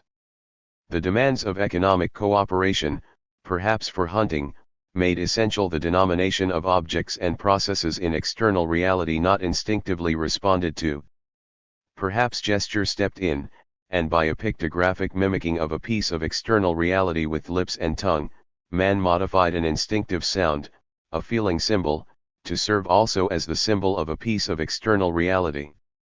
Language was born. Man's simple cries, born of feeling, of primitive sympathy, of gesture, of persuasion, become plastic. The same cry now stood for a constant piece of external reality, as also for a constant judgment of it. Something was born which was music, poetry, science, and mathematics in one, but would with time fly apart and generate all the dynamism of language and fantasy between the poles of music and mathematics, as the economical operation which was its basis also developed. It is no mere arbitrary ordering of emotion which music performs. It expresses something that is inexpressible in a scientific language framed to follow the external manifold of reality. It projects the manifold of the genotype. It tells us something that we can know in no other way. It tells us about ourselves. The tremendous truths we feel hovering in its cloudy reticulations are not illusions, nor are they truths about external realities. They are truths about ourselves, not as we statically are, but as we are actively striving to become. 2. In addition to the sound symbolical arts, there are the visual or plastic arts, painting, sculpture, and architecture. It is easier to see how these fit into our analysis. The visual sense, in all animals, eked out by tactile corrections, has been that sense used most consistently to explore external reality, while the hearing sense has been used to explore that particular part of external reality which consists of other genotypes. Sound mediates between genotype and genotype. The animal hears the enemy or the mate. Light mediates also between genotype and non-genotypical portions of external reality. As a result, when we make a visual symbol of external reality, such as a diagram or a drawing, it is naturally made projective of external reality and not merely symbolic. Except in onomatopoeia, words individually are not mechanically projective of things like a photograph, but are only symbolic and therefore conventional. A drawing, however, is directly projective of reality without necessarily the mediation of pseudo-grammatical rules or conventions. This is shown by the resemblance between a drawing and a photograph. In drawing and sculpture, bits of external reality are projected into a mock world, as in a drawing of a flower or a sculpture of a horse. This picture must have in common with the external reality from which it is drawn something not describable in terms of itself, the real or logical manifold, or, more simply, the likeness. But line and color also have affective associations in their own right. These must be organized in an attitude towards the mock world, the thing projected. This must be an affective attitude, which is what the painting or sculpture has in common with the genotype, or affective manifold, and cannot be itself symbolized by a drawing, since it is inherent in the drawing. To the naive observer, this appears as a distortion in the drawing, as a non-likeness to external reality. But of course it is really a likeness to the affective world of the genotype. For the purpose of this brief survey, the only distinction that need be made between painting and sculpture is that one is three-dimensional and the other two-dimensional. Thus painting selects two out of the three dimensions of external reality, or rather, to be accurate, it selects two out of the four dimensions, for unlike music, poetry, and the story, the plastic arts lack the fourth dimension, time. Pictures do not begin at one moment in time and end at another. They are static, they do not change. All arts must select from external reality in some way, otherwise they would not have any looseness at the joints to give play for ego organization. They must have one degree of freedom. Line and color, symbolizing real objects, are organized by the ego reality projected. The result is a new emotional attitude to a piece of reality. After viewing a Rembrandt or a Cézanne, we see the exterior world differently. We still see the same external reality, but it is drenched with new affective tones and shines with a bright emotional coloring. It is a more appetizing world, for it is the appetitive instincts which furnish the aesthetic affects. Plainly, the same criteria we have already established for language hold good here. A Michelangelo painting or a Dutch portrait contains more of external reality than a Picasso, just as a story contains more than a poem. But what is the scope and degree of the emotional reorganization in the visual that it affects? It is chiefly on this that the varying estimates of greatness in painting are based. Just as in music or poetry, so in painting, easy solutions or shallow grasps of reality are poor art. Painting resembles poetry in this much, that the affects do not inhere in the associations of the things, but in the lines and forms and colors that compose them. Certain scenes, for a funeral, have affective associations in themselves. But the affective associations used by painting do not pertain to the funeral as an event but to a brownish rectangle in a large transparent box with circles at the end drawn by grayish air-horse shapes. The affective associations adhering to ideas of bereavement could quite properly be used in a story, and the novelist could legitimately bring in a funeral in order to utilize its affective associations in his pattern. Again, the mere word funeral as a word has of course inherent affective associations which can be used in poetry, the funeral of my hopes, only if it is thoroughly understood that whole group of such linguistic associations will be brought into the poem, and must either be utilized or inhibited, e.g. suggestions of darkness, of purple, of stuffy respectability, of a procession or pomp and ceremony, of deep wells. The affective associations used by painting have only those of color, line, and combinations of color and line, but they are used to organize the meaning, the real object represented. Hence the static plastic arts which are representational are akin to poetry and mathematics, to the classificatory sciences and the universal arts. Just as we slip at once into the eye of the poem, so we slip at once into the viewpoint of the painter. We see the world both from where the poet and where the painter stands. We have already explained why this approach leads to a tribal primitive attitude to living, why it tends to lead to the realization of a static universal human essence opposed to a static nature, and is therefore the best medium for voicing universal cries of passion or insight. By a paradox which is not really a paradox, but is given in the nature of individuation, poetry and painting are also the best mediums for expressing individuality, the individuality however only of the poet. Painting, poetry, and melody all have this in common, this timeless universal quality of the human genus rather than the interesting subcomplications of a group of human individuals. Hence too we find painting developed at an early stage in the history of civilization, as early as Paleolithic man. In its first appearance painting is man's consciousness of affective quality in nature, hence the lifelike character of early Paleolithic art, when it deals with natural subjects. But with the development of man from a group of hunters and food gatherers to a crop-raising and cattle-rearing tribe, man passes from a cooperating observation of nature, seeking his own desires in it, to a cooperative power over nature, by drawing it into the tribe and domesticating it. Hence he is now interested in the power of social forms over reality, which becomes convention in perceptual rendering. Therefore naturalistic Paleolithic art becomes in Neolithic days conventional, arbitrary, and symbolic, decorative. Not only does this prepare the way for writing, but it also expresses a psychic change in culture similar to the passage from rhythm to poetry and to melody. The passage from the gens or tribe to class society is marked by a further differentiation in pictorial art which takes the form of a return of naturalism, but man now seeks in nature, not the effective qualities of the solid tribe, but the heightened and specialized qualities of the ruling class.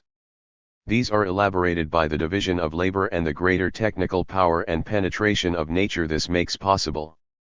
This naturalism is always ready to fall back into conventionality when a class ceases to be vitally in touch with active reality and its former discoveries ossify into dry shells. Naturalism becomes academicism. The most naturalistic pictorial art is bourgeois art, corresponding to its greater productivity and differentiation and more marked division of labor. Hence the rise of naturalism in bourgeois art, and its revolutionary self-movement, is connected with the rise of harmony in music and of the evolutionary sciences generally during the same period. Naturalism must not be confused with realism, for example the realism of bourgeois Flemish painting. This realism too may be conventional.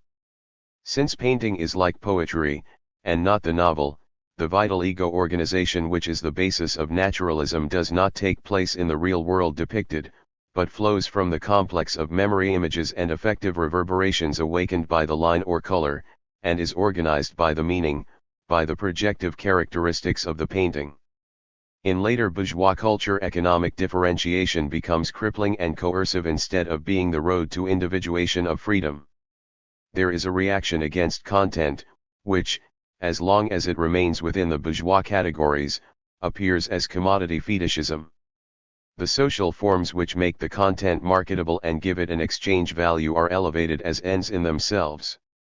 Hence, Cubism, Futurism, and various forms of so-called abstract art.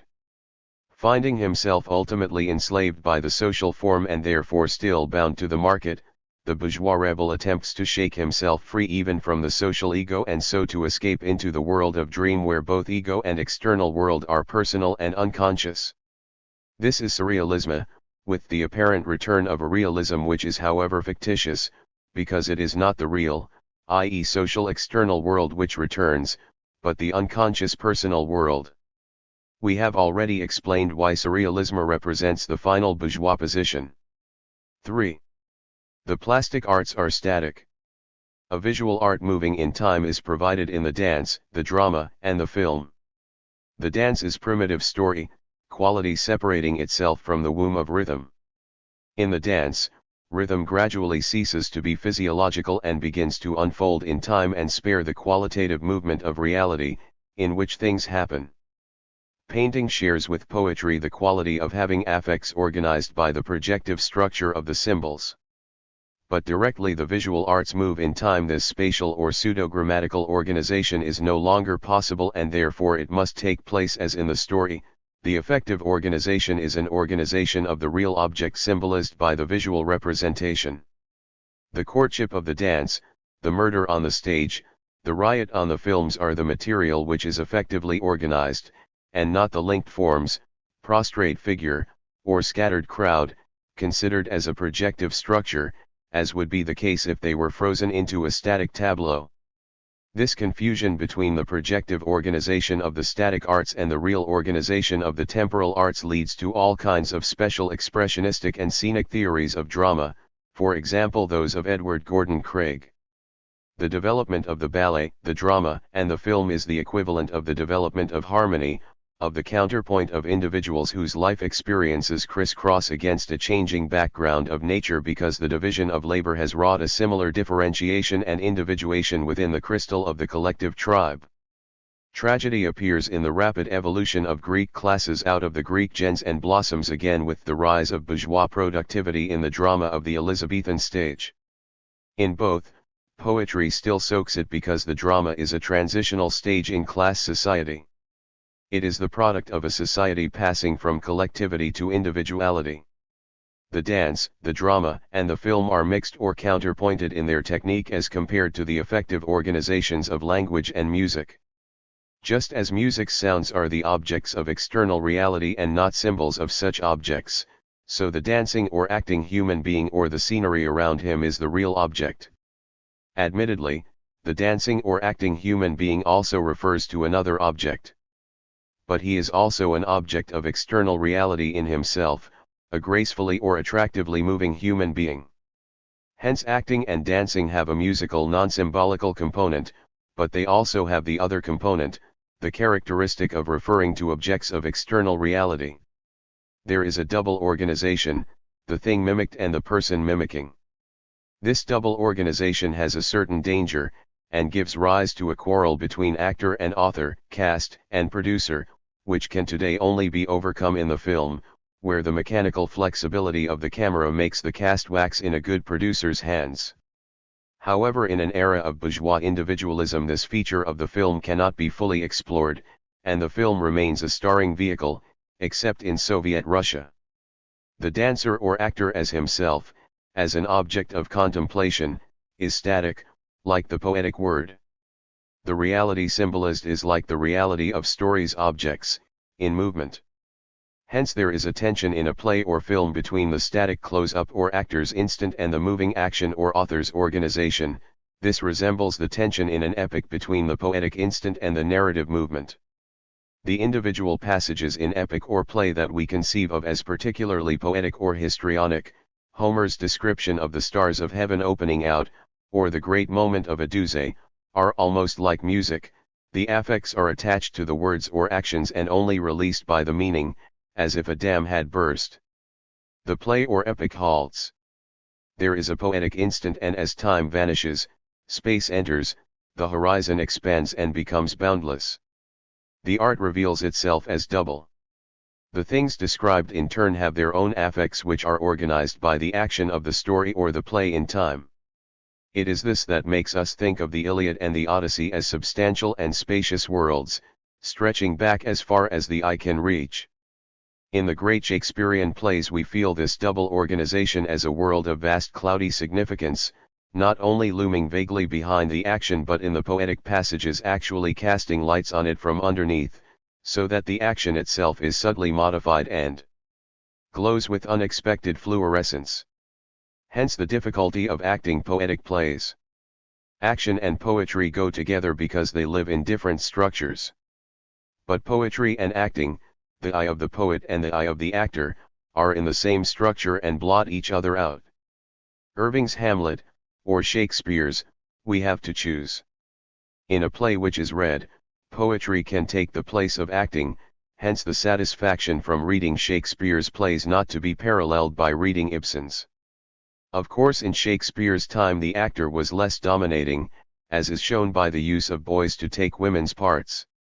The same characteristic and good mixture of the real and symbolized objects which is to be found in dance and drama is to be distinguished from the same mixture occasionally found in music, the bastard kind of music in which nightingales sing, monastery bells toll, and locomotives whistle.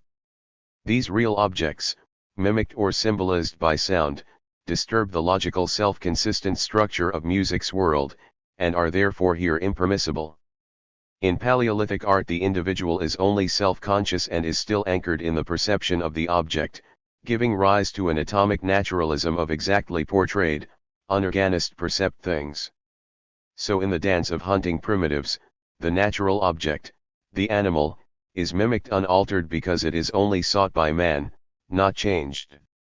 The object draws the ego out of man in accurate perception. It is gained in cooperation and so becomes conscious, a fact which differentiates its qualities from those it possesses in brute perception, but it is sought, not created. In Neolithic art, when hunting or food gathering man becomes a crop raising or cattle rearing tribe, the object is not merely sought by society but changed by it. The man realizes himself in the percept as social man, as the tribe changing the object according to conventions and forms rooted in the means of communication. The dance becomes the formal hieratic movement of chorus and incipient tragedy. The hunting or food gathering primitive's dance is violently naturalistic and mimicking, the food raising or cattle rearing dance has the formality of a religious rite and reveals the impress of the tribe's soul on nature. It emphasizes the magical and world-governing power of the gesture. The circling sun obeys the circling dancer, the crop lifts with the leaping of young men, life quickens with the dizzy motion. The tribe draws nature into its bosom. The elaboration of class society causes the dance to develop into a story, into a play. The intricacies of the chorus loosen sufficiently to permit the emergence of individual players. Individuation, produced by the division of labor in a class society, is reflected in the tragedy. A god, a hero, a priest-king, people, great men, detach themselves from the chorus and appear on the stage, giving birth simultaneously to the static acting and the moving action which were inseparably one in the danced chorus, just as were the static poem and the moving story one in the ritual chant, where the word is poetically world-creating and yet also relates a mythical story. Of course the decay and rigidity of a class society is at any moment reflected in a stiffening and typification of the characters. The individuation is not rooted in the class but in the division of labor. The class cleavage at first makes this division possible but at a certain moment denies its further development and becomes a break, a source of academic ossification, a corset which society must break or be stifled. We said that the cathedrals were bourgeois and not feudal, that they were already Protestant heresies in the heart of Catholicism, the bourgeois town developing in the feudal country. Hence the bourgeois play begins in the cathedrals as the mystery play frowned on by the church authorities. When the monarchy allies itself with the bourgeois class, the mystery moves to court and becomes the Elizabethan tragedy. Here the individual is realized once again naturalistically as the prince, as the social will incarnate in the free desires of the hero.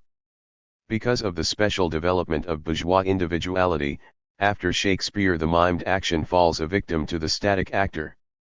In Greek tragedy the actor is swaddled in the trappings of cothurni and mask, he is the pure vehicle of poetry and action. In the Elizabethan play the actor's personality is still stifled, and because the actor is subordinate to the mimed action the play is still poetic. In our day the actor's instant conflicts with the poets, in Shakespeare's The Boy Woman, muffled in the collective representations of the feudal court, was still a hollowness which gave room for the poetry of Cleopatra to come forward and expand. The incursion of woman onto the stage marks the rise of acting in the drama, and the death of narrative and poetry. The personal individual actor or actress becomes primary, his social relations with others or with the social ego, which constitute the story or poetry of the play, become secondary. The play, because of the collective basis of its technique, is injured by the individualism of bourgeois culture. The play, like painting, becomes increasingly realistic and then moves over to commodity fetishism, the abstract structure of expressionism in which the conventions or social forms are hypostatized, and the content or story is expelled, so that the play aspires towards the impossibility of becoming the pure social ego. And the play finally makes a bid to cut itself off both from social ego and external reality according to the mechanism of surrealist dream work. This same basic movement is only what we have already analyzed in poetry. For the cry, reproducing the authentic image in the dance of the hunting primitive, becomes the elaborate chant or choral hymn with strophe, antistrophe, and epode, in the crop-raising or pastoral society which has sucked nature into its undifferentiated bosom. The rise of class society and its individuation, based on division of labor, is reflected in the emergence of the bard, with his epic poetry, glorifying the deeds of heroes, stories in which he does not speak for himself but for a general class, and so his own personal instant does not conflict with the poetic instant which is only given in the acts of heroes. But the further individuation of society, due to still greater division of labor, gives rise to the poet, with his lyrical verse, amatory, epistolary, and personal, in which the poetic instant coincides with the personal instant, in which the collective I has become personal and individual. With this goes a naturalism and pathos of the kind for which Euripides was reproached by his contemporaries and which seems to bourgeois culture so appealing and right. The poet finds his full individuation in bourgeois poetry, where chanted lyrical poetry becomes written study poetry, and the social ego of poetry is identified with the free individual. Here too there is movement through naturalism to escape from the external world and escape also from the social ego. 4. Architecture and the applied arts play a role in the visual field similar to that of music in the oral field in that the things are parts of external reality and are distorted or organized directly by the affects. But architecture and the other arts are like inverted music. The external element is not a formal ideal structure as in music, with its pseudo-logical laws, but a human and social function. The external reality of a house or vase is its use, its coveringness or its capaciousness. This use form is organized or distorted effectively either by the symbolization of natural external reality or when it is given shape, balance, harmony, curves, and movement in space. This organization is poetic, the I which organizes the use function is static and collective. Great architecture arises in the womb of a society where social I and individual I do not conflict but reinforce each other. Hunting man expresses the use value realistically. He finds in nature the correspondence to his use. His house is a cave, his vase a gourd, his weapon a rough flint, his covering a skin. In this sense his applied art is as realistic as his drawings. Crop raising or pastoral man imposes on his materialist use value a decoration which is conventional and distorting. He takes nature into the bosom of the tribe, and molds it plastically to his wish. The use value is given a social form, it is minted. The stone implements are polished. Instead of seeking out a cave, he erects a rough hut in a convenient spot. He no longer clothes himself in skins, his covering is woven. Instead of gourds, he uses pottery, molded to a shape and decorated. The birth of a class society sees the birth of palaces and temples where coveringness is effectively organized to express the majesty and sacredness of a ruling class. This majesty and sacredness has accrued through the division of labor and the alienation of property, whereby the increased social power seems to gather at the pole of the ruling class at the same time as the humility and abasement appears at the pole of the slave class. With the merchant class of Athens and Rome, this reflects itself also in municipal buildings. In feudal society, castles and basilicas express the effective organization of social power. The cathedral and the Hotel de Ville of medieval town life already reflect the growing power of the bourgeois class and are rebellious. The bourgeois class is still collective, it is gathered in self-governing and self-arming communes, tribal islands in the pores of feudalism. At first their social expansion appears in the palaces and cathedrals of princes, who wield for a time the power of the bourgeoisie against other feudal powers. Then it passes into aristocratic villas and state structures. Finally, it appears in the form of gentlemen's residences. At first this is a naturalistic movement. Houses become less formal and more useful and domestic. This movement too passes into abstraction. Abstraction in painting is functionalism in architecture. Finally, even the social ego is negated and architecture shows everywhere freakishness and personal whim, irrespective of the needs of function. The same movement of course takes place in ceramics, textiles, and other applied arts. In general, the products of a class society in this field show the same rich elaboration and aesthetic idealization of the aims and aspirations of the ruling class as do the other forms of art. 5. The organization of the arts can be shown schematically. Art. External reality. Eye sound. Music. Pseudological laws of musical structure. Poetry. Syntactical and grammatical laws of language. Story. Real external world described. 2. Visual. Painting and sculpture. Projective laws of structural representation. Dance and the play and film. Real action imitated by real people. Architecture. Use function. Ceramics. Textiles. Furniture, etc. Obviously the arts can also be arranged historically, beginning from their confused appearance in food gathering and hunting man to their complex development in a class society where individuation is possible. We have already dealt with this movement in general. The three main periods are all sublated in modern arts methods of subjective organization, which therefore include the consciousness of man seeking himself in nature, of man drawing nature into the social but undifferentiated I of the tribe, and finally of man splitting the social I into living individuals and at the same time resolving nature into a differentiated universe which evolves. If we are asked the purpose of art, we can make an answer, the precise nature of it depending on what we mean by purpose.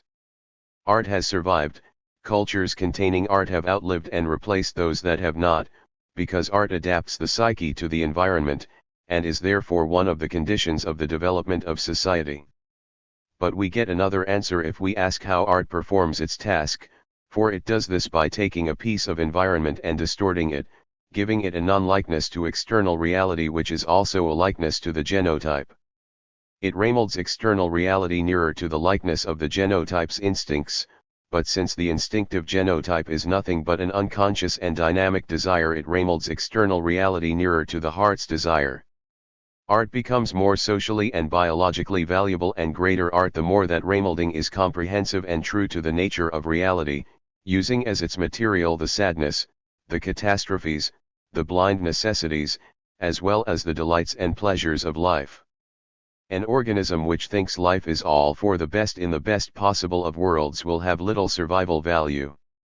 Great art can thus be great tragedy, for here, reality at its bitterest, death, despair, eternal failure, is yet given an organization, a shape, an effective arrangement which expresses a deeper and more social view of fate.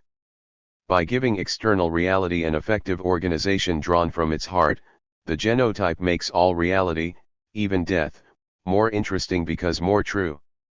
The world glows with interest, our hearts go out to it with appetite to encounter it, to live in it, to get to grips with it. A great novel is how we should like our own lives to be, not petty or dull, but full of great issues, turning even death to a noble sound. Notre vie est noble et tragique. Comme le masque d'un tyran. Nul drame hasardeux et magique. Aucun detail indifferent. Any rend notre amour pathetique. A great picture is how we should like the world to look to us, brighter, full of effective color. Great music is how we should like our emotions to run on, full of strenuous purpose and deep aims. And because, for a moment, we saw how it might be, were given the remade object into our hands, forever after we tend to make our lives less petty, tend to look around us with a more seeing eye, tend to feel richly and strenuously. If we ask why art, by making the environment where the expression of the genotype, comes to us with the nearness and significance it does, we must say still more about art's essence. In making external reality glow with our expression, art tells us about ourselves. No man can look directly at himself, but art makes of the universe a mirror in which we catch glimpses of ourselves, not as we are, but as we are in active potentiality of becoming in relation to reality through society. The genotype we see is the genotype stamped with all the possibilities and grandeur of mankind, an elaboration which in its turn is extracted by society from the rest of reality. Art gives us so many glimpses of the inner heart of life, and that is its significance, different from and yet arising out of its purpose. It is like a magic lantern which projects our real selves on the universe and promises us that we, as we desire, can alter the universe, alter it to the measure of our needs. But to do so, we must know more deeply our real needs, must make ourselves yet more conscious of ourselves. The more we grip external reality, the more our art develops and grows increasingly subtle, the more the magic lantern show takes on new subtleties and fresh richnesses. Art tells us what science cannot tell us, and what religion only feigns to tell us, what we are and why we hope and suffer and love and die. It does not tell us this in the language of science, as theology and dogma attempt to do, but in the only language that can express these truths, the language of inner reality itself, the language of affect and emotion. And its message is generated by our attempt to realize its essence in an active struggle with nature, the struggle called life. All this is only the inverse picture of what science does. Science too has a survival value and a purpose, and it fulfills this by adapting external reality to the genotype just as art adapts the genotype to external reality. Just as art achieves its adaptative purpose by projecting the genotype's inner desires onto external reality, so science achieves its end by receiving the orderings of external reality into the mind, in the fantastic mirror world of scientific ideology. Necessity, projected into the psyche, becomes conscious and man can mold external reality to his will. Just as art, by adapting the genotype and projecting its features into external reality, tells us what the genotype is, so science, by receiving the reflection of external reality into the psyche, tells us what external reality is. As art tells us the significance and meaning of all we are in the language of feeling, so science tells us the significance of all we see in the language of cognition. One is temporal, full of change, the other spatial and seemingly static.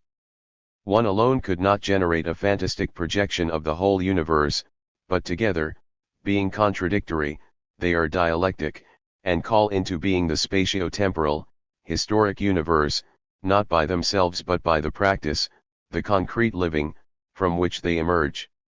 The universe that emerges is explosive, contradictory, dynamically moving apart, because these are the characteristics of the movement of reality which produced it, the movement of human life. Art and science play contradictory and yet intermingled roles in the sphere of theory. Science in cognition gives art a projected selection from external reality which art organizes and makes effectively appealing, so that the energy of the genotype is directed towards imposing its desires on that external reality. Thus, attention, moving inwards from action, through art moves outwards again to action.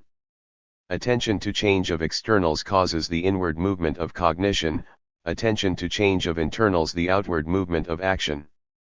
For the outward moving energy to effect its aim, science is again needed, and the original memory images, now modified effectively, must be rescanned to grasp their inner relationships so that the desires of the genotype can be effected. Science in cognition now becomes science in action. In effecting those desires with the aid of existing memory images, more knowledge is gained of the real orderings of external reality. Its object achieved, attention returns with fresh empirical experience to add to its treasure.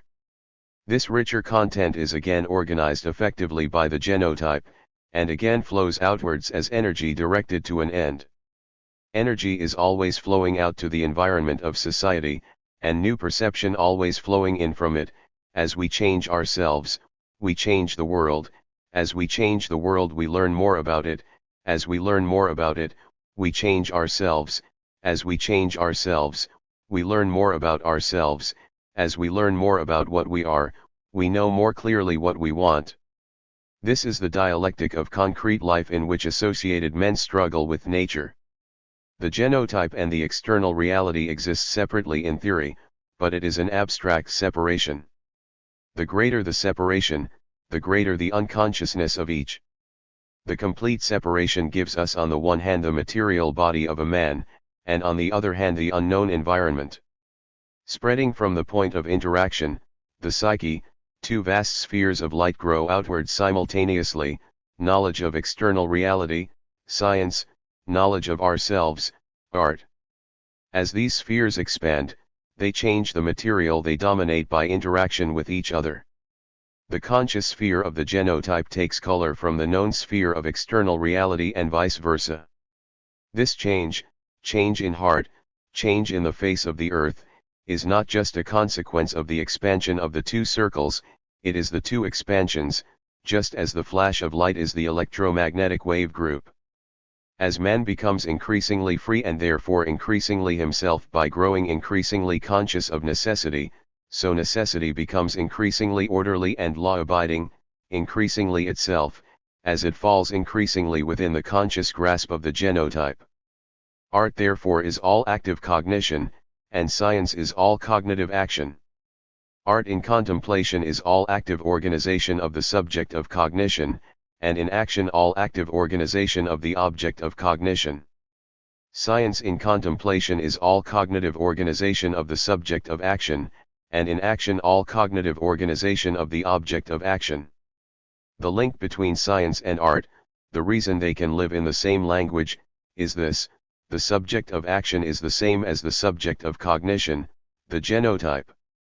The object of action is the same as the object of cognition, external reality. Since the genotype is a part of reality, although it finds itself set up against another part of it, the two interact, there is development, man's thought and man's society have a history. Art is the science of feeling, science the art of knowing. We must know to be able to do, but we must feel to know what to do. Art is born in struggle, because there is in society a conflict between fantasy and reality. It is not a neurotic conflict because it is a social problem and is solved by the artist for society. Psychoanalysts do not see the poet playing a social function, but regard him as a neurotic working off his complexes at the expense of the public.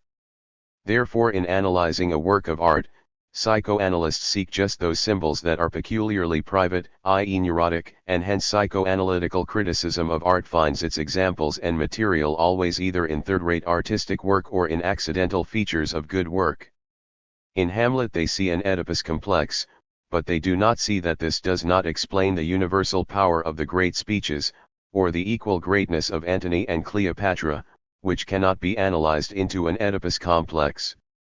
The psychoanalyst can sometimes cure the neurotic who cannot cure himself unaided, because he provides a force or point of leverage outside the psyche of the neurotic. he is a member of society, and can therefore work from the outside inwards, into the socially created conscious psyche, the neurotic's better self, and so attack the unconscious, his worse self. The better self, the conscious psyche, the conscience, is society's creation, while the worse self is genotypical, the animal in us. The psychoanalyst is only one man, and is also the possessor of a worse self which may get between himself and his patient. He is a luxury who can be afforded only by the well-to-do. In art, all society, the sum of all conscious psyches engaged in social creation, speaks to a man's better self. All the better part of humanity, endlessly attacking and solving life's problems, stands ranged behind the artistic culture of a nation. They are men, not gods. Like him they suffered and fought, but when they died they left behind the enduring essence of their transitory lives. Hence the consoling, healing, and invigorating power of art. The emotional attitude of the neurotic or the psychotic towards reality is permanent. That of the poet in creation, or the reader in experiencing, is temporary. The essence of genuine illusion is that it is non-symbolic and plastic. The neurotic is deluded because the complex is in his unconscious, he is unfree. The artist is only eluded because the complex is in his conscious, he is free. We take up the attitude when reading a poem, and experience the emotions, and then when the poem has been experienced the attitude is thrown away. The attitude was released by the conscious emotions, as the neurotic attitude may be unfrozen if he becomes conscious of the complex, as the sleeper wakes if the stimulus demands willed action. The artist releases the autonomous complex in a work of art and forgets it, goes on to create anew, to experiment again with the eternal adaptation of the genotype to its eternally changing environment. If poetry becomes religion, if the non-symbolic is taken to be symbolic, the emotional attitude becomes frozen like the neurotic attitude. Thus the value of poetry's illusions in securing catharsis, as compared to religions, is that they are known for illusion, and as compared to dream, that they are social. If poetry's emotional attitudes pass, what is their value? It is this: experience leaves behind it a trace in memory. It is stored by the organism and modifies its action. The universe today is not what it was a million years ago, because it is that much more full of experience, and that much more historic. Society is not what it was 2,000 years ago, because its culture has lived through much and experienced much. So too a wise man, in the course of his life, has endured and experienced. He has not acquired knowledge of external reality only, for such a man we call merely learned, and think of his learning as something arid, devoid of richness. The wise man has also learned about himself. He has had emotional experience. It is because of this double experience that we call him wise, with a ripeness, a poise, a sagacity given to him by all his history. Of course neither science nor art are substitutes for concrete living, they are guidebooks to it. The wisdom of a culture, our social heritage, inheres both in its science and its art. Either alone is one-sided wisdom, but both together give ripe sagacity, the vigor and serenity of an organism sure of itself in the face of external reality. What, then, is the illusion of art? In what does it consist? Not in the affective element, for artistic emotion is consciously experienced, and is therefore real and true. Real and true as applied to emotion mean, simply, has it existed in reality? Has it been present in a psyche? The emotion of poetry is certainly real in this sense. The illusion of poetry must therefore inhere in the piece of external reality to which the emotion is attached, in poetry to the meaning, in novel to the story. The purpose of this piece of external reality was to provide a subject for the affect, because an affect is a conscious judgment, and must therefore be a judgment of something. Art is therefore effective experimenting with selected pieces of external reality. The situation corresponds to a scientific experiment. In this a selected piece of external reality is set up in the laboratory. It is a mock world, an imitation of that part of external reality in which the experimenter is interested. It may be an animal's heart in a physiological salt solution, a shower of electrified droplets between two plates, or an aerofoil in a wind tunnel. In each case there is a fake piece of the world, detached so as to be handled conveniently, and illusory in this much, that it is not actually what we meet in real life, but a selection from external reality arranged for our own purposes. It is an as if. In the same way, the external reality symbolized in scientific reasoning is never all external reality, or a simple chunk of it, but a selection from it. The difference between art's piece of reality and science's is that science is only interested in the relation of that selected piece to the world from which it is drawn, whereas art is interested in the relation between the genotype and the selected piece of reality, and therefore ignores the whole world standing behind the part. If by the words mock world, we denote the illusory piece of external reality, the symbolical part alike of poetry and science, we get this relation. Hence it is just illusion that art and science have in common. The distinctive concern of science is the world of external reality, art is occupied with the world of internal reality. The ordering or logical manifold characteristic of scientific language is that internal structure in its mock world projected from the relationships of external reality. The ordering or effective manifold characteristic of artistic language is that internal structure in its mock world projected from the relationships of internal reality. Hence another schematic representation. But since the genotype is itself a part of external reality, we can also represent it thus. Hence science and art together are able to symbolize a complete universe which includes the genotype itself. Each alone is partial, but the two halves together make a whole, not as fitted together, but as they interpenetrate man's struggle with nature in the process of concrete living. 1 Apollinaire. Table of Contents. Illusion and Reality, Christopher Caudwell 1937. 12. The Future of Poetry. 1. The future was once a place to which one relegated one's hopes and aspirations, a place where one took revenge for the world's unkindness by holding its future richness to the narrow categories of the present. Of the future one can only dream, with greater or less success. Yet to dream is not to associate freely but to have certain fantasies, a certain reshuffling of memory images of past reality blended and reorganized in a new way, because of certain real causes in present reality. Even dream is determined, and a movement in dream reflects perhaps a real movement into daylight of material phenomena at present unrecognized.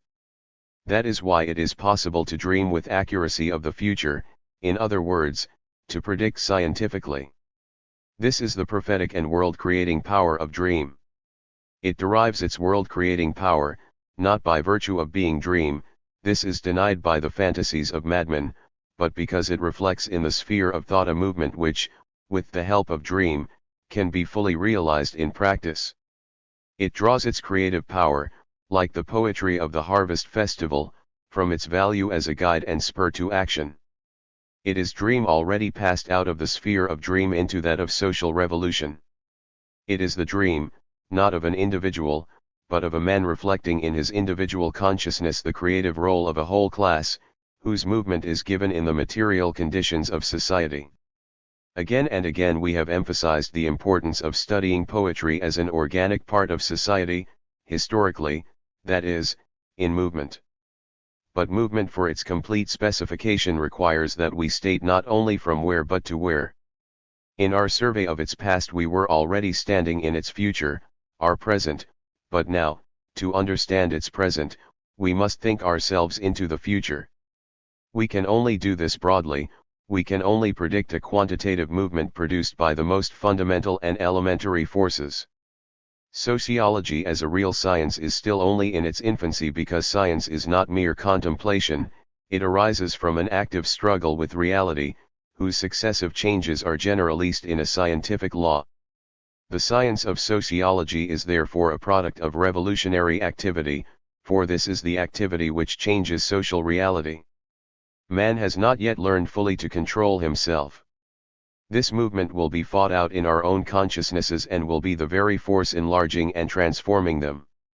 Thus a whole new world of values will be born, which we can no more describe in terms of quality than a man can look down on himself. The first limitation must make us careful of any predictions too exact and detailed.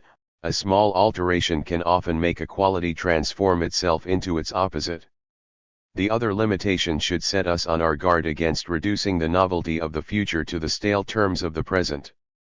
The productive forces released by capitalism have developed to a stage where they are no longer compatible with the limitations which engendered automatically, for history is made by men's actions, although their actions by no means always have effect they are intended to have. The results of history are the net product of actions willed by men, but the results of history are by no means willed by any men. Today all bourgeois culture struggles in the throes of its basal crisis. The contradictions whose tension first drove on the development of society's productive forces are now wrecking them, and a new system of social relations is already emerging from the womb of the old, that of communism. Communism is not an ideal, it is the inevitable solution of the ripening contradictions in capitalism. On the one hand the increase of organization in the factories, on the other hand the increase of competition for private profit between the factories. On the one hand an unparalleled development of productive forces, on the other hand a system of economy continually generating crises which result in a restriction of production. On the one hand an increase in international communication, unity of consciousness and interweaving of production, on the other hand an increasing nationalism and enmity. On the one hand a growing desire for peace, on the other hand an increasing preparation for war. Abroad idle capital wildly searching for profit, at home idle hands vainly searching for work. At one end of society the creation of a diminishing number of plutocrats with an income, power and purchasing capacity increasing beyond the dreams of earlier society, at the other end the growth of an army without possessions, without work, without hope to a degree unknown to any previous civilization. On the one hand an efflorescence of the sciences and the arts in a new universe of technique, on the other hand their separation into spheres whose disintegration and contradiction reduces knowledge to chaos and men to spiritual despair. These contradictions could be multiplied indefinitely, because they represent at various levels of social organization the working out of the basic bourgeois contradiction, freedom as the anarchic ignorance of social relations. This ignorance can only mean freedom to one class, the class whose existence depends on its continually revolutionizing its own basis and therefore on its continually preparing the conditions for its own destruction. The free market, the blind lawlessness by means of which the laws of anarchy brutally assert themselves, has governed the bourgeois mind for 4 centuries. For 4 centuries it has idealized this one freedom, freedom from all social restrictions except that by which the bourgeois class lives, restriction of the means of production to itself. This formula means that freedom must increasingly be elevated to a vague ideal plane, for to interpret bourgeois freedom materially is to announce openly the claim of one class to monopolize the means of freedom. The social product is the condition of freedom, and to monopolize it means monopolizing such freedom as society has produced. Stripped to its naked essence the bourgeois formula of freedom is all too true, for the bourgeois class. So stripped, it exposes its true significance. It shows that all the bourgeois demands for the equality of human souls, for the freedom of the individual, for the realization of personal worth, stop short of the one issue which could make these demands real for the exploited majority. They stop short of attacking the private property of the few, which is the condition for the annihilation of property for the many. They stop short of attacking the monopolization of the surplus social product by the few, which is the condition of the slavery of the many to necessity. This does not, however, shame the bourgeois into withdrawing his claims and ceasing altogether to talk about freedom and personal worth. On the contrary, this understanding by the unfree of the essence of his formula forces him to detach it still further from material reality and lift it completely into an ideal realm where it blossoms and spreads without restraint, forming an inverted world of ideal freedom which is at once a protest against real misery and an expression of real misery, a wholly bourgeois fantasy, the religion of humanism. It is precisely as the sum of human freedom diminishes in society that this fantastic ideal world of liberty and personal worth reaches its most characteristic development. A class exists whose unfreedom is dependent on bourgeois private property. Its road to freedom is the destruction of the bourgeois right and therefore the destruction of the class whose continued existence depends on that right. This unfree class has long been famous as the proletariat. It is not merely the most suffering class of modern society. This typically bourgeois conception of it overlooks its most important role. History has always known a most suffering class since classes existed. Slaves in ancient society, serfs and peasants in medieval society, wage slaves in modern society, their miseries have been apparently ineradicable from the conscience of society since the day when economic production reached a level where a man could produce more than his means of subsistence and it became profitable to exploit other men. The poor ye have always with you. Buddha, Christ, and Luther accepted the sufferings of the major part of humanity as part of the necessary lot of life on this world, and called into being a whole fantastic other world to redress the balance, to soothe the suffering and therefore the revolt of tortured men. But the movement of capitalist economy lays the foundations of its destruction by the way in which it creates its most suffering class. Its organization of the proletariat into huge factories creates the conditions for a shadow, workers' state behind the bourgeois state. The use of the exploited by the bourgeoisie in their early struggles for power educates the proletariat politically. The need of the proletariat to form its own organizations to protect itself in its struggle for part of the surplus value of its labor raises its political education to a higher plane, the improved communication and universal education necessary. For capitalist economy welds it into a compact mass. The bourgeoisie proves its final incompetence to rule by the onset of permanent crisis in which it is unable to secure its slaves in the conditions of their slavery, and instead of being fed by them is forced to feed them, to hurl them into the concentration camp or the fighting line. The rise of permanent unemployment is the doom of an epoch. It foreshadows the end of the prehistoric or class era of society, when men's actions made history, but a history quite other than what they meant to make. The relentless law of capitalist competition, with its tendency to a falling rate of interest only offset by actions which hasten its own fall, accelerates the rise of monopolies which compete still more bitterly among themselves, until the contradiction between social organization in the factory and individual ownership of the factories reaches its height. The vast majority of the people see themselves faced by a few who have increasingly monopolized the means of production. This concentration, so far from easing the passage to socialism, makes it more painful and disturbed, because the increasing irrationality of the privilege on which all capitalist economy turns forces the bourgeoisie to employ increasingly brutal, conspiratorial, and autocratic methods for its maintenance. It costs the keenest of human pangs to produce a man. Events in Russia, Germany, and Spain have only proved the correctness of the communist warning that a new society would be born only in suffering, torn by the violence of those who will do anything to arrest the birth of a world in which the freedom of the majority is based on their unfreedom. This rebellion of the suffering people, which has already taken place in Russia, is for the majority no clear-headed passage to a common goal. All classes injured by the final explosion of capitalism, workers, peasants, small farmers, shopkeepers, artisans, technicians, artists, specialists, compose that rebellious mass. All are agreed as to the intolerableness of the situation, but only one class is organized by its conditions of life to overthrow the old system and build a new. The other classes are organized only as part of the system, the capitalist state, and to overthrow it is to dissolve their only means of organization. Only the industrial workers, via their trades unions, cooperatives, and political parties, are organized against that system, and can therefore provide a structure able literally to overturn society and bring the bottom to the top. This special feature of the industrial working class gives it the leadership in the struggle. All odds but its numbers and its organization are against it. The bourgeoisie rule the old system and everywhere monopolize the key points of judiciary, police, army, civil service, finance, and business. All men's minds are distorted by bourgeois presuppositions through living in a bourgeois economy. But the pressure of material conditions not only drives on the proletariat to revolt as did slaves and peasants before it, but unlike them puts the means of success in its hands, its own organization and the concentration of capitalism.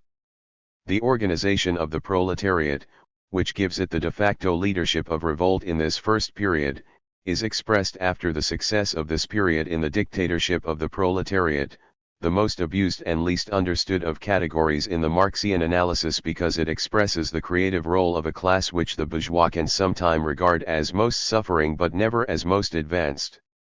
The suffering majority are demanding the overthrow of the old, they do not all see that this means the construction of a new. Always it seems to the petty bourgeoisie that one may roll history backwards and return to an age when private property was not the means of exploitation, for tools were undeveloped enough and scattered enough to be owned by the man who worked them. Owner and producer were one. The proletariat knows that the factories cannot be owned individually like tools. The proletariat does not regret this, but understands that the whole development of capitalist economy, insofar as it has led to organization in factories and the socialization of labor, has raised the productive forces of society to a level where the freedom of a few no longer depends on the unfreedom of the many. The social product can suffice to provide the freedom of all. The raising of the level of social productivity which follows on a proletarian revolution is the special task of the dictatorship of the proletariat. In it the other classes learn by practice that history cannot be turned back, that it is a question of storming new heights. And, when they understand that, the people as a whole becomes socialist, and the dictatorship of the proletariat begins to decay. This is already forecast by the birth of the new Soviet constitution, which gives equal rights to all, not as the climax of communism but as the beginning of a new advance towards communism. Only when communism comes into being will the conception of equal rights pass from the fabric of the state, and the state, too, wither away. The very right of man to realize his freedom by association with others negates the bourgeois conception of equal right, which was the highest ethic to which bourgeois culture could aspire. Its average man was a reflection of the equalization of labor power in the market. From each, according to his powers, to each, according to his needs. When men's innate ability and desires vary, how could such a creed, that of communism, be compatible with equal rights? A right implies something exercised against another, and communism is a state of society in which material conditions no longer force man to be the enemy of man. The state came into being to prevent a strife between the haves and the have-nots, a strife which would have paralyzed society. The cessation of open strife does not remedy the inequality, for this inequality is the condition at this time for labor are reaching a level of increased productivity. The division between haves and have-nots is produced by the division of labor. The state makes possible the continued existence of this inequality, without the shipwreck of society. Since the interests of haves and have-nots are opposed, it can only maintain this continued existence of inequality by coercion. The state is the coercive organ whereby the conditions for exploitation by the ruling class are forcibly maintained. As long as men are sundered by a property right and by the material conditions of society into classes of opposed interests at secret war, a rate can only be maintained by the emergence of a coercive power apparently above both classes. This power is the state. The property of the bourgeois class which secured its freedom is the condition of unfreedom for the majority. When this majority in turn secures its freedom by expropriating the bourgeoisie, the condition of its freedom is the unfreedom of the bourgeoisie, but whereas the bourgeoisie, like all other ruling classes, requires an exploited unfree class for its existence, the proletariat does not require to maintain the bourgeoisie in order to maintain its own freedom. Thus the conditions are prepared for the ending of class society. As long as the bourgeoisie and its camp followers exist either inside a nation or outside it, so long must the proletarian state exist as a coercive organ to maintain the conditions of freedom for the proletariat. The remnants of bourgeois education and the unique experience given them by their privileged life make the expropriated bourgeoisie dangerous enemies, ready at any time to assert the material basis of their ideal of freedom by plunging society into violence to regain it. But the conditions of their existence are not rooted in economy, the means of exploitation have been done away with. State by state the bourgeoisie withers away, and as it withers the state too withers, for the state is the expression of a class division in society, rooted in the material conditions of economy and affecting the consciousness of men. When all human consciousness is the consciousness of men who have never known bourgeois conditions of production, then the state no longer needs to exist as something separate and towering over society. The seemingly endless war, now secret, now open, but always tragic and brutal, can cease, for at last the misery of a suffering class has not been diverted against God or the devil or the Jews or other members of their own class in other countries or any other fancied sources of evil, but against the material conditions which produce their suffering as a class. Once rightly directed against its source, this hate and misery ends. It does not end peacefully, for the majority find themselves opposed by the class whose happiness is rooted in just those conditions the majority wish to end, and who are therefore prepared to defend those conditions with violence. But it is the last fight. The role of the proletarian party in this tremendous revolution is to be the vanguard of the class whose objective conditions make it the leader of the whole transition. To be the vanguard is to lead, not to be swept along. It is also to remain in touch with the class of which it is the organized front, to be the active expression of that class's guiding theory and shaping will. How then could the party fulfill this role and not be what it is in Russia today? In relation to the expropriated class, to express the dictatorship of the proletariat, the final use of coercion which will make coercion no longer possible, in relation to the liberated majority, to be the leader, not by any coercive right but because it expresses most clearly and completely the aims and aspirations of the led. Hence the unique spectacle of a party which is a minority in the state, and has no rights or powers as a party, and yet which, by the tutelage its members exert in all the organs of contemporary Soviet society, guides everywhere the activities of the class whose experience it never ceases to epitomize and express. But the organization of the leading members of society as a separate organization, however uncoopted, indicates a residue of unfreedom in society due to the still imperfect level of social production. Only when it is raised to a plane where all members of society are able fully to realize their physical and mental individuality can the era of socialism end and that of communism begin. Then the party too will have withered away, for it will have expanded to a stage where it includes all, and therefore will no longer be a party. Only then will men pass completely from the realm of necessity to that of freedom, not by ignoring necessity but by becoming through action completely conscious of necessity. In the past man had attained consciousness of the necessity of the physical environment, but not of society itself, and so he was enslaved to the forms of society, the machine, the harvest, and the relations they generated. How could he become fully conscious of the necessity of society except in the same way as he became conscious of the necessity of the environment, by experience in changing it? How could political science be anything else but the science of revolution? Thus man realizes in particulars and concretely the general and abstract formula of freedom, which is expressed as follows. Men, in their struggle with nature, enter into certain relations with each other to win that freedom, which consists of the social product resulting from the change of nature by men in association for economic production. But men cannot change nature without changing themselves. The full understanding of this mutual interpenetration or reflexive movement of men and nature, mediated by the necessary and developing relations known as society, is the recognition of necessity, not only in nature but in ourselves and therefore also in society.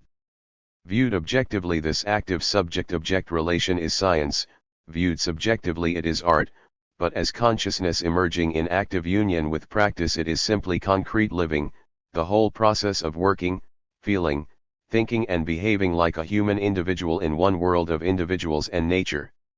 An analysis of the kind we have just completed, an economic and political analysis of the movement of society today, would be ordinarily regarded as foreign to a study of poetry.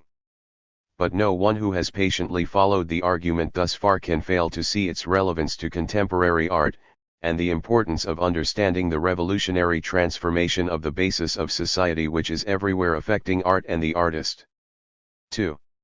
This tremendous revolutionary transition, in which the whole superstructure is more or less rapidly transformed, is not accomplished in the realm of ideology by a simple instantaneous movement.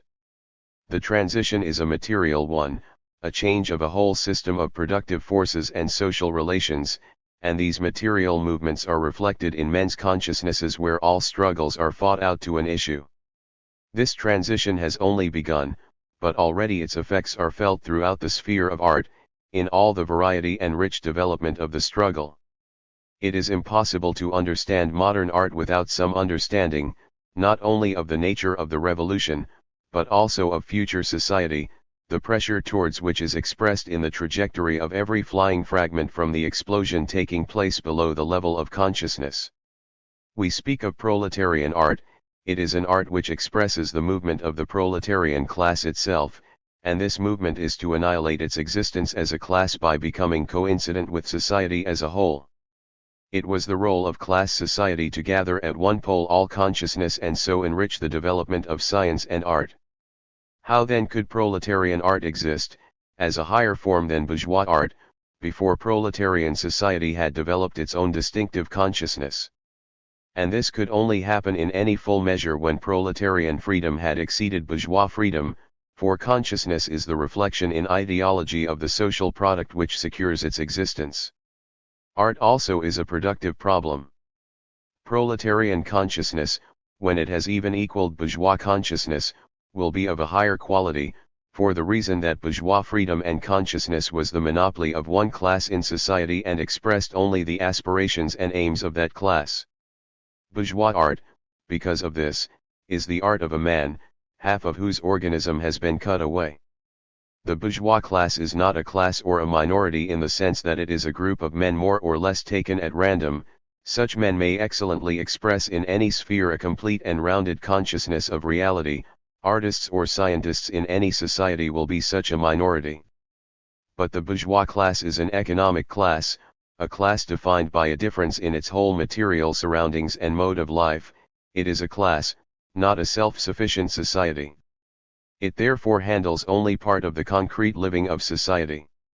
The rest of life's movement goes out into the eternal night of the other class and returns from it into the day of consciousness, transformed. No bourgeois knows how. To know how would cease to be a bourgeois. Hence the final incompleteness of bourgeois vision, and as the material contradiction which is the cause of the separation of classes increases, so the gap in thinking and acting widens. Social consciousness is torn from social action like flesh from bone. The ravages in modern consciousness show that man can hardly endure the pangs of this dismemberment.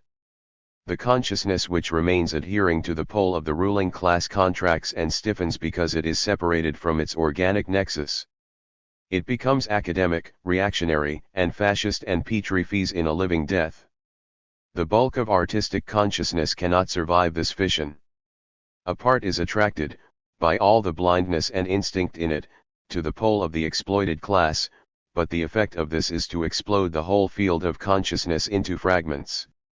This unendurable tension is shown in the chaotic and intoxicated confusion of all sincere modern bourgeois art, decomposing and whirling about in a flux of perplexed agony. It is expressed by the cries of the Lawrences and their followers, demanding a release from the torments of intellectual consciousness, and the schizophrenic vision of Joyce, condemning the whole witches' Sabbath of bourgeois experience. Pulled to the opposite pole by instinct and dumb experience, retained there and clarified by the organizing force of the proletariat's life, part of the bourgeois artistic consciousness separates out, adhering to the pole of the exploited and revolutionary class. It fuses there with such consciousness as has already formed during the developing process of their separation. This already formed consciousness is scientific rather artistic, intellectual and active rather than emotional and expressive. This new consciousness gradually attracts all the dispersed elements of the old.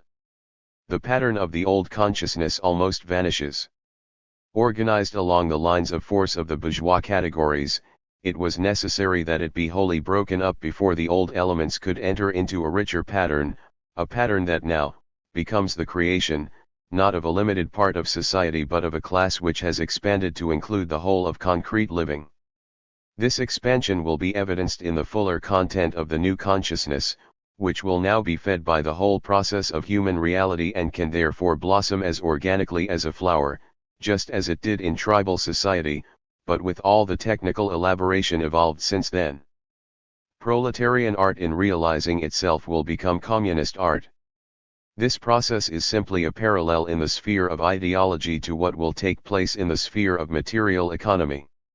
Here the elements of bourgeois production, the productive forces, are bursting into anarchy as a result of the repulsive movement between the poles of the classes, generated by the development of the categories of bourgeois economy. Only when these are dissolved can the elements be arranged in the more fruitful organization of socialism, but meanwhile the first clarifying outline of the forms of socialist economy has already appeared as an organizing power at the proletarian pole, developing from trade unions to Soviets of workers' powers. All this is fought out in the consciousnesses of men. In the sphere of art this appears as the fugitive or confused alliances of bourgeois artists with the proletariat, and the emergence of proletarian artists. The bourgeois artist has three possible roles in relation to the proletariat: opposition, alliance, or assimilation. Opposition means a return to discarded categories. It is no longer possible to return to the discarded forms of yesterday, they have annihilated themselves. It is necessary to regress and return to almost mythological themes, to interpret the world in terms of the blood and the unconsciousness. It is necessary to barbarize both the ego and the external world in order to find a sanction for an opposition which can only be an alliance with the privileged forces of reaction. This attempt to roll history back gives us Spenglerian, Aryan and fascist art. Most bourgeois artists are at present treading the road of alliance, Gide in France, Deleuze, Auden and Spender in this country, and many of the surrealists have signed the same treaty. Such an alliance can only be an anarchist alliance.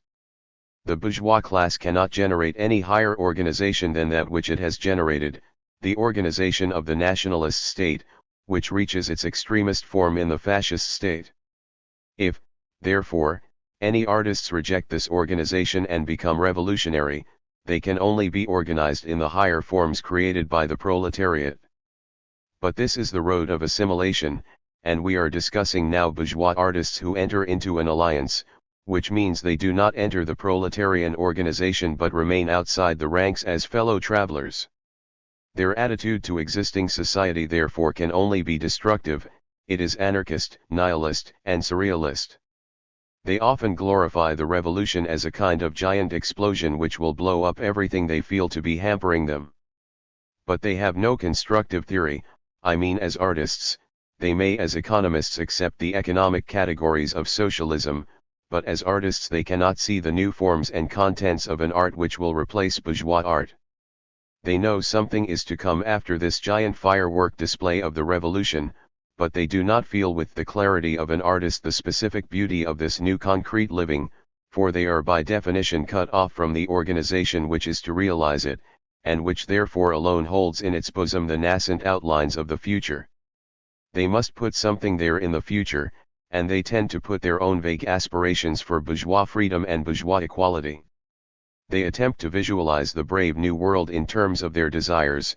This is in appearance not so different from the fascist haters of communism, who attempt to hold back the new world to the measure of their desires.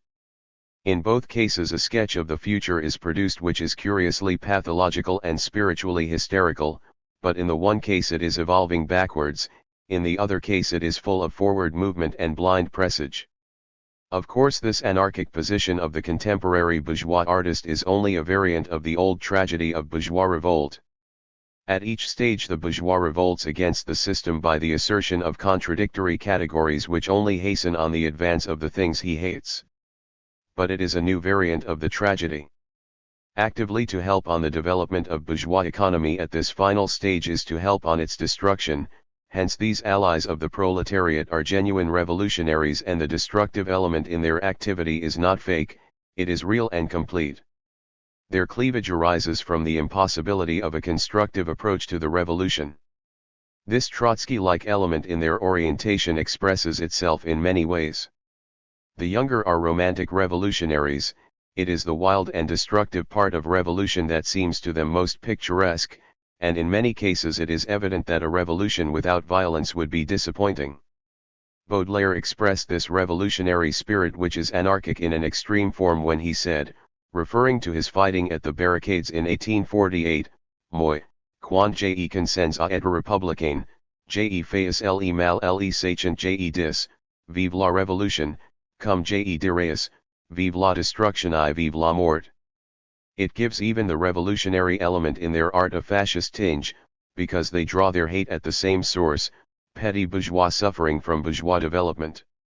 However, with them this hate is directed against its true source, capitalism, whereas with fascists it is directed against mythical sources, Marxists, Jews, and other nations. On the constructive side, the effective context of their work is often vague, disorientated and confused. It always conceals in some form or other a demand for freedom for me or freedom from social restraints. There is a slightly anxious preoccupation with personal liberties and a scurrying hither and thither for reassurances or corrections in the proletarian revolutionary theory because of its suspicious deviations from petty bourgeois limitations and ideals. This is a source of confusion in their art, which too often reduces it to chaos, or may even silence them. It must be understood that this refusal to be assimilated in the proletarian organization does not necessarily mean that they stand completely outside the proletarian revolutionary ranks.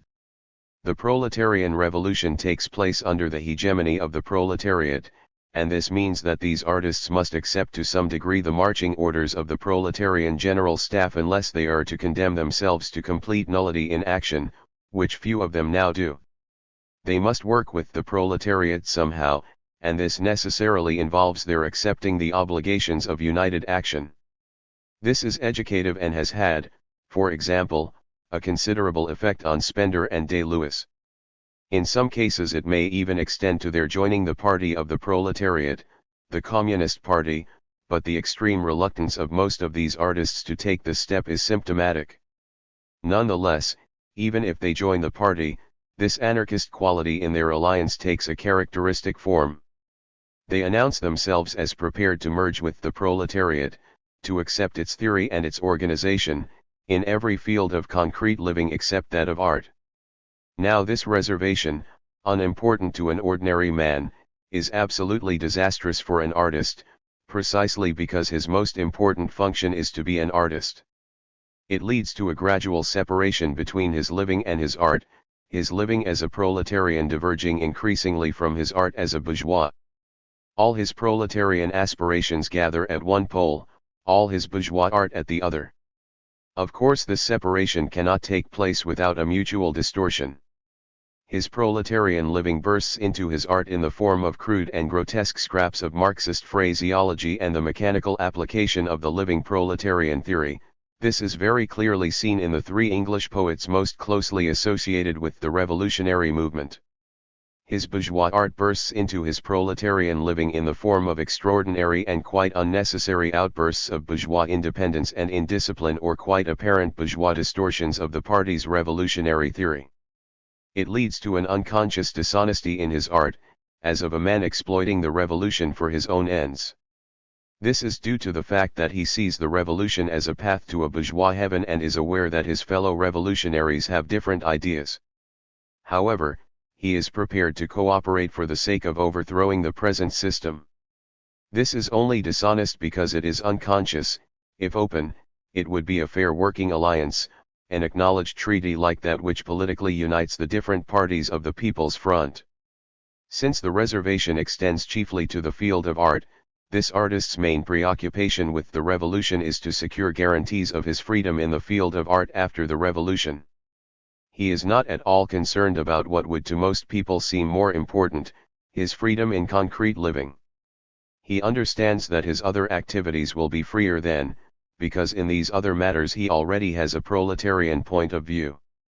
He is concerned as to whether art will be free, whether there will be a censorship on art. All his conceptions of freedom are in fact summed up in one word: censorship. He goes to Russia not so much to see if the people are free, but if the artists are interfered with by the authorities. And this leads him to a typically bourgeois conception of the artist as a man whose role is to be a lone wolf, a man who realizes beauty for society only because he is exempt from contemporary social restraints, and he attempts to patchwork this conception into proletarian theory. Of course this is not peculiar to the artist.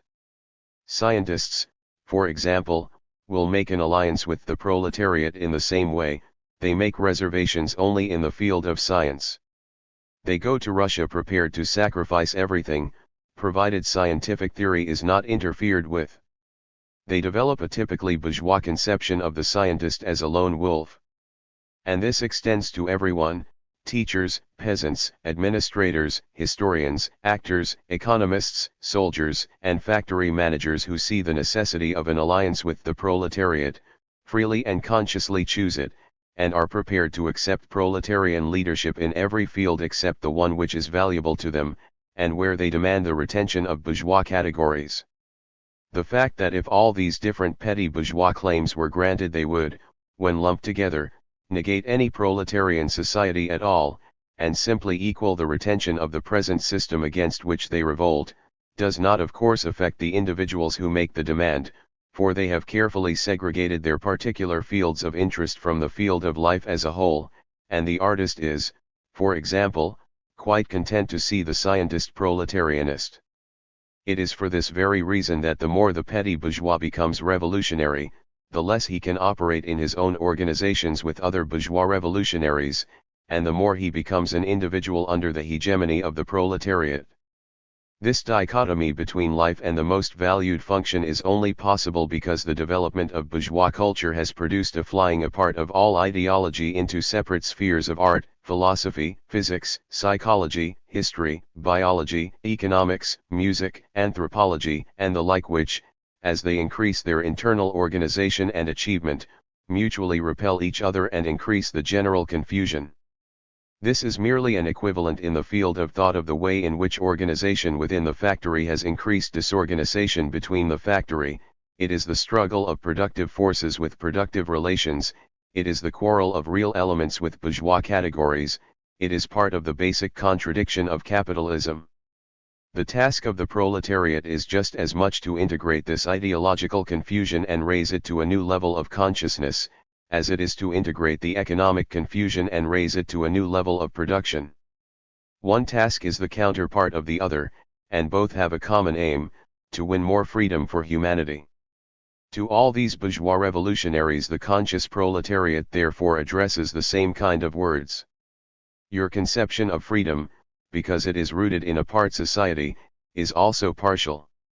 All consciousness is determined by the society which produces it, but because you are ignorant of this mode of determination, you imagine your consciousness to be free and not determined by your experience and history.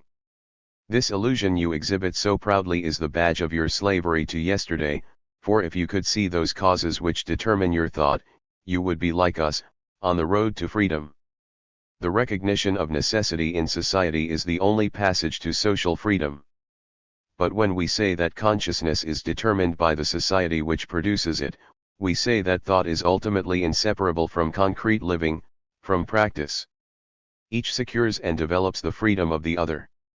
You think that by separating theory from practice, and from the social obligations and forms that go with practice, you are making thought free from censorship. You hope to segregate thought from life, and so, by surrendering everything but this, in some way preserve a part of man's freedom, like the man who wrapped his talent in a napkin rather than adventure it in the market.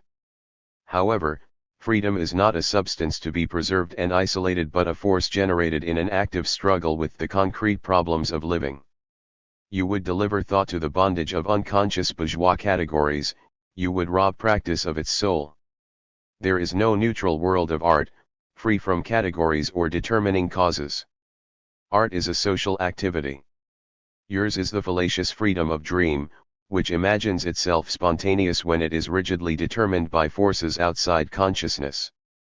You must choose between class art, which is unconscious of its causality and is therefore to that extent false and unfree, and proletarian art, which is becoming conscious of its causality and will therefore emerge as the truly free art of communism. There is no classless art except communist art, and that is not yet born, and class art today, unless it is proletarian, can only be the art of a dying class. We shall not cease to criticize the bourgeois content of your art. You indignantly reject these economic categories, not because they are incorrect but because they are economic. But what are correct economic categories except categories drawn from concrete living? Ours is simply a demand that you should square life with art and art with life, that you should make art living. Cannot you see that their separation is precisely what is evil and bourgeois? Cannot you see that in this one matter you line up with our enemies, you, our ally, which is why on this point we fight your theory so bitterly? Our demand, that your art should be proletarian, is not a demand that you apply dogmatic categories and Marxist phrases to art. To do so would be bourgeois. We ask that you should really live in the new world and not leave your soul behind in the past. It is your artist's soul for which we value you, and how can your soul be in the new world if your art is bourgeois? We shall know that this transition has taken place when your art has become living, then it will be proletarian. Then we shall cease to criticize it for its deadness. Ours is not a demand that you should accept in the realm of art what you call proletarian dictatorship. On the contrary, we shall say you are still bourgeois as long as you impose a proletarian dictatorship on yourself and import formulations torn other fields of proletarian ideology to apply them mechanically to art. It is a demand that you, an artist, become proletarian leader in the field of art, that you do not take either of these easy roads which are in essence the same, or mechanically shuffling the outworn categories of bourgeois art or mechanically importing the categories of other proletarian spheres. You must take the difficult creative road, that of refashioning the categories and technique of art so that it expresses the new world coming into being and is part of its realization. Then we shall say your art is proletarian and living, then we shall say, your soul has left the past, it has dragged the past into the present and forced the realization of the future. You are not now just an artist, you have become a proletarian artist. The proletariat addresses what is in substance the same message to the scientist, the engineer, the factory manager, the historian, and the economist. But in each case the message is not understood, it is regarded as formal or even insincere. The debate cannot be solved in theory, for the essence of this dispute is that the antagonists live in two worlds, one of bourgeois categories and the other of proletarian. It can, however, be solved in the world of practice, for both are living in the same real world. Hence the progress of the socialist revolution hastens the assimilation of its bourgeois allies. Still, the bourgeois consciousness drags at the bourgeois revolutionary and produces in certain characters a hopeless cleavage, which makes the degeneration of some of its leaders a law of revolution. The record of Trotsky, Zinoviev, and Kamina are examples of how this may lead to complete treachery. On the other hand, it may act as a drag to hold back the artist from full ripening. The lives and work of Yesenin, Mayakovsky, Pilniak and Yuri Olesha are examples of the conflict involved in this inability to recast creatively the categories of bourgeois art after the revolution. Meanwhile, at the proletarian pole whole process of assimilation is hastened by the development of the socialist revolution.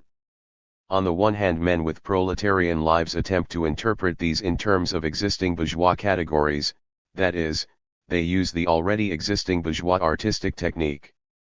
Necessarily marked at first by an uncertainty, a poverty in handling alien categories, this attempt gives rise to what is sometimes regarded as being essentially proletarian art, although it is really an art in transition. This art has a simplicity and openness of theme which goes with a certain crudity and clumsiness in handling the technique, rather like a proletarian occupying for the first time a role in administration which hitherto had been peculiarly the prerogative of the bourgeois. Yet it is by this means that bourgeois technique and bourgeois administration will be lifted to a new level by a laborious refashioning, in which at first every mistake is made except the fatal bourgeois mistakes. On the other hand, artists with bourgeois consciousnesses attempt to refashion these in order to express proletarian life. These meet the others, as it were, tunneling from the opposite side. One group attempts to push proletarian living into bourgeois consciousness, the other to push bourgeois consciousness into proletarian living. Both tasks demand a complete refashioning of consciousness and neither can be successful alone.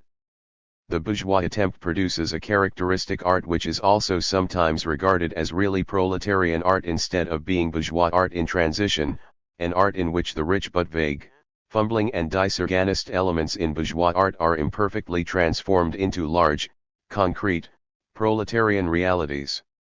Great proletarian art can only arise from a synthesis of the two, from the complete assimilation after breakdown of the old consciousness by the proletariat, which assimilation raises that consciousness to a new level, the level of communist consciousness.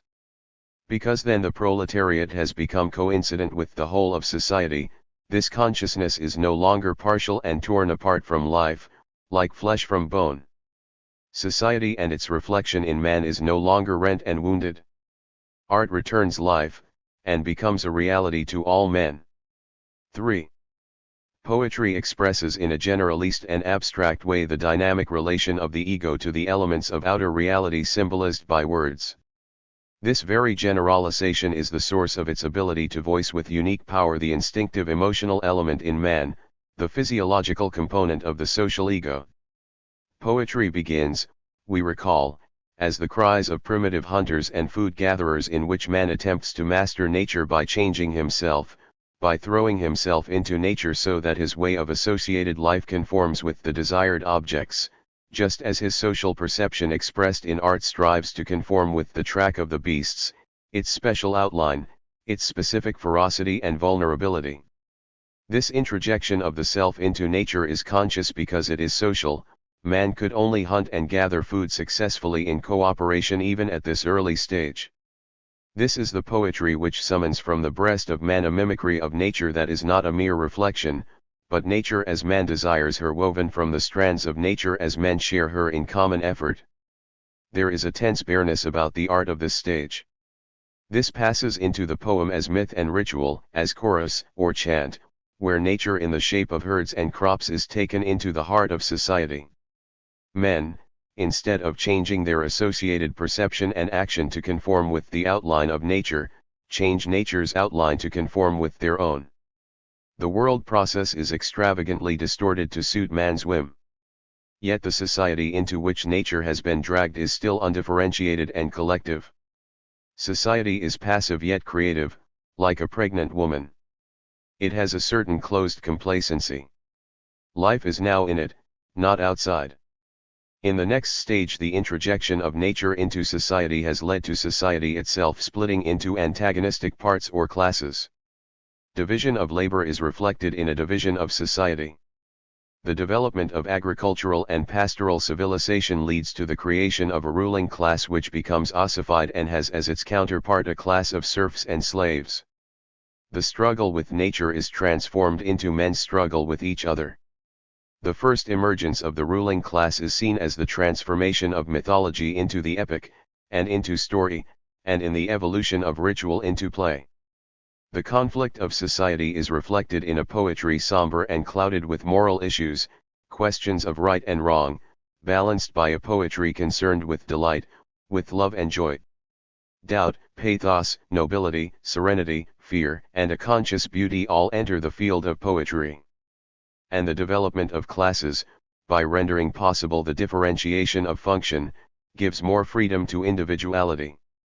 For the first time men speak personally in poetry. The lyric is born. The bourgeois class comes to rule, a class the conditions of whose existence is the continual revolution of its basis. Poetry becomes dizzy, tragic, full of contradictions. Its technique undergoes the most rapid transformations. Its law of formation decrees that each step it takes in revolt against the conditions of its existence only urge on the ripening of those conditions and its own fall. The continual revolt of poets against the negation of poetry and individual freedom by concrete bourgeois existence only calls into being a whole world of poetry precisely fulfilling the conditions of concrete bourgeois existence. It flies away from life into a heaven of pure art, whose assertion of personal worth and open denial of concrete living increase in proportion to the rate at which concrete living strangles the realization of personal worth. This withdrawal in itself reflects the movement of the bourgeois class from reality, the development of the contradiction between bourgeois consciousness and proletarian reality, between the productive forces of society and the social conditions of existence of the capitalist class.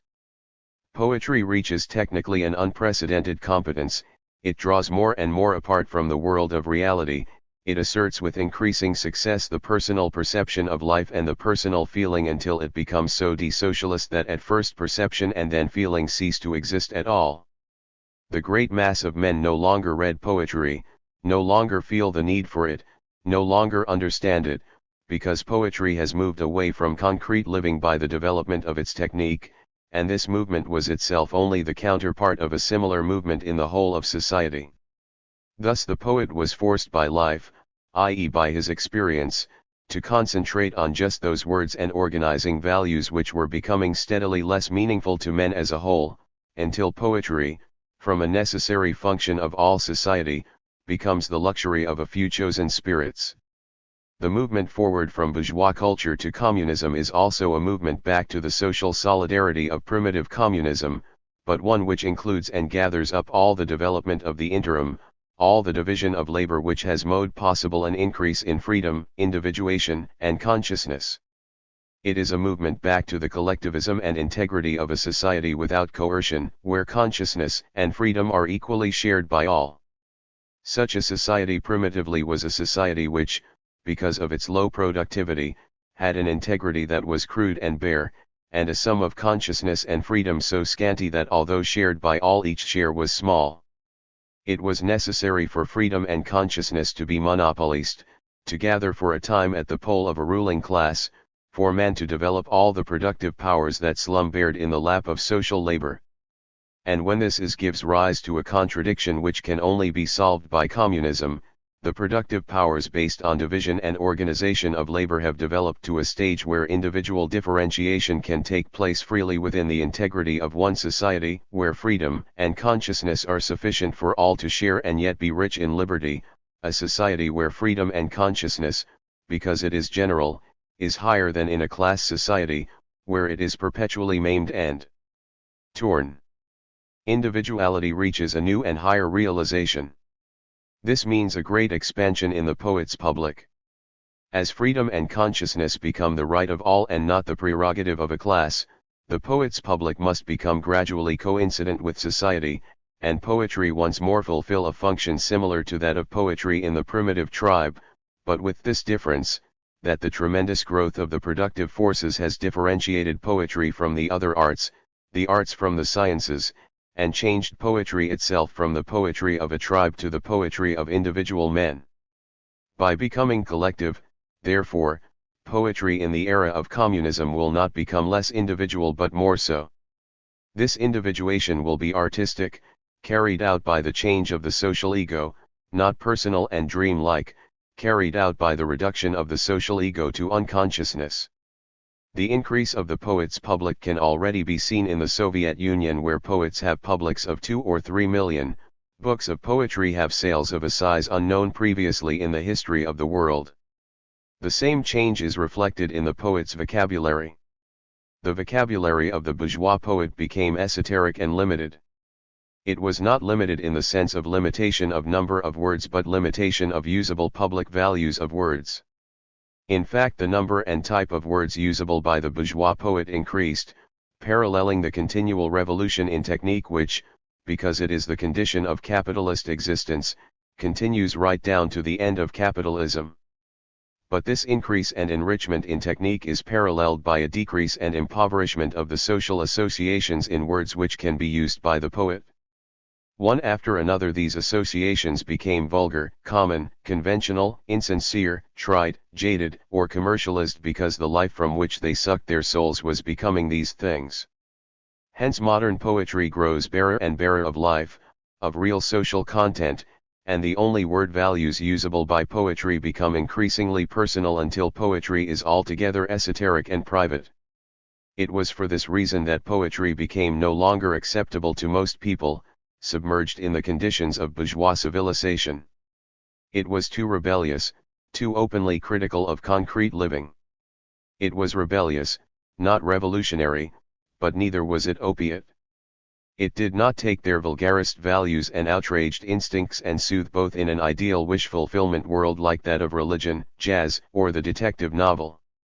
It quietly excluded all those vulgarist values, but in doing so, it step by step excluded more and more of concrete living, and it was this process that called into being the world of art for sake of otherness and illusion, the towering heaven of dream which ultimately became completely private and turned into an abyss of nightmare and submarine twilight.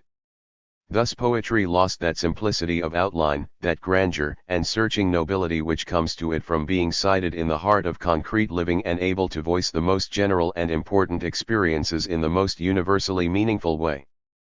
Though rebellious, poetry was not revolutionary, for revolution remains within the sphere of material reality and operates with the common values and outraged instincts of men. It does not organize them to soothe them in a fantastic heaven, but bends their hate and aspirations, however limited, to the task of wiping out the real cause of their misery here in the world of concrete life. The poet cannot be the leader of revolution, though at a certain stage he can be its singer and inspirer, because his world has become by the pressure of alien values too small a part of the real world, and it is part of the task of the evolution to widen it. The change of values, the devulgarization of life, the growth of collective freedom and the release of individual consciousness which takes place in communism, means the return of these social values, regenerated and ennobled, to the palate of the artist. His vocabulary may at first be even simplified as to number of words, precisely because the world of reality released by those words for poetry is complicated and enriched. Now he can speak in the old noble way. The world of values behind language will expand for poetry in the same way as it did during the Elizabethan era, then by the revelation of a whole world of values, before personal to the poet but for the lost time made social, now by the injection into poetry of a whole world of purified social values for the first time made personal to the poet. This change in the technique of poetry is a reflection of the way art returns into the life from which it has flown away, bringing back with it all the development produced by the cleavage. The individuality developed by bourgeois economy, which became anarchic and stifled itself, is still further elaborated by the categories of communism, and at the same time integrated, given a collective wholeness and sanity. This is likely to be expressed in two ways. On the one hand, the development of broadcasting will give to poetry a new collective appearance. On the other hand, the individuality of the actor will no longer conflict with the poetic instant, and poetry can return to drama, making it once more collective and real. It seems also that the film, because it realizes the highest possibilities of the bourgeois stage in a more collective, more richly powerful and more flexible form, will only come into its own in communism. As conductor is to orchestra, so producer is to film, the incarnation of the ego in which the story takes place, but his power is far greater than that of the conductor. It must not be supposed that communism involves the stifling of actor, star, or author. On the contrary, it is just then that their individuality will be given a more elaborate and deeper meaning, because in will be a collective meaning. It is no accident that the final period of bourgeois culture, which raised individuality to its height, produced no heroes, no great authors, artists, actors, or poets. The great man is not just an individuality but an individuality given a collective embodiment and significance. The shadow is so enormous because it is cast over the whole of society. Bourgeois culture mocked the proletariat because it had in its first struggles produced Marx, Lenin, and Stalin, while according to bourgeois culture communism does not believe in great men or in the individual, and so had here contradicted its own teaching. In this mockery, bourgeois culture only exposes the fallacies in its own conception of the relation of the individual to society. It will be seen that the final movement of society has this parallel to primitive communism, that once again man turns outward from the ego to reality, and looks the world steadily in the face. But now the world is not the world of a few beasts and crops and a wandering sun, but a world enriched by the taking in of nature into society during the period of class formation. It is a reality elaborated by centuries of interpenetration of nature and man, evident in the division of labor in society, and due to the attempts of man to change nature, at first solely by drawing her into himself without regard to the whole world of social relations this movement necessarily produces. When this period is ended, men can look steadily at this whole world of social relations with all its richness and complex values. Before it was only known to them by distortions in their cognized world, as secret presences or forces or gods, as a mere abstraction, man, the human essence, civil society. This concrete world of life which gathers up within itself as a rounded, developing whole the divorced and simpler abstract worlds of man and nature, is the peculiar concern of the communist poet. He is interested in his own individuality, not in and for itself, a conception which conceals the contradiction that wrecked bourgeois society, but in its developing relation with other individualities in a communicating world that is not just a fluid amorphous sea, but has its own rigidity and reality. The communist poet is concerned to a degree never known before with the realization of all the values contained in the relations of human beings in real life. Every phase of art, every stage of culture, has its moving principle which is the source of its tragedy, its beauty, its satisfaction, and its creative power. To primitive culture, the tragedy of the strong and savage beast; to pastoral society, the tragedy of gods and myth; to all-class society, the tragedy of the will of the hero. To early bourgeois society, the tragedy of the will of the prince; to Tate bourgeois society, the tragedy of the will of Joyce's Ulysses and Proust's I living in a world wholly of personal fantasy. Tragedy is not in itself tragic, it is beautiful, tender, and satisfying, in the Aristotelian sense cathartic. But there is also the spectacle of culture tragically perishing because its matrix, society, has become dispersed and sterile. This is the pathos of art, which cannot be tragic because it cannot resolve its problems in a tragic way, but is torn by insoluble conflicts and perplexed by all kinds of unreal fantasies. This is the tragedy of art today in all its dissolution and futility. It is the tragedy of will that does not understand itself, of the unconscious individual who is slave to he knows not what. Art is the privilege of the free. All art is conditioned by the conception of freedom which rules in the society that produces it. Art is a mode of freedom, and a class society conceives freedom to be absolutely whatever relative freedom that class has attained to.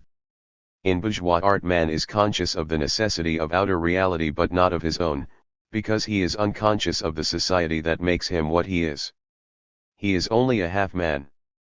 Communist poetry will be complete, because it will be man conscious of his own necessity as well as that of outer reality. That everything which comes into being must pass away, that all is fleeting, is moving, that to exist is to be like the fountain and have a shape because one is never still, is the theme of all art because it is the texture of reality. Man is drawn to life because it moves from him, he has desires as ancient and punctual as the stars, love has a poignant sweetness and the young life pushes aside the old. These are qualities of being as enduring as man. Man too must pass away. Therefore the stuff of art endures as long as man. The fountain dwindles away only when men are rent and wasted by a sterile conflict, and the pulsing movement of society is halted. All this movement is creative because it is not a simple oscillation but a development unfolded by its very restlessness. The eternal simplicities generate the enrichment of art from their own bosoms not only because they are eternal but also because change is the condition of their existence. Thus art is one of the conditions of man's realization of himself, and in its turn is one of the realities of man.